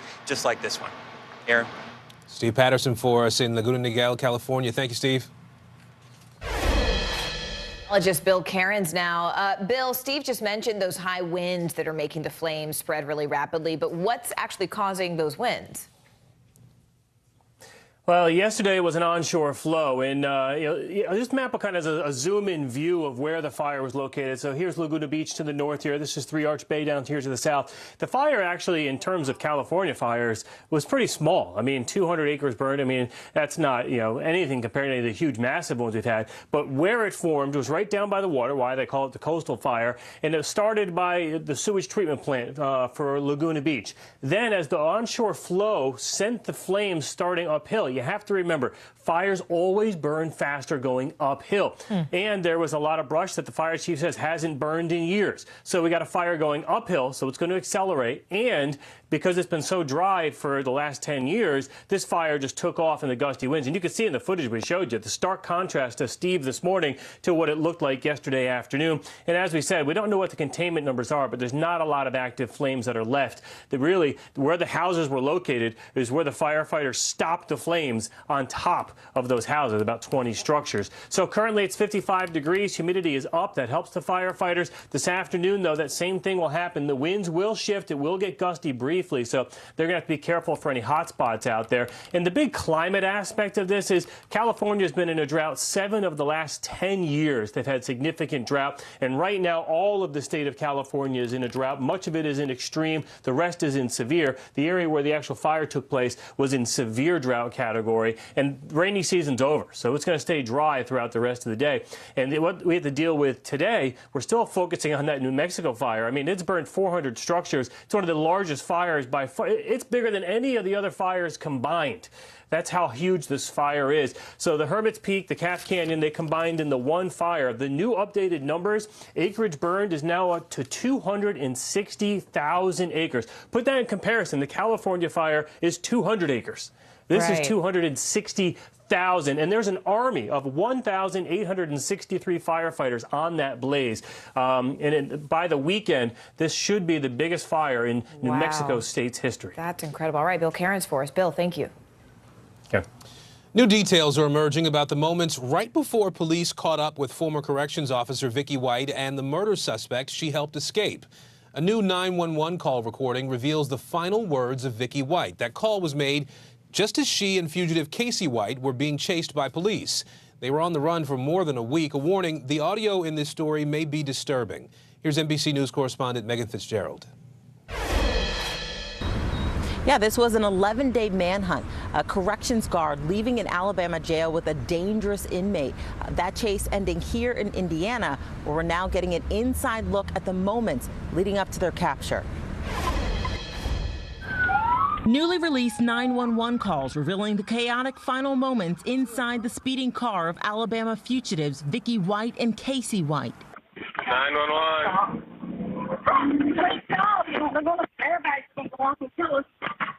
Vicky's panicked voice urging the suspected murderer to flee on foot as authorities close in.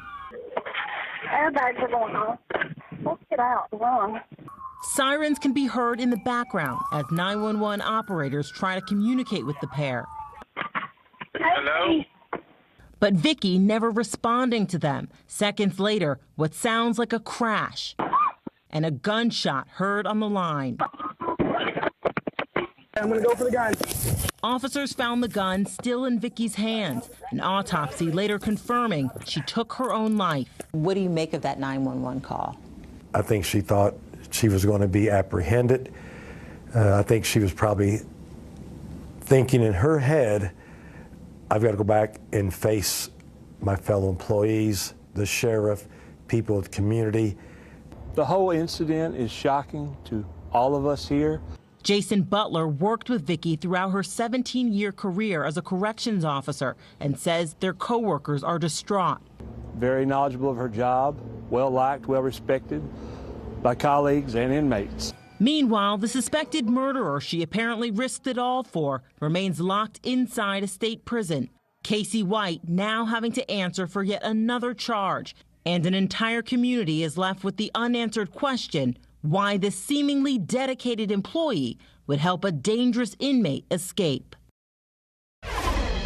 Now, keep in mind, Casey White is also facing a murder charge for allegedly stabbing to death a 58-year-old woman in 2015.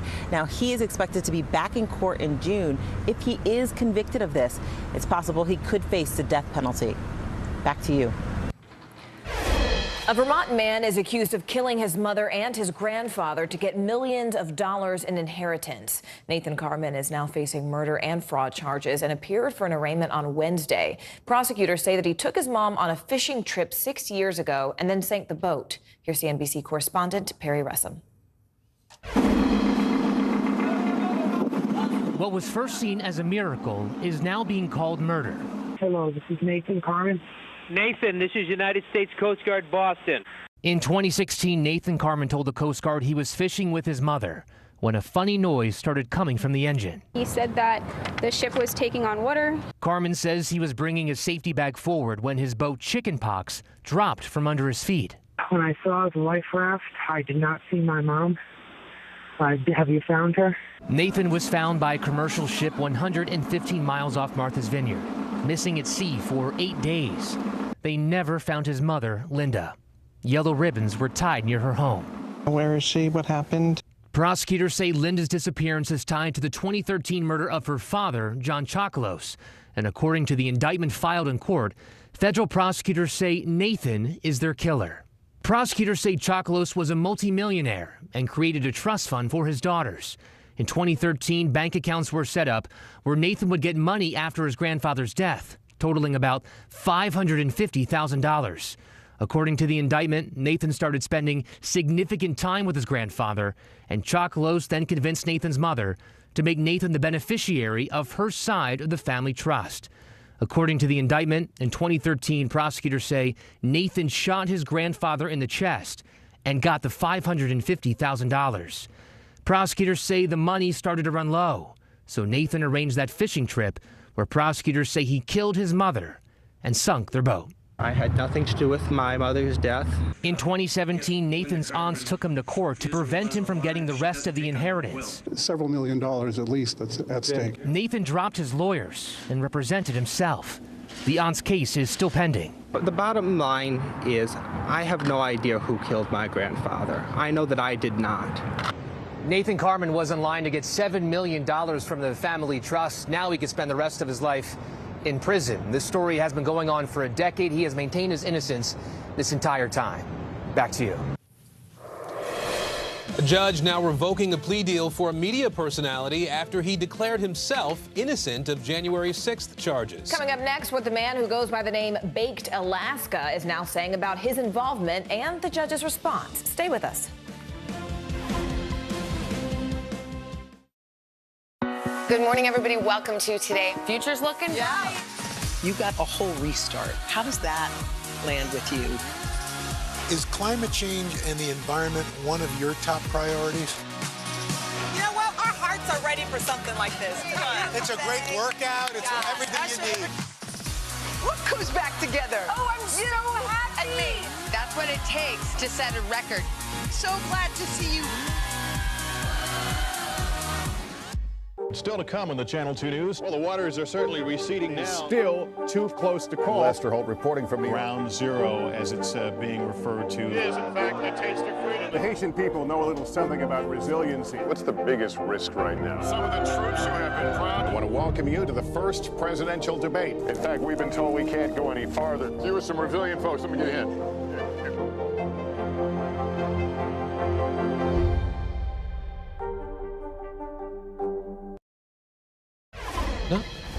A right-wing internet personality changed his mind and now says he's innocent of the charges he's facing from the Capitol riot. The man known as Baked Alaska was set to plead guilty, but then changed his mind at the very last minute.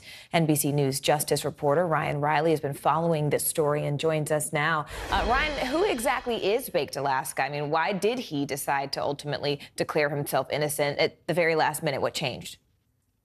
Yeah, Baked Alaska is this internet personality. He used to work for BuzzFeed and then slowly has shifted over the years into this extreme right-wing white supremacist figure who basically was live streaming at the Capitol. There's really no dispute that Baked Alaska was at the Capitol. It'd be sort of ridiculous for him to claim so because he was, live streaming it, and the video has been used as evidence in several other cases, and it helped identify, in fact, several other January 6th defendants. But what he claimed in court is that he told the judge basically that he was taking this plea deal because he was worried that he was going to face a felony charge if he went to trial, and said he wanted to go to trial, but was worried about that charge. And the judge said, okay, so let's set a date then, because the judge can't accept a plea from an individual who is claiming that they want to go to trial and that they believe they're, quote, innocent. So, that's basically where this case stands now. And he also decided over the next 60 days whether he's going to take that deal.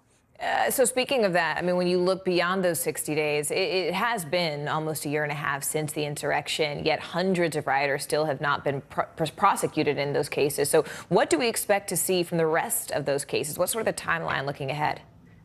Yeah, well, the Justice Department is trying to hire new attorneys to take up all of these cases, because there are almost 800 cases right now, but the total universe of people who could be charged is above 2,500, including people who went inside the Capitol as well as people who attacked officers outside the Capitol. There are more than 300 people on the FBI's website right now who are wanted just for assaulting cops outside the Capitol and still haven't been arrested. So there's a very, very, very long road ahead in these cases. And these cases are continuing to churn out. You're seeing them every day, but there's going to be a lot more work to do for the FBI and for DOJ, as well as citizen sleuths who are investigating a lot of what happened on January 6th.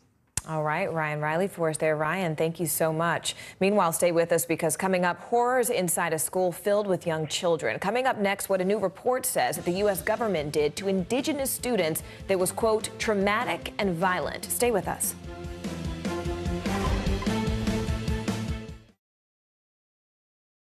From Brooklyn, we're next to the subway station. The state's reservoirs are alarmingly low. War will pass them by.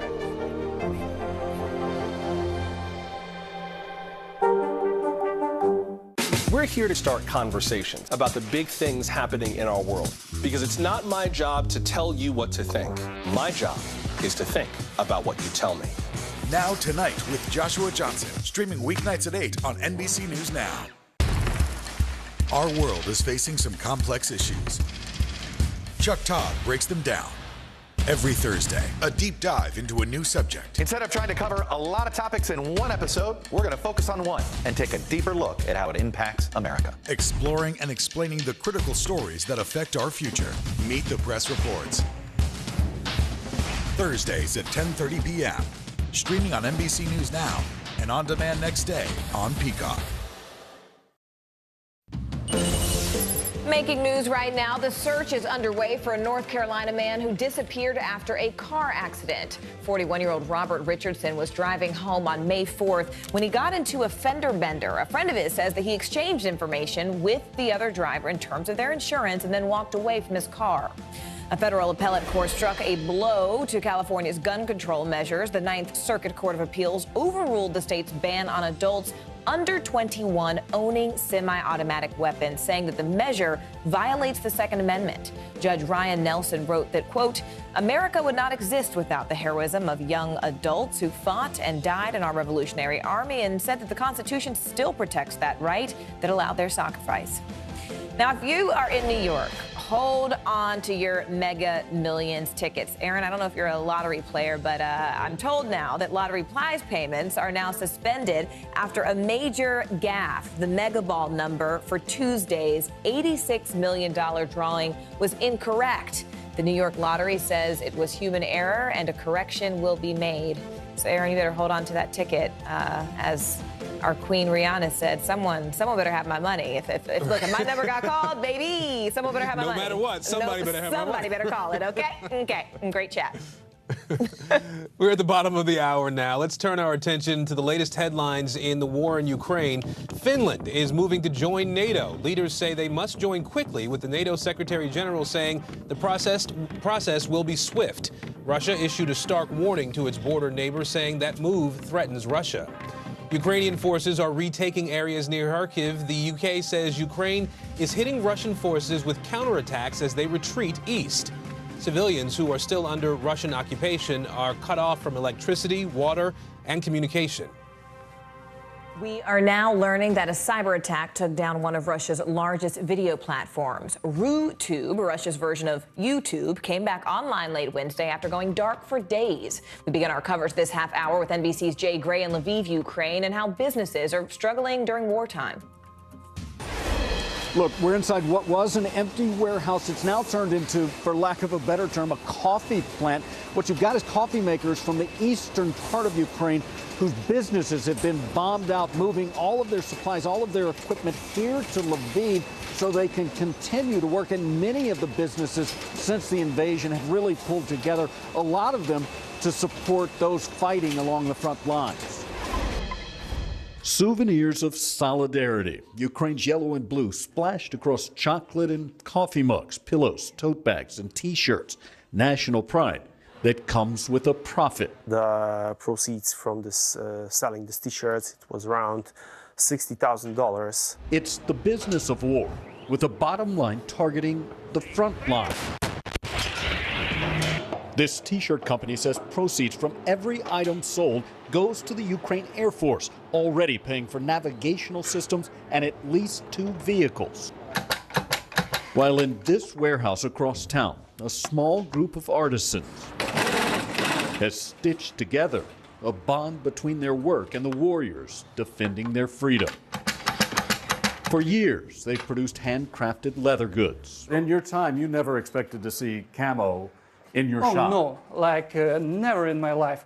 Now the fabric is scattered across sewing tables and litters the floors used to create. So now it's like clip holders and grenade pouch holders, but so it sounds small, but the demand is big. The gear tested in the company's break room before it's donated to soldiers on the battlefield. Every Ukrainian would give his shirt to support the cause. The effort is funded by online sales, most from customers in the U.S.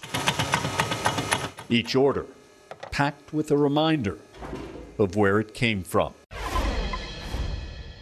And these businesses say they'll continue to do everything they can to support those on the front lines for as long as necessary. In Lviv, I'm Jay Gray. Back to you now. And former U.S. Ambassador to Ukraine, William Taylor, is joining us now. He's also the Vice President of the U.S. Institute of Peace. Ambassador Taylor, we appreciate you being here today. It seems fairly clear that Ukrainians know America is behind them at this point. The Senate is talking about this $40 billion aid package now, more aid to Ukraine. What more do you think the U.S. needs to do at this point, or have we done enough so far? Aaron, it's a good question. Have we done enough? We will know the answer to that question when the Ukrainians win. When the Ukrainians win, when they beat the Russians, which they are convinced, Aaron, that they will do. They are confident that they'll be able to beat the Russians, but they need the U.S. support. They need NATO's support. They need the support on the weapons. They need the long-range artillery. They need the high-range anti-aircraft weapons. If they get those things, if they get the ammunition, the fuel, all of the things that they need to fight this war, then they will win. And we will be able to say we supported them. There's more to be done. That's great, the support that the Senate and the House and the executive branch, President Biden and team are doing. That $40 billion is a lot of money, and it's needed. That needs to be translated into very quick delivery of these heavy weapons. Ambassador, we've been talking a bit about Finland and Sweden. Finland in particular, though, looking to join NATO pretty quickly here. Obviously, we heard from the Kremlin responding to that, saying that that would be a threat to Russia. What do you think of this move to add Finland to NATO? I think it's brilliant. I think it's brilliant, Aaron. Finns will bring a lot to the alliance. The Swedes will apparently follow the Finns. You know, the Ukrainians have been interested in joining the alliance as well. And they will see that the door is still open. The door to NATO is open, so Finland is doing the right thing. NATO's doing the right thing to admit them quickly, and the UK is doing the right thing of providing support while they're in the process. All right, Ambassador Bill Taylor, we appreciate your time and your perspective today. Thanks for joining us. Thank you, Eric. Good. A shocking report on schools for Indigenous children. The highly anticipated report from the Department of the Interior reveals the horrors inside boarding schools for Native American children that were run or supported by the U.S. government. But it also leaves some very key questions unanswered. NBC News correspondent Antonia Hilton looked into this and joins us now. Antonia, this is such a heartbreaking part of American history and even Canadian history that a lot of people aren't aware of. What happened there? Well, Morgan, for generations, tribal leaders, Indigenous Americans have been sharing stories about what's happened to them inside this system of boarding schools that, as you mentioned, was across the country, but also in places like Canada. The U.S. has now, in this new report, confirmed that there were 408 schools supported by federal dollars and efforts that were designed to strip them of their heritage, violently separate them from their language, separate them from their family members. And now they think they're just at the beginning of their findings and at the beginning of this research. Take a look at what we learned. The report is a damning reckoning of America's dark past. The U.S. government acknowledging it intentionally targeted tens of thousands of Indigenous children, sending them to boarding schools where they were forced to change their names and punished for speaking their languages, a policy the report calls traumatic and violent. The findings announced today by Deb Haaland, who is Laguna Pueblo and the first Native American cabinet secretary. Her grandparents were forced to attend the schools. I am here because my ancestors persevered, and the work we will do with the Federal Indian Boarding School Initiative will have a transformational impact on the generations who follow. The report found the U.S. operated or supported 408 boarding schools in 37 states from 1819 to 1969, the highest concentration in Oklahoma, Arizona, and New Mexico. There was rampant physical, sexual, and emotional abuse, disease, malnourishment, overcrowding, and a lack of health care. Children who broke the rules were disciplined with corporal punishment, such as solitary confinement, flogging, withholding food, whipping, slapping, and cuffing. The investigation has already determined hundreds of children died, but that number is expected to exponentially rise as more schools are studied. At least 53 burial sites have been found, some marked, some unmarked. Our children deserve to be brought home.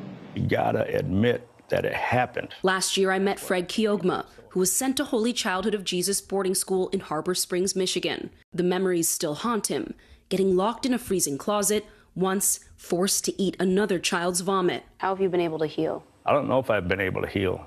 Holy Childhood never responded to NBC News' multiple requests for comment. I think it's actually way overdue. Fred told me the report is a good first step. It now can put to rest a lot of the people that came up missing, that went to school and never came home. But there's been no formal apology from the U.S. government. The investigation will continue, trying to piece together the total number of students who attended the schools and identifying the remains found at burial sites. Many questions remain unanswered.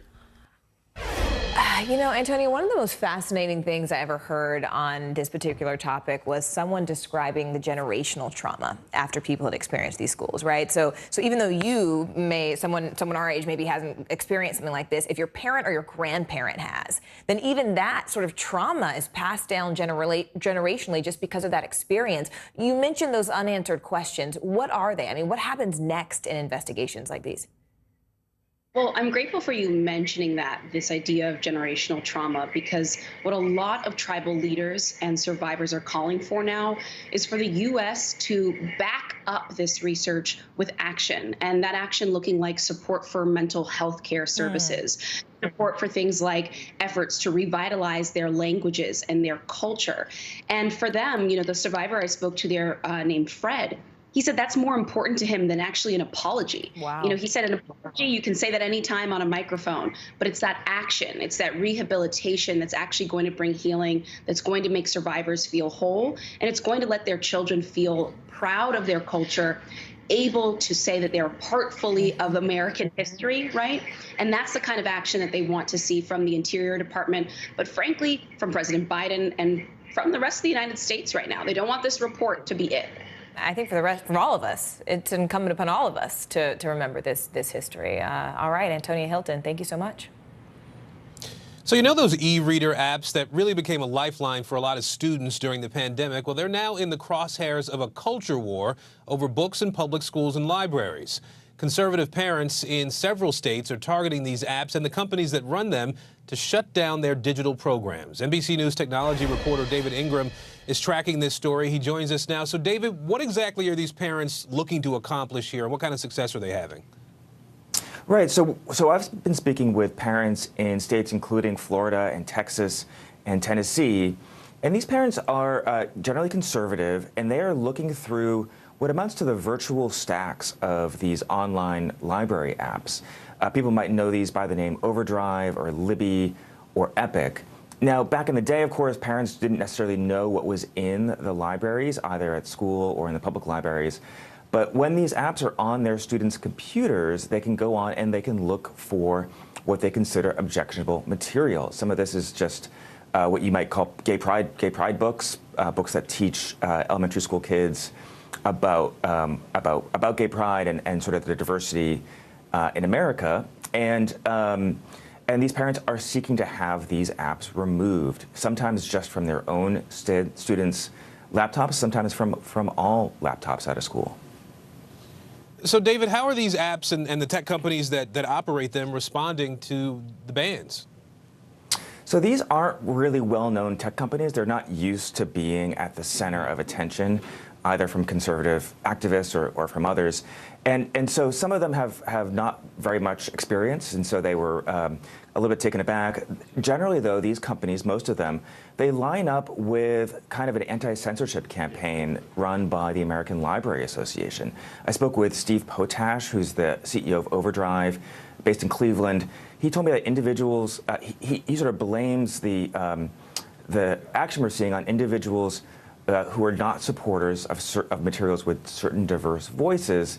He says, probably without reading the material, that they're creating an alarm, and that they, as a company, they stand with and trust librarians and the professionals.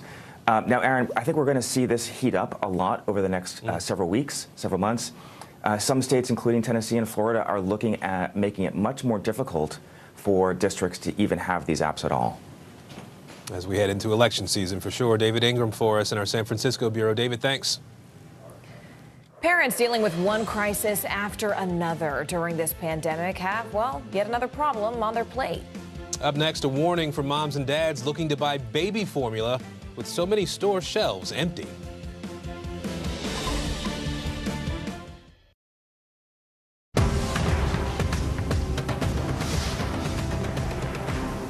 Sometimes the news can be difficult and overwhelming for kids to understand. Ukraine and Russia. Could you help me understand what's going on? So to help make sense of it, we've created a newscast just for them. We hope your family will watch Nightly News Kids Edition. Would it be easier for the airlines to manage a vaccine mandate than a mask mandate? Is there a case to be made that it's time to give Ukraine offensive weapons so they can win this war? What should be focused on that could reduce inflation and avoid a recession? If it's Sunday, it's Meet the Press. We're here to start conversations about the big things happening in our world, because it's not my job to tell you what to think. My job is to think about what you tell me.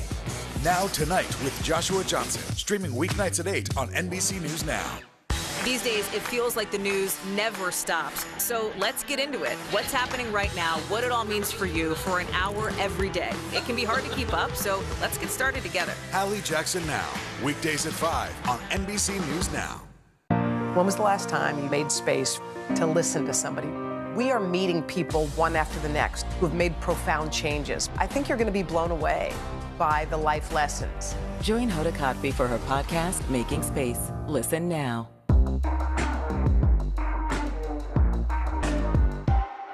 Sometimes the news can be difficult and overwhelming for kids to understand. Ukraine and Russia. Could you help me understand what's going on? So to help make sense of it, we've created a newscast just for them. We hope your family will watch Nightly News Kids Edition. From Brooklyn, we're next to the subway station. The state's reservoirs are alarmingly low. War will pass them by.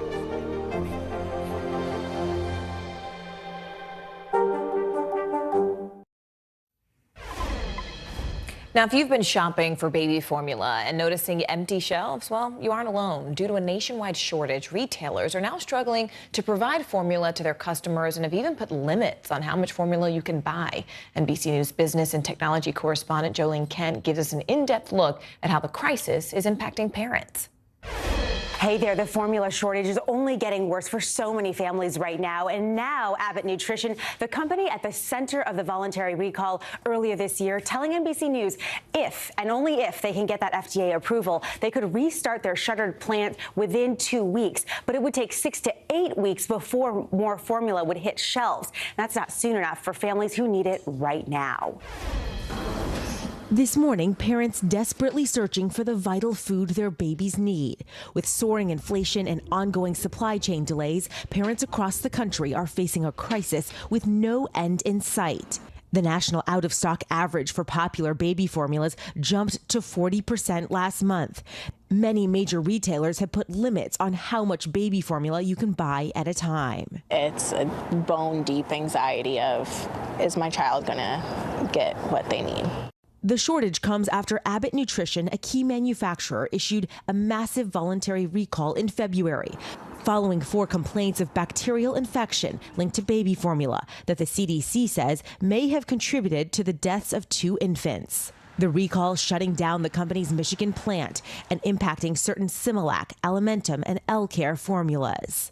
After an investigation by the FDA and CDC, Abbott conceded that some of its processes were not followed and says it is set out to improve its systems and address the issues raised. The company now telling NBC News there is no evidence to link our formulas to these infant illnesses.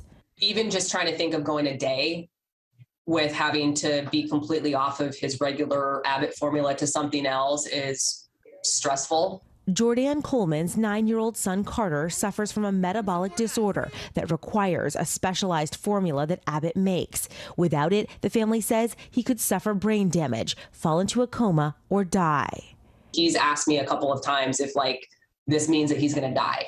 As all parents search for solutions, doctors are warning, never dilute your formula with water as a way of making more of it. Babies their kidneys are not mature enough to process that water. After YouTube searches for homemade formula spiked over 200% this month, the FDA saying homemade baby formula may lack nutrients vital to an infant's growth. One option for families in need, breast milk banks that store donor milk and often sell it for a nominal fee. We want to ensure that the babies who need this donor milk can receive it regardless of their ability to pay.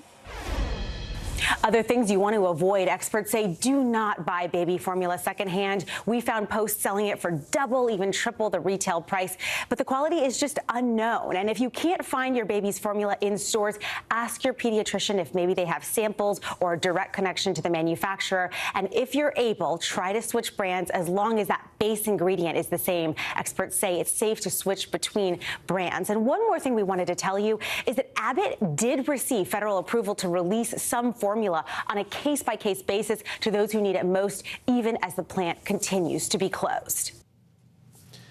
Well, we know smartphones have really become essential to our everyday lives, but there's still some debate over whether children should have access to them. A recent survey shows 91% of 14-year-olds now own a smartphone. NBC News senior national correspondent Kate Snow has more. So a majority of kids have their own smartphone by the age of 12. Many of them get that even younger. A lot of parents feel pressure to make sure their kids keep up with their peers, that they can text with their friends. They have a phone for safety reasons. They try to regulate the phone usage or use parental controls, but a lot of parents are now saying the easiest answer, no phone at all. The pandemic changed everything, including the way kids learned and spent their free time. According to Common Sense Media, screen use for teens and tweens has grown by 17% since 2019, with kids 8 to 12 clocking 5.5 hours a day and 13 to 18-year-olds logging nearly 9 hours a day on devices. Now, many parents are pumping the brakes. For mom of 4, Adriana Stacy, the family policy has always been firm. We don't buy smartphones for our children. She's a psychiatrist who's seen the effects of increased screen time in her practice. I'll get a patient in my office, usually a teenager, who all of a sudden started to really struggle with anxiety and depression. Pretty much every time we can trace that back to when did you get a phone? But her oldest, Annalise, a 10th grader, often feels left out. It's definitely hard sometimes because I have been left out of decisions because I haven't been on a group chat or something. It's also been a struggle in the classroom. Some of Annalise's teachers ask students to use their smartphones to do classwork. We do feel like we're standing alone on an island. But the island is getting bigger. A movement called Wait Until 8th encourages parents to wait until at least 8th grade to give kids smartphones. The network is 40,000 families strong, and they've seen a 25% increase in participation in the last year alone. Parents have seen the impact of screens on kids over the past couple of years with online school and lots of social media consumption. Let's get our kids outside. Let's get our kids reading. Let's get our kids playing with other kids in real life. Let's let our kids enjoy being kids. Research about the impact of smartphones is mixed. A large study using data from the National Institutes of Health found screen time was moderately associated with worse mental health, increased behavior problems, decreased academic performance, and poorer sleep, but also found using a smartphone or device improved friendships and connection. Dr. Jean Twenge is a professor of psychology at San Diego State and author of the book iGen. Are we basically experimenting on our kids, not knowing what the impact of these smartphones will be long term? All of us are basically living in a big social experiment where smartphones have taken over. In effect, we're experimenting with their brains. Hey, let's give them all a smartphone and see what happens. Experts agree if parents are going to allow smartphones, they should be banned from the bedroom overnight, and they recommend setting time limits and parental controls. And for the growing number of parents who decide not to give their kids a smartphone at all, talk to your kids about your concerns and consider a stripped-down phone for calls and texts only. Last year, Annalise Stacy got one of those. At 15 years old, she already sees the benefits of not having a smartphone. It's been a positive experience not growing up with one because I spent more time doing more valuable things and less time on my phone. I have better self-esteem and better social skills, and I can definitely communicate and just talk to people more. Adriana admits this has not been easy, and it's obviously every parent's choice. But there was one study from the University of Texas that stood out to us. They gave people a series of tests without a smartphone nearby, and then while they had their smartphone near them, just having the phone within reach, even though they weren't touching it, was enough of a distraction that they didn't concentrate or do as well on those tests. Back to you. Wow, fascinating story. A Palestinian-American journalist was shot and killed while covering violence in the West Bank. After the break, how she's being remembered and the investigation now underway. Now Tonight with Joshua Johnson, streaming weeknights at 8 on NBC News Now. Sometimes the news can be difficult and overwhelming for kids to understand. Ukraine and Russia. Could you help me understand what's going on? So to help make sense of it, we've created a newscast just for them. We hope your family will watch Nightly News Kids Edition. This is a very different kind of program. We're here to start conversation about the big things happening in our world. Professor, I'm not asking you to predict the future, but what do we think that the new normal is going to be? Is part of this that everyone's rethinking their jobs during this pandemic and their relationship to their employers? What is your biggest tip for any parent who's concerned about this? It's not my job to tell you what to think. My job is to think about what you tell me. Now Tonight with Joshua Johnson, streaming weeknights at 8 on NBC News Now. Hallie Jackson Now, weekdays at 5 on NBC News Now. Live from Ukraine, from Mayfield, Kentucky, from Waukesha, Wisconsin. To cover the news, you have to be in it. This is how so many towns and cities are protecting themselves. You can actually see they're pushing the gates open. I also want to get home.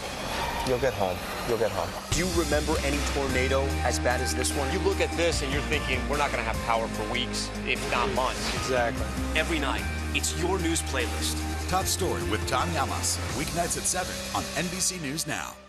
When was the last time you made space to listen to somebody? What I learned from a very young age is radical love, radical forgiveness. We are meeting people one after the next who have made profound changes. It showed a lot of personal strength for me. Why am I trying to make other people happy over myself? So many life lessons that are going on in these conversations. We're watching a transformation. Join Hoda Kotb for her podcast, Making Space. Listen now.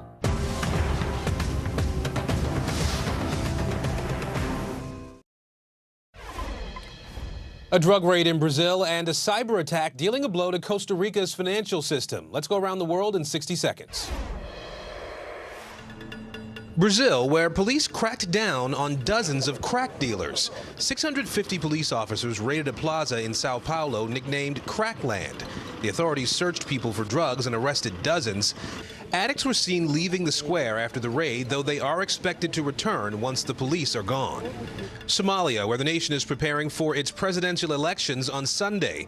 39 candidates are on the ballot, including one woman, Fawzia Youssef Haji Adam.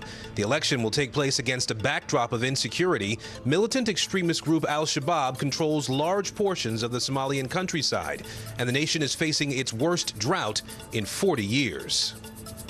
And Costa Rica, where the nation has declared a state of emergency amid a ransomware attack. Hackers interrupted the nation's tax collection process and exposed Costa Ricans' personal information. The president of Costa Rica, who just took office on Sunday, is considering bringing in outside cybersecurity experts to help him navigate the mess. And that's the world now. Outrage is growing in the Middle East after a veteran Palestinian-American journalist was shot and killed while covering violence in the West Bank. NBC's Raf Sanchez has that story. This morning, final respects being paid to a veteran Palestinian-American correspondent killed on the job. Her bulletproof vest clearly marking her as a journalist, but it wasn't enough to save her life. Shireen Abu Akleh, an American citizen watched by millions across the Middle East for her coverage on Al Jazeera. The network now saying she was assassinated in cold blood by Israeli troops while covering a raid in the occupied West Bank. They cite eyewitness reports from her own crew, including a producer shot alongside her. Israel's prime minister initially said it was likely she was killed by a Palestinian gunman. But the defense minister now saying it isn't clear who's responsible and adding an investigation is underway. The Israeli military releasing footage of a fierce firefight, but no firm evidence who fired the fatal shot. The Biden administration demanding answers. We call for an immediate and thorough investigation and full accountability. But Palestinians doubtful Israel will conduct a full and transparent investigation. Maybe if we were Ukrainians and if we were blonde and blue-eyed, maybe then they will think international law applies to protect the victims. This is Shireen Abu Akleh's final journey to the Al Jazeera Bureau, where she covered the story of the Palestinian people for so many years. You can feel the anger and grief of her colleagues everywhere. Her former office, now a shrine. She's a symbol for every single journalist who works here. Around the globe, female journalists paying tribute to a pioneer. Her death, part of the worst wave of violence since last year's conflict in Gaza. And fears of worse to come, with tensions high at Jerusalem's most sensitive religious site. The Palestinian Authority is planning an official funeral for Shireen Abu Akleh here in Ramallah, followed by a family funeral in her native Jerusalem. And this all coming just a few weeks before President Biden is due to make his first official visit to Israel since taking office. Thank you so much for being with us this hour. I'm Morgan Radford. And I'm Aaron Gilchrist. The news continues right now. Breaking news on NBC News Now, the fight over NATO. Finland is making an aggressive push to join the alliance, and we'll tell you why that may have a pretty big impact on the war in Ukraine. Wildfire emergency. Flames burning out of control in Southern California. Tens of thousands of homeowners being told, get out. Where that battle stands right now. And a warning for parents. There's not enough baby formula to go around, and it's driving prices through the roof. What's to blame and what's being done to fill those store shelves right back up? And hanging up the phone. Millions of us can't imagine life without our phones, but some parents are saying no to smartphones for their kids. Why they say it's already paying off.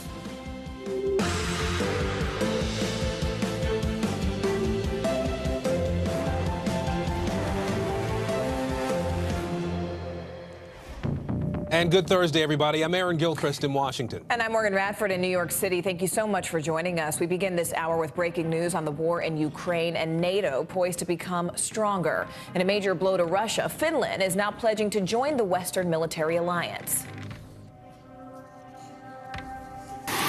Should Finland decide to apply, the accession of Finland would strengthen the security and stability of the Baltic Sea region and Northern Europe. Finland is a regional security provider and would further strengthen NATO as a future ally. NATO members are praising the decision, but the Russian Foreign Ministry is vowing to take retaliatory steps because of it. Sweden is also expected to apply for a spot in that alliance. And this is all happening as Russia launched a new round of deadly strikes that hit various parts of Ukraine. The city of Luhansk in the east is trying to get back online, and the region's leader says that critical infrastructure has been destroyed and that constant shelling is preventing crews from making necessary repairs. In just a moment, we're going to dig into the latest American efforts to help Ukraine. But let's go ahead and start on the ground inside that war zone. NBC News foreign correspondent Matt Bradley is there, and our Pentagon correspondent Courtney Kuby is at her post. Matt, you're in Kharkiv, where Ukrainian forces are successfully pushing Russians out of that region. How are they accomplishing this, especially there in Kharkiv?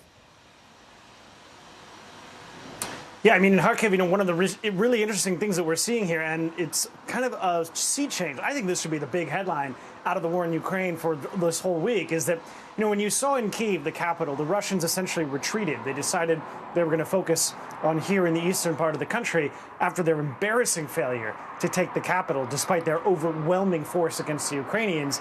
Here, we're actually seeing the Ukrainians beating back and defeating the Russians without the Russians really retreating necessarily. Again, with the Ukrainians mustering the power to defeat the Russians. And so this is a sea change in this fight. And it really just goes to show that the Russians have not learned any of the lessons that they learned in their assault on Kyiv and in Sumy, a little bit further to the east, and all of these other places where they really brought an overwhelming force and technology to bear against an inferior Ukrainian army that showed itself was more than capable of fighting off that superior force. So now what we're seeing is the Russians being pushed back by the Ukrainians and really still expelling tons of men and materiel in the process of their failure. So one of the things that I think is really interesting here, and one thing we have to remember, is that we have already seen the full thrust of the Russian war machine. We know what the Russians can bring to bear in their fight. But we have not yet seen the full capability of the Ukrainians because we haven't seen all of that enormous number of high-tech weapons that the U.S. has pledged and that the U.S. is already in the process, along with other Western countries, of sending to Ukraine and across the country to here in the East. So we haven't even seen the full effect of the Ukrainian military with the highest priced and highest tech weapons. We haven't even seen the other foot drop. So, and already, even without that, we've seen the Ukrainians taking the upper hand. Guys? Speaking of that, though, Matt, I mean, you mentioned embarrassing failures for Russia. Ukrainian fighters are still defending that steel plant we've all been talking about in Mariupol. Do we have a sense of why Russian forces actually have not been able to capture it? Well, look, the fact is that the Russians have captured that city effectively. They've taken everything except for that tiny part, which isn't really that tiny, I guess. It's this massive, sprawling steelworks, but it's just that steelworks. Vladimir Putin had said that they were just going to sort of steel it up. His words were so a fly couldn't even get through. The fact of the matter is that the Ukrainians still hold that steelworks, at least the underground part of it, even as the Russians continue to pound it from the top. But we have been seeing that the Ukrainians, and we've heard from the deputy prime minister, she's saying that there are negotiations in the works to try to get some of the badly injured or worst injured fighters out of the steelworks or out of the underground bunker underneath the steelworks and trade them for Russian prisoners of war here in Kyiv-controlled Ukraine.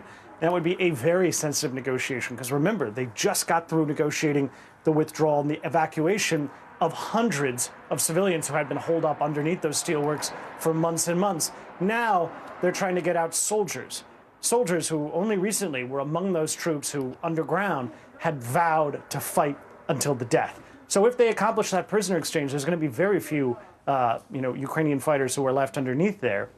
And it really does look as though the Russians can take the whole of Mariupol, can take the Azovstal steelworks. They've done it in everything but name so far. The question is, are they willing to expend the men and the equipment in order to really finally take it? We thought they would do it by May 9th on Monday. They didn't. They failed. Now we're just waiting to see if they decide to go in once again and penetrate into that underground bunker and finally take Azovstal steelworks for themselves. Guys? Matt, I do want to talk about sort of the diplomatic side of all of that. Courtney, is the Pentagon saying anything about Finland and Sweden's bids to join NATO? I mean, do we know if the U.S. was at all involved in that decision? Not yet. I mean, at this point, they're still waiting for any kind of an official announcement and then for them actually to become members of NATO. But the reality is, behind the scenes, both Finland and Sweden, while their militaries may be small, they are very effective. So as they would bring a lot to the table for NATO, and specifically in the case of additional air power and additional sea power. So not only the fact that this would be symbolic to have countries like Finland and Sweden, who for all these decades have not joined NATO and are now being pushed or have been convinced to join it because of Russia's aggression in Ukraine. But the fact is, they also bring a very capable military capability with them in that. And there's one other thing, Matt has done such an excellent job of explaining what's going on in the East and specifically around Kharkiv. One thing that we need to, one reason that what is happening there and the Ukrainians are pushing back the Russians, one reason that is so important is not only have the Russians been trying to take that city literally since the beginning of the invasion, so more than 75 days now, they've been going after that city, but the Ukrainians' ability to push them back, they are now basically outside of artillery range. Why that's so important is artillery has really become the weapon in the East recently. So the Russians aren't flying a whole lot of air power, mainly because they don't have the airspace there. So it's what the military calls a contested airspace. It's not safe for them to fly. They've been pounding many of these cities with artillery. It's harder for them to do it now in Kharkiv because of the Ukrainian military's ability there, Morgan. Okay, Matt Bradley there on the ground, Courtney Cuby in Washington. Thank you both for joining us. Let's bring in NBC News Capitol Hill correspondent Ali Rafa now. So, Ali, the House-passed Ukraine aid package is now in the hands of the Senate, we know. Is there a timeline yet on when we might see a vote happen there? Yeah, Aaron, well, our team came in this morning expecting this to be locked in last night on the schedule for today, but so far we haven't heard of any timeline update as to when this will be taken up on the Senate floor. And so it's assumed that senators are still negotiating some holds here. This comes after the Senate majority and minority leaders, Chuck Schumer and Mitch McConnell, said on the Senate floor this morning that this needs to be passed as soon as possible. We've heard for weeks now President Biden urging repeating and reiterating this sense of urgency for aid to Ukraine, saying that the last aid package, I believe it's 9 so far that have been sent, is set to run out by the end of the month. But as much urgency as there is with this, there's been bipartisan support, a rallying effect here on Capitol Hill that there is more aid needed for Ukraine. There still isn't a next step as far as the timeline for when this next nearly $40 billion aid package, this historically large aid package, will be voted on in the Senate to then be approved. Aaron. Yeah, absolutely. $40 billion is a lot of money. But Ukraine has indicated that it may need more money to keep its economy from collapsing as this war goes on there. How much of an appetite is there on the Hill now to send more support potentially to Ukraine? So our team has caught up with a couple GOP senators on the Hill this morning, and they're saying there are several holds here, not only because of this large amount of money, but they're saying that there are several things that they'd like to see included in this Senate aid package that we're expecting a vote on. One of these things is a discussion over this term that was in the House version of this bill that allowed the government to seize the assets of Russian oligarchs, to proceed with selling those assets and then giving the money to the Ukrainian people. Another one of these holdups is from Republican Senator Rand Paul, who is calling for an independent inspector general to oversee this taxpayer-funded aid to Ukraine, since it's a very large sum of money. There are several intricate details into what he is calling for, and he already has support from Louisiana GOP Senator John Kennedy, who has also introduced a bill supporting this. He said that he is willing to halt the passage of this bill over including this. He says it's not really a big ask. So as we await an update on the timeline of this bill, we know that there is, again, large consensus that aid does need to be sent to Ukraine, but there's still several things that are being worked out here on Capitol Hill. All right, Ali Rafa for us on the Hill today. Ali, thank you. Tonight, President Biden is set to host a special summit with leaders from Asian countries at the White House. They're expected to discuss not only China and regional diplomatic issues, but also the war in Ukraine. Here's NBC's Janice Mackey-Frayer. The summit is seen as a signal of a U.S. commitment to Southeast Asia. This is a region where China has growing influence, also growing assertiveness, especially in the South China Sea. Leaders of 8 of 10 ASEAN countries will attend the summit at the White House, and they'll discuss a range of issues, some of them critical, including the pandemic, economic revival, climate challenges, the situation in Myanmar, as well as the wider security situation. Now, there are no expectations of major policy moves or announcements expected out of this, but observers say it's important for the U.S. to appear present, to stay in the game, so to speak, because the region is a focal point of the strategic rivalry between China and the U.S. The challenge is that Southeast Asia is dependent economically on China, and it doesn't want to be seen as taking sides. So the U.S. has been stepping up engagement over the past year. There have been high-profile visits, including Vice President Harris, and it released its Indo-Pacific strategy back in February. Now, on Ukraine, Southeast Asia has had a largely muted response to the Russian invasion. Singapore has been the only country to impose sanctions. Vietnam and Laos actually abstained from the March 2nd UN vote. So President Biden is expected to push ASEAN leaders to take a more critical stance on Russia.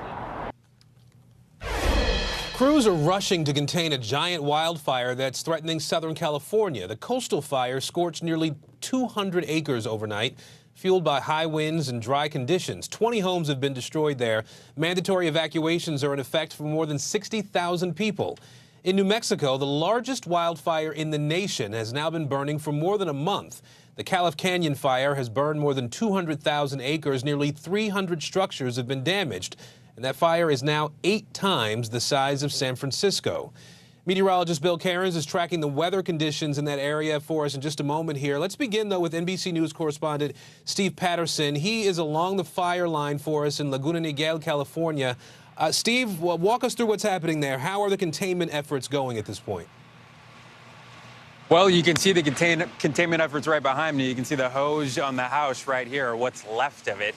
No new containment figures. Firefighters haven't released those. They just had a news conference where they're saying that the mandatory evacuation orders that have been in place since last night remain under mandatory evacuation. But you can see the effort here. This is mainly now a containment of smoldering operation, a extinguishing of hotspots operation, and probably the primary firefighting operations are at least well on their way out. Although, just a few minutes ago, I threw on my yellow because flames had started to sprout from this house, and you can see now firefighters working to get a hose on it. Meanwhile, we're learning more about what's going on. Firefighters say, again, 900 homes still under mandatory evacuation. 1 firefighter was injured in this fire. We don't know the status of that firefighter as they continue to do their work on the ground here, and that they're just so shocked by how bizarre and how fast-moving this fire was. This fire, 5 o'clock last night, maybe 3 acres.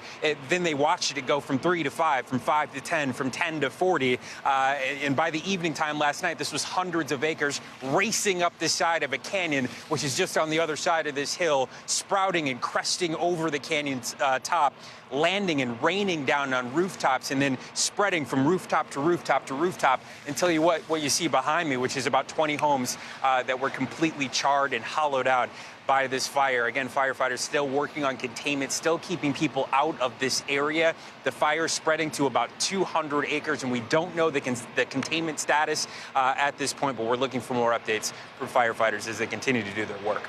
Aaron? Just an awful scene behind you there. We do see a little bit of blue sky, though, Steve, and I know that doesn't really tell the whole weather story in that area. Can you talk a little bit about the weather conditions that these firefighters are dealing with there now, and how it's sort of impacting what they're doing? Sure. Well, right now, a far cry from last night. Last night, we saw sustained winds, 25 miles an hour, wind gusts, 30, 45 plus miles per hour. So it sent that fire through these coastal winds, not Santa Ana winds, but winds right from the ocean, just racing again up the hillside. And the primary factor in all this is the bone-dry brush, which you will see in this area, just almost like a runway, sending this fire right into this neighborhood and causing all of this damage. It is not the conditions that firefighters are dealing with now. The winds have died down, the sun is up, so we haven't really experienced what they were last night, but it is the sustained weather conditions throughout the state of California, these bone-dry conditions, the mega drought we're in, the water crisis we're in, that exacerbates basically any fire that's going to pop up from now until the end of the year, and that's what everybody in this state is bracing for. It is climate change. It is happening now, and it's causing fires just like this one. Aaron? Steve Patterson for us in Laguna Niguel, California. Thank you, Steve. Meteorologist Bill Cairns now. Bill, Steve just mentioned those high winds that are making the flames spread really rapidly, but what's actually causing those winds? Well, yesterday was an onshore flow, and this map kind of has a zoom-in view of where the fire was located. So here's Laguna Beach to the north here. This is Three Arch Bay down here to the south. The fire actually, in terms of California fires, was pretty small. I mean, 200 acres burned. I mean, that's not, anything compared to the huge, massive ones we've had. But where it formed was right down by the water, why they call it the coastal fire, and it started by the sewage treatment plant for Laguna Beach. Then, as the onshore flow sent the flames starting uphill, you have to remember, fires always burn faster going uphill. And there was a lot of brush that the fire chief says hasn't burned in years. So we got a fire going uphill, so it's going to accelerate. And because it's been so dry for the last 10 years, this fire just took off in the gusty winds. And you can see in the footage we showed you the stark contrast to Steve this morning to what it looked like yesterday afternoon. And as we said, we don't know what the containment numbers are, but there's not a lot of active flames that are left. Really, where the houses were located is where the firefighters stopped the flames on top of those houses, about 20 structures. So currently it's 55 degrees. Humidity is up. That helps the firefighters. This afternoon, though, that same thing will happen. The winds will shift. It will get gusty, breeze briefly. So they're going to have to be careful for any hot spots out there. And the big climate aspect of this is California's been in a drought 7 of the last 10 years. They've had significant drought. And right now, all of the state of California is in a drought. Much of it is in extreme. The rest is in severe. The area where the actual fire took place was in severe drought category. And rainy season's over. So it's going to stay dry throughout the rest of the day. And what we have to deal with today, we're still focusing on that New Mexico fire. I mean, it's burned 400 structures. It's one of the largest fires by far. It's bigger than any of the other fires combined. That's how huge this fire is. So the Hermit's Peak, the Cass Canyon, they combined into one fire. The new updated numbers, acreage burned is now up to 260,000 acres. Put that in comparison. The California fire is 200 acres. This is 260,000, and there's an army of 1,863 firefighters on that blaze. By the weekend, this should be the biggest fire in New Mexico State's history. That's incredible. All right, Bill Cairns for us. Bill, thank you. Okay. New details are emerging about the moments right before police caught up with former corrections officer Vicky White and the murder suspect she helped escape. A new 911 call recording reveals the final words of Vicky White. That call was made just as she and fugitive Casey White were being chased by police. They were on the run for more than a week. A warning, the audio in this story may be disturbing. Here's NBC News correspondent Megan Fitzgerald. Yeah, this was an 11-day manhunt. A corrections guard leaving an Alabama jail with a dangerous inmate. That chase ending here in Indiana, where we're now getting an inside look at the moments leading up to their capture. Newly released 911 calls revealing the chaotic final moments inside the speeding car of Alabama fugitives Vicky White and Casey White. 911.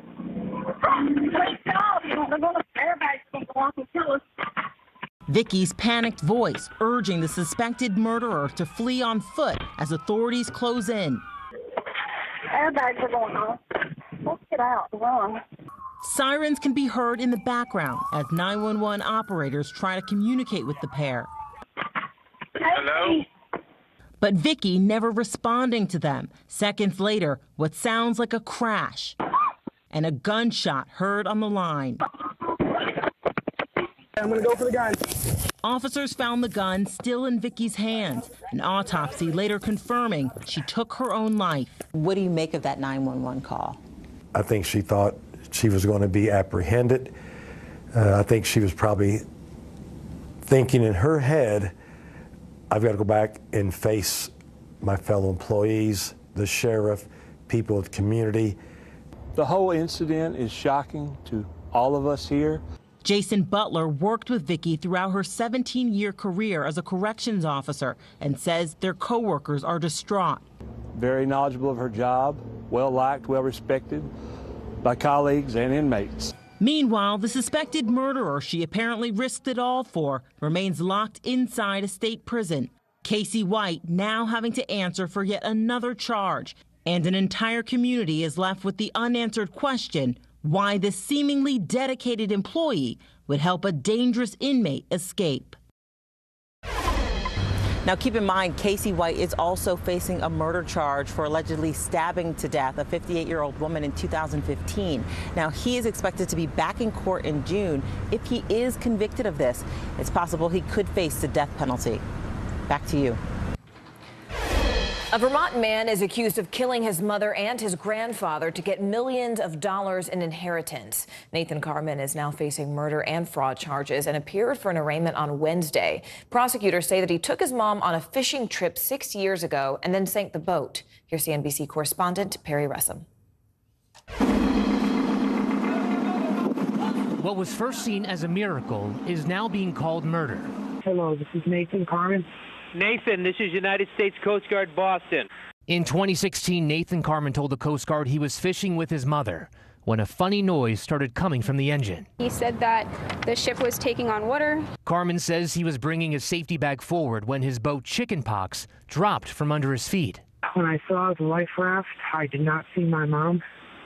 Have you found her? Nathan was found by a commercial ship 115 miles off Martha's Vineyard, missing at sea for 8 days.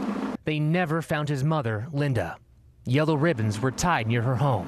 Where is she? What happened? Prosecutors say Linda's disappearance is tied to the 2013 murder of her father, John Chocolos. And according to the indictment filed in court, federal prosecutors say Nathan is their killer. Prosecutors say Chocolos was a multimillionaire and created a trust fund for his daughters.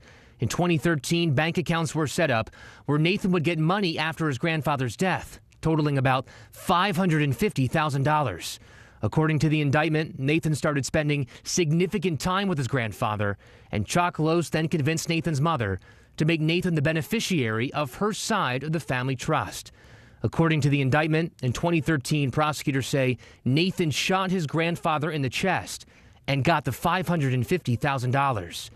Prosecutors say the money started to run low, so Nathan arranged that fishing trip where prosecutors say he killed his mother and sunk their boat. I had nothing to do with my mother's death.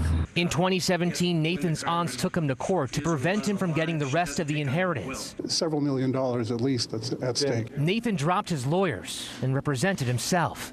The aunt's case is still pending. But the bottom line is I have no idea who killed my grandfather. I know that I did not. Nathan Carman was in line to get $7 million from the family trust. Now he could spend the rest of his life in prison. This story has been going on for a decade. He has maintained his innocence this entire time. Back to you. A judge now revoking a plea deal for a media personality after he declared himself innocent of January 6th charges. Coming up next, what the man who goes by the name Baked Alaska is now saying about his involvement and the judge's response. Stay with us. Now Tonight with Joshua Johnson, streaming weeknights at 8 on NBC News Now.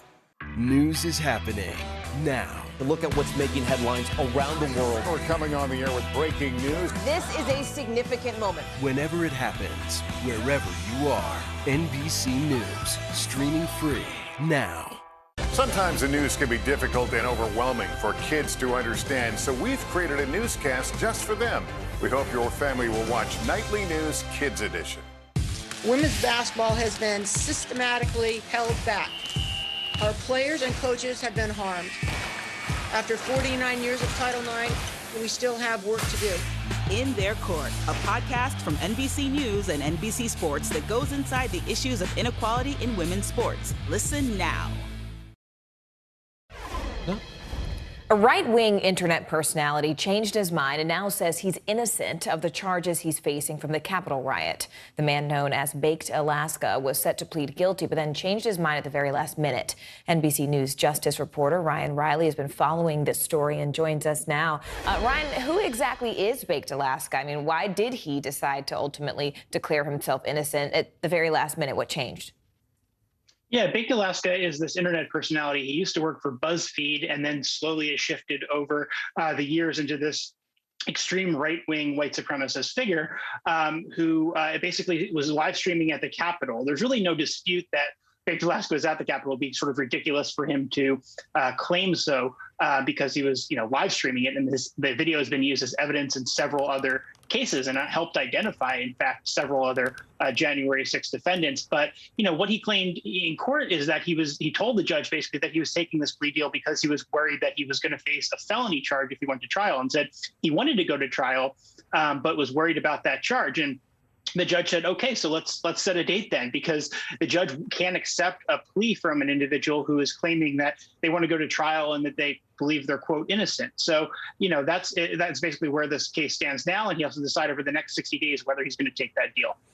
So speaking of that, I mean, when you look beyond those 60 days, it has been almost a year and a half since the insurrection, yet hundreds of rioters still have not been prosecuted in those cases. So what do we expect to see from the rest of those cases? What's sort of the timeline looking ahead? Yeah, well, the Justice Department is trying to hire new attorneys to take up all of these cases, because there are almost 800 cases right now, but the total universe of people who could be charged is above 2,500, including people who went inside the Capitol as well as people who attacked officers outside the Capitol. There are more than 300 people on the FBI's website right now who are wanted just for assaulting cops outside the Capitol and still haven't been arrested. So there's a very, very, very long road ahead in these cases. And these cases are continuing to churn out. You're seeing them every day, but there's going to be a lot more work to do for the FBI and for DOJ, as well as citizen sleuths who are investigating a lot of what happened on January 6th. All right, Ryan Riley for us there. Ryan, thank you so much. Meanwhile, stay with us because coming up, horrors inside a school filled with young children. Coming up next, what a new report says that the U.S. government did to indigenous students that was, quote, traumatic and violent. Stay with us.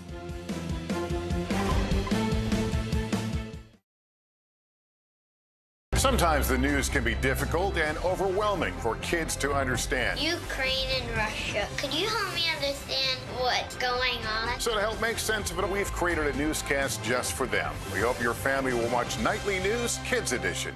Sometimes the news can be difficult and overwhelming for kids to understand, so we've created a newscast just for them. We hope your family will watch Nightly News Kids Edition. Would it be easier for the airlines to manage a vaccine mandate than a mask mandate? Is there a case to be made that it's time to give Ukraine offensive weapons so they can win this war? What should be focused on that could reduce inflation and avoid a recession? If it's Sunday, it's Meet the Press. Making Space, the inspirational podcast from Hoda Kotb. Listen now. When was the last time you made space to listen to somebody? We are meeting people one after the next who've made profound changes. I think you're going to be blown away by the life lessons. Join Hoda Kotb for her podcast, Making Space. Listen now. Making news right now, the search is underway for a North Carolina man who disappeared after a car accident. 41-year-old Robert Richardson was driving home on May 4th when he got into a fender bender. A friend of his says that he exchanged information with the other driver in terms of their insurance and then walked away from his car. A federal appellate court struck a blow to California's gun control measures. The Ninth Circuit Court of Appeals overruled the state's ban on adults under 21 owning semi-automatic weapons, saying that the measure violates the Second Amendment. Judge Ryan Nelson wrote that, quote, America would not exist without the heroism of young adults who fought and died in our Revolutionary Army, and said that the Constitution still protects that right that allowed their sacrifice. Now, if you are in New York, hold on to your Mega Millions tickets. Aaron, I don't know if you're a lottery player, but I'm told now that lottery prize payments are now suspended after a major gaffe. The Mega Ball number for Tuesday's $86 million drawing was incorrect. The New York Lottery says it was human error and a correction will be made. So, Aaron, you better hold on to that ticket. As our Queen Rihanna said, someone better have my money. Look, if my number got called, baby, someone better have my money. No matter what, somebody better have my money. Somebody better call it, okay? Okay, great chat. We're at the bottom of the hour now. Let's turn our attention to the latest headlines in the war in Ukraine. Finland is moving to join NATO. Leaders say they must join quickly, with the NATO Secretary General saying the process will be swift. Russia issued a stark warning to its border neighbor, saying that move threatens Russia. Ukrainian forces are retaking areas near Kharkiv. The UK says Ukraine is hitting Russian forces with counterattacks as they retreat east. Civilians who are still under Russian occupation are cut off from electricity, water, and communication. We are now learning that a cyber attack took down one of Russia's largest video platforms. RuTube, Russia's version of YouTube, came back online late Wednesday after going dark for days. We begin our coverage this half hour with NBC's Jay Gray in Lviv, Ukraine, and how businesses are struggling during wartime. Look, we're inside what was an empty warehouse. It's now turned into, for lack of a better term, a coffee plant. What you've got is coffee makers from the eastern part of Ukraine whose businesses have been bombed out, moving all of their supplies, all of their equipment here to Lviv so they can continue to work. And many of the businesses since the invasion have really pulled together, a lot of them to support those fighting along the front lines. Souvenirs of solidarity. Ukraine's yellow and blue splashed across chocolate and coffee mugs, pillows, tote bags, and T-shirts. National pride that comes with a profit. The proceeds from this selling these T-shirts, it was around $60,000. It's the business of war, with a bottom line targeting the front line.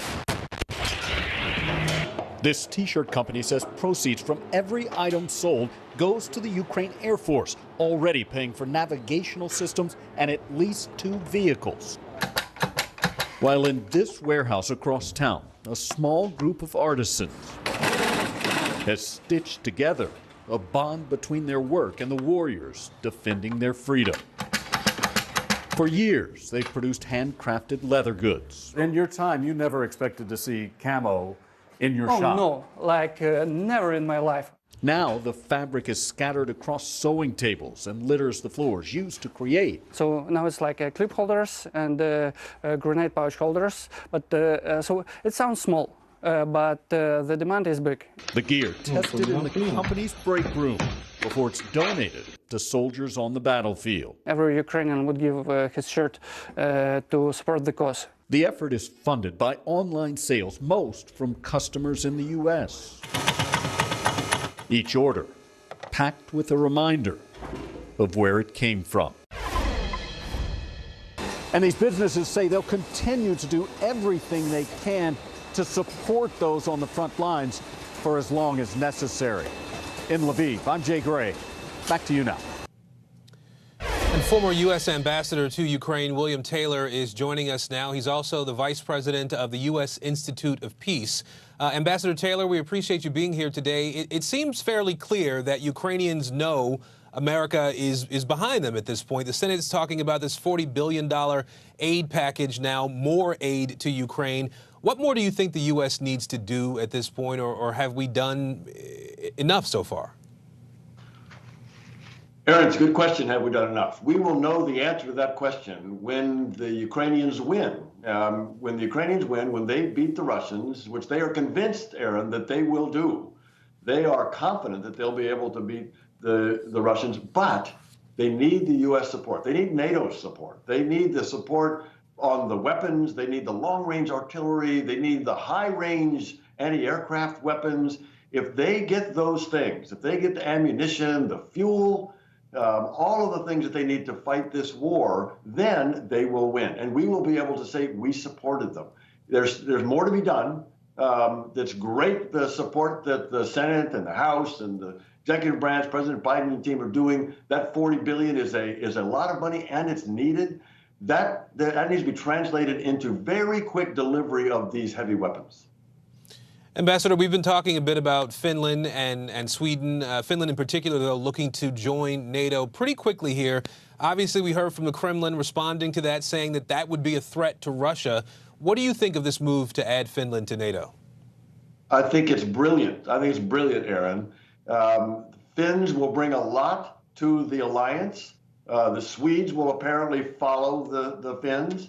You know, the Ukrainians have been interested in joining the alliance as well. And they will see that the door is still open. The door to NATO is open, so Finland is doing the right thing. NATO's doing the right thing to admit them quickly, and the UK is doing the right thing of providing support while they're in the process.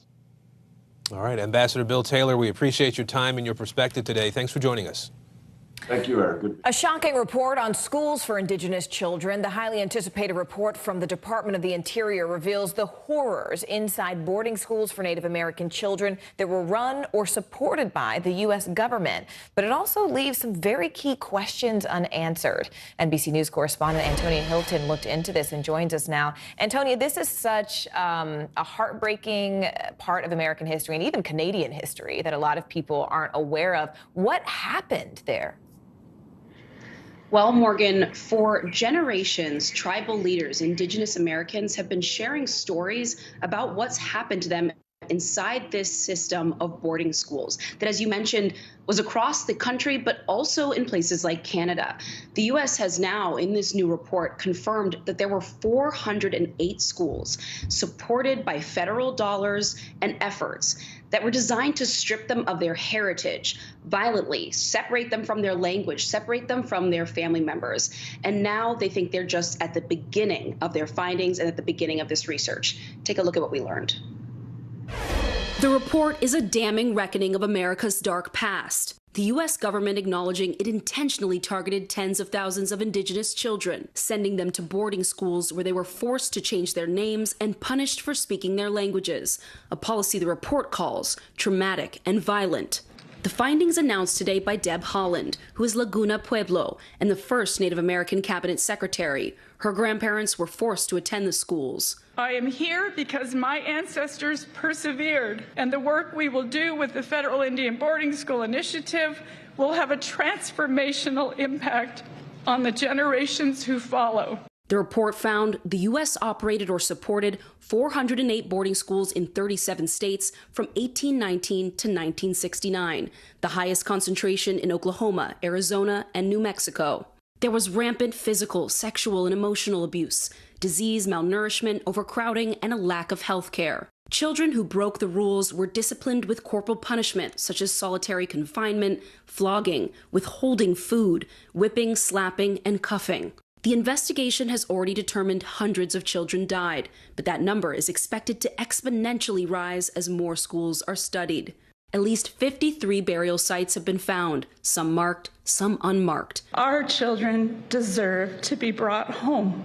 You gotta admit that it happened. Last year, I met Fred Kiogma, who was sent to Holy Childhood of Jesus boarding school in Harbor Springs, Michigan. The memories still haunt him, getting locked in a freezing closet, once forced to eat another child's vomit. How have you been able to heal? I don't know if I've been able to heal.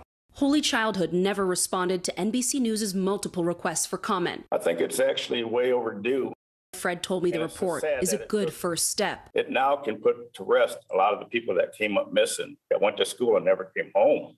But there's been no formal apology from the U.S. government. The investigation will continue, trying to piece together the total number of students who attended the schools and identifying the remains found at burial sites. Many questions remain unanswered. You know, Antonio, one of the most fascinating things I ever heard on this particular topic was someone describing the generational trauma after people had experienced these schools, right? So even though someone our age maybe hasn't experienced something like this, if your parent or your grandparent has, then even that sort of trauma is passed down generationally just because of that experience. You mentioned those unanswered questions. What are they? I mean, what happens next in investigations like these? Well, I'm grateful for you mentioning this idea of generational trauma, because what a lot of tribal leaders and survivors are calling for now is for the U.S. to back up this research with action, and that action looking like support for mental health care services, support for things like efforts to revitalize their languages and their culture. And for them, you know, the survivor I spoke to there named Fred, he said that's more important to him than actually an apology. Wow. You know, he said an apology, you can say that anytime on a microphone, but it's that action, it's that rehabilitation that's actually going to bring healing, that's going to make survivors feel whole, and it's going to let their children feel proud of their culture, able to say that they're part fully of American history, right? And that's the kind of action that they want to see from the Interior Department, but frankly, from President Biden and from the rest of the United States right now. They don't want this report to be it. I think for all of us, it's incumbent upon all of us to remember this history. All right, Antonia Hilton, thank you so much. So you know those e-reader apps that really became a lifeline for a lot of students during the pandemic? Well, they're now in the crosshairs of a culture war over books in public schools and libraries. Conservative parents in several states are targeting these apps and the companies that run them to shut down their digital programs. NBC News technology reporter David Ingram is tracking this story. He joins us now. So, David, what exactly are these parents looking to accomplish here, and what kind of success are they having? Right. So I've been speaking with parents in states including Florida and Texas and Tennessee, and these parents are generally conservative, and they are looking through what amounts to the virtual stacks of these online library apps. People might know these by the name Overdrive or Libby or Epic. Now, back in the day, of course, parents didn't necessarily know what was in the libraries, either at school or in the public libraries. But when these apps are on their students' computers, they can go on and they can look for what they consider objectionable material. Some of this is just what you might call gay pride books, books that teach elementary school kids about gay pride and sort of the diversity in America. And these parents are seeking to have these apps removed, sometimes just from their own students' laptops, sometimes from all laptops out of school. So, David, how are these apps and the tech companies that operate them responding to the bans? So these aren't really well-known tech companies. They're not used to being at the center of attention, either from conservative activists or from others. And so some of them have not very much experience, and so they were a little bit taken aback. Generally, though, these companies, most of them, they line up with kind of an anti-censorship campaign run by the American Library Association. I spoke with Steve Potash, who's the CEO of Overdrive. based in Cleveland. He told me that individuals, he sort of blames the action we're seeing on individuals who are not supporters of materials with certain diverse voices. He says probably without reading the material that they're creating an alarm, and that they as a company, they stand with and trust librarians and the professionals. Now, Aaron, I think we're going to see this heat up a lot over the next several weeks, several months. Some states, including Tennessee and Florida, are looking at making it much more difficult for districts to even have these apps at all. As we head into election season, for sure. David Ingram for us in our San Francisco bureau. David, thanks. Parents dealing with one crisis after another during this pandemic have, well, yet another problem on their plate.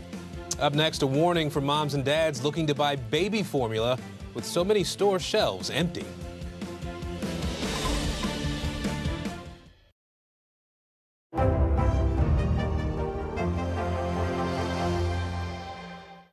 Women's basketball has been systematically held back. Our players and coaches have been harmed. After 49 years of Title IX, we still have work to do. In Their Court, a podcast from NBC News and NBC Sports that goes inside the issues of inequality in women's sports. Listen now. Good morning, everybody. Welcome to Today. Future's looking bright. You got a whole restart. How does that land with you? Is climate change and the environment one of your top priorities? Sounds so good. Love it. Now Tonight with Joshua Johnson, streaming weeknights at 8 on NBC News Now. Sometimes the news can be difficult and overwhelming for kids to understand. Ukraine and Russia. Could you help me understand what's going on? So to help make sense of it, we've created a newscast just for them. We hope your family will watch Nightly News Kids Edition. From Brooklyn, we're next to the subway station. The state's reservoirs are alarmingly low. War will pass them by.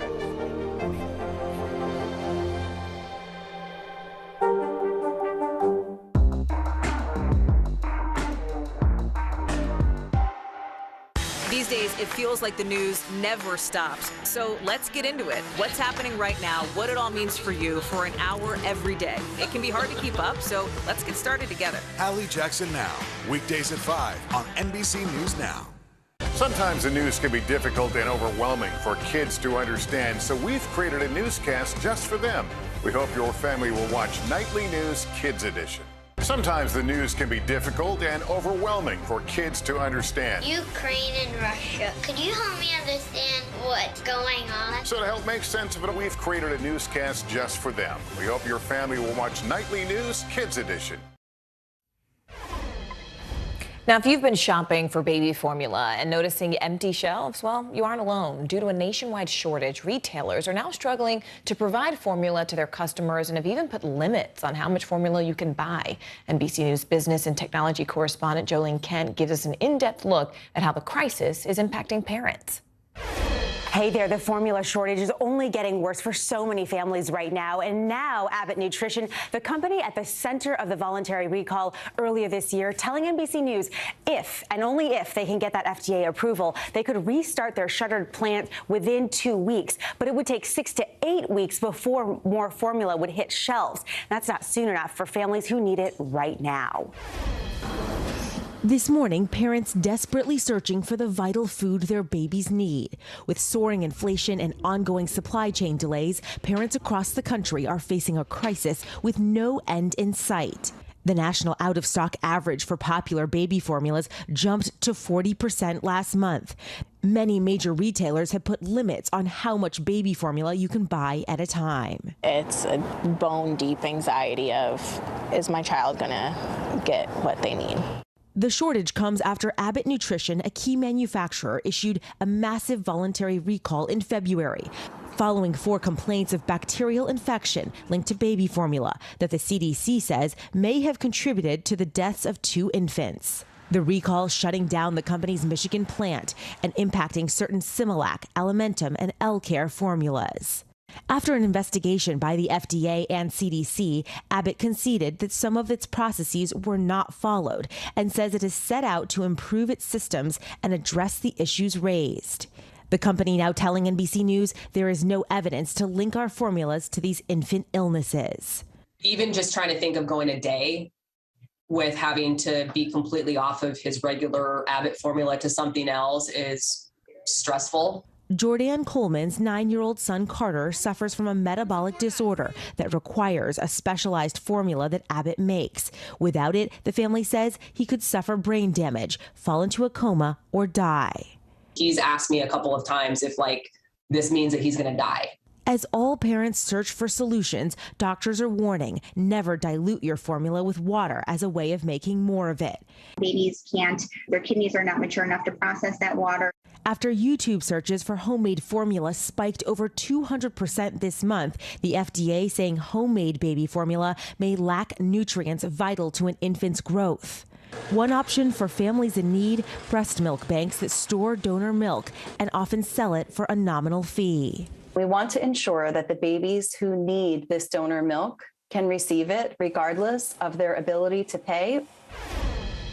Other things you want to avoid, experts say do not buy baby formula secondhand. We found posts selling it for double, even triple the retail price, but the quality is just unknown. And if you can't find your baby's formula in stores, ask your pediatrician if maybe they have samples or a direct connection to the manufacturer. And if you're able, try to switch brands as long as that base ingredient is the same. Experts say it's safe to switch between brands. And one more thing we wanted to tell you is that Abbott did receive federal approval to release some formula on a case-by-case basis to those who need it most, even as the plant continues to be closed. Well, we know smartphones have really become essential to our everyday lives, but there's still some debate over whether children should have access to them. A recent survey shows 91% of 14-year-olds now own a smartphone. NBC News senior national correspondent Kate Snow has more. So a majority of kids have their own smartphone by the age of 12. Many of them get that even younger. A lot of parents feel pressure to make sure their kids keep up with their peers, that they can text with their friends. They have a phone for safety reasons. They try to regulate the phone usage or use parental controls, but a lot of parents are now saying the easiest answer, no phone at all. The pandemic changed everything, including the way kids learned and spent their free time. According to Common Sense Media, screen use for teens and tweens has grown by 17% since 2019, with kids 8 to 12 clocking 5.5 hours a day and 13 to 18-year-olds logging nearly 9 hours a day on devices. Now, many parents are pumping the brakes. For mom of 4, Adriana Stacy, the family policy has always been firm. We don't buy smartphones for our children. She's a psychiatrist who's seen the effects of increased screen time in her practice. I'll get a patient in my office, usually a teenager, who all of a sudden started to really struggle with anxiety and depression. Pretty much every time we can trace that back to when did you get a phone? But her oldest, Annalise, a 10th grader, often feels left out. It's definitely hard sometimes because I have been left out of decisions because I haven't been on a group chat or something. It's also been a struggle in the classroom. Some of Annalise's teachers ask students to use their smartphones to do classwork. We do feel like we're standing alone on an island. But the island is getting bigger. A movement called Wait Until 8th encourages parents to wait until at least 8th grade to give kids smartphones. The network is 40,000 families strong, and they've seen a 25% increase in participation in the last year alone.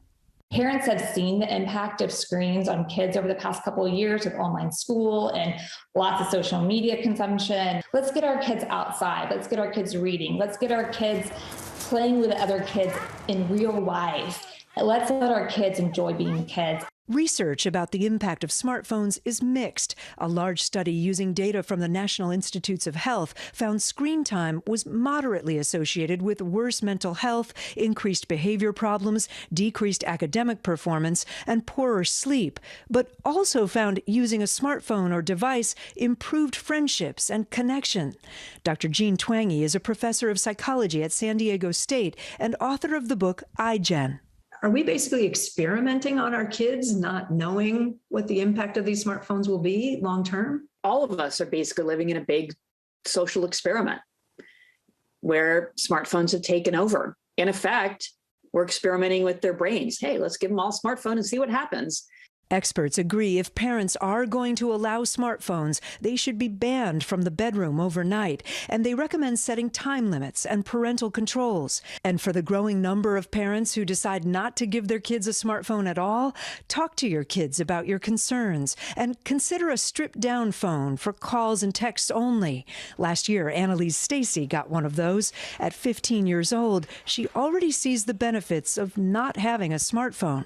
It's been a positive experience not growing up with one because I spent more time doing more valuable things and less time on my phone. I have better self-esteem and better social skills, and I can definitely communicate and just talk to people more.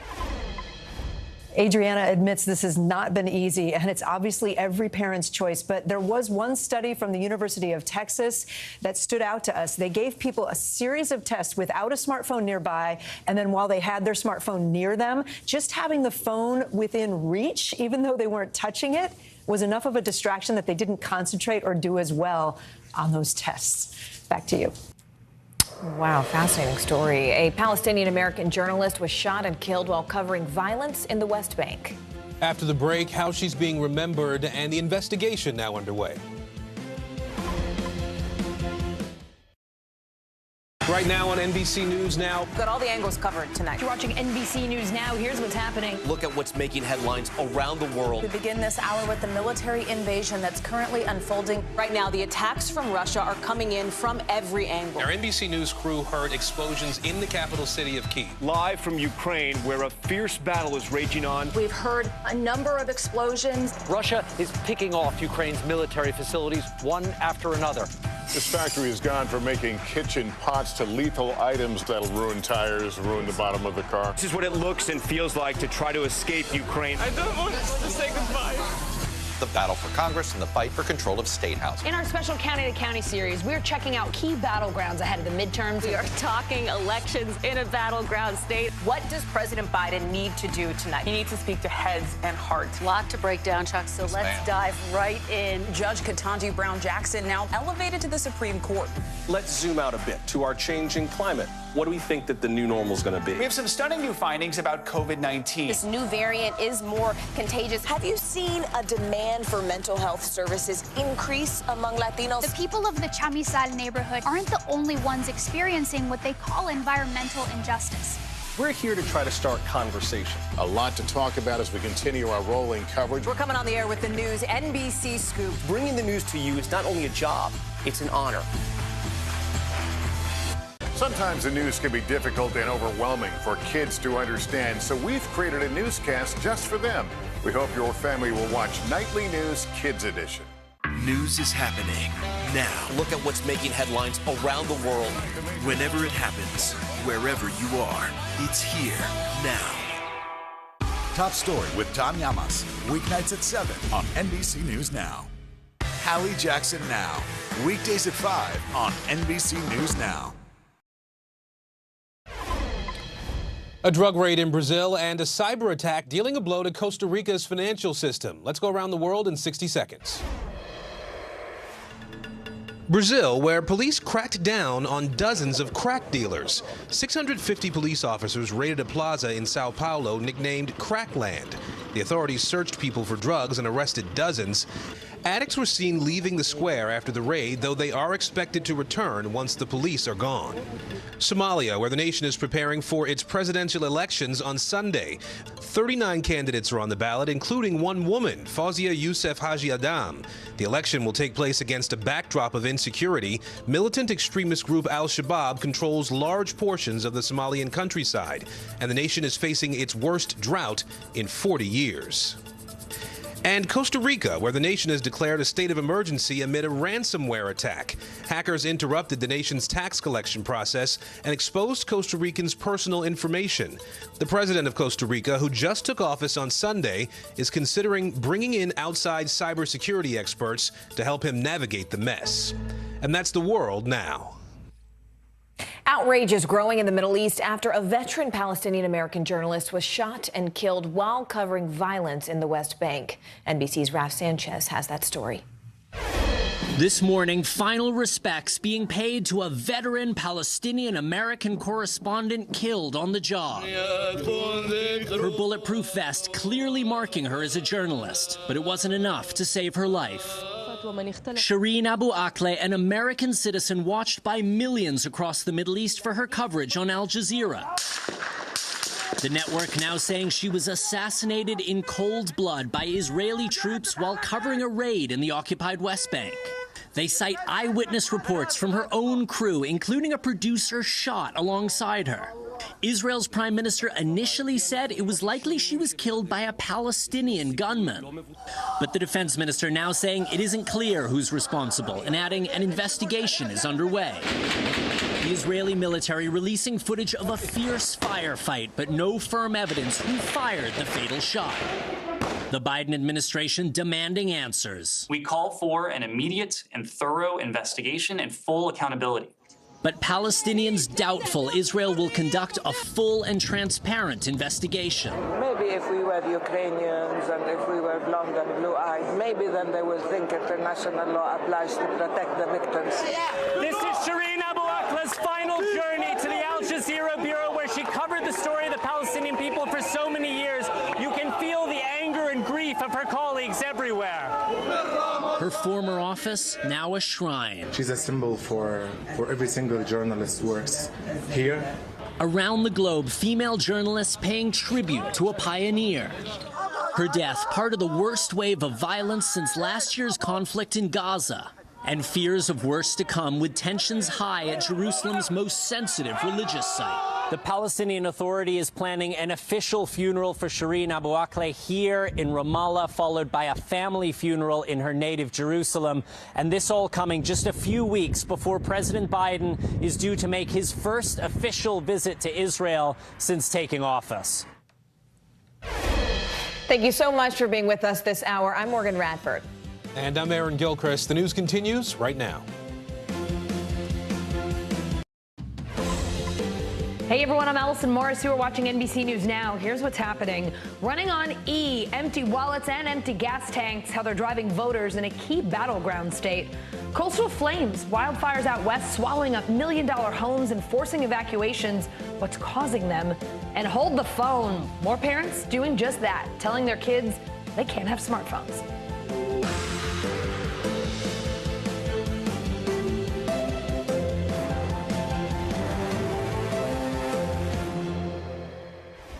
We start with the economy and one of the biggest expenses for Americans right now, gas prices.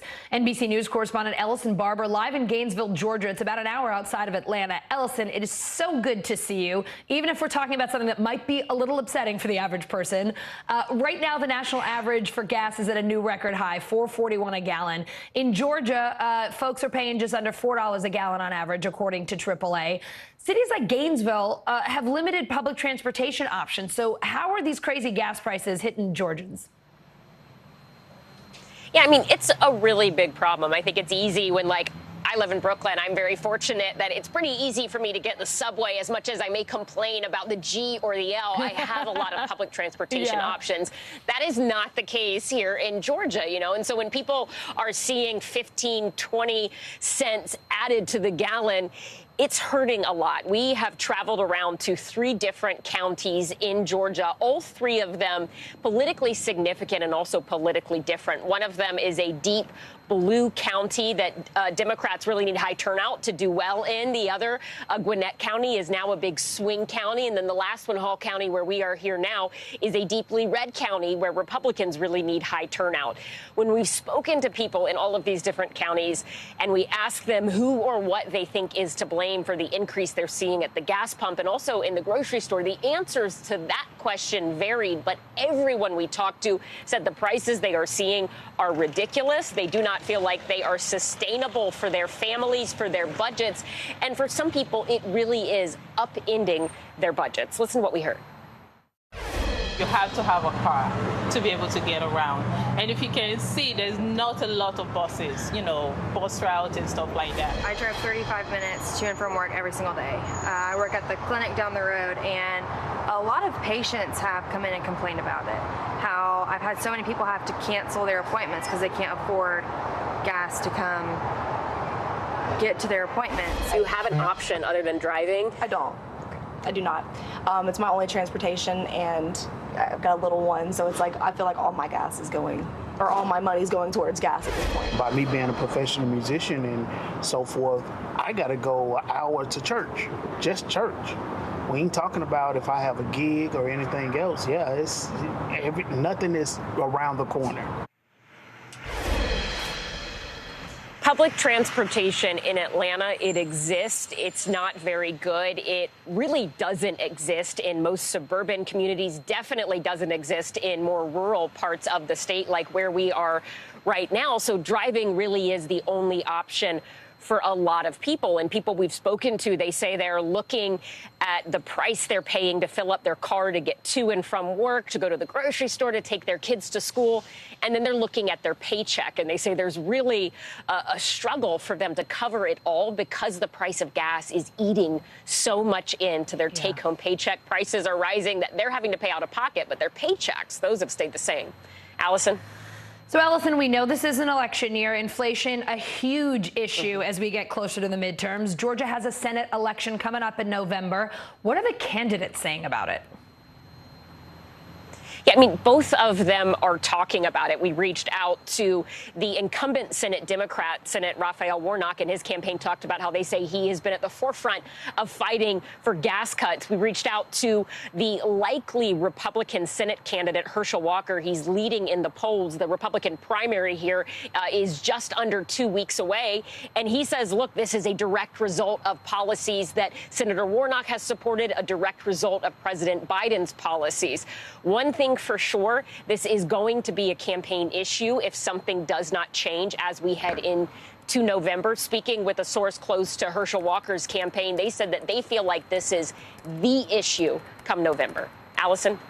All right, Ellison Barber, making me rethink how angry I get at the E-Train or even the 456 because it is still a lot cheaper than a gallon of gas. Yes. Thank you. It is. You bet. We've got another day of whiplash on Wall Street. So is this like the new normal? CNBC reporter Frank Holland here now.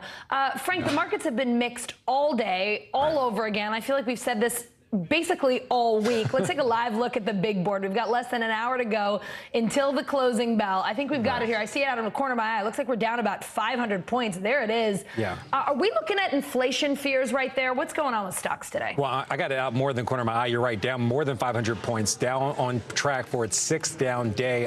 Markets across the board down 1.5%.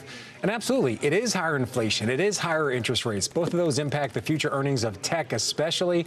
And I think we all know what a big part of the market that is currently. And it's also investors turning to bonds for safety with the markets being this volatile. Bonds provide a much more assured return. And we're seeing more and more investors pull their money away from the volatile markets to what's generally considered a safer bet.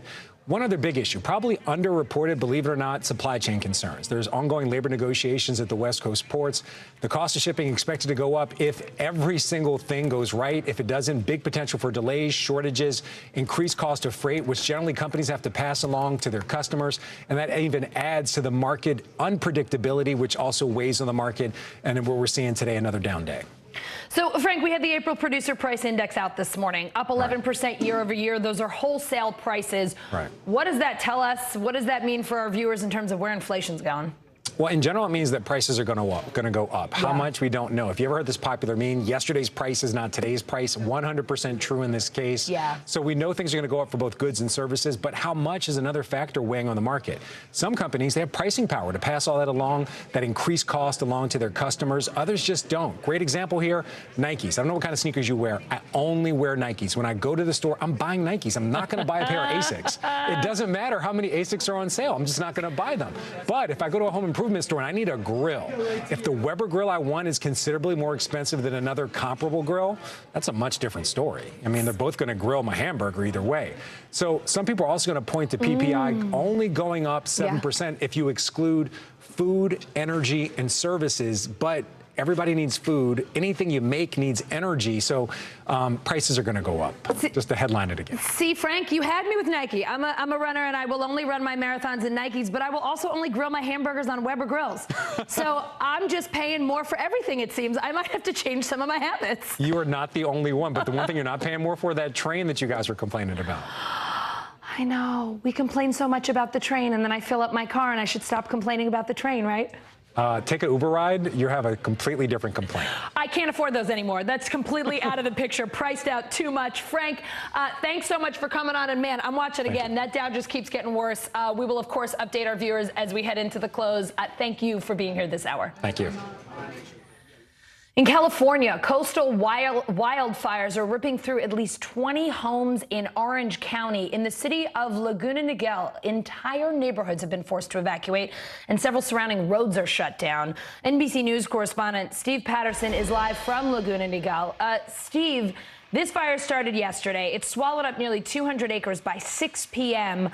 What sparked it? And just tell us how firefighters are doing. I mean, I've been watching you report all day long. The images out of there are just unbelievable.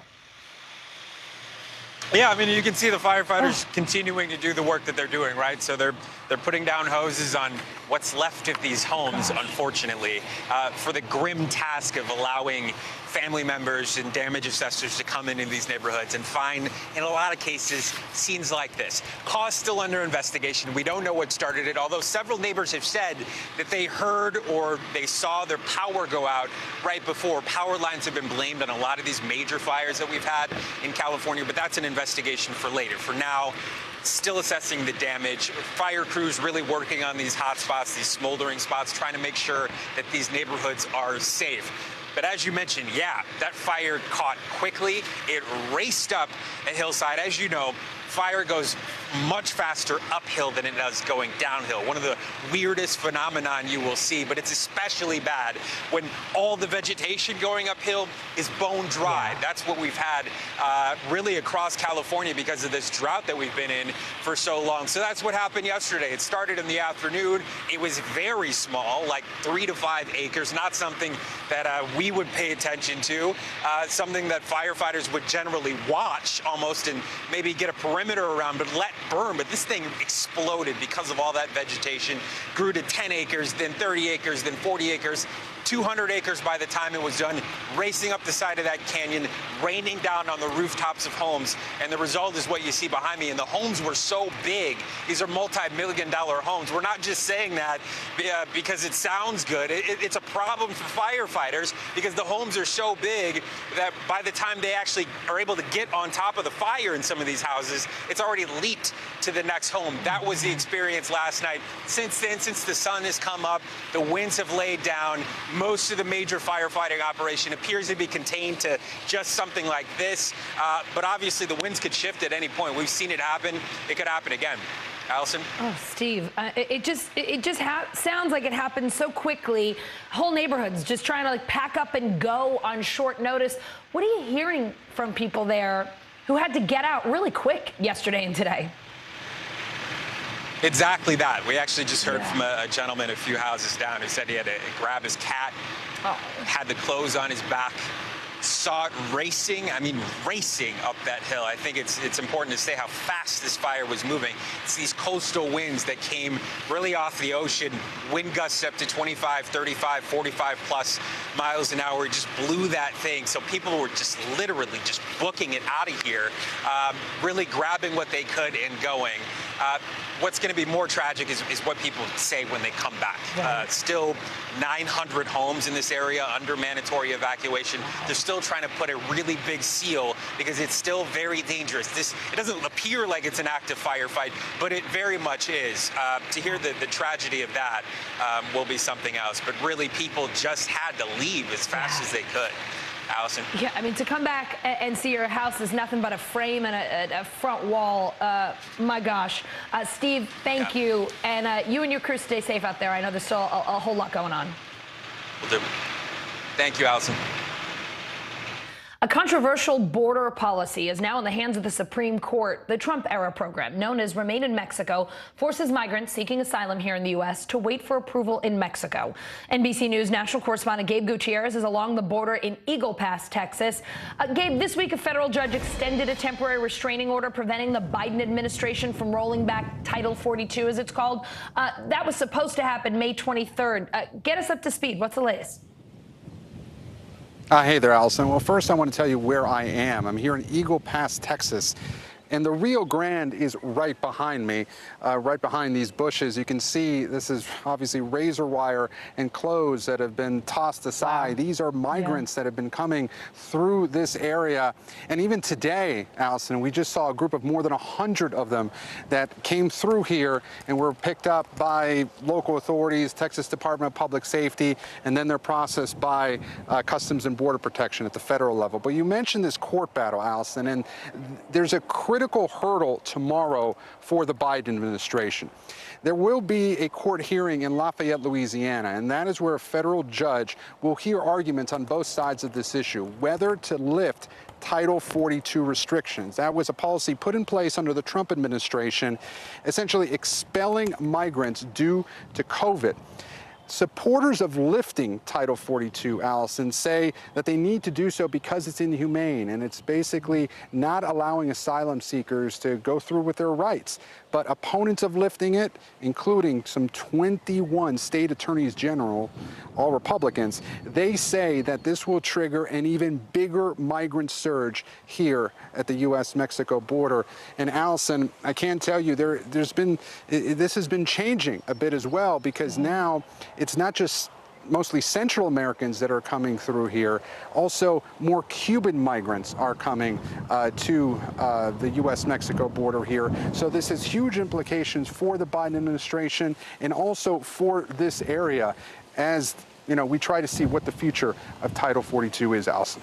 Gabe, as you walk around there and we see the barbed wire and all the things left behind, it almost feels so abandoned there, but we know so many people are passing through. Have you come in contact with folks there in Eagle Pass? I mean, have they told you about how policy shifts would affect them? I'm just so struck by this sense of all that's been left where you are. Yeah, and actually I want to turn the camera around, and this isn't just here, you know, right in front of me. But if you look over there, just look at how many clothes are left behind, Allison. And this is something that they say that has been more of an influx in recent months. And look, I've been covering immigration here at the border for quite some time, Allison, and this is not necessarily anything new that we have seen a lot of migrants here at the Texas border. What local officials say is that it has increased in the past several months. Critics of the Biden administration say that that's because of the policies put in place by this administration. However, there are other policies. You know, immigration has flummoxed administrations, both Republican and Democrats, for decades at this point. But the local officials we have been talking to here, Allison, including the mayor pro tem, who is a Democrat, she says that this area is completely unprepared to be able to handle any larger influx. And for her, she is completely against lifting Title 42. And again, she voted for Joe Biden. She is a Democrat. She says that this should not be done. Of course, progressives say that, you know, Title 42 should be lifted. More moderate Democrats, though, they've been kind of saying maybe we should hold off on this for a while. Again, there's that key court hearing tomorrow in Louisiana to figure out if on May 23rd, Title 42 will indeed be lifted. At this point, it's unclear. We should point out that the federal judge that is hearing this case was appointed by President Trump, and he has indicated that he might be against lifting Title 42, but we'll have to see what happens from that court hearing tomorrow. And Gabe, just one more question before you go, and a reminder for our viewers as we look again at everything around you. We're not just talking about folks coming from Central America or Mexico. I mean, the amount of people, the variety of places that they're coming from. Could you just touch on that a little bit for our viewers? I mean, we are not. Yeah. This is a much greater issue. Certainly, and it's not just, you know, we keep hearing about those Northern Triangle countries that have, you know, so many migrants, so many immigrants have come from that area because of either, you know, economic issues or because they fear for their lives because of the gangs in Central America. Now, Allison, we are starting to see an even greater number of Cuban migrants, and no small amount, according to some recent internal CBP data obtained by NBC News. An average of about 1,300 Cubans a day are coming to the U.S.-Mexico border, and part of the reason for that, we're told, is that because since Nicaragua lifted its visa requirements last year, a lot of Cubans are trying to scrounge up money, make the flight to Nicaragua, and then they pay smugglers to bring them all the way up through Central America and Mexico here to the U.S. border. Just earlier today, Allison, we were speaking to part of that large group that was found here at the border, and we asked them, how many of you are Cubans? And virtually all of them raised their hand. It was really incredible to see. Wow. So it's not just Central Americans, it's not just Mexicans coming here, it's Cubans, Haitians, and really the immigration issue is really coming to a head right now. And again, a critical hurdle will happen tomorrow in that courtroom in Louisiana.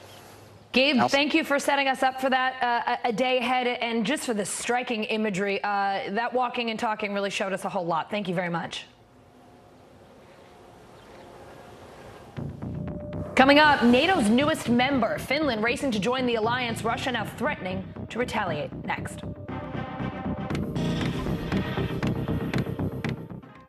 The fire has grown leaps and bounds. What you see behind me is typical. How you doing?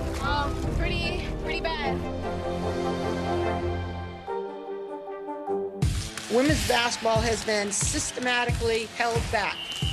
Our players and coaches have been harmed. After 49 years of Title IX, we still have work to do. In Their Court, a podcast from NBC News and NBC Sports that goes inside the issues of inequality in women's sports. Listen now. To cover the news, you have to be in it. This is how so many towns and cities are protecting themselves. You can actually see they're pushing the gates open every night. It's your news playlist. Top Story with Tom Llamas, weeknights at 7 on NBC News Now.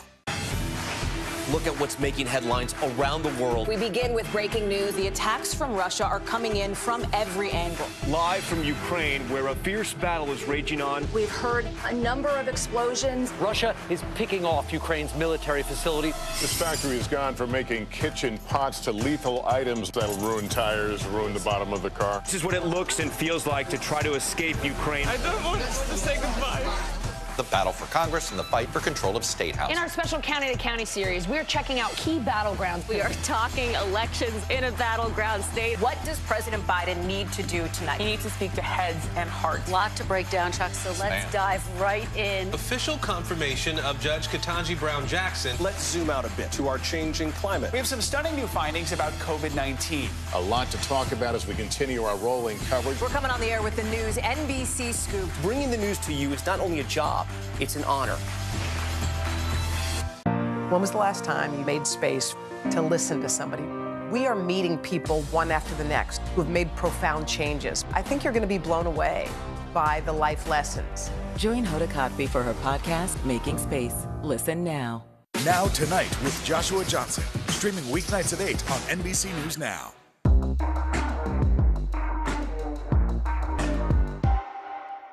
To cover the news, you have to be in it. These are families trying to board those trains to Poland. I also want to get home. You'll get home. Every night, it's your news playlist. Top Story with Tom Llamas, weeknights at 7 on NBC News Now. Good morning, everybody. Welcome to Today. Future's looking bright. You got a whole restart. How does that land with you? Is climate change and the environment one of your top priorities? You know what? Our hearts are ready for something like this. It's a great workout. It's everything you need. What comes back together? Oh, I'm so happy. And me. That's what it takes to set a record. So glad to see you. Now Tonight with Joshua Johnson, streaming weeknights at 8 on NBC News Now. Let's go to NBC News Digital. Reporter Maya Eaglin. She has the latest headlines for NBCNews.com. Maya, what is happening? Hi, Elson. We start in Dallas, where police and the FBI are searching for the gunman who opened fire at a hair salon Wednesday. 3 Korean women were injured in the attack. A motive has not been confirmed. Thousands gathering to mourn the Al Jazeera journalist killed in the West Bank yesterday. The Palestinian-American reporter who covered the conflict for more than 25 years was shot during an Israeli military raid despite wearing a press jacket. A German airline apologizing after it refused to let a group of Orthodox Jewish passengers onto a flight. Some allegedly declined to wear masks. The company says, quote, it regrets the circumstances surrounding the decision. Gwyneth Paltrow's brand Goop saying its controversial $128 luxury diaper was a PR stunt. She posted on Instagram that it was meant to raise awareness of the high cost of diapers, as well as money for the nonprofit Baby to Baby.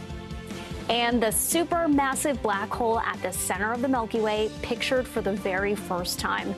It's only the second image ever captured of a black hole and is about 27,000 light years away.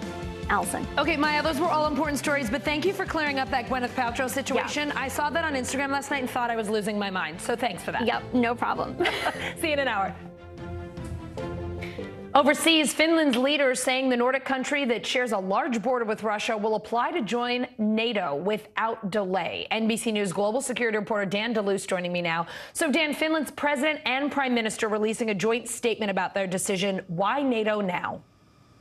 Allison, for decades, Finland chose not to join the alliance in hopes of avoiding antagonizing their larger neighbor, Russia. But the invasion of Ukraine has changed all of that, and Finland's president and prime minister issued a joint statement that left no doubt where the country is headed. They said NATO membership would strengthen Finland's security, and as a member of NATO, Finland would strengthen the entire defense alliance.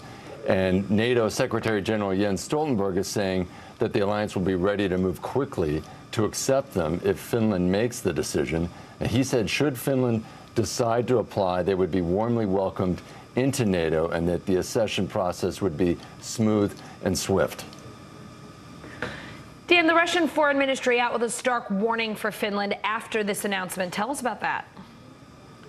That's right. Russia says if Finland goes ahead, it will cause serious damage to relations between the two countries, and that Russia will be forced to take, quote, retaliatory steps of a military, technical, and other nature. But they didn't offer more details, so it's really unclear what concretely Russia would do in that situation.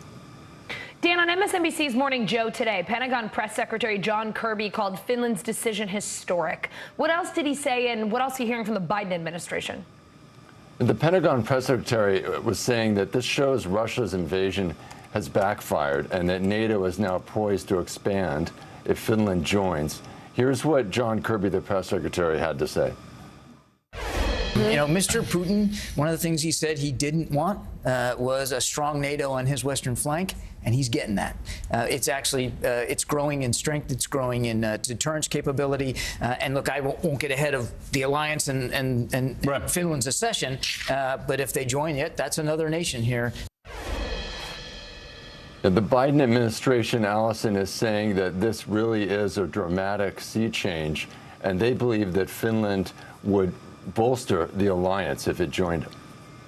Dan, Finland's neighbor Sweden could also start a bid to join NATO soon. What's the latest there?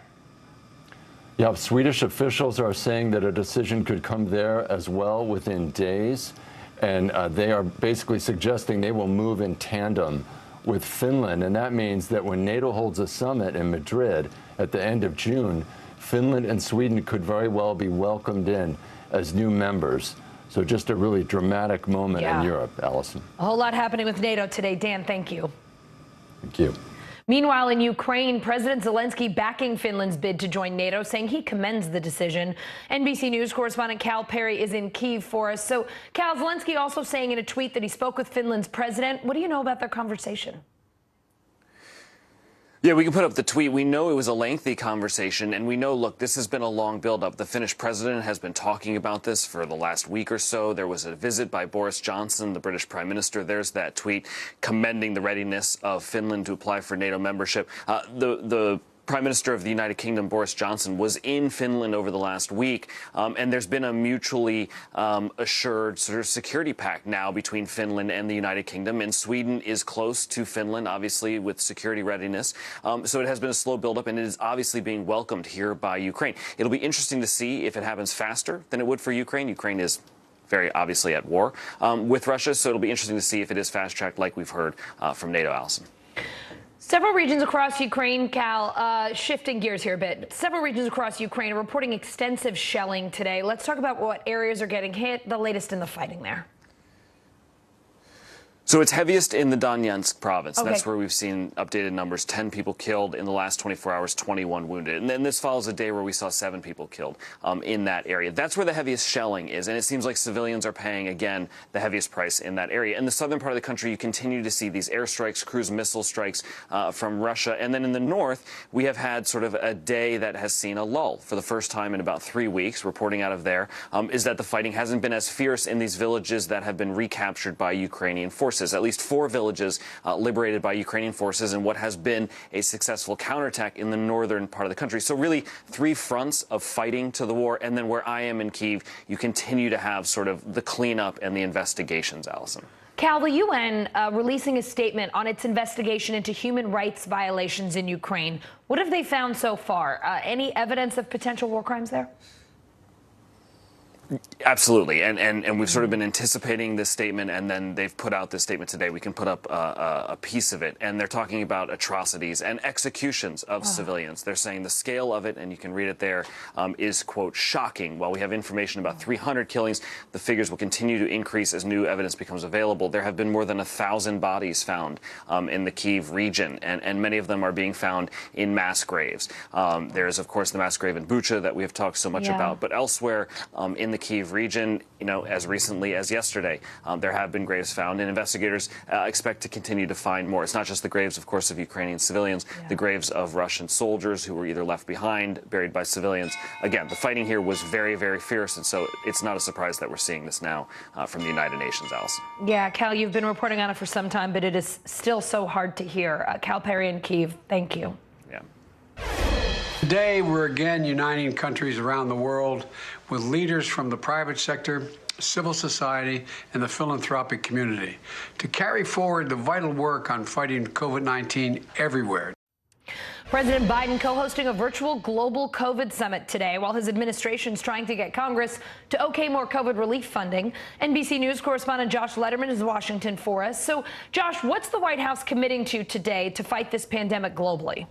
Well, Allison, this is the second global COVID summit that the White House has hosted. And the White House says that the goal today is not to talk the talk, but to walk the walk, to really get solid commitments from countries around the world not to let their guard up as this pandemic drags on. And so the U.S. Is going to be committing about another $200 million towards a fund they want to create, an international fund to address ongoing pandemic challenges. That would bring the total U.S. commitment to that fund to about $450 million. And one of the big concerns that White House officials have is about the developing world. The U.S. has already provided about 500 million doses of the vaccine to other countries, but we've seen that many of these variants have started in parts of the world where there is less vaccination. And so a critical goal for this summit today is to make sure that there are the resources to get more vaccinations into arms in the developing world to try to preempt new variants that could come up and create even more problems for us. Josh, I want to play Vice President Harris at today's summit, and then we'll chat after. Take a listen.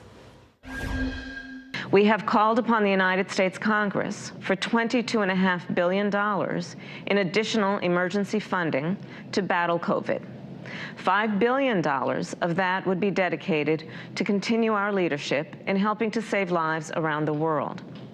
We will continue to advocate for these life-saving resources as part of our global commitment. So now the White House needs Congress to pass that funding. What's the latest on the Hill? Well, it has shifted quite a bit in just the last few days, Allison, because initially the White House was encouraging Congress to pass the COVID relief funding and the Ukraine security assistance in one package, just have one vote, get them both through. That clearly was not going to work out because Republicans objected. And so now the White House is acquiescing to doing the Ukraine aid first and then the COVID funding. And so the focus right now, getting that Ukraine aid first through Congress and then turning to the COVID relief, where the White House is probably going to get somewhere less than the $22+ billion that they have been calling for. But we did hear just a bit ago from House Speaker Nancy Pelosi, who said she's confident that once they get that Ukraine aid passed and on the way to the president's desk, they will be able to move quickly to get that critically needed COVID funding as well. Josh, President Biden also hosting 10 Southeast Asian leaders at the White House today. They are focusing on one country in the region not there, China. Yeah. The New York Times is reporting this two-day summit will highlight one of President Biden's primary goals, assembling a united front against China as it increasingly demonstrates its economic and military might around the world. Who's involved here, and what specific issues are they tackling? So this is a summit of the Association of Southeast Asian Nations called ASEAN that involves countries like the Philippines and Thailand and others in that region who are increasingly under the shadow of China's efforts to expand its influence in the region. And so, as you pointed out, a big goal of this is to make sure that the U.S. is supporting those countries in the region who want to go their own direction, who want to have their own independence from that influence from China. And so we do expect the U.S. Later today is likely to announce additional funding the U.S. will be providing to those nations that are in the ASEAN alliance as they meet here for what's going to be a dinner event that the president will do with them tonight before those heads of state head to the State Department for an entire day of meetings tomorrow. Allison? All right, Josh Letterman outside the White House, where we could just see a whole bunch of cars coming through. It looks like someone is arriving. Thank you so very much. Coming up, a conservative campaign to ban books going digital, schools and public library apps, the latest targets. That story after the break. Would it be easier for the airlines to manage a vaccine mandate than a mask mandate? Is there a case to be made that it's time to give Ukraine offensive weapons so they can win this war? What should be focused on that could reduce inflation and avoid a recession? If it's Sunday, it's Meet the Press. These days, it feels like the news never stops. So let's get into it. What's happening right now, what it all means for you for an hour every day. It can be hard to keep up, so let's get started together. Hallie Jackson Now, weekdays at 5 on NBC News Now.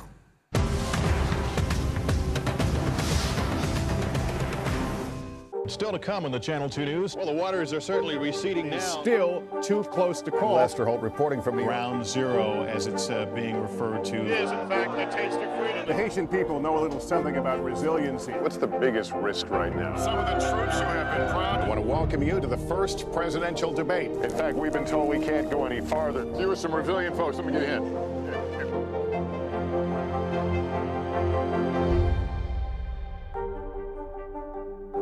We'll meet Ukrainians who are defending their country one block at a time. When you were still in Kiev, could you hear the bombing?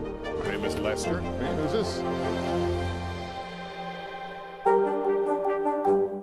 This is a very different kind of program. We're here to start conversation about the big things happening in our world. Professor, I'm not asking you to predict the future, but what do we think that the new normal is going to be? Is part of this that everyone's rethinking their jobs during this pandemic and their relationship to their employers? What is your biggest tip for any parent who's concerned about this? It's not my job to tell you what to think. My job is to think about what you tell me. Now Tonight with Joshua Johnson, streaming weeknights at 8 on NBC News Now. We'll meet Ukrainians who are defending their country one block at a time.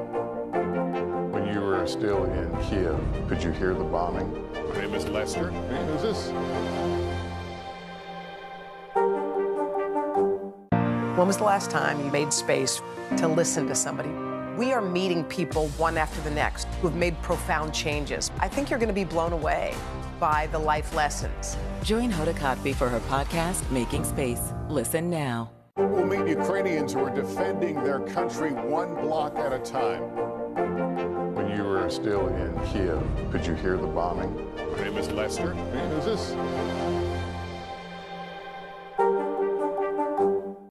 Good morning, everybody. Welcome to Today. Future's looking bright. You got a whole restart. How does that land with you?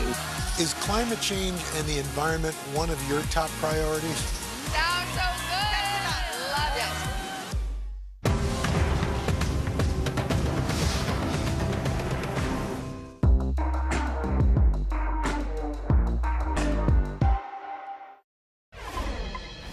Conservative parents going after a new target in the culture war over books in schools and public libraries, e-reader apps. NBC News technology reporter David Ingram joining me now. David, these e-reader library apps became a lifeline for students during the pandemic, but some parents want to shut them down now. How come? Well, what we're talking about here is really kids' access to different kinds of books showing gay pride, diverse subjects about gender, about race, and the fact that some parents, conservative parents, are uncomfortable with these books being accessible to their kids. We've seen stories around the country of specific books being pulled from libraries or being made inaccessible.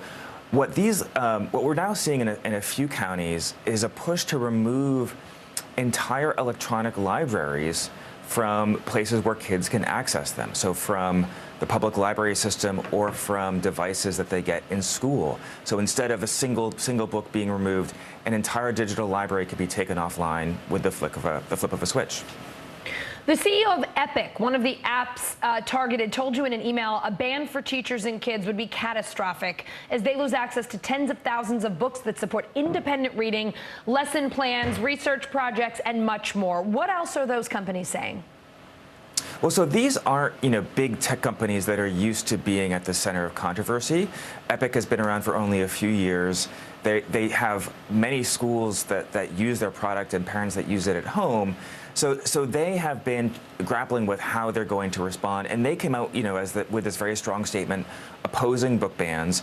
And other companies as well have, for a long time, lined up with a broader anti-censorship campaign. They see the efforts by these school districts and these parents essentially as part of a broader attempt to ban books and censorship that they're pushing back against. Some of these apps have existed for years without controversy, but now we're seeing this culture war in several states, Texas, Florida, Tennessee. How well is it working? I think so far they've gotten a real foothold in some of these states to remove the apps. A county in Texas removed the Overdrive and Libby apps from its system so that county residents using the library can no longer use that app. A county in Florida removed Epic from its public school system, so thousands of students lost access there. And there's a whole question about whether new state laws in Florida and Tennessee could cause other districts to remove these apps entirely. So I think we're just seeing the beginning of this debate move into the digital sphere. Yeah, it sounds like the tip of the iceberg, at least as you said, in the digital sphere. David, thank you so much. A college women's lacrosse team outraged, accusing sheriff's deputies in Georgia of racial profiling. They pulled over Delaware State University's team bus for an alleged traffic violation and then searched the players' bags for drugs. Here's NBC News reporter Zincle Asamoah. It started as a routine women's lacrosse trip, a majority black team returning from a game in Georgia. But it ended as a police drug search. If there is anything in y'all's luggage, we're probably going to find it. Now the lacrosse team for the historically black school, Delaware State University, alleges racial profiling. Majority of my team is black, my head coach is black, and the bus driver was black. So there was no correlation between a traffic law violation and them checking our luggages. Body camera video provided by the Liberty County Sheriff's Office shows officers stopping the vehicle on April 20th, or 4/20. Hello, sir. You can't ride in that left lane. I'm passing and going around in the left lane. Officers later board the bus, announcing they'll begin a search for drugs and narcotics. In response, a player heard asking an officer, how do we go from being in the wrong lane to going through our bags? What do police and law enforcement need to have to legally stop and search a car? First, is there probable cause to stop the car? And second, is there probable cause to question or even search the car and its occupants? The sheriff says, quote, an alert was given by the canine during the traffic stop, which allowed cause to search the vehicle. There's a bunch of dang schoolgirls on the bus. It's probably some weed. The lacrosse team alleges officers searched their personal belongings, which body cam video appears to show. No drugs were found on the bus.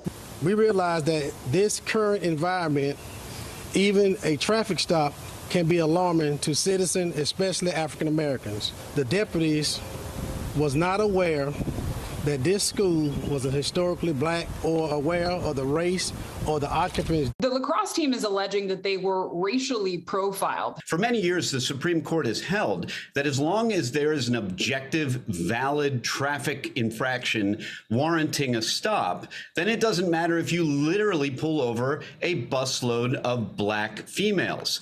It is still a valid stop, even if it appears that it was racial profiling. In response, outrage. The governing body of U.S. lacrosse tweeted the incident was unimaginable. Delaware State's president called the search humiliating for the team. That was a traumatic experience. I don't want them to be scared to get on a bus for this to possibly happen again.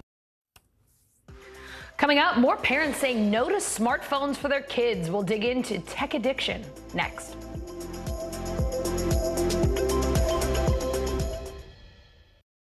To cover the news, you have to be in it. These are families trying to board those trains to Poland. I also want to get home.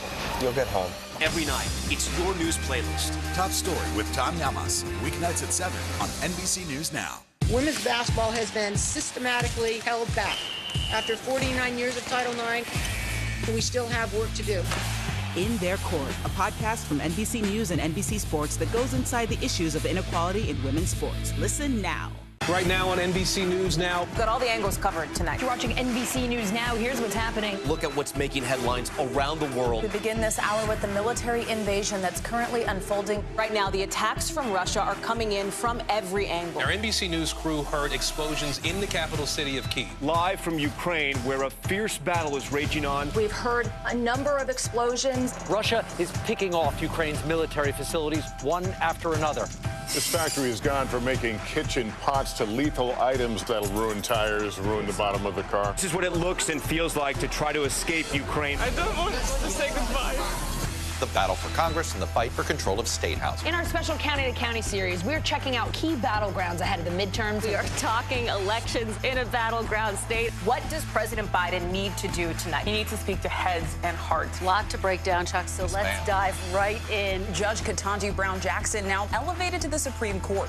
Let's zoom out a bit to our changing climate. What do we think that the new normal is going to be? We have some stunning new findings about COVID-19. This new variant is more contagious. Have you seen a demand for mental health services increase among Latinos? The people of the Chamizal neighborhood aren't the only ones experiencing what they call environmental injustice. We're here to try to start conversation. A lot to talk about as we continue our rolling coverage. We're coming on the air with the news NBC Scoop. Bringing the news to you is not only a job, it's an honor.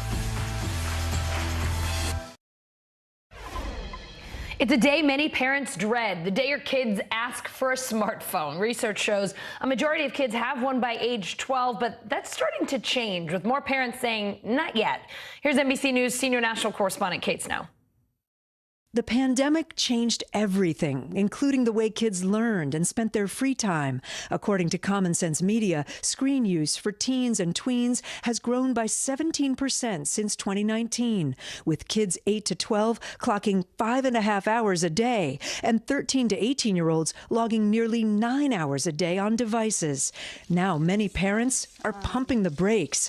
For mom of 4, Adriana Stacy, the family policy has always been firm. We don't buy smartphones for our children. She's a psychiatrist who's seen the effects of increased screen time in her practice. I'll get a patient in my office, usually a teenager, who all of a sudden started to really struggle with anxiety and depression. Pretty much every time we can trace that back to when did you get a phone? But her oldest, Annalise, a 10th grader, often feels left out. It's definitely hard sometimes because I have been left out of decisions because I haven't been on a group chat or something. It's also been a struggle in the classroom. Some of Annalise's teachers ask students to use their smartphones to do classwork. We do feel like we're standing alone on an island. But the island is getting bigger. A movement called Wait Until 8th encourages parents to wait until at least 8th grade to give kids smartphones. The network is 40,000 families strong, and they've seen a 25% increase in participation in the last year alone. Parents have seen the impact of screens on kids over the past couple of years with online school and lots of social media consumption. Let's get our kids outside. Let's get our kids reading. Let's get our kids playing with other kids in real life. Let's let our kids enjoy being kids. Research about the impact of smartphones is mixed. A large study using data from the National Institutes of Health found screen time was moderately associated with worse mental health, increased behavior problems, decreased academic performance, and poorer sleep, but also found using a smartphone or device improved friendships and connection. Dr. Jean Twenge is a professor of psychology at San Diego State and author of the book iGen. Are we basically experimenting on our kids, not knowing what the impact of these smartphones will be long term? All of us are basically living in a big social experiment where smartphones have taken over. In effect, we're experimenting with their brains. Hey, let's give them all a smartphone and see what happens. Experts agree if parents are going to allow smartphones, they should be banned from the bedroom overnight, and they recommend setting time limits and parental controls. And for the growing number of parents who decide not to give their kids a smartphone at all, talk to your kids about your concerns and consider a stripped-down phone for calls and texts only. Last year, Annalise Stacy got one of those. At 15 years old, she already sees the benefits of not having a smartphone. It's been a positive experience not growing up with one because I spent more time doing more valuable things and less time on my phone. I have better self-esteem and better social skills, and I can definitely communicate and just talk to people more. Let's bring in Dr. George James, a licensed marriage and family therapist, and just the kind of person we want to talk to about that sort of stressful stuff. Dr. James, you're a parent. You got 2 kids. You understand the cell phone struggle. Is there an appropriate age to give your kid a phone? And if you're saying not now or not yet, how can you do that so your kids don't feel punished or left out, especially if all of their friends have phones? Allison, you know that I often like to say that it's important that families and parents figure out what their values are and then make decisions based off of those values. Love that. In our household, we wanted to wait for our children to have access to technology on their own. Of course, they always want our own phones, but there are ways that we wanted to wait a little bit longer because that is part of the value. We wanted to have them engaged. And even when you look at some of these social media apps, their actual age that they recommend for people to start is actually 13 and above. So sometimes some folks are giving their children phones earlier, might want to think about why. Now, I totally understand on the other side, sometimes it's around safety. It's around, I want to be able to contact my child. All these reasons are okay, but figure out what your value is and make the decision based off of that. Dr. James, I know this may be old-fashioned. I didn't have one until I was in my 20s, so you can survive until you get to college without a cell phone, if you can believe it. On the flip side, though, what if you do say yes? Maybe you need your child to have a phone for emergencies or even safety reasons when they're not with you.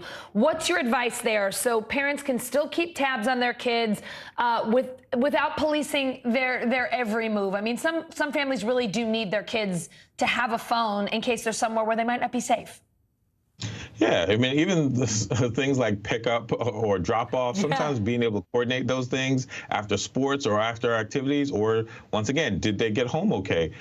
Some of it is what I really like the suggestion of being able to have phones that maybe are just about making a call or a text message or having parental controls. But what it's really asking is that for parents to actually be more involved, because some of having a child or children have a phone is that you can actually take a step back and not be as involved for whatever reason, valid or not. But it is now saying you now have to be a little bit more engaged.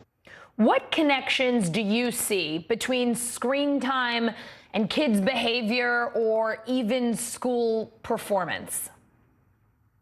I think the biggest thing that I see is that the more that there is screen time, but it's really about what they're doing on their phones. Yes. It's around what are the barriers, what are the regulations or boundaries. But say, for instance, social media, the thought of feeling left out, FOMO, the thought of feeling that you're not enough, comparison, that leads to some other negative emotional things that people can struggle with.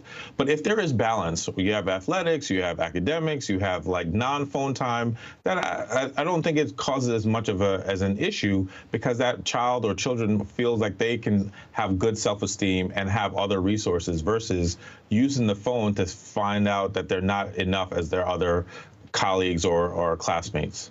Dr. James, we always talk about the negative impacts of screen time, but even Kate Snow pointed out in the story that we just ran that during the pandemic, for a lot of kids, It was really important. It's how they connected with their schools and their friends. Are there any positives that you see as far as screen time and things that that parents should maybe consider if they are thinking about how much time they're going to let their kids spend on a phone, whether they'll let them have a phone? I think there are some positives. I mean, there's so many ways that like younger folks tend to teach us older folks how to use technology, True. Right? Whether it's like in a classroom, whether it's a new app, whether it's turn the ringer off. I mean, I think there's ways that like we are learning that our children are smart, they're genius, they're creative, right? They have these abilities, so to trust them in that. I think also the other part is that, yes, there's a level of connection, there's a level of community that is there. You also just want to be aware of the community, but it's also recognize it's okay. Maybe they have friends that are more global, more regional or national versus just around the corner. So I think there are some positives that's there. Dr. James, always finding a bright side, even when we're talking about stressful things. We love to see you, and I know you're not going to be live with us tomorrow, but I think we're running your Now reading, and we're very excited about that. So we'll look forward to that on Friday. I look forward to it, too. Always a pleasure. Anytime. See you soon. Bye. He had no flying experience, but somehow landed a plane at a busy Florida airport when the pilot got sick. That's next.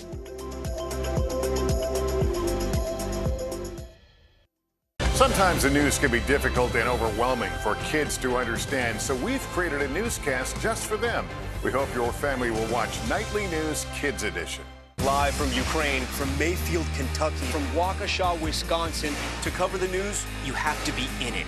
This is how so many towns and cities are protecting themselves. You can actually see they're pushing the gates open. I also want to get home. You'll get home. You'll get home. Do you remember any tornado as bad as this one? You look at this and you're thinking, we're not going to have power for weeks, if not months. Exactly. Every night, it's your news playlist. Top Story with Tom Llamas, weeknights at 7 on NBC News Now. Good morning, everybody. Welcome to Today. Future's looking bright. You got a whole restart. How does that land with you? Is climate change and the environment one of your top priorities? You know what? Our hearts are ready for something like this. It's a great workout. It's everything you need. Look who's back together. Oh, I'm so happy. And me. That's what it takes to set a record. So glad to see you. NBC News, streaming free now. Good morning, everybody. Welcome to Today. Future's looking bright. You got a whole restart. How does that land with you? Is climate change and the environment one of your top priorities? Sounds so good. Love it. Women's basketball has been systematically held back. Our players and coaches have been harmed. After 49 years of Title IX, we still have work to do. In Their Court, a podcast from NBC News and NBC Sports that goes inside the issues of inequality in women's sports. Listen now. Top Story with Tom Llamas, weeknights at 7 on NBC News Now.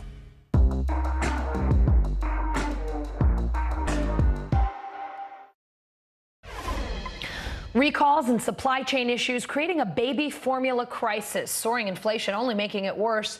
So when will parents finally have access to food for their newborns? NBC business and technology correspondent Jolene Kent has some tips to get through the baby formula crunch. Parents desperately searching for the vital food their babies need. With soaring inflation and ongoing supply chain delays, parents across the country are facing a crisis with no end in sight. The national out-of-stock average for popular baby formulas jumped to 40% last month. Many major retailers have put limits on how much baby formula you can buy at a time. It's a bone-deep anxiety of, is my child going to get what they need? The shortage comes after Abbott Nutrition, a key manufacturer, issued a massive voluntary recall in February, following 4 complaints of bacterial infection linked to baby formula that the CDC says may have contributed to the deaths of 2 infants. The recall shutting down the company's Michigan plant and impacting certain Similac, Alimentum, and L-Care formulas. After an investigation by the FDA and CDC, Abbott conceded that some of its processes were not followed and says it is set out to improve its systems and address the issues raised.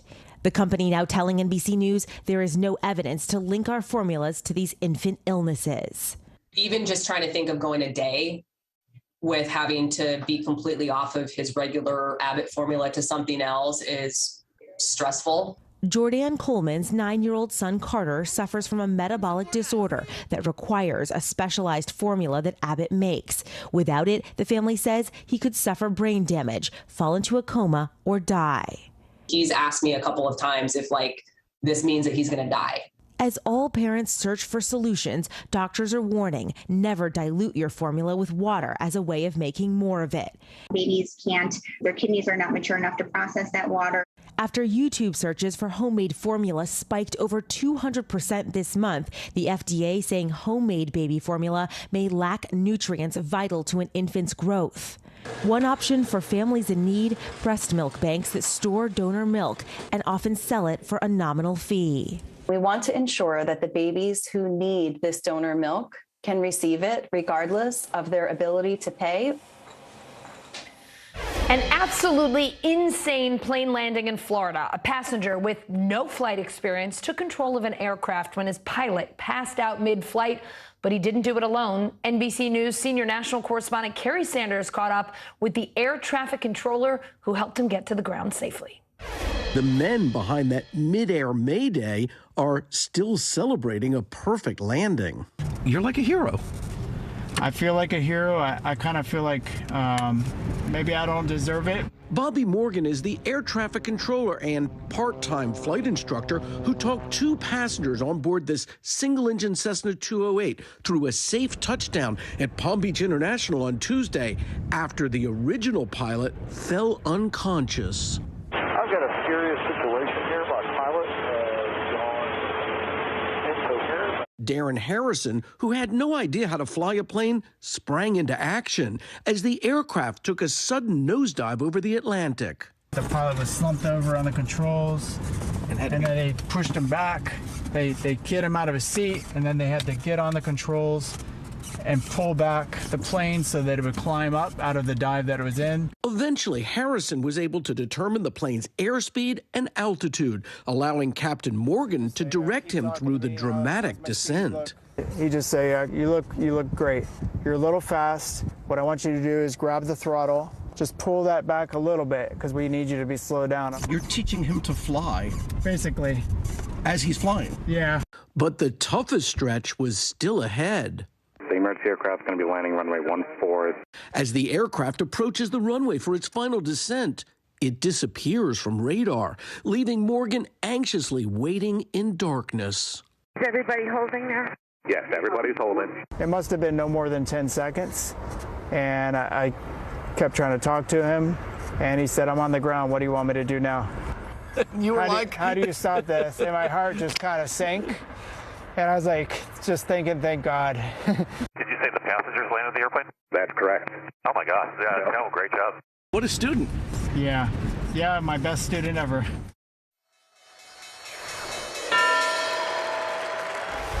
Ooh, that's the closing bell on the New York Stock Exchange. And man, we have done some good work in the last hour. The Dow around 3 o'clock down more than 500 points, cutting that to 104. Not great, but hey, it's better than where we were at 3 o'clock, right? We will look more at today's big business stories coming up in this next hour. Hey everyone, I'm Allison Morris. You're watching NBC News Now. Here's what's happening. Ukraine recapturing areas around Kharkiv. Russian troops retreating. We'll have the latest on the war. A bite from one of these guys can make you allergic to meat. What else you should know about the Lone Star tick this spring and summer. Plus, we know inflation is 8%, more than 8%, but what's your personal inflation rate? How to figure it out and start spending a little less.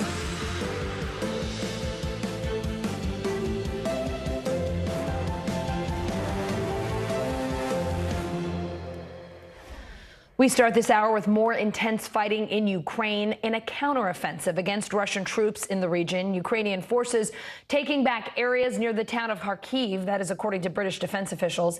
NBC News correspondent Cal Perry is in Kyiv. Cal, those officials also say Russian troops are suffering some pretty heavy losses in that area and are reportedly retreating east. What do you know about the battle there?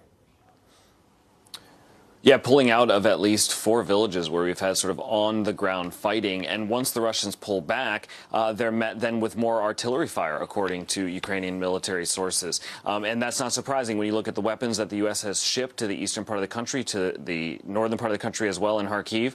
It is those howitzers, that is that long-range artillery, that would then serve as a standoff to hopefully, as the Ukrainians would say, keep Russians from counterattacking back into those villages. We understand Russians are counterattacking in at least 2 villages in that region. But again, you know, the fighting is so sort of back and forth that it is sort of an hour-by-hour update on where that front line is in the northern part of the country, Allison. Cal, Ukraine's deputy prime minister is saying they are in talks to evacuate 38 severely wounded fighters still defending that steel plant in Mariupol we've been talking so much about. What's the latest with those negotiations, and what do you know about the fighting there tonight? Yeah, and that statement making it clear that they're only negotiating for those 38 sort of heavily wounded fighters, as you've said. The negotiations are not more broad. The deputy prime minister making it clear that they're not broader. There had been some reporting that negotiations were underway for everybody who remained in that plant. She makes it clear it is just the folks who are wounded. The conditions there are deteriorating greatly. We had a team today go and meet with relatives of fighters who are in and around that steel plant, and they paint truly a very, very grim picture. Take a listen to the father of a fighter and what he had to tell our NBC News team today. The medical situation is now incredibly difficult, impossibly difficult. There is almost no medicine left, no painkillers left. People are rotting alive with torn limbs and die in terrible torment. It's absolutely unbelievable, and my heart can't even imagine how scary it is. And it is those fighters that are the most wounded, the most severely wounded, that, again, the prime minister, the deputy prime minister are focusing their attention on in negotiations, hoping that the International Red Cross can evacuate them in the coming hours or days, Allison. Cal, the first war crimes trial of a Russian soldier captured in Ukraine is set to start, according to Ukraine's prosecutor general. NBC News has not independently verified the details of that soldier's case and doesn't know if he's entered a plea yet. With that said, what is he accused of? What punishments could he face? What can you tell us? So the prosecution has painted a picture of a 21-year-old sergeant, and you see a photo of him there. He was part of a unit that was cut in half by Ukrainian forces who were counterattacking late in March north of the city here of Kyiv. They split the unit in 2, and his portion of the unit jumped in civilian vehicles, and they were fleeing away when they came across a man who was on a phone. And according to prosecutors, this 21-year-old sergeant says he was ordered to basically execute that civilian. His commander, he says, was worried that the civilian could share the location of the Russian unit over that phone, on that phone call. And so, as the prosecution says, this 21-year-old sergeant was ordered to execute that civilian. That is one and the first trial that we will see in this country. There has been in the last hour an announcement of a second trial. We're waiting for more details on it, but what we understand, it is the trial of a Russian soldier who opened up tank fire in the city of Kharkiv, again, on civilians. You can expect more of these trials. Yeah. There have been, dozens, if not hundreds, of recorded incidents of war crimes that the Ukrainian prosecutor hopes to try in the coming months, Allison. All right, Cal Perry in Kyiv, Ukraine. Thank you. Ukrainian artists and manufacturers teaming up on everything from tote bags to coffee mugs, trying to raise money for the war. So where are most of their customers coming from? NBC News correspondent Jay Gray takes a look. Souvenirs of solidarity. Ukraine's yellow and blue splashed across chocolate and coffee mugs, pillows, tote bags, and T-shirts. National pride that comes with a profit. The proceeds from this selling these T-shirts, it was around $60,000. It's the business of war, with a bottom line targeting the front line. This T-shirt company says proceeds from every item sold goes to the Ukraine Air Force, already paying for navigational systems and at least 2 vehicles. While in this warehouse across town, a small group of artisans has stitched together a bond between their work and the warriors defending their freedom. For years, they've produced handcrafted leather goods. In your time, you never expected to see camo in your shop? No, never in my life. Now the fabric is scattered across sewing tables and litters the floors used to create. So now it's like clip holders and grenade pouch holders, but so it sounds small. but the demand is big. The gear tested in the company's break room before it's donated to soldiers on the battlefield. Every Ukrainian would give his shirt to support the cause. The effort is funded by online sales, most from customers in the U.S. Each order packed with a reminder of where it came from. They clearly have relevant testimony. They need to do their duty. They need to uphold their oath and come in voluntarily and testify. If they don't, we will discuss what the appropriate remedy is. The January 6th committee has some questions for 5 of their colleagues. The panel issuing subpoenas to 5 Republican congressmen, including House Minority Leader Kevin McCarthy. NBC News Capitol Hill correspondent Ali Vitale joining me from the Hill. Ali, I feel like I haven't seen you in a bit. It's wonderful to have you on. Walk us through who they subpoenaed and how come. Yeah, Allison, we've been very busy in the halls of Congress today because, as you heard me talking to Adam Schiff there, this is a move that the committee has been debating for months, discussing whether or not they want to do this, and frankly, if they even have the power to do it, because this is frankly unprecedented. They are subpoenaing their colleagues here, subpoenaing the top Republican House member, the man who could potentially, over the course of the next 8 months, become the next speaker. So big precedents being set here and questions being answered about if the committee was going to be willing to go this far, but also more questions to come from this, like what happens when these lawmakers end up saying that they won't cooperate even though they're being subpoenaed. I want to pull up for you the 5 names here that we're talking about, though. We talked about Kevin McCarthy, the House Minority Leader, but also we're talking about the leader of the House Freedom Caucus, Scott Perry, Jim Jordan, Andy Biggs, Mo Brooks. All of them Trump allies throughout his time in office.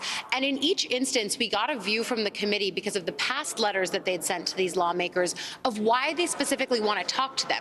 For McCarthy, it's obvious. He's someone who spoke with Trump that day. We now know what the audio recordings were of what he was saying to his colleagues in the aftermath of January 6th.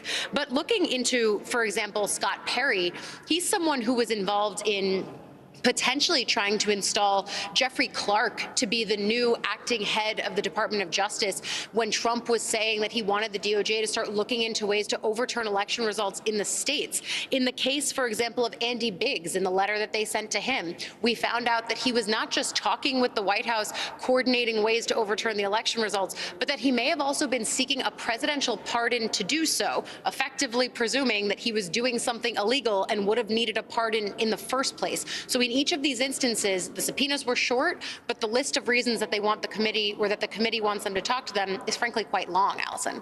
Ali, as you mentioned, cooperation is a huge question here. House Minority Leader McCarthy has said he won't participate in the January 6th investigation. Could this change that at all, or should we not expect anyone to budge here? I mean, look, based on what he told us in the hallway, it's probably not changing very much. We only talked to him off camera, so I'll pull up for you a little bit of what he told us. But he echoed again the idea that the committee his view hasn't changed, but that they're not conducting a legitimate investigation. He goes on to say, it seems as though they just want to go after their political opponents. Of course, this is a legitimate committee, and McCarthy and Republicans have this talking point that it's not, that it's a witch hunt. Obviously, these subpoenas, despite the fact that this is a significant ratcheting up of pressure on the part of the committee to get these people in front of them, it's clear that the Republicans have not changed their minds, and really where this goes now is what they do next. Does this become a protracted legal battle? Are they willing to even potentially make this into something where the House has to vote on criminal contempt referrals? I mean, just imagine that scene for a moment, because we've seen this play out a few other times.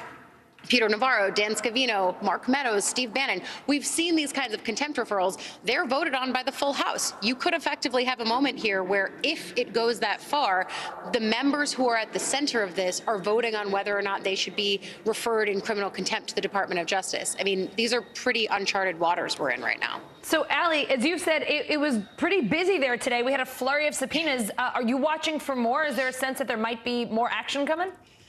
Yeah, look, the only action that I keep thinking about is that Chairman Thompson had said to me a few weeks ago that they wanted to ask Republican senators as well as Republican lawmakers in the House to come before the committee. Asking, as we have made the delineation before, is different than subpoenaing. I don't have the sense that they're ready to subpoena senators. At the same time, though, because Thompson said that, I think that's one of the things we're still waiting for. And also, you got to remember, we are 4 weeks to the day of when they want to start this phase of public hearings. They wanted to have their narrative setting and their fact finding all done by then. If you look at the dates that they want these subpoenas to happen on, in theory, they're on schedule, but they're not going to happen on those dates at the end of May. And so now the committee has to figure out, are these going to be essential for them in order to start public hearings? I don't get the sense that they're going to be pushing those hearings back. So we're going to see what impact these subpoenas and, frankly, the other asks that might be out there have. But they're really on the clock here, both from the public hearing perspective and then, of course, because of the midterms in November. All right, Allie, I'm going to ask you to cross over to the Senate with me for a totally unrelated issue. We've got to talk about abortion. Good, because I'm standing here. Perfect. It's not a far walk. Two moderate Republicans say they're working on their own abortion bill after yesterday's failed in the Senate. Yeah. Could you just give us the latest there? Yeah, definitely. I mean, look, yesterday we saw the Women's Health Protection Act fail. That is the Democrat-backed bill that passed the House last year. It failed in the Senate in February, and then it failed again yesterday, despite the fact that the entire national landscape on this issue has changed. 49 Democrats voted for that, 51 lawmakers, one Democrat, Joe Manchin, and then all of the Republicans voted against it, which means now that they're at the point of what do they do next, if anything. The federal government, between Congress and the White House, are frankly pretty hamstrung on this. There's not much they can do, which is why they keep pivoting back to the states. But there is another proposal here helmed by the two pro-choice senators on the Republican side, Lisa Murkowski and Susan Collins. The thing with this proposal is Democrats are talking to them about it right now because there is the potential for some bipartisan compromise, but it's not a given that all 50 Democrats are just going to get on board for this. In the same way that there was discussion over if Democrats could get on board for the Women's Health Protection Act, obviously Manchin couldn't do that in the end. There's the same conversation among Democrats on the more progressive side of this who say they don't want to just do a half measure. They want to either protect Roe and codify Casey in the way that they want to do it in the Women's Health Protection Act, or not at all, because they feel that the Murkowski-Collins bill has too many loopholes that would allow states to do things like moral and religious objections. That's something that the Women's Health Protection Act that the Senate wrote made sure wouldn't happen, but it's one of the loopholes that could be in the Murkowski-Collins version of this. So it's not exactly clear that that's the way that they're going to go on this, and if they do, that's probably going to meet the same fate as well. A busy day on the Hill. Allie Vitale taking us through all of it. Thank you so much. Thanks, my friend. In Florida, a circuit judge says part of Republican Governor Ron DeSantis' redistricting plan is unconstitutional. NBC News senior reporter Jane Tim writing this decision favors challengers who argued that it diminished black voting power in the state. Jane joins me now. So, Jane, how could this decision change those final maps we're waiting for in Florida? Allison, well, this is the first of what's likely to be a drawn-out legal process, though as expedited as they can go. The judge said he was moving quickly. He would submit that order as early as today, as he knows it's going to get appealed to higher courts. Now, this all comes down to this northern Florida, what's known as Congressional District 5 right now. It's represented by Rep. Lawson. You can see it on your screen. It extends from Tallahassee all the way to Jacksonville. It's sort of a funny shape.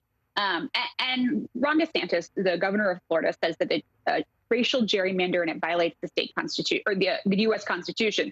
State lawmakers have said, you know what, we kept it that way because it is a black opportunity seat. Black voters make up a strong majority of primary voters there and therefore get to elect the representatives of their choice. And Florida has these fair district amendments that say you can't diminish minority voting power in your redistricting plans. But Ron DeSantis essentially pushed through this plan that chops it up into several different districts that are all a lot more white and a lot more Republican. And it's all coming down to what they're going to do with that.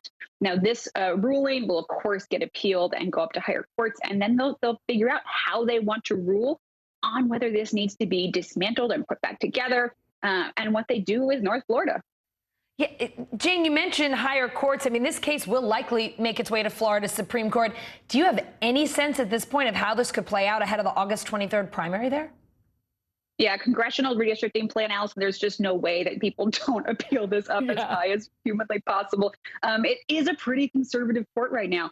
Governor DeSantis has had several opportunities to appoint conservative members to the Florida Supreme Court. So he's got the judges that he thinks are the best people for this case in that court. But the question is really whether or not how they're going to read on this. And you could also see federal cases discussing the same thing because of that U.S. Constitution claim. This is the kind of thing that could end up in the Supreme Court, in the state Supreme Court. It could end up just about everywhere. I think we'll be talking about this for a while. Speaking of talking about this for a while, we've been checking in with you about a lot of other redistricting fights across the country. I know it's been an issue here in New York, Ohio. Any other updates on what's going on elsewhere that we should be aware of? Well, here in New York, that New York congressional primary is going to be the same day as Florida's scheduled primary, August 23rd. A judge said yesterday denying National Democrats' efforts to keep that primary in June so that they could use the gerrymandered map they really like. That federal judge said nada and sent it back and said, you know what, you can push it to the August date and the congressional primary will happen there. Now, New York already has some other primaries, like gubernatorial primaries, still scheduled for June. So they could move those to August, but chances are I think we're looking at 2 primaries, at least for now, here in New York to handle all these redistricting changes. Jane Tim, the ever knowledgeable redistricting expert. Thank you so much. See you soon. Coming up, nurses leaving the workforce by the thousands in California. We'll take you there next.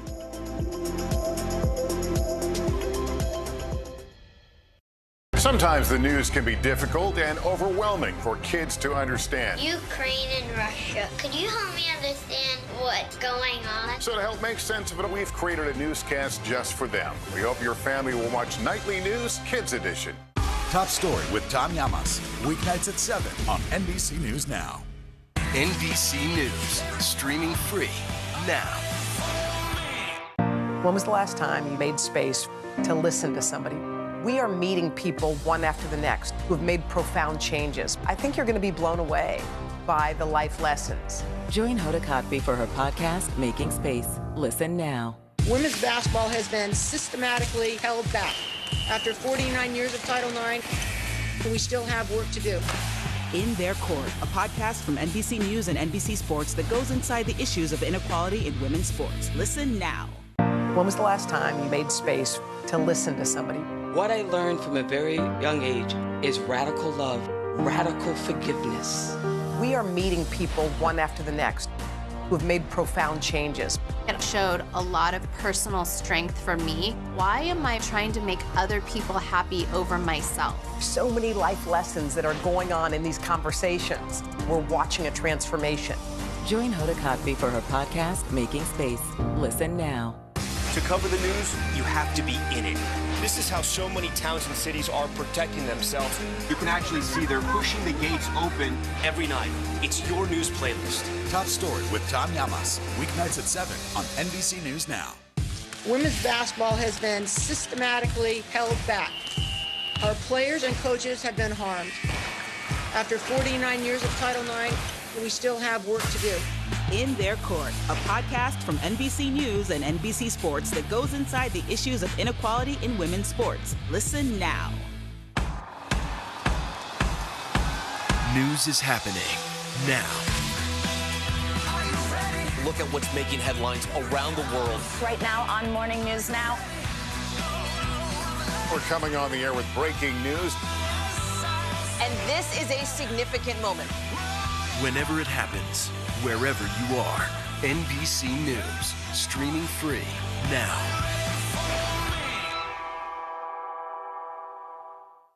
Good morning, everybody. Welcome to Today. Future's looking bright. You got a whole restart. How does that land with you?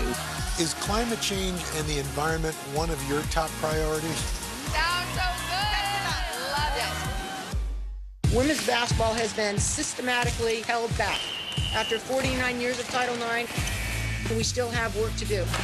In Their Court, a podcast from NBC News and NBC Sports that goes inside the issues of inequality in women's sports. Listen now. It is time to check in with NBC News Digital reporter Maya Eglin. She has the latest headlines from NBCNews.com. Maya, what's going on? Hey, Allison, we start with Mercedes-Benz telling car owners to stop driving more than 290,000 of its vehicles over a potential brake issue. The automaker is offering free towing to get those cars to a dealership for service. A new study pinpointing the reason for sudden infant death syndrome. Researchers in Sydney confirming it's caused by a brain defect, which keeps some children from waking up if they stop breathing during sleep. Sri Lanka reappointing a former prime minister for the 6th time. The move comes just days after the president's brother resigned as the country's prime minister. The island nation is still facing economic crisis. A woman in El Salvador sentenced to 30 years in prison for aggravated homicide after a medical emergency ended her pregnancy. There's a complete abortion ban in the country, resulting in several women being sentenced to prison after apparent miscarriages. And a Ukrainian rap folk band now favored to win the 2022 Eurovision Song Contest. Ukraine is one of 10 acts to qualify for this weekend's grand final in Italy. Allison. All right, Mai, thank you. All across California, nurses are calling it quits, hanging up their scrubs by the thousands. NBC News correspondent Jake Ward shows us what's driving them out. The job was hard enough. Before coronavirus hit the U.S., a 2021 Ohio State University survey found that 40% of critical care nurses in the U.S. were already reporting symptoms of depression before COVID. Then hospitals suddenly needed those same nurses to come in, suit up, and face a pandemic. Now the toll is becoming clear. Across the country, huge numbers of nurses are walking away. And a 2021 study by the University of California at San Francisco found that COVID seems to have driven them out. From the big cities to suburban California, nurses are disappearing in this state. The estimate is that about 40,000 nurses, that's about 13% of the workforce, are no longer doing the job. They've either retired early or quit the field entirely. The three smartest nurses I've ever met who have almost 15 years plus of experience, they have all left the bedside. Brianna Scott is a veteran ICU nurse. When COVID hit, it was a whole different storm. She says her employer, Sutter Health, had her seeing very ill COVID patients at 2 hospitals while pregnant last year and did not offer testing when she followed protocol and filed a report about being exposed. NBC News has not reviewed that report. The hospitals where I was working were not testing staff. So I never, in the course of the entire pandemic, have never been tested by my employers. 2 other nurses at the same hospitals where Scott worked described similar experiences to NBC News. Asked about this, Sutter Health did not address specific complaints, but told NBC News in a statement that, quote, "We offer COVID-19 testing to those employees whose work-related exposure is deemed high risk and to any employee who is part of a workplace exposure incident and experiencing symptoms." Scott says September of last year was her breaking point. Every person I took care of, I came back to work and they'd be dead. So there wasn't that sense of reward that nursing can bring, where it's like, I'm helping somebody get better.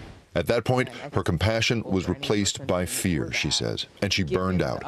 And I think the difference with COVID is the patients who came in before who weren't caring for their bodies, caring for them as a nurse didn't put me in or my family at risk necessarily. Now, with a toddler and a baby, she's taking an easier job as a recovery nurse.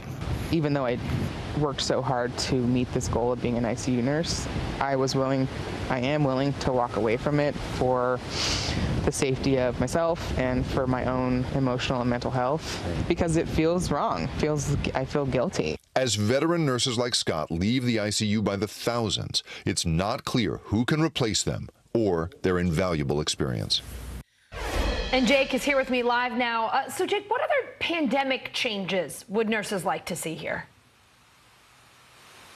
Well, we've seen in recent weeks a pair of big strikes here in Northern California. More than 4,000 nurses struck against 9 Sutter hospitals last month. And just a few days later, 2 hospitals operated by Stanford were also struck by about 5,000 nurses walking off the job. And in both cases, they are talking about wanting better staffing guarantees, better plans for recruiting and retaining their workforce, and better pandemic planning. Everybody that we have spoken to basically says that the hospital systems were not ready and were really just overwhelmed right away. And, you know, the thing that it really leads to here, Allison, is this sort of breaking of the social contract that nurses really expect and that we expect from nurses, that there's this exchange of, you know, an immediate, just an extraordinary gratification on the part of a nurse in being able to help somebody actually get better. And in this case, in this age of disinformation and vaccine refusal and the rest of it, instead watching people come in, make these choices about their bodies which go on to affect everybody's public health. It's that kind of thing that really burned Brianna out.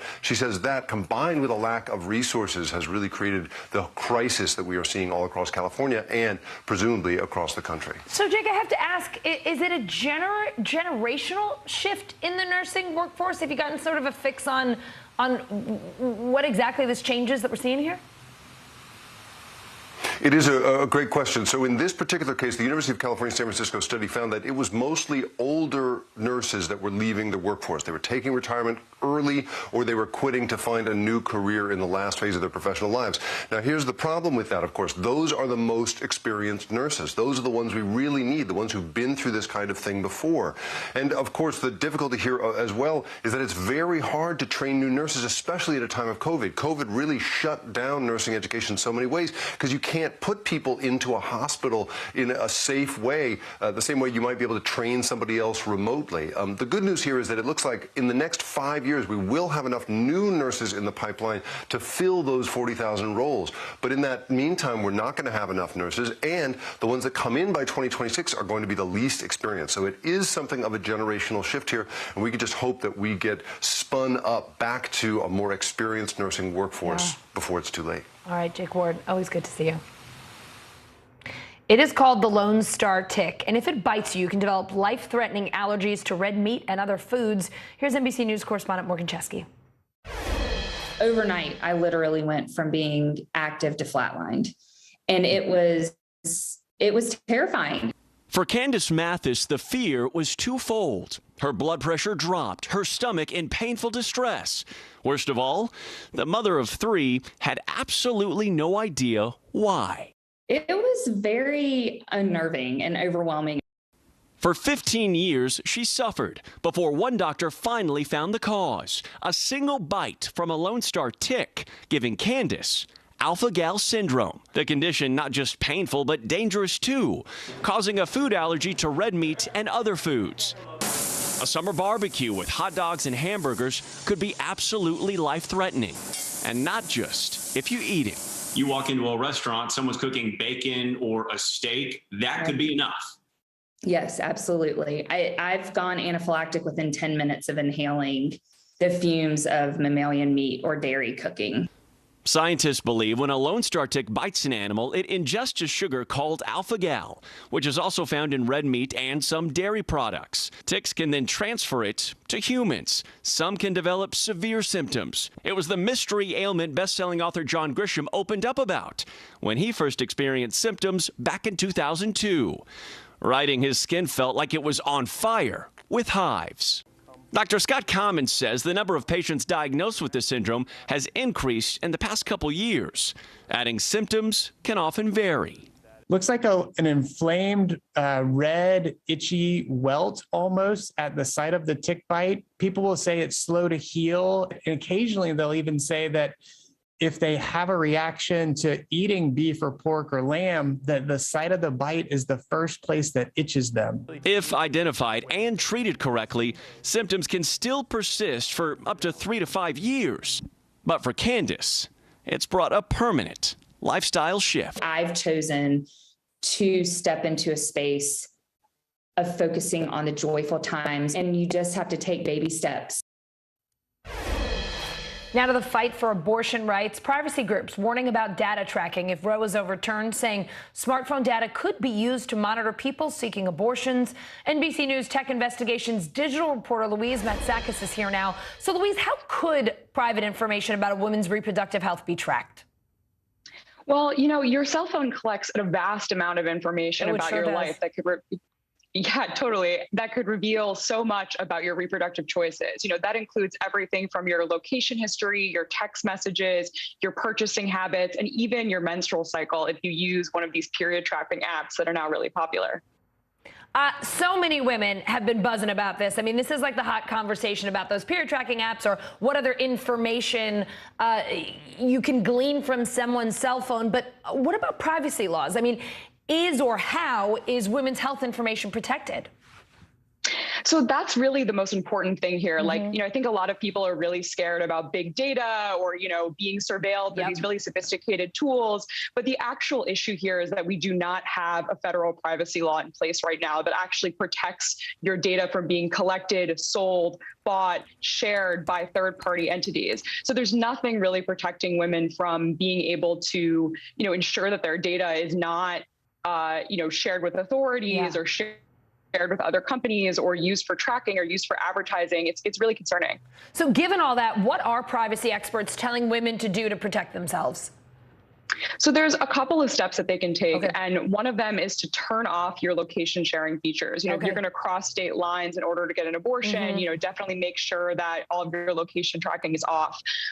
They also recommend that you use coded language. Don't text your friend, like, let's go to Planned Parenthood, maybe call them instead or say, can we talk about your health in person the next time I see you? And one of the other tips that they're saying is to use encrypted messaging apps. Don't use normal SMS texting. Instead, use an app like Signal or WhatsApp that allows end-to-end encryption so that those messages can't be intercepted.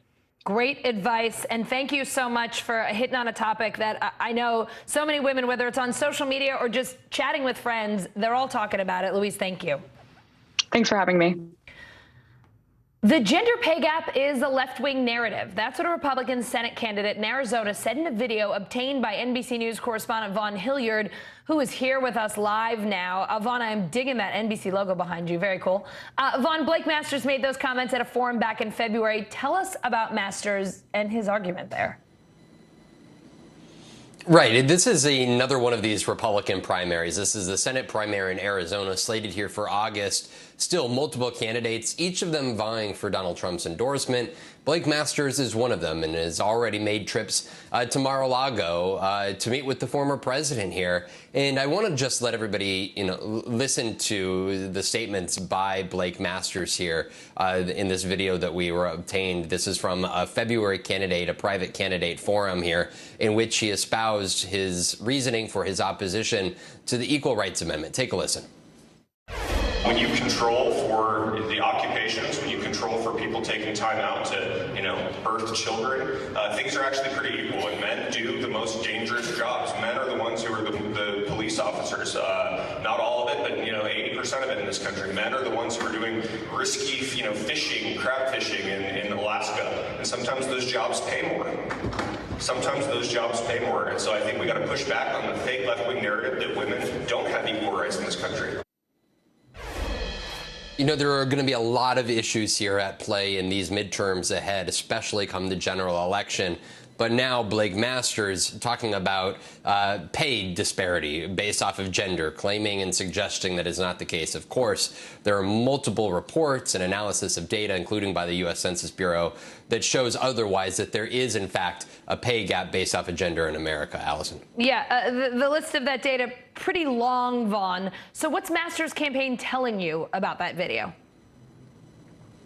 Masters' campaign has not responded directly to me despite multiple requests and reaching out, but he did comment on Twitter in response to our airing of this video, suggesting that we were attacking him. Of course, we were showing clips that he had played and suggested that data proves otherwise, countering his very arguments. And, I think it's also important, Allison, when we take into account, how we got here in 2022 to this pay gap in gender based off of gender.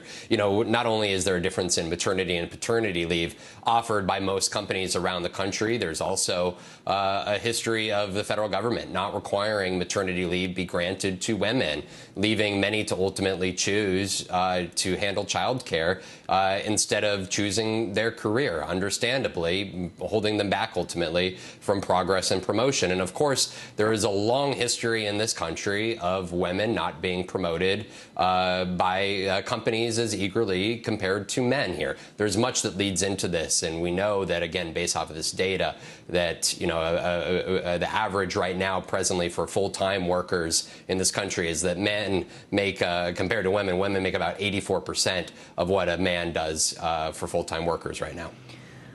Okay. Vaughn, we're going to talk about another topic that's likely to get me a slight bit less incensed, but let's give it a whirl. In Pennsylvania, the primaries are Tuesday. Former President Trump has endorsed Dr. Oz in the GOP Senate race, but he's also leaving the door open for another candidate. What is going on there? You know, this Pennsylvania Senate race on Tuesday, we have focused so much on Mehmet Oz and David McCormick. These were these two candidates who have put tens of millions of dollars behind their candidacies. You know, Donald Trump endorsed Mehmet Oz in this race, thought to, really give him the traction to ultimately win the nomination potentially. But just here in the last 24, 48 hours, new polling has come out that shows there's a third candidate. Kathy Barnett is her name, who has gained relevance in this race, almost at 20 percentage points in polls. You know, and I was just talking with somebody connected to Trump here who suggested that she poses a legitimate threat. They don't believe necessarily to maybe ultimately win this race, though it's very possible because of the grassroots support that she has garnered without that influx of millions of dollars on behalf of her candidacy. But I think why we are going to be talking about Kathy Barnett here in the days ahead is because of her litany of past statements, Islamophobic statements, homophobic statements. She has called for the banning of Islam in the United States. This is an individual who apparently, based off of these polls and what is happening on the ground, has a serious shot at becoming the Republican nominee out of Pennsylvania in what we'll expect to be a competitive race this November in the general election. All right, Vaughn Hilliard, thank you so much for your very important reporting today. Appreciate it. Thanks, Alex. Coming up, consumer prices up more than 8% in the last year, but what's your personal inflation rate? Sharon Epperson here after the break to help us figure it out.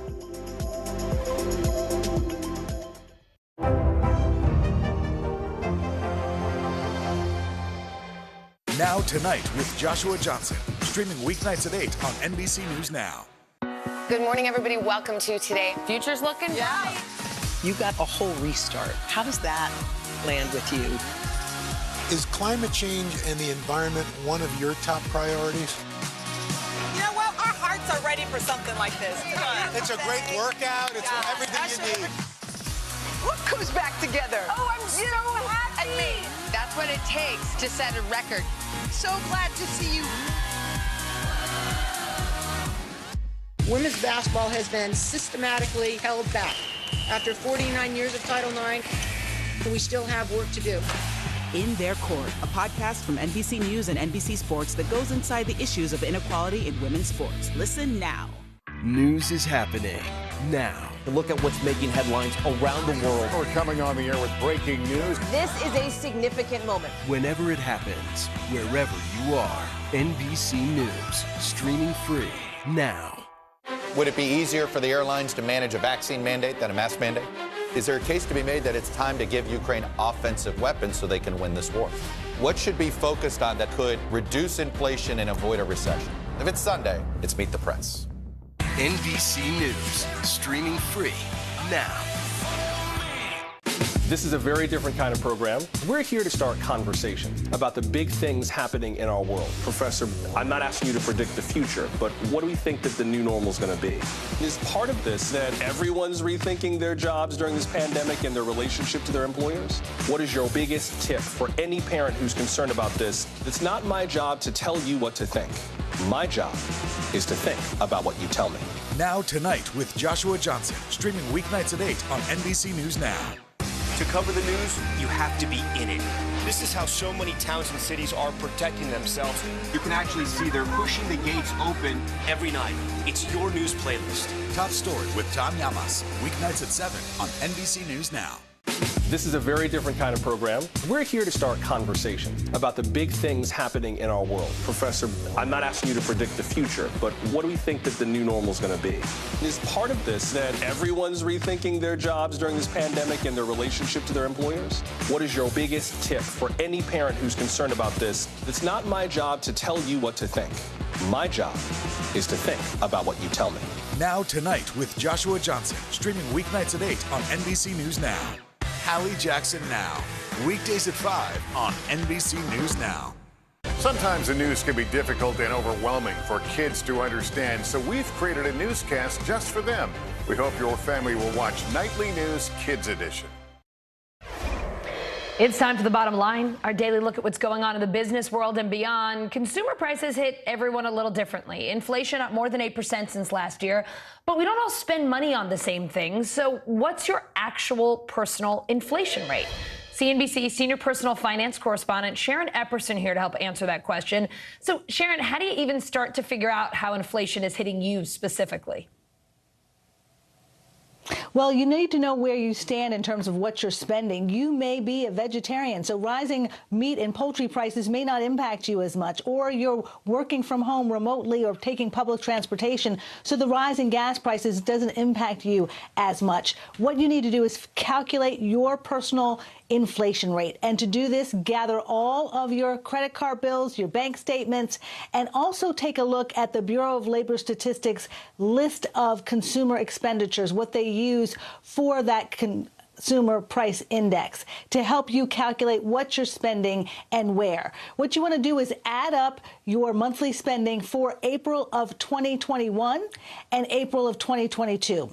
And you're going to take the difference, you know, how much more you're spending now, subtract what you spent a year ago. Take that number, divide it by 2021. That gives you your own personal inflation rate. That's the way you calculate it. But it's the process of going through, adding up all of those numbers and seeing where it was a year ago to now that can really help you gauge where you're spending your money and where you may need to cut back. Sharon, I hear them list all the lists of things that are going up, the meat prices, the eggs prices, the gas prices. I think it's time that I get rid of my car and become a vegetarian because it's just getting really expensive. Once you've done that math, once you get a sense of what you're spending, you know your personal inflation rate, how can you start bringing down your costs, spending less, saving a little more? Well, one of the things you just mentioned, people may not be able to do that. You're not going to become a vegetarian if you've always loved meat and poultry and fish and everything else. And so the main thing that you can do is actually increase your income to deal with rising prices. Now, it may seem a little flippant to say just get a new job or ask for more money, but now's your time. You know, if you have the goods, if you've already proven that you deserve a raise, now's the time to make sure you go in and ask for it, or that you start looking for a new job. It's always a good time to update your LinkedIn profile to make sure your resume is ready. But now you do have leverage, as many people are changing jobs, and we are seeing some wages rising. So do that. The next thing that you need to do is think about what you can do in terms of paying down the credit card debt that you have, because as we're seeing the Federal Reserve increase interest rates to slow down inflation, those credit card rates are going to rise. They're already over 16%. You don't want to be paying that, and you don't want to pay any more than that either. And then think about where you can save more. We've talked about this before, I-bonds. I-bonds, the rate on I-bonds, nearly risk-free bonds here, is now 9.62%. That's a lot more than the 8.3% CPI number that we got yesterday. So that's something that you may want to consider keeping in mind, though, that you can't cash out for a year, and if your money's kind of tied up for a few years, or you'll face penalties. But that's $10,000 you can put away. Last thing, talk to somebody, talk to a financial advisor, an expert who can really help you figure out where you are right now, where you want to go, and the places where you can cut back, some different strategies. So those are some of the things that you can do to help cope with your personal inflation rate. And Sharon, top of your list was some great advice. Ask for a raise or look for a new job. I mean, that used to be really tough to do a few years ago, but since the Great Recession, we're seeing people get raises left and right and all kinds of fantastic perks and jobs available. Not as hard to do as it used to be. Not as hard to do as it used to be, and it's really important to ask about all the things you just said, all those perks also that, you know, you may think, do I really need it? If you have to pay for it yourself, again, that's money that you really may not be able to afford, and money that's going to continue to rise. So look at all the benefits that these jobs are offering. Take advantage of everything. Even a company you may have been at a couple of years, you didn't realize they actually help you with pet insurance. They might do that. Ours does. Did you know that? As a matter of fact, I did, but I believe you might have been the person who told me that in the first place. Sharon, as my mother has always said, sometimes you just have to ask. Thank you for the great advice. We always love seeing you. You do. Absolutely. My pleasure. Take care. The crypto markets have been seeing a major sell-off this month. Bitcoin back up now, but this morning it slipped below 26,000 for the first time in more than 16 months. Ether, the second biggest digital currency, dropping to around 1,700 at one point today. I'm going to bring in David Lawant, Director of Research at Bitwise Asset Management, to talk about an area that, man, still scares me a lot. David, we know people are getting out of the stock market because the Fed's hiking rates. They're worried about inflation. Tech stocks may be overdone. Why are they getting out of crypto? Thank you so much for having me, Allison. And I think you're very right. I think the Bitcoin price and the crypto broader market is also a little bit under pressure. I think there are two important things to understand. The first one is that the crypto market fundamentals, they continue to remain strong. The core investment thesis remains intact. If you look in terms of number of developers coming into the space, new use cases, mainstream adoption, institutional adoption, these things continue to point to the left and to the top. But what we are seeing is, as you very well mentioned, an aspect that is not only specific to Bitcoin or to the crypto market, but to risk assets more generally. So what we're basically seeing is this more hawkish or more tightening stance coming from the Federal Reserve and other global central banks that tend to have an impact and a negative impact in some risk assets. And crypto and Bitcoin more specifically as risk assets, they continue to suffer.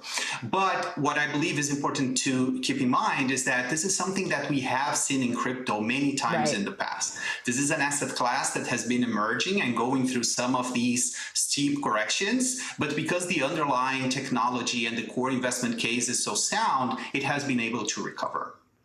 So let's talk about stablecoin. Tether, the world's largest stablecoin, not so stable, dropping below the $1 peg. Terra USD, another stablecoin, collapsed to nearly zero. Can you explain what stable coins are for our not so crypto savvy viewers, present company included? Yes, 100%. Stablecoins are a development in the crypto market, and these are crypto assets that have been designed to maintain a peg to a fiat currency. More commonly, this fiat currency is the US dollar. I think that the most important thing to understand here in the stablecoin market is that there are many different mechanisms to sustain this peg. Some of them include collateral, so having like dollars in the bank, supporting those crypto assets. Other are more algorithmic, and we have seen some of these mechanisms that have been around for a long time and have stood against some pretty strong pressures. But there are others that are more susceptible to market movements. I think over the weekend we saw one of these projects that is one of these algorithmic type of projects that has been having some pretty strong issues. But some of the others, the ones that have collateral so far, they sometimes have temporary disarrangements, and sometimes they lose their peg, but they tend to in many cases restore their peg. So in the case of Tether, for example, we're already pretty much close to the dollar parity. I think that the important impact and the important thing that is coming from this whole these developments that we have seen over the last few days is that we're probably going to see more regulatory scrutiny around the stablecoin market. This is something that was already coming since the Biden executive order that was issued earlier in the year. This is something that was already expected. After these events, we're probably going to see that being sped up a little bit, and we're going to see these efforts being accelerated, which at the end of the day, I think is going to be a pretty good development, not only for the stablecoin market, but also for the crypto market in general. David, I think one of the reasons people struggle to understand crypto is because we don't always do a great job of explaining it clearly. You did just that. Thank you so very much. It was really good to have you on. Thank you. Reckoning with the past, a disturbing new report on the abuse of indigenous children in U.S. boarding schools. Next. This is a very different kind of program. We're here to start conversation about the big things happening in our world. Professor, I'm not asking you to predict the future, but what do we think that the new normal is going to be? Is part of this that everyone's rethinking their jobs during this pandemic and their relationship to their employers? What is your biggest tip for any parent who's concerned about this? It's not my job to tell you what to think. My job is to think about what you tell me. Now Tonight with Joshua Johnson, streaming weeknights at 8 on NBC News Now. NBC News, streaming free now. Making Space, the inspirational podcast from Hoda Kotb. Listen now. We're here to start conversations about the big things happening in our world, because it's not my job to tell you what to think. My job is to think about what you tell me. Now Tonight with Joshua Johnson, streaming weeknights at 8 on NBC News Now.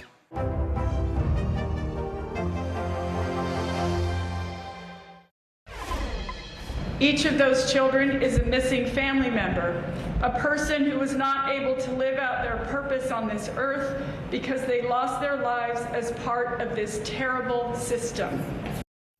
More than 500 Indigenous children died at schools under the U.S. government's watch. Just one of the horrific findings in a new report from the Department of the Interior. NBC News correspondent Antonia Hilton has more. And just a warning for you, some of the details in this story are disturbing. The report is a damning reckoning of America's dark past. The U.S. government acknowledging it intentionally targeted tens of thousands of Indigenous children, sending them to boarding schools where they were forced to change their names and punished for speaking their languages, a policy the report calls traumatic and violent. The findings announced by Deb Haaland, who is Laguna Pueblo and the first Native American cabinet secretary. Her grandparents were forced to attend the schools. I am here because my ancestors persevered, and the work we will do with the Federal Indian Boarding School Initiative will have a transformational impact on the generations who follow. The report found the U.S. operated or supported 408 boarding schools in 37 states from 1819 to 1969, the highest concentration in Oklahoma, Arizona, and New Mexico. There was rampant physical, sexual, and emotional abuse, disease, malnourishment, overcrowding, and a lack of health care. Children who broke the rules were disciplined with corporal punishment, such as solitary confinement, flogging, withholding food, whipping, slapping, and cuffing. The investigation has already determined hundreds of children died, but that number is expected to exponentially rise as more schools are studied. At least 53 burial sites have been found, some marked, some unmarked. Our children deserve to be brought home. You gotta admit that it happened. Last year, I met Fred Kiogma, who was sent to Holy Childhood of Jesus boarding school in Harbor Springs, Michigan. The memories still haunt him, getting locked in a freezing closet, once forced to eat another child's vomit. How have you been able to heal? I don't know if I've been able to heal. Holy Childhood never responded to NBC News' multiple requests for comment. I think it's actually way overdue. Today, Fred told me the report is a good first step. It now can put to rest a lot of the people that came up missing, that went to school and never came home. But there's been no formal apology from the U.S. government. The investigation will continue, trying to piece together the total number of students who attended the schools and identifying the remains found at burial sites. Many questions remain unanswered. Antonia joins me now. Antonia, the story just awful. How long will the next phase of this investigation take? What do you know? Well, Allison, it's expected to take many months, perhaps a year or so. This is going to take a lot of work. Look, she has an entire team around her, Secretary Haaland, mostly made up of indigenous folks who are doing this work. And while they've identified a little over 500 deaths of children, they expect that number to go up because independent groups have estimated that that number is more like in the tens of thousands. So that gives you a sense of just how far they have to go, how many burial sites they still need to study. And there are tribal leaders and survivors coming forward saying that they haven't had the chance to share their stories yet, that they want an opportunity to meet with her team and share what they know. And so this report may sound like it's conclusive, but the reality is it's actually just the beginning of a process, Allison. Secretary Haaland also announced a new year-long tour called The Road to Healing. What does she plan to do on that tour? Right. She's going to be visiting tribes. She's going to be sitting down with survivors, like the survivor who you met in my story right there, Fred Kiogma, and she's going to hear their stories. And this is going to be an important project that tries to get a lot of the oral history down and officially archived. A lot of the tribes have been doing this work on their own without a ton of support, without, the injection of resources that we're now seeing from the federal level. But we're also going to likely hear from people in all these communities asking asking for the federal government to step up with additional resources for mental health services, for things like language services, because many of these tribes are trying to revitalize and teach their old languages to restore that cultural heritage that was lost in this school system. And they're calling on people like Secretary Holland to support them in that effort. And so we can expect on this tour for her to have a lot of those, tough and emotional conversations, and people seeing this report as really, an initial acknowledgement, but they want to see action now. All right, Antonia, thank you so much. Not your average trip to the Jersey Shore. A 1,000-pound great white tracked just off the coast. Why the shark came and went just like that.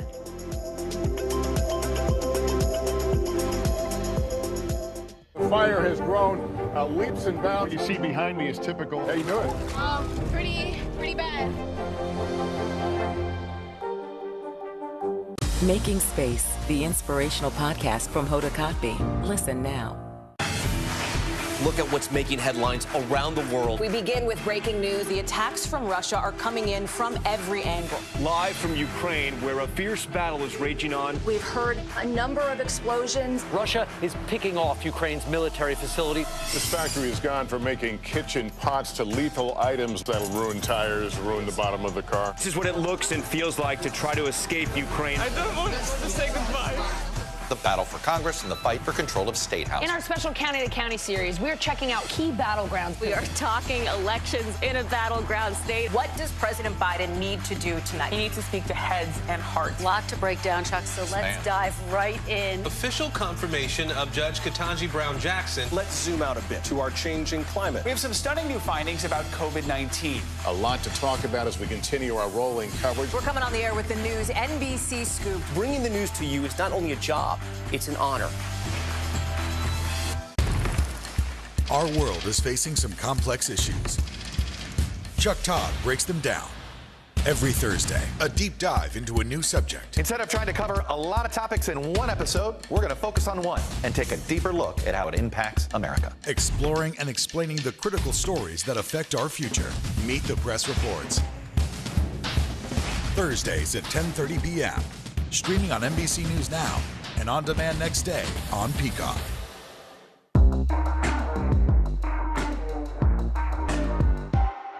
The fire has grown leaps and bounds. What you see behind me is typical. How you doing? Pretty bad.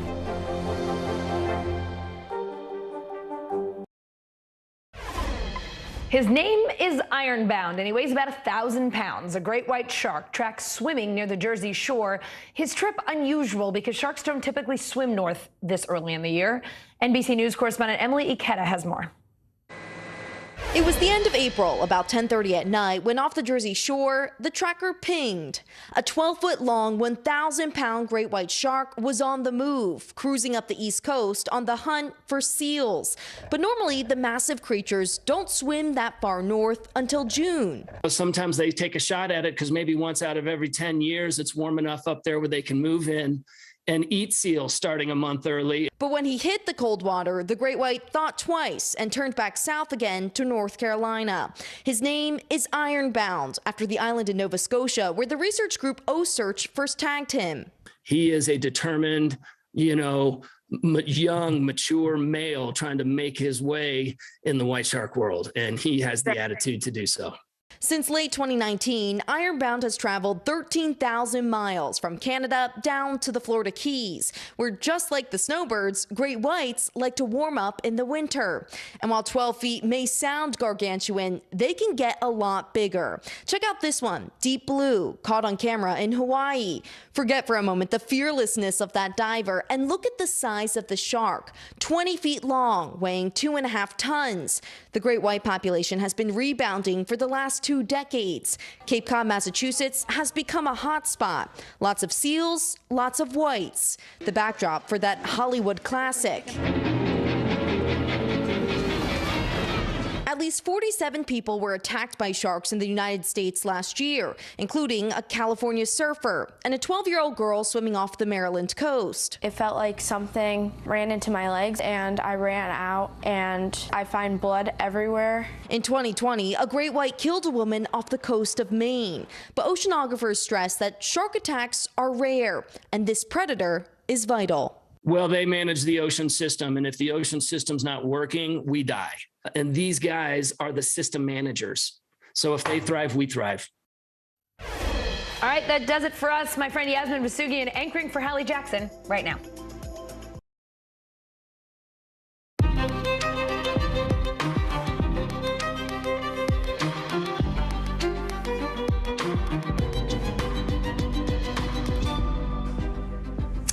We are coming on the air with a major step in the fight to find out what happened on January 6th, with subpoenas handed down to 5 Republicans, including the House Minority Leader. But will they comply? Early signs say no. So what's next? Plus, all 9 justices face to face for the very first time since that leaked draft opinion on abortion. Why some Republicans are gearing up for a free speech fight, with people protesting outside the justices' homes. Also, we're live in Southern California in a community that has been devastated by wildfires that happened way earlier than usual. Al Roker is here to break all of that down and what is ahead for that community as well. And then parents scrambling for baby formula. The Biden administration finally taking action to address the shortage. How will it help parents right now? And then there are nurses across the country holding their breath because tomorrow, a nurse convicted of killing a patient by medical error learned her fate. It could reshape the way they do their jobs. That's tonight's Original. Hey, everybody, I'm Yasmin in for Hallie. We got a lot going on this hour ahead. The Select Committee investigating January 6th just handed down what are believed to be the first congressional subpoenas to some of the biggest sitting GOP lawmakers.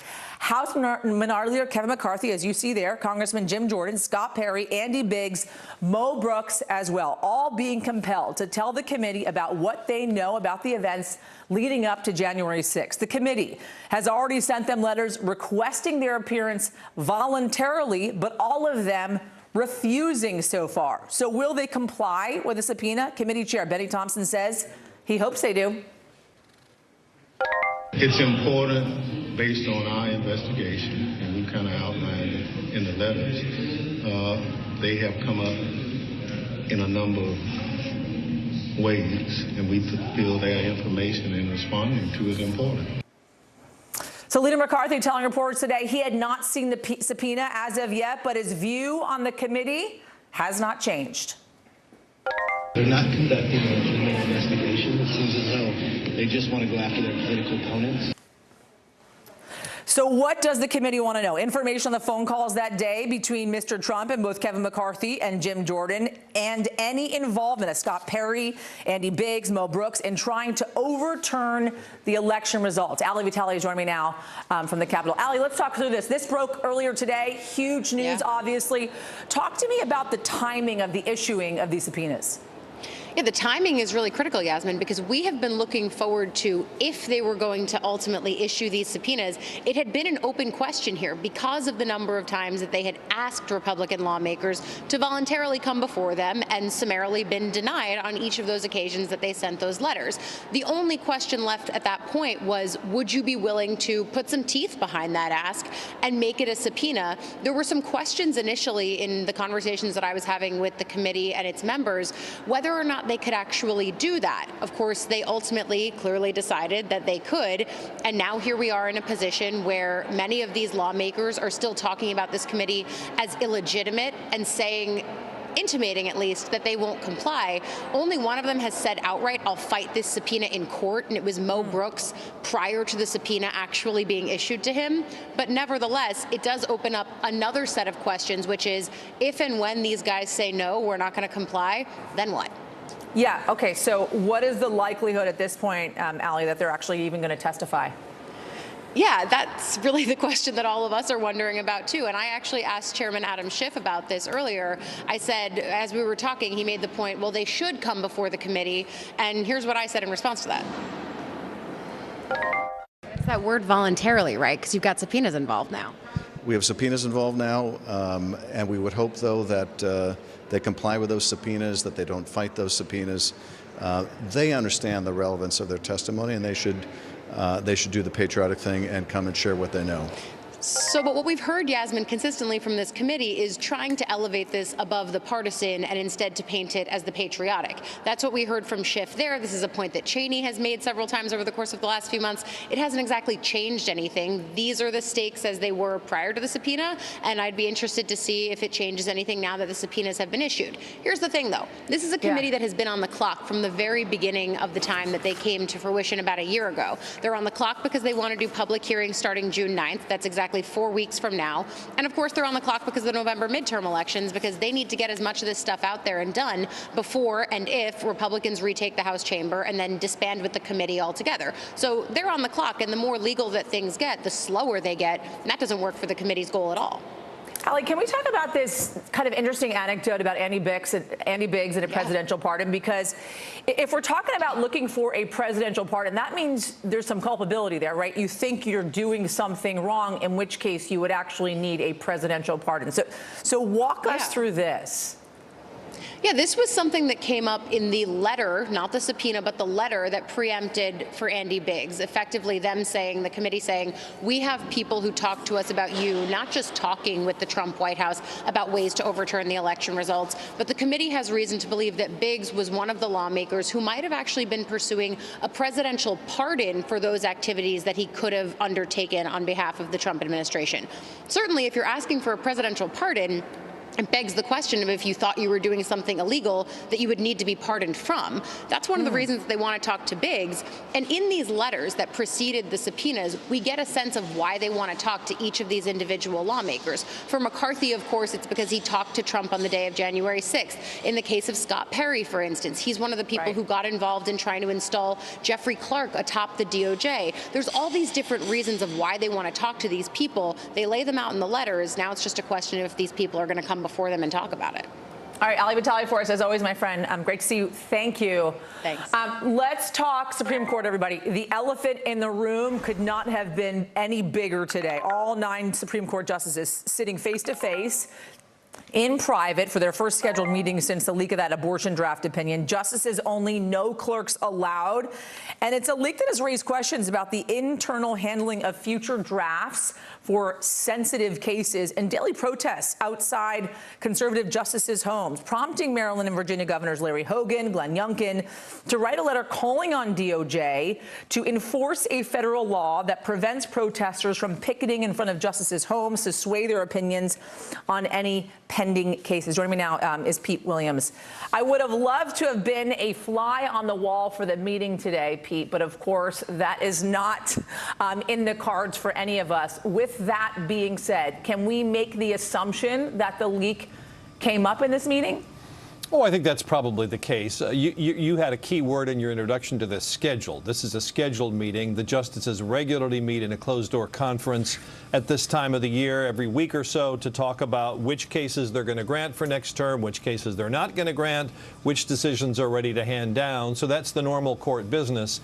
But I would suspect that the leak question came up. At the very least, the Chief Justice will, I'm sure, amplify on the remarks that he has made publicly, explain what's being done to investigate the leaks. Whether they talked about it among themselves, I don't know. I mean, it's not that kind of a meeting. Perhaps they did. You can be fairly sure of this. We're not going to know. We're not going to, especially now, we're not going to know. Governors Hogan, Youngkin, as I just mentioned, they want to kind of enforce this 1950s law preventing demonstrations outside these justices' homes that we've been seeing over the last couple of days. My question to you, Pete, here is, how do you do that when you can't necessarily prove intent here, when these protesters may very well have been just exercising their free speech and their freedom to assemble? Well, intent is the key word, because the statute says that it's a misdemeanor to protest or picket a parade, I think is the phrase the statute uses, outside a courthouse or outside the home of a judge or a Supreme Court justice with the intent of influencing a judicial decision or the administration of justice. The difficulty here is, how do you tell what that intent is? It's a very difficult statute to enforce. And I think there may be one other factor here, that if the government starts arresting people and making martyrs out of them, then that may only encourage more of this. So it does seem that right now the government has decided the best course of action here is just to make sure that there's plenty of security around the justice's house and let this play out. You bring up security, and I think that's obviously a good point there. And I want you to expand on that a little bit, because I know that there's now this move to increase security for justices across the board. Possibility of $10 million in funding for justices' security here going forward. How unprecedented is a move like this? Have we ever seen anything like this before? Well, specifically for Supreme Court justices, no. I mean, it's been built up over the years.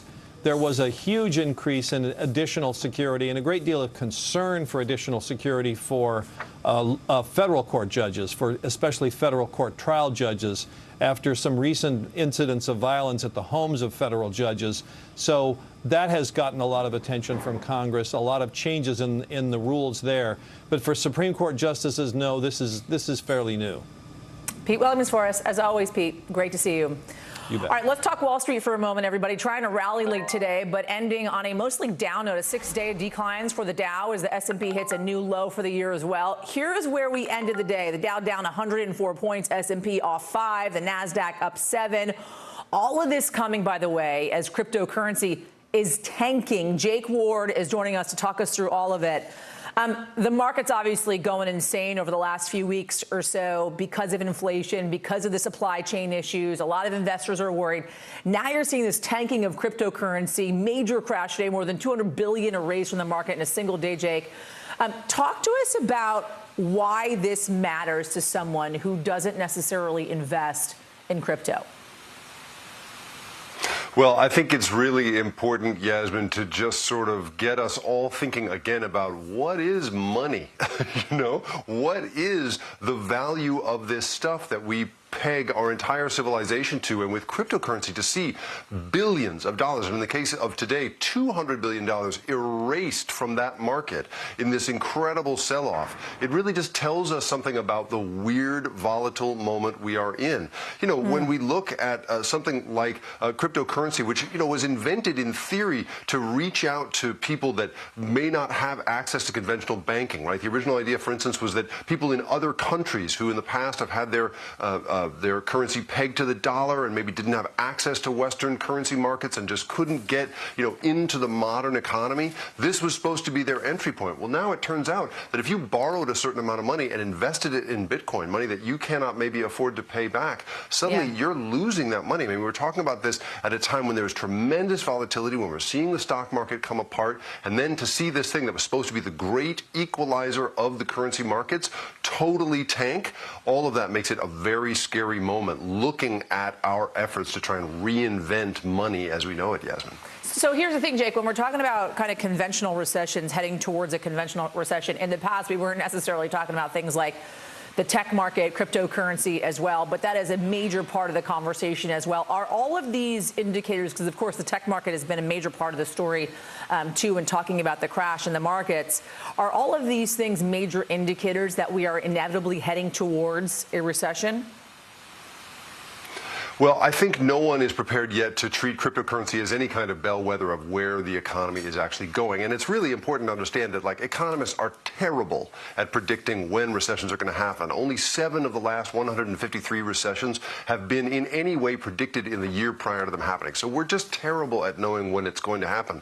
But the things that have traditionally led into a recession have to do with things like high oil prices, high gas prices, things that we're seeing right now, an inverted yield curve, which we might get to in the short term. You know, we're seeing these things starting to pick up that have in the past been connected to it. I think it's too early to say that crypto is an indicator of this stuff. That, in a way, was money that for the most part, at the top of that market, was money that people just had to play with, in a sense. Yeah. But certainly, when you look at a country like El Salvador, right, which put huge amounts of money into Bitcoin, or talking about building a Bitcoin city, you can bet right now that when they look at the future and the possibility of a worldwide global recession, they are probably not as happy with their sort of gamble on Bitcoin and pegging their country's reputation to it as they might have been a couple of years ago. All right, Jake Ward, thanks so much. Good to see you, Jake. So just a couple hours ago, the Senate voted to overwhelmingly confirm Fed Chair Jerome Powell, giving him a second 4-year run in office. President Biden nominated him back in November, so his confirmation had in fact been delayed. Senators were debating over other nominees that were put forward for the job. Powell already facing two major crises in his first term alone, the pandemic and 40-year highs in inflation. Want to go now to Southern California? Hundreds of people facing evacuation orders because of these insane wildfires that ate up at least 20 homes overnight. This is Laguna Niguel, California, about an hour south of LA this morning. You can see the smoke is still rising there along the coast where these homes are, and want to go up the coast as well. And when we go up close, the flames were really out there. Fire officials saying one firefighter is hurt. Nearly 200 acres have in fact been scorched. It spread so quickly thanks to 30-plus mile-an-hour winds and a massive drought, by the way, that has encompassed the whole state. And by the way, it's not just in California. This is video out of Mexico, New Mexico. A fire there has been burning for more than a month, and it is spreading across 237,000 acres. Folks, that is bigger than all of New York City. And Steve Patterson is on the scene for us in Laguna Niguel. Some of these images, Steve, coming out of that area because of these massive wildfires, it is just scorched earth. It is devastating to see. Talk us through what you're seeing. Yasmin, I had something prepared to say to you, and you'll excuse me if I lose my train of thought here, because this house behind me, the one that you see, I believe the homeowners are standing right beyond this camera. The woman is losing her mind, crying. So we're starting to see homeowners start to come back to their homes and see scenes like this. I mean, firefighters are doing the best they can, right? This is just smoldering and hot spots. What's left of this home? I can hear the woman crying right now. This scene is repeated at least 20 more times around this neighborhood. 900 homes in this neighborhood still evacuated. One of them is a man named Cezanne. We actually spoke to him. He lives a few blocks down the road. He's experiencing the same sort of things. Managed to get out of his home just in the nick of time. I think we have some video that he posted on Facebook, but he tells us, my gosh, he could feel the heat on his skin. That's how quickly this fire moved. That's how ferocious the flames were. That's how quickly they raced up the side of this cliff and basically parachuted on the top of homes, destroying so much in such a short amount of time. I want to play some sound for you from him. Listen to this. It was so windy that it just kept on getting worse and worse and worse, exponentially worse, where within less than 20 minutes, I felt like the flame was maybe really close to us, and the heat, I could feel the pressure of the heat on our skin, and at that point, we evacuated. Again, just stories of survival and now stories of tragedy that, again, the homeowners here, out of respect for their privacy, we won't show them, but it is troubling to hear, and to see the shock and the horror on people's faces as they're now filtering back to this neighborhood.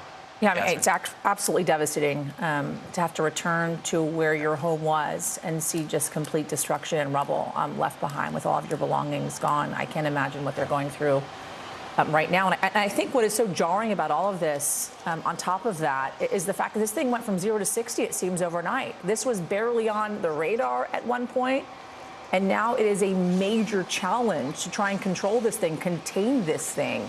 How are officials dealing with that?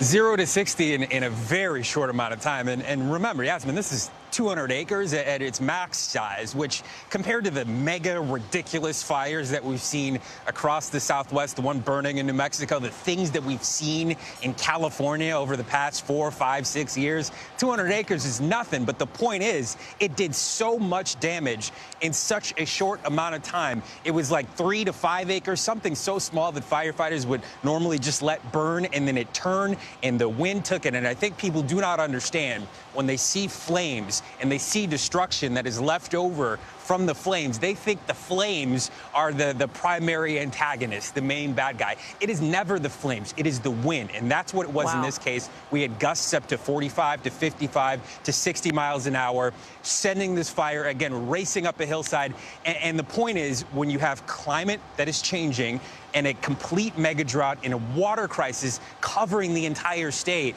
When a fire takes hold of that and there's a little bit of wind, it's like a runway and it tears through everything. And the point is, Yasmin, it's May.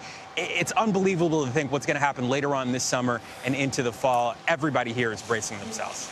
Yasmin. Steve Patterson, thank you for that. Appreciate it. Want to bring in Al Roker now with the forecast and what we're looking out for here, Al, because we were just taking a listen to Steve Patterson, obviously, talking about the winds, right? And then is that major heat. This thing went from 0 to 60 overnight. It was barely on the radar. Now we see what they're dealing with. What are some of the serious risks, the serious risk factors, the red flags that you're watching as we're seeing this fire season develop so early on, by the way? That's right. It's about 4 months early, Yasmin, which is kind of interesting. We've been watching this at the NBC News Climate Unit.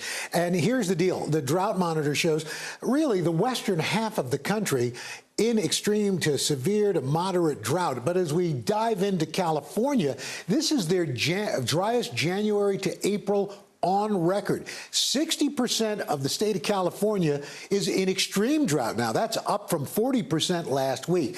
And of course, you've got all these dry conditions, almost no rainfall. Look at this. Los Angeles, only 19% of normal. San Francisco, 16%. Long Beach, California, 13% of normal. And then we've got these red flag warnings further to the east, much of the Rockies, all the way down to the Southwest, 6 million people impacted. To give you a sense of these wildfires, so far, 2002, and this is early, we've had over 1.2 million acres burned. The U.S. has already doubled the number of acres burned compared to last year, and we're only in the first 5 months of the year so far, Yasmin. So here's the thing. We're also dealing with heat, as I mentioned, not just out west, but we're talking Midwest as well. I feel like it was literally just yesterday that we were talking about freezing temperatures, and here we are with this kind of overwhelming heat in the Midwest, which is going to have some thunderstorms. Absolutely. We've had this blocking pattern so that cooler out west, cooler along the eastern seaboard. But look at what's going to be happening tomorrow.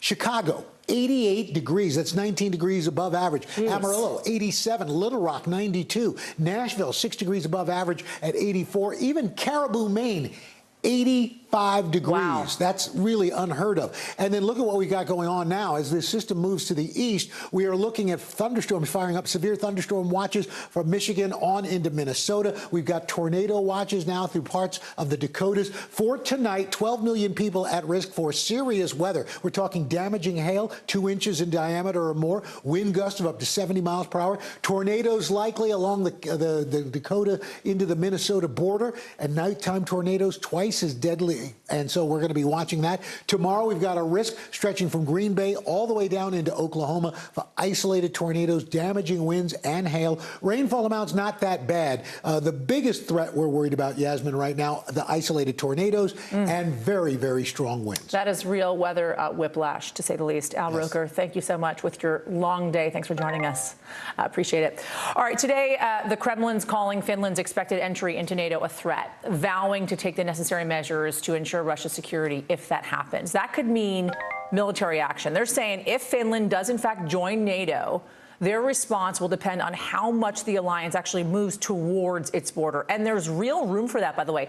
Finland shares a 810-mile border with Russia. They announced their intention to join NATO without delay. This is bad news, of course, for Russia, because this is the exact opposite of what they wanted. President Putin's reasoning behind this whole invasion was to stop Ukraine from joining NATO and remove Western troops from that region. But with Finland now likely to join the alliance, and by the way, Sweden right behind them, that would double Russia's border with NATO countries. Cal Perry's joining me now to talk through all this.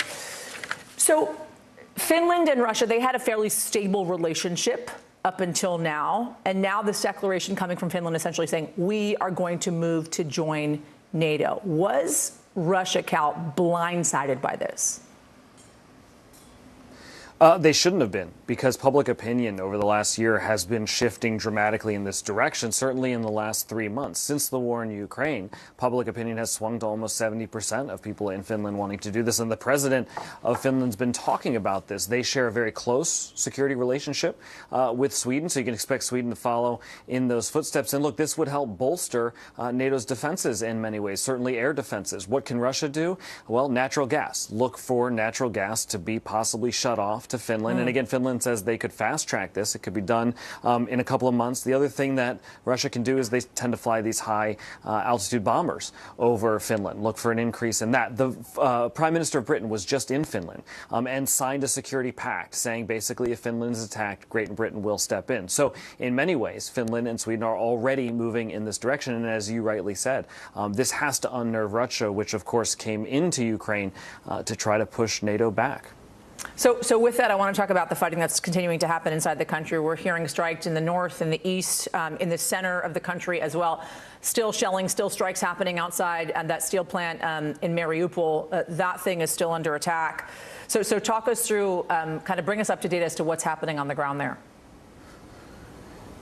Yeah, so in the eastern part of the country, shelling, as you said, killing 10 civilians, wounding 21 others in the province of Donetsk. And this seems like a sort of daily event now. There was 7 dead the day before. There was 5 dead the day before that. So a daily death toll there sort of marches forward. In the southern part of the country, fighting in Mariupol, as you said, fierce fighting. Look at some of the video recently out of that city. And again, around this steel plant where an unknown number of fighters are still held up. Now, the deputy prime minister said they're negotiating for the release of 38 wounded fighters. We had an NBC News crew today spend part of their day with relatives of fighters. Here's what the father of one fighter had to say to our crew. Take a listen. The medical situation there is incredibly difficult, and it's like impossibly difficult. People are being rotten alive, and they have no legs or arms, and they are dying slowly in really big pain, and there is not enough medicine for them. So the conditions there are some of the worst that we've seen in this war. Some of the family members telling our crew today they haven't heard from their loved ones since the end of March. So some still holding out hope, but we know the death toll there is going to be very, very high, Yasmin.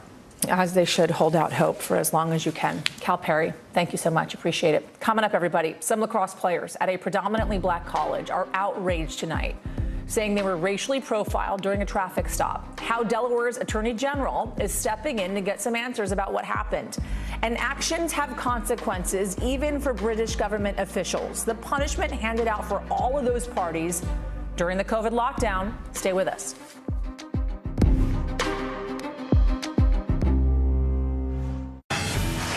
Look at what's making headlines around the world. We begin with breaking news. The attacks from Russia are coming in from every angle. Live from Ukraine, where a fierce battle is raging on. We've heard a number of explosions. Russia is picking off Ukraine's military facility. This factory has gone from making kitchen pots to lethal items that'll ruin tires, ruin the bottom of the car. This is what it looks and feels like to try to escape Ukraine. I don't want to say goodbye. The battle for Congress and the fight for control of State House. In our special County to County series, we're checking out key battlegrounds. We are talking elections in a battleground state. What does President Biden need to do tonight? He needs to speak to heads and hearts. A lot to break down, Chuck, so let's dive right in. Official confirmation of Judge Ketanji Brown Jackson. Let's zoom out a bit to our changing climate. We have some stunning new findings about COVID-19. A lot to talk about as we continue our rolling coverage. We're coming on the air with the news NBC Scoop. Bringing the news to you is not only a job, it's an honor. Top Story with Tom Llamas is your news playlist on NBC News Now.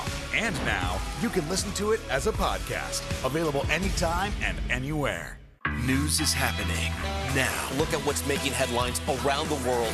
Whenever it happens, wherever you are, it's here now.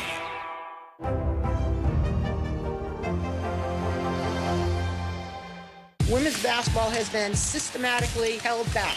After 49 years of Title IX, we still have work to do. In Their Court, a podcast from NBC News and NBC Sports that goes inside the issues of inequality in women's sports. Listen now. Top Story with Tom Llamas, weeknights at 7 on NBC News Now.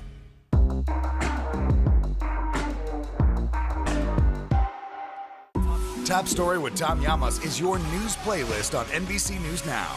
And now, you can listen to it as a podcast. Available anytime and anywhere. Delaware's Attorney General calling on the Justice Department to investigate what some are calling racial profiling of a state lacrosse team in Georgia. Delaware State University's team bus was headed back home on April 20th when it was stopped because the Liberty County Sheriff's Office says it was traveling illegally in the left lane. But during the stop, officers began searching several of the players' bags. If there is anything in y'all's luggage, we're probably going to find it. So, by the way, no drugs were found, and the team from the historically black school believes they were racially profiled. The Delaware's AG calls the whole thing troubling, but the sheriff in Georgia says deputies were just doing their job. Although I do not believe any racial profiling took place based on the information I currently have, I welcome feedback from our community on ways that our law enforcement practices can be improved. Blaine Alexander joining me now to talk more about this. Blaine, as always, it's great to see you. So let's talk more about the sheriff here for a moment, saying he had no idea the athletes were from this historically black college. But one of the players on the bus, they did say this. Listen. Majority of my team is black, my head coach is black, and the bus driver was black. So there was no correlation between a traffic law violation and them checking our luggages. Here's the thing, Blaine. We got statements from the university, the coach, calling the whole thing humiliating, traumatizing as well. Whose side is the law on here?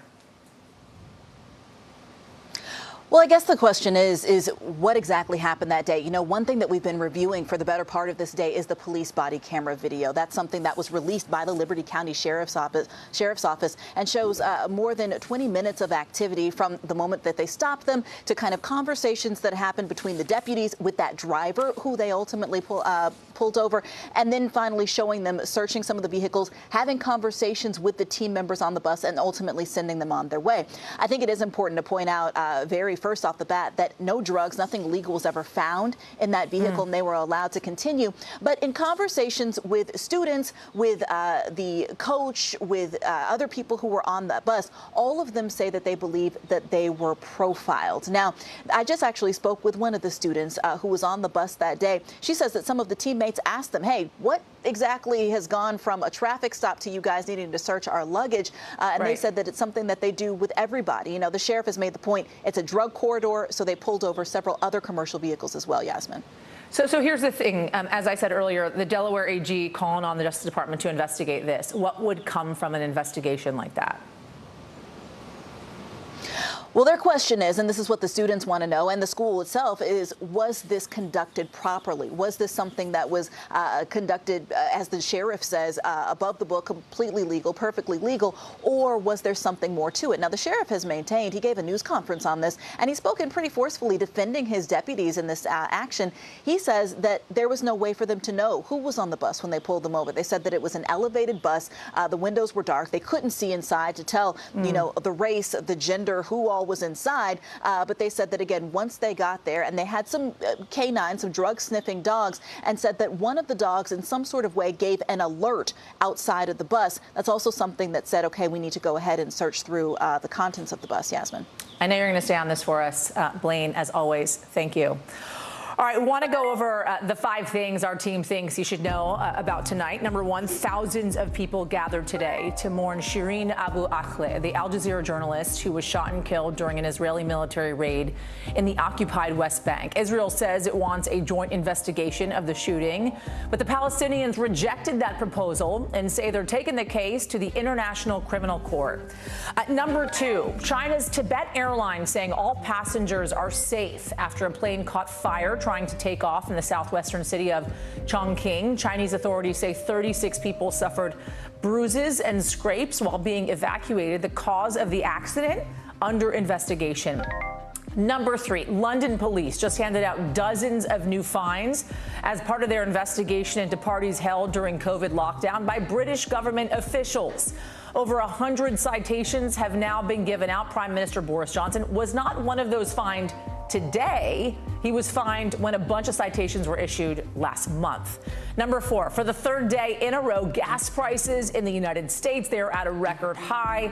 The average price of a gallon now at $4.42, according to AAA. It is now at least $4 a gallon in all 50 states. And number 5, this is a good one. Barbie has just come out with some new inclusive dolls. This new line includes the first Barbie with behind-the-ear hearing aids, a doll with a prosthetic leg, even a Ken doll with vitiligo. The company's saying they're taking this step to reflect the diversity kids see in the world around them.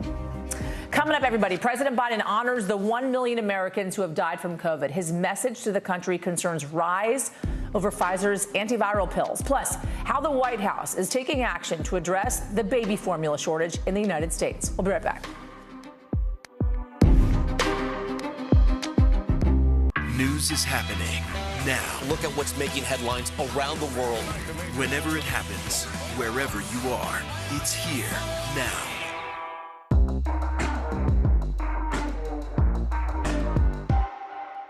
We're here to start conversations about the big things happening in our world, because it's not my job to tell you what to think.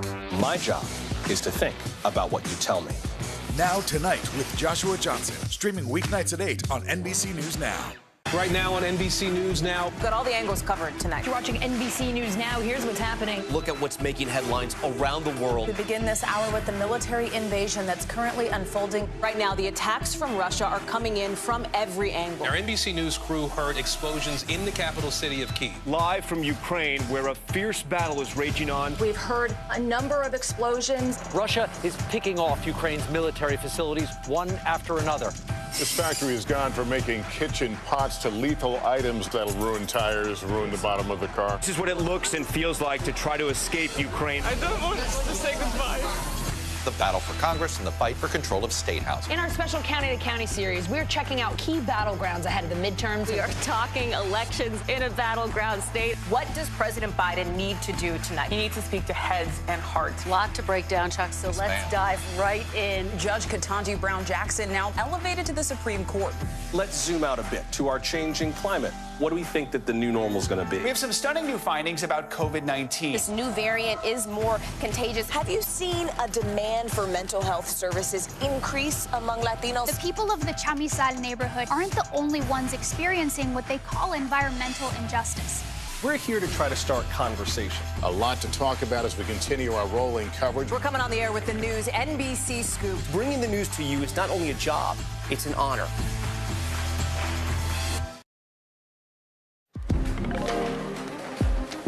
A former Tennessee nurse who was convicted of 2 felonies for a deadly medical mistake could be sent to prison. A lot of eyes are going to be watching her sentencing tomorrow. We're talking to nurses who say this case could cause people to leave the field.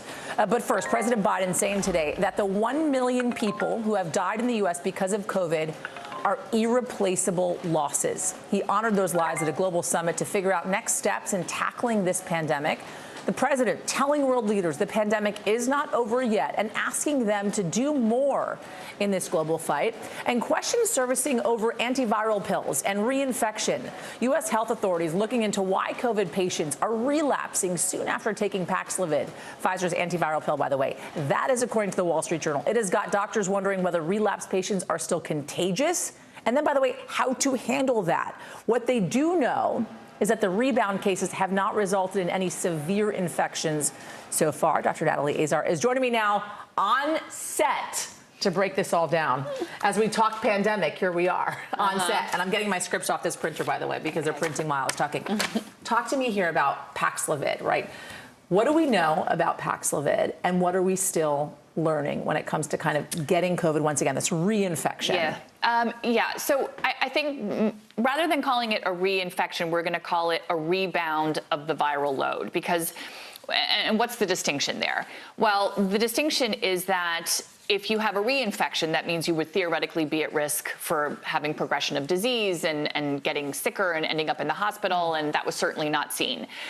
So it's important because in the clinical trials, they found this viral rebound in about 2% of people who got the drug and 1.5% of people who got placebo. So they didn't really make a big, right? I mean, so that's not statistically significant. No. So then the question is it really the Paxlovid, or is it just the natural, the nature of the virus in certain individuals? So a couple of theories, Yasmin, that are out there is that, let's say you take the Paxlovid too soon after your positive test or too soon in infection, does that sort of like shut down your immune system, so your immune system's not fighting it anymore, and then you stop the antiviral, and then the virus is like, aha, you didn't get rid of me, I'm gonna, Then the other theory is that in some people, you just might need a longer course, right? That's why we have some antibiotic courses, let's say, are 7 days versus 10 days. Like, did they have time to figure that out? Do not stop until you finish the entire course. Right, exactly. And then there's another theory that perhaps the virus is living somewhere, like in a reservoir that the antiviral couldn't reach, like maybe it, in the blood-brain barrier, getting a little scientific there.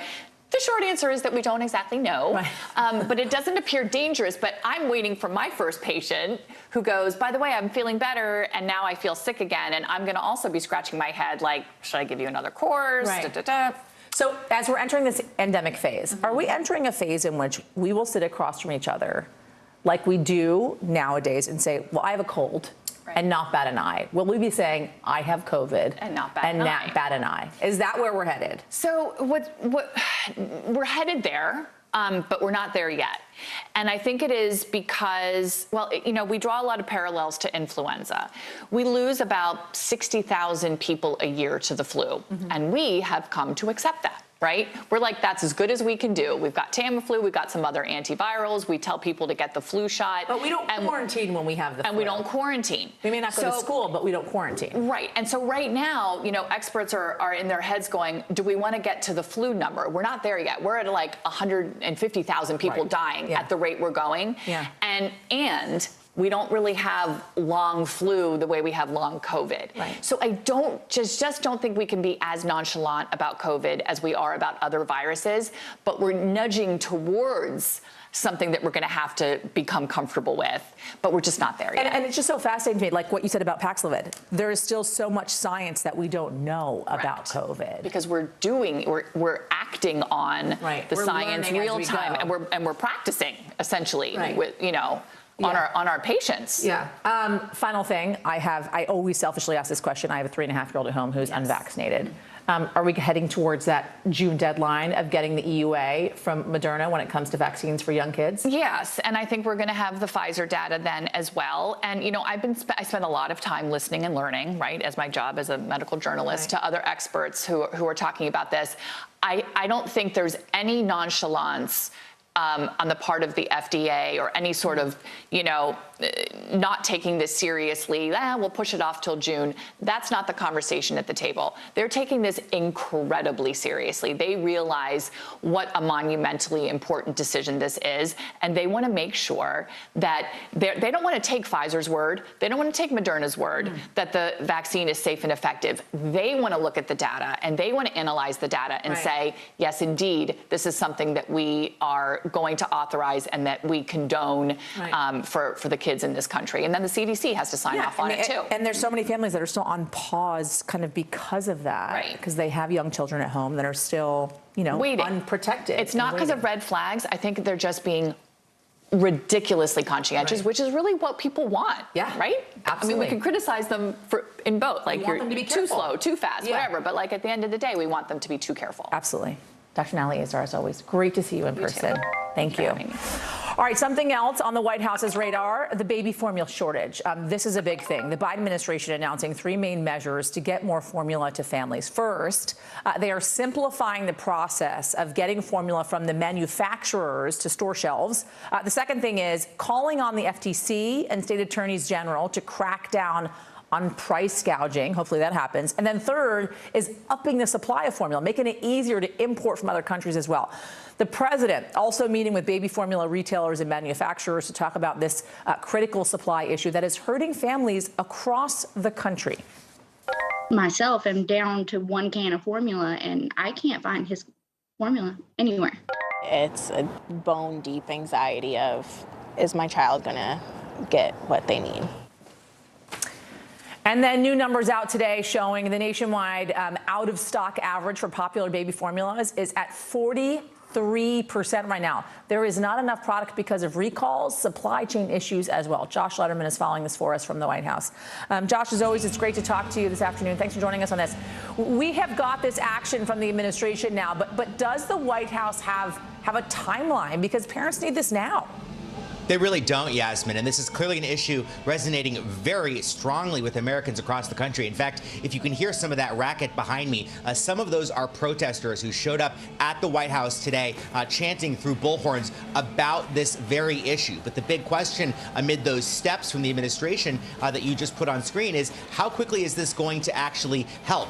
We asked senior administration officials that very question today. They were unable to put a timeline on it. They said some of this is due to conditions that are outside of their control, such as the fact that a lot of parents, according to the White House, are now hoarding baby formula because they are afraid of running short. And in fact, that factory, that Abbott facility in Michigan that had to recall the baby formula that contributed to this shortage, they say it could be 2 months before formula made at that factory could start making its way into shelves. So this is a problem that's likely going to last at least several more weeks. So here's the thing. We kind of saw this thing bubbling to the surface a few months ago, that there was going to be a supply chain issue, and of course inflation being a major driver as well of those prices going up when it comes to something as important as baby formula. You got parents frustrated, lawmakers as well frustrated, wondering why we have gotten now to this point where parents are literally searching for baby formula for their children.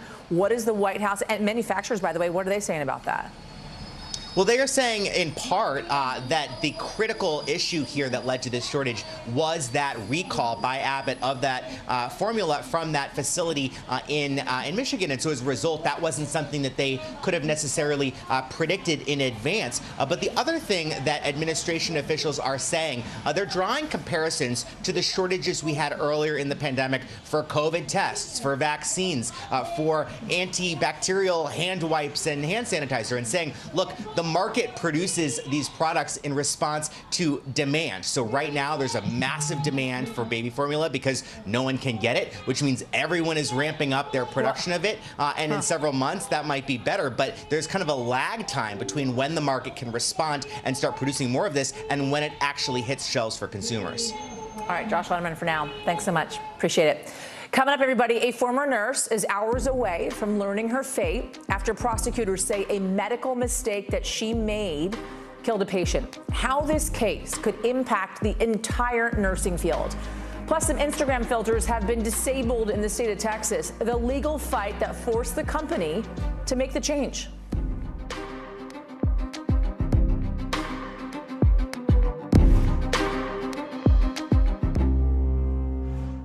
Sometimes the news can be difficult and overwhelming for kids to understand. Ukraine and Russia. Could you help me understand what's going on? So to help make sense of it, we've created a newscast just for them. We hope your family will watch Nightly News Kids Edition.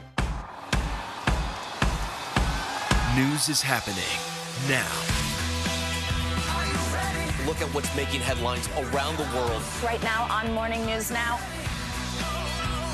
We're coming on the air with breaking news. And this is a significant moment. Whenever it happens, wherever you are, NBC News, streaming free now. Top Story with Tom Llamas, weeknights at 7 on NBC News Now. Top Story with Tom Llamas is your news playlist on NBC News Now.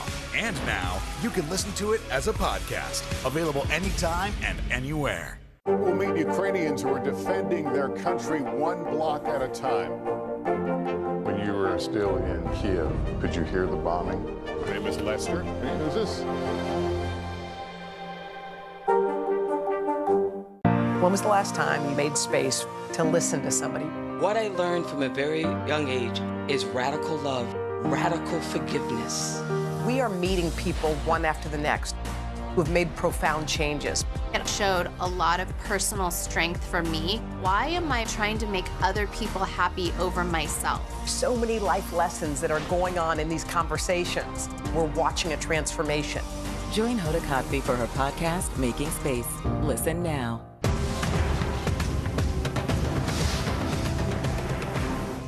Now Tonight with Joshua Johnson, streaming weeknights at 8 on NBC News Now. NBC News, streaming free now.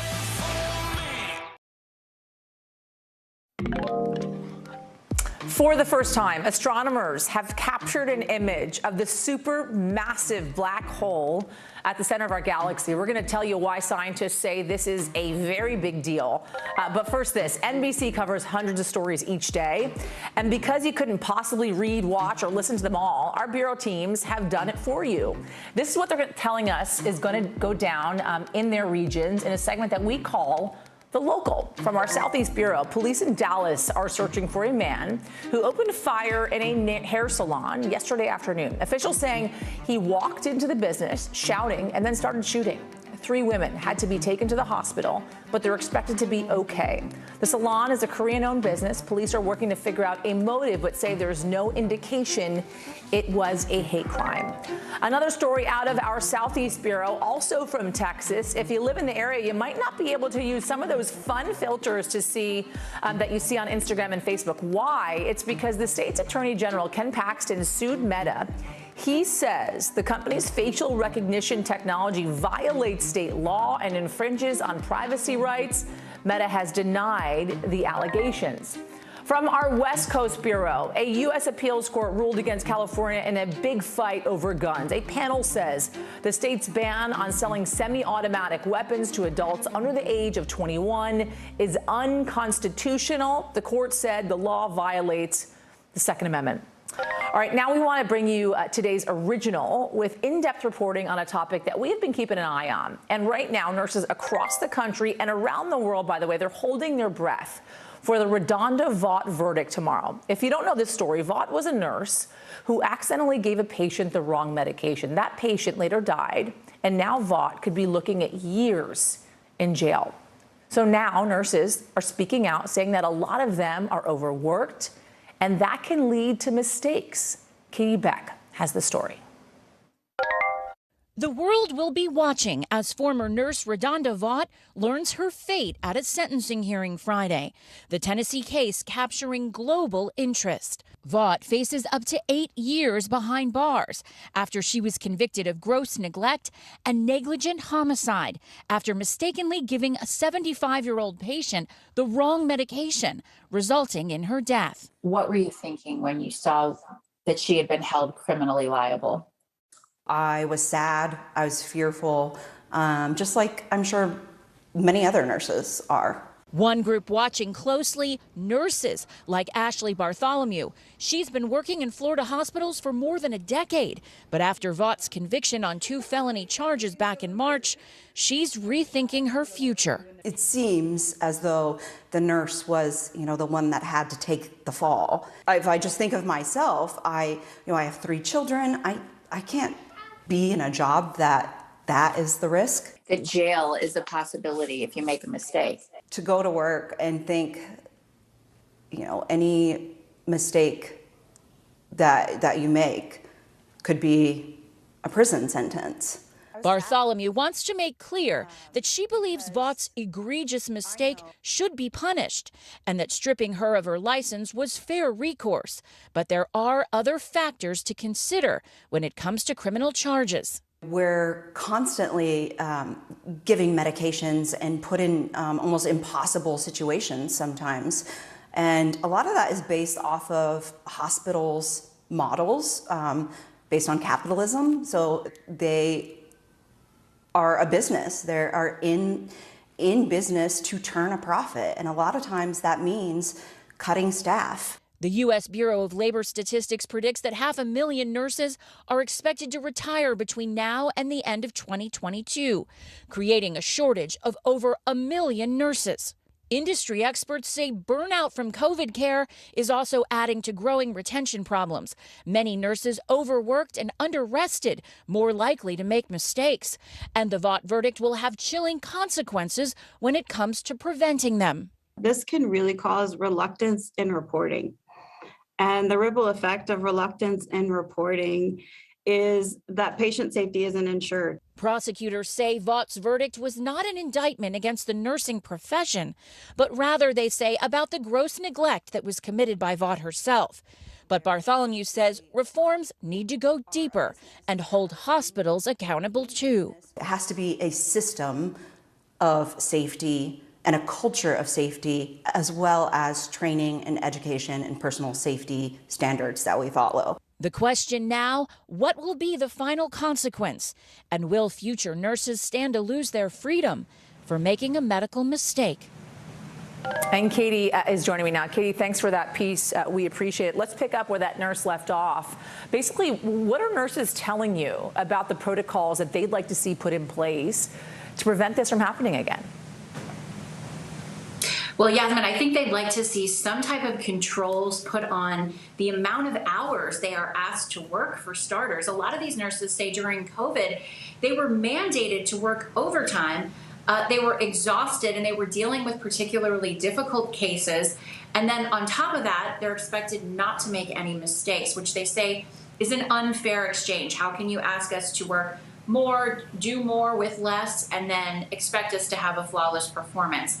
They also said, the training and the education is key. If everyone is overtired and overworked and working overtime, that leaves very little time for any type of mentorship or really getting new people onboarded with all the systems and practices. So they say, more training, more education, and really, those mandatory overtime requirements for nurses that puts them in a tough position when it comes to doing their job at their very best. So those are some of the things nurses say right away.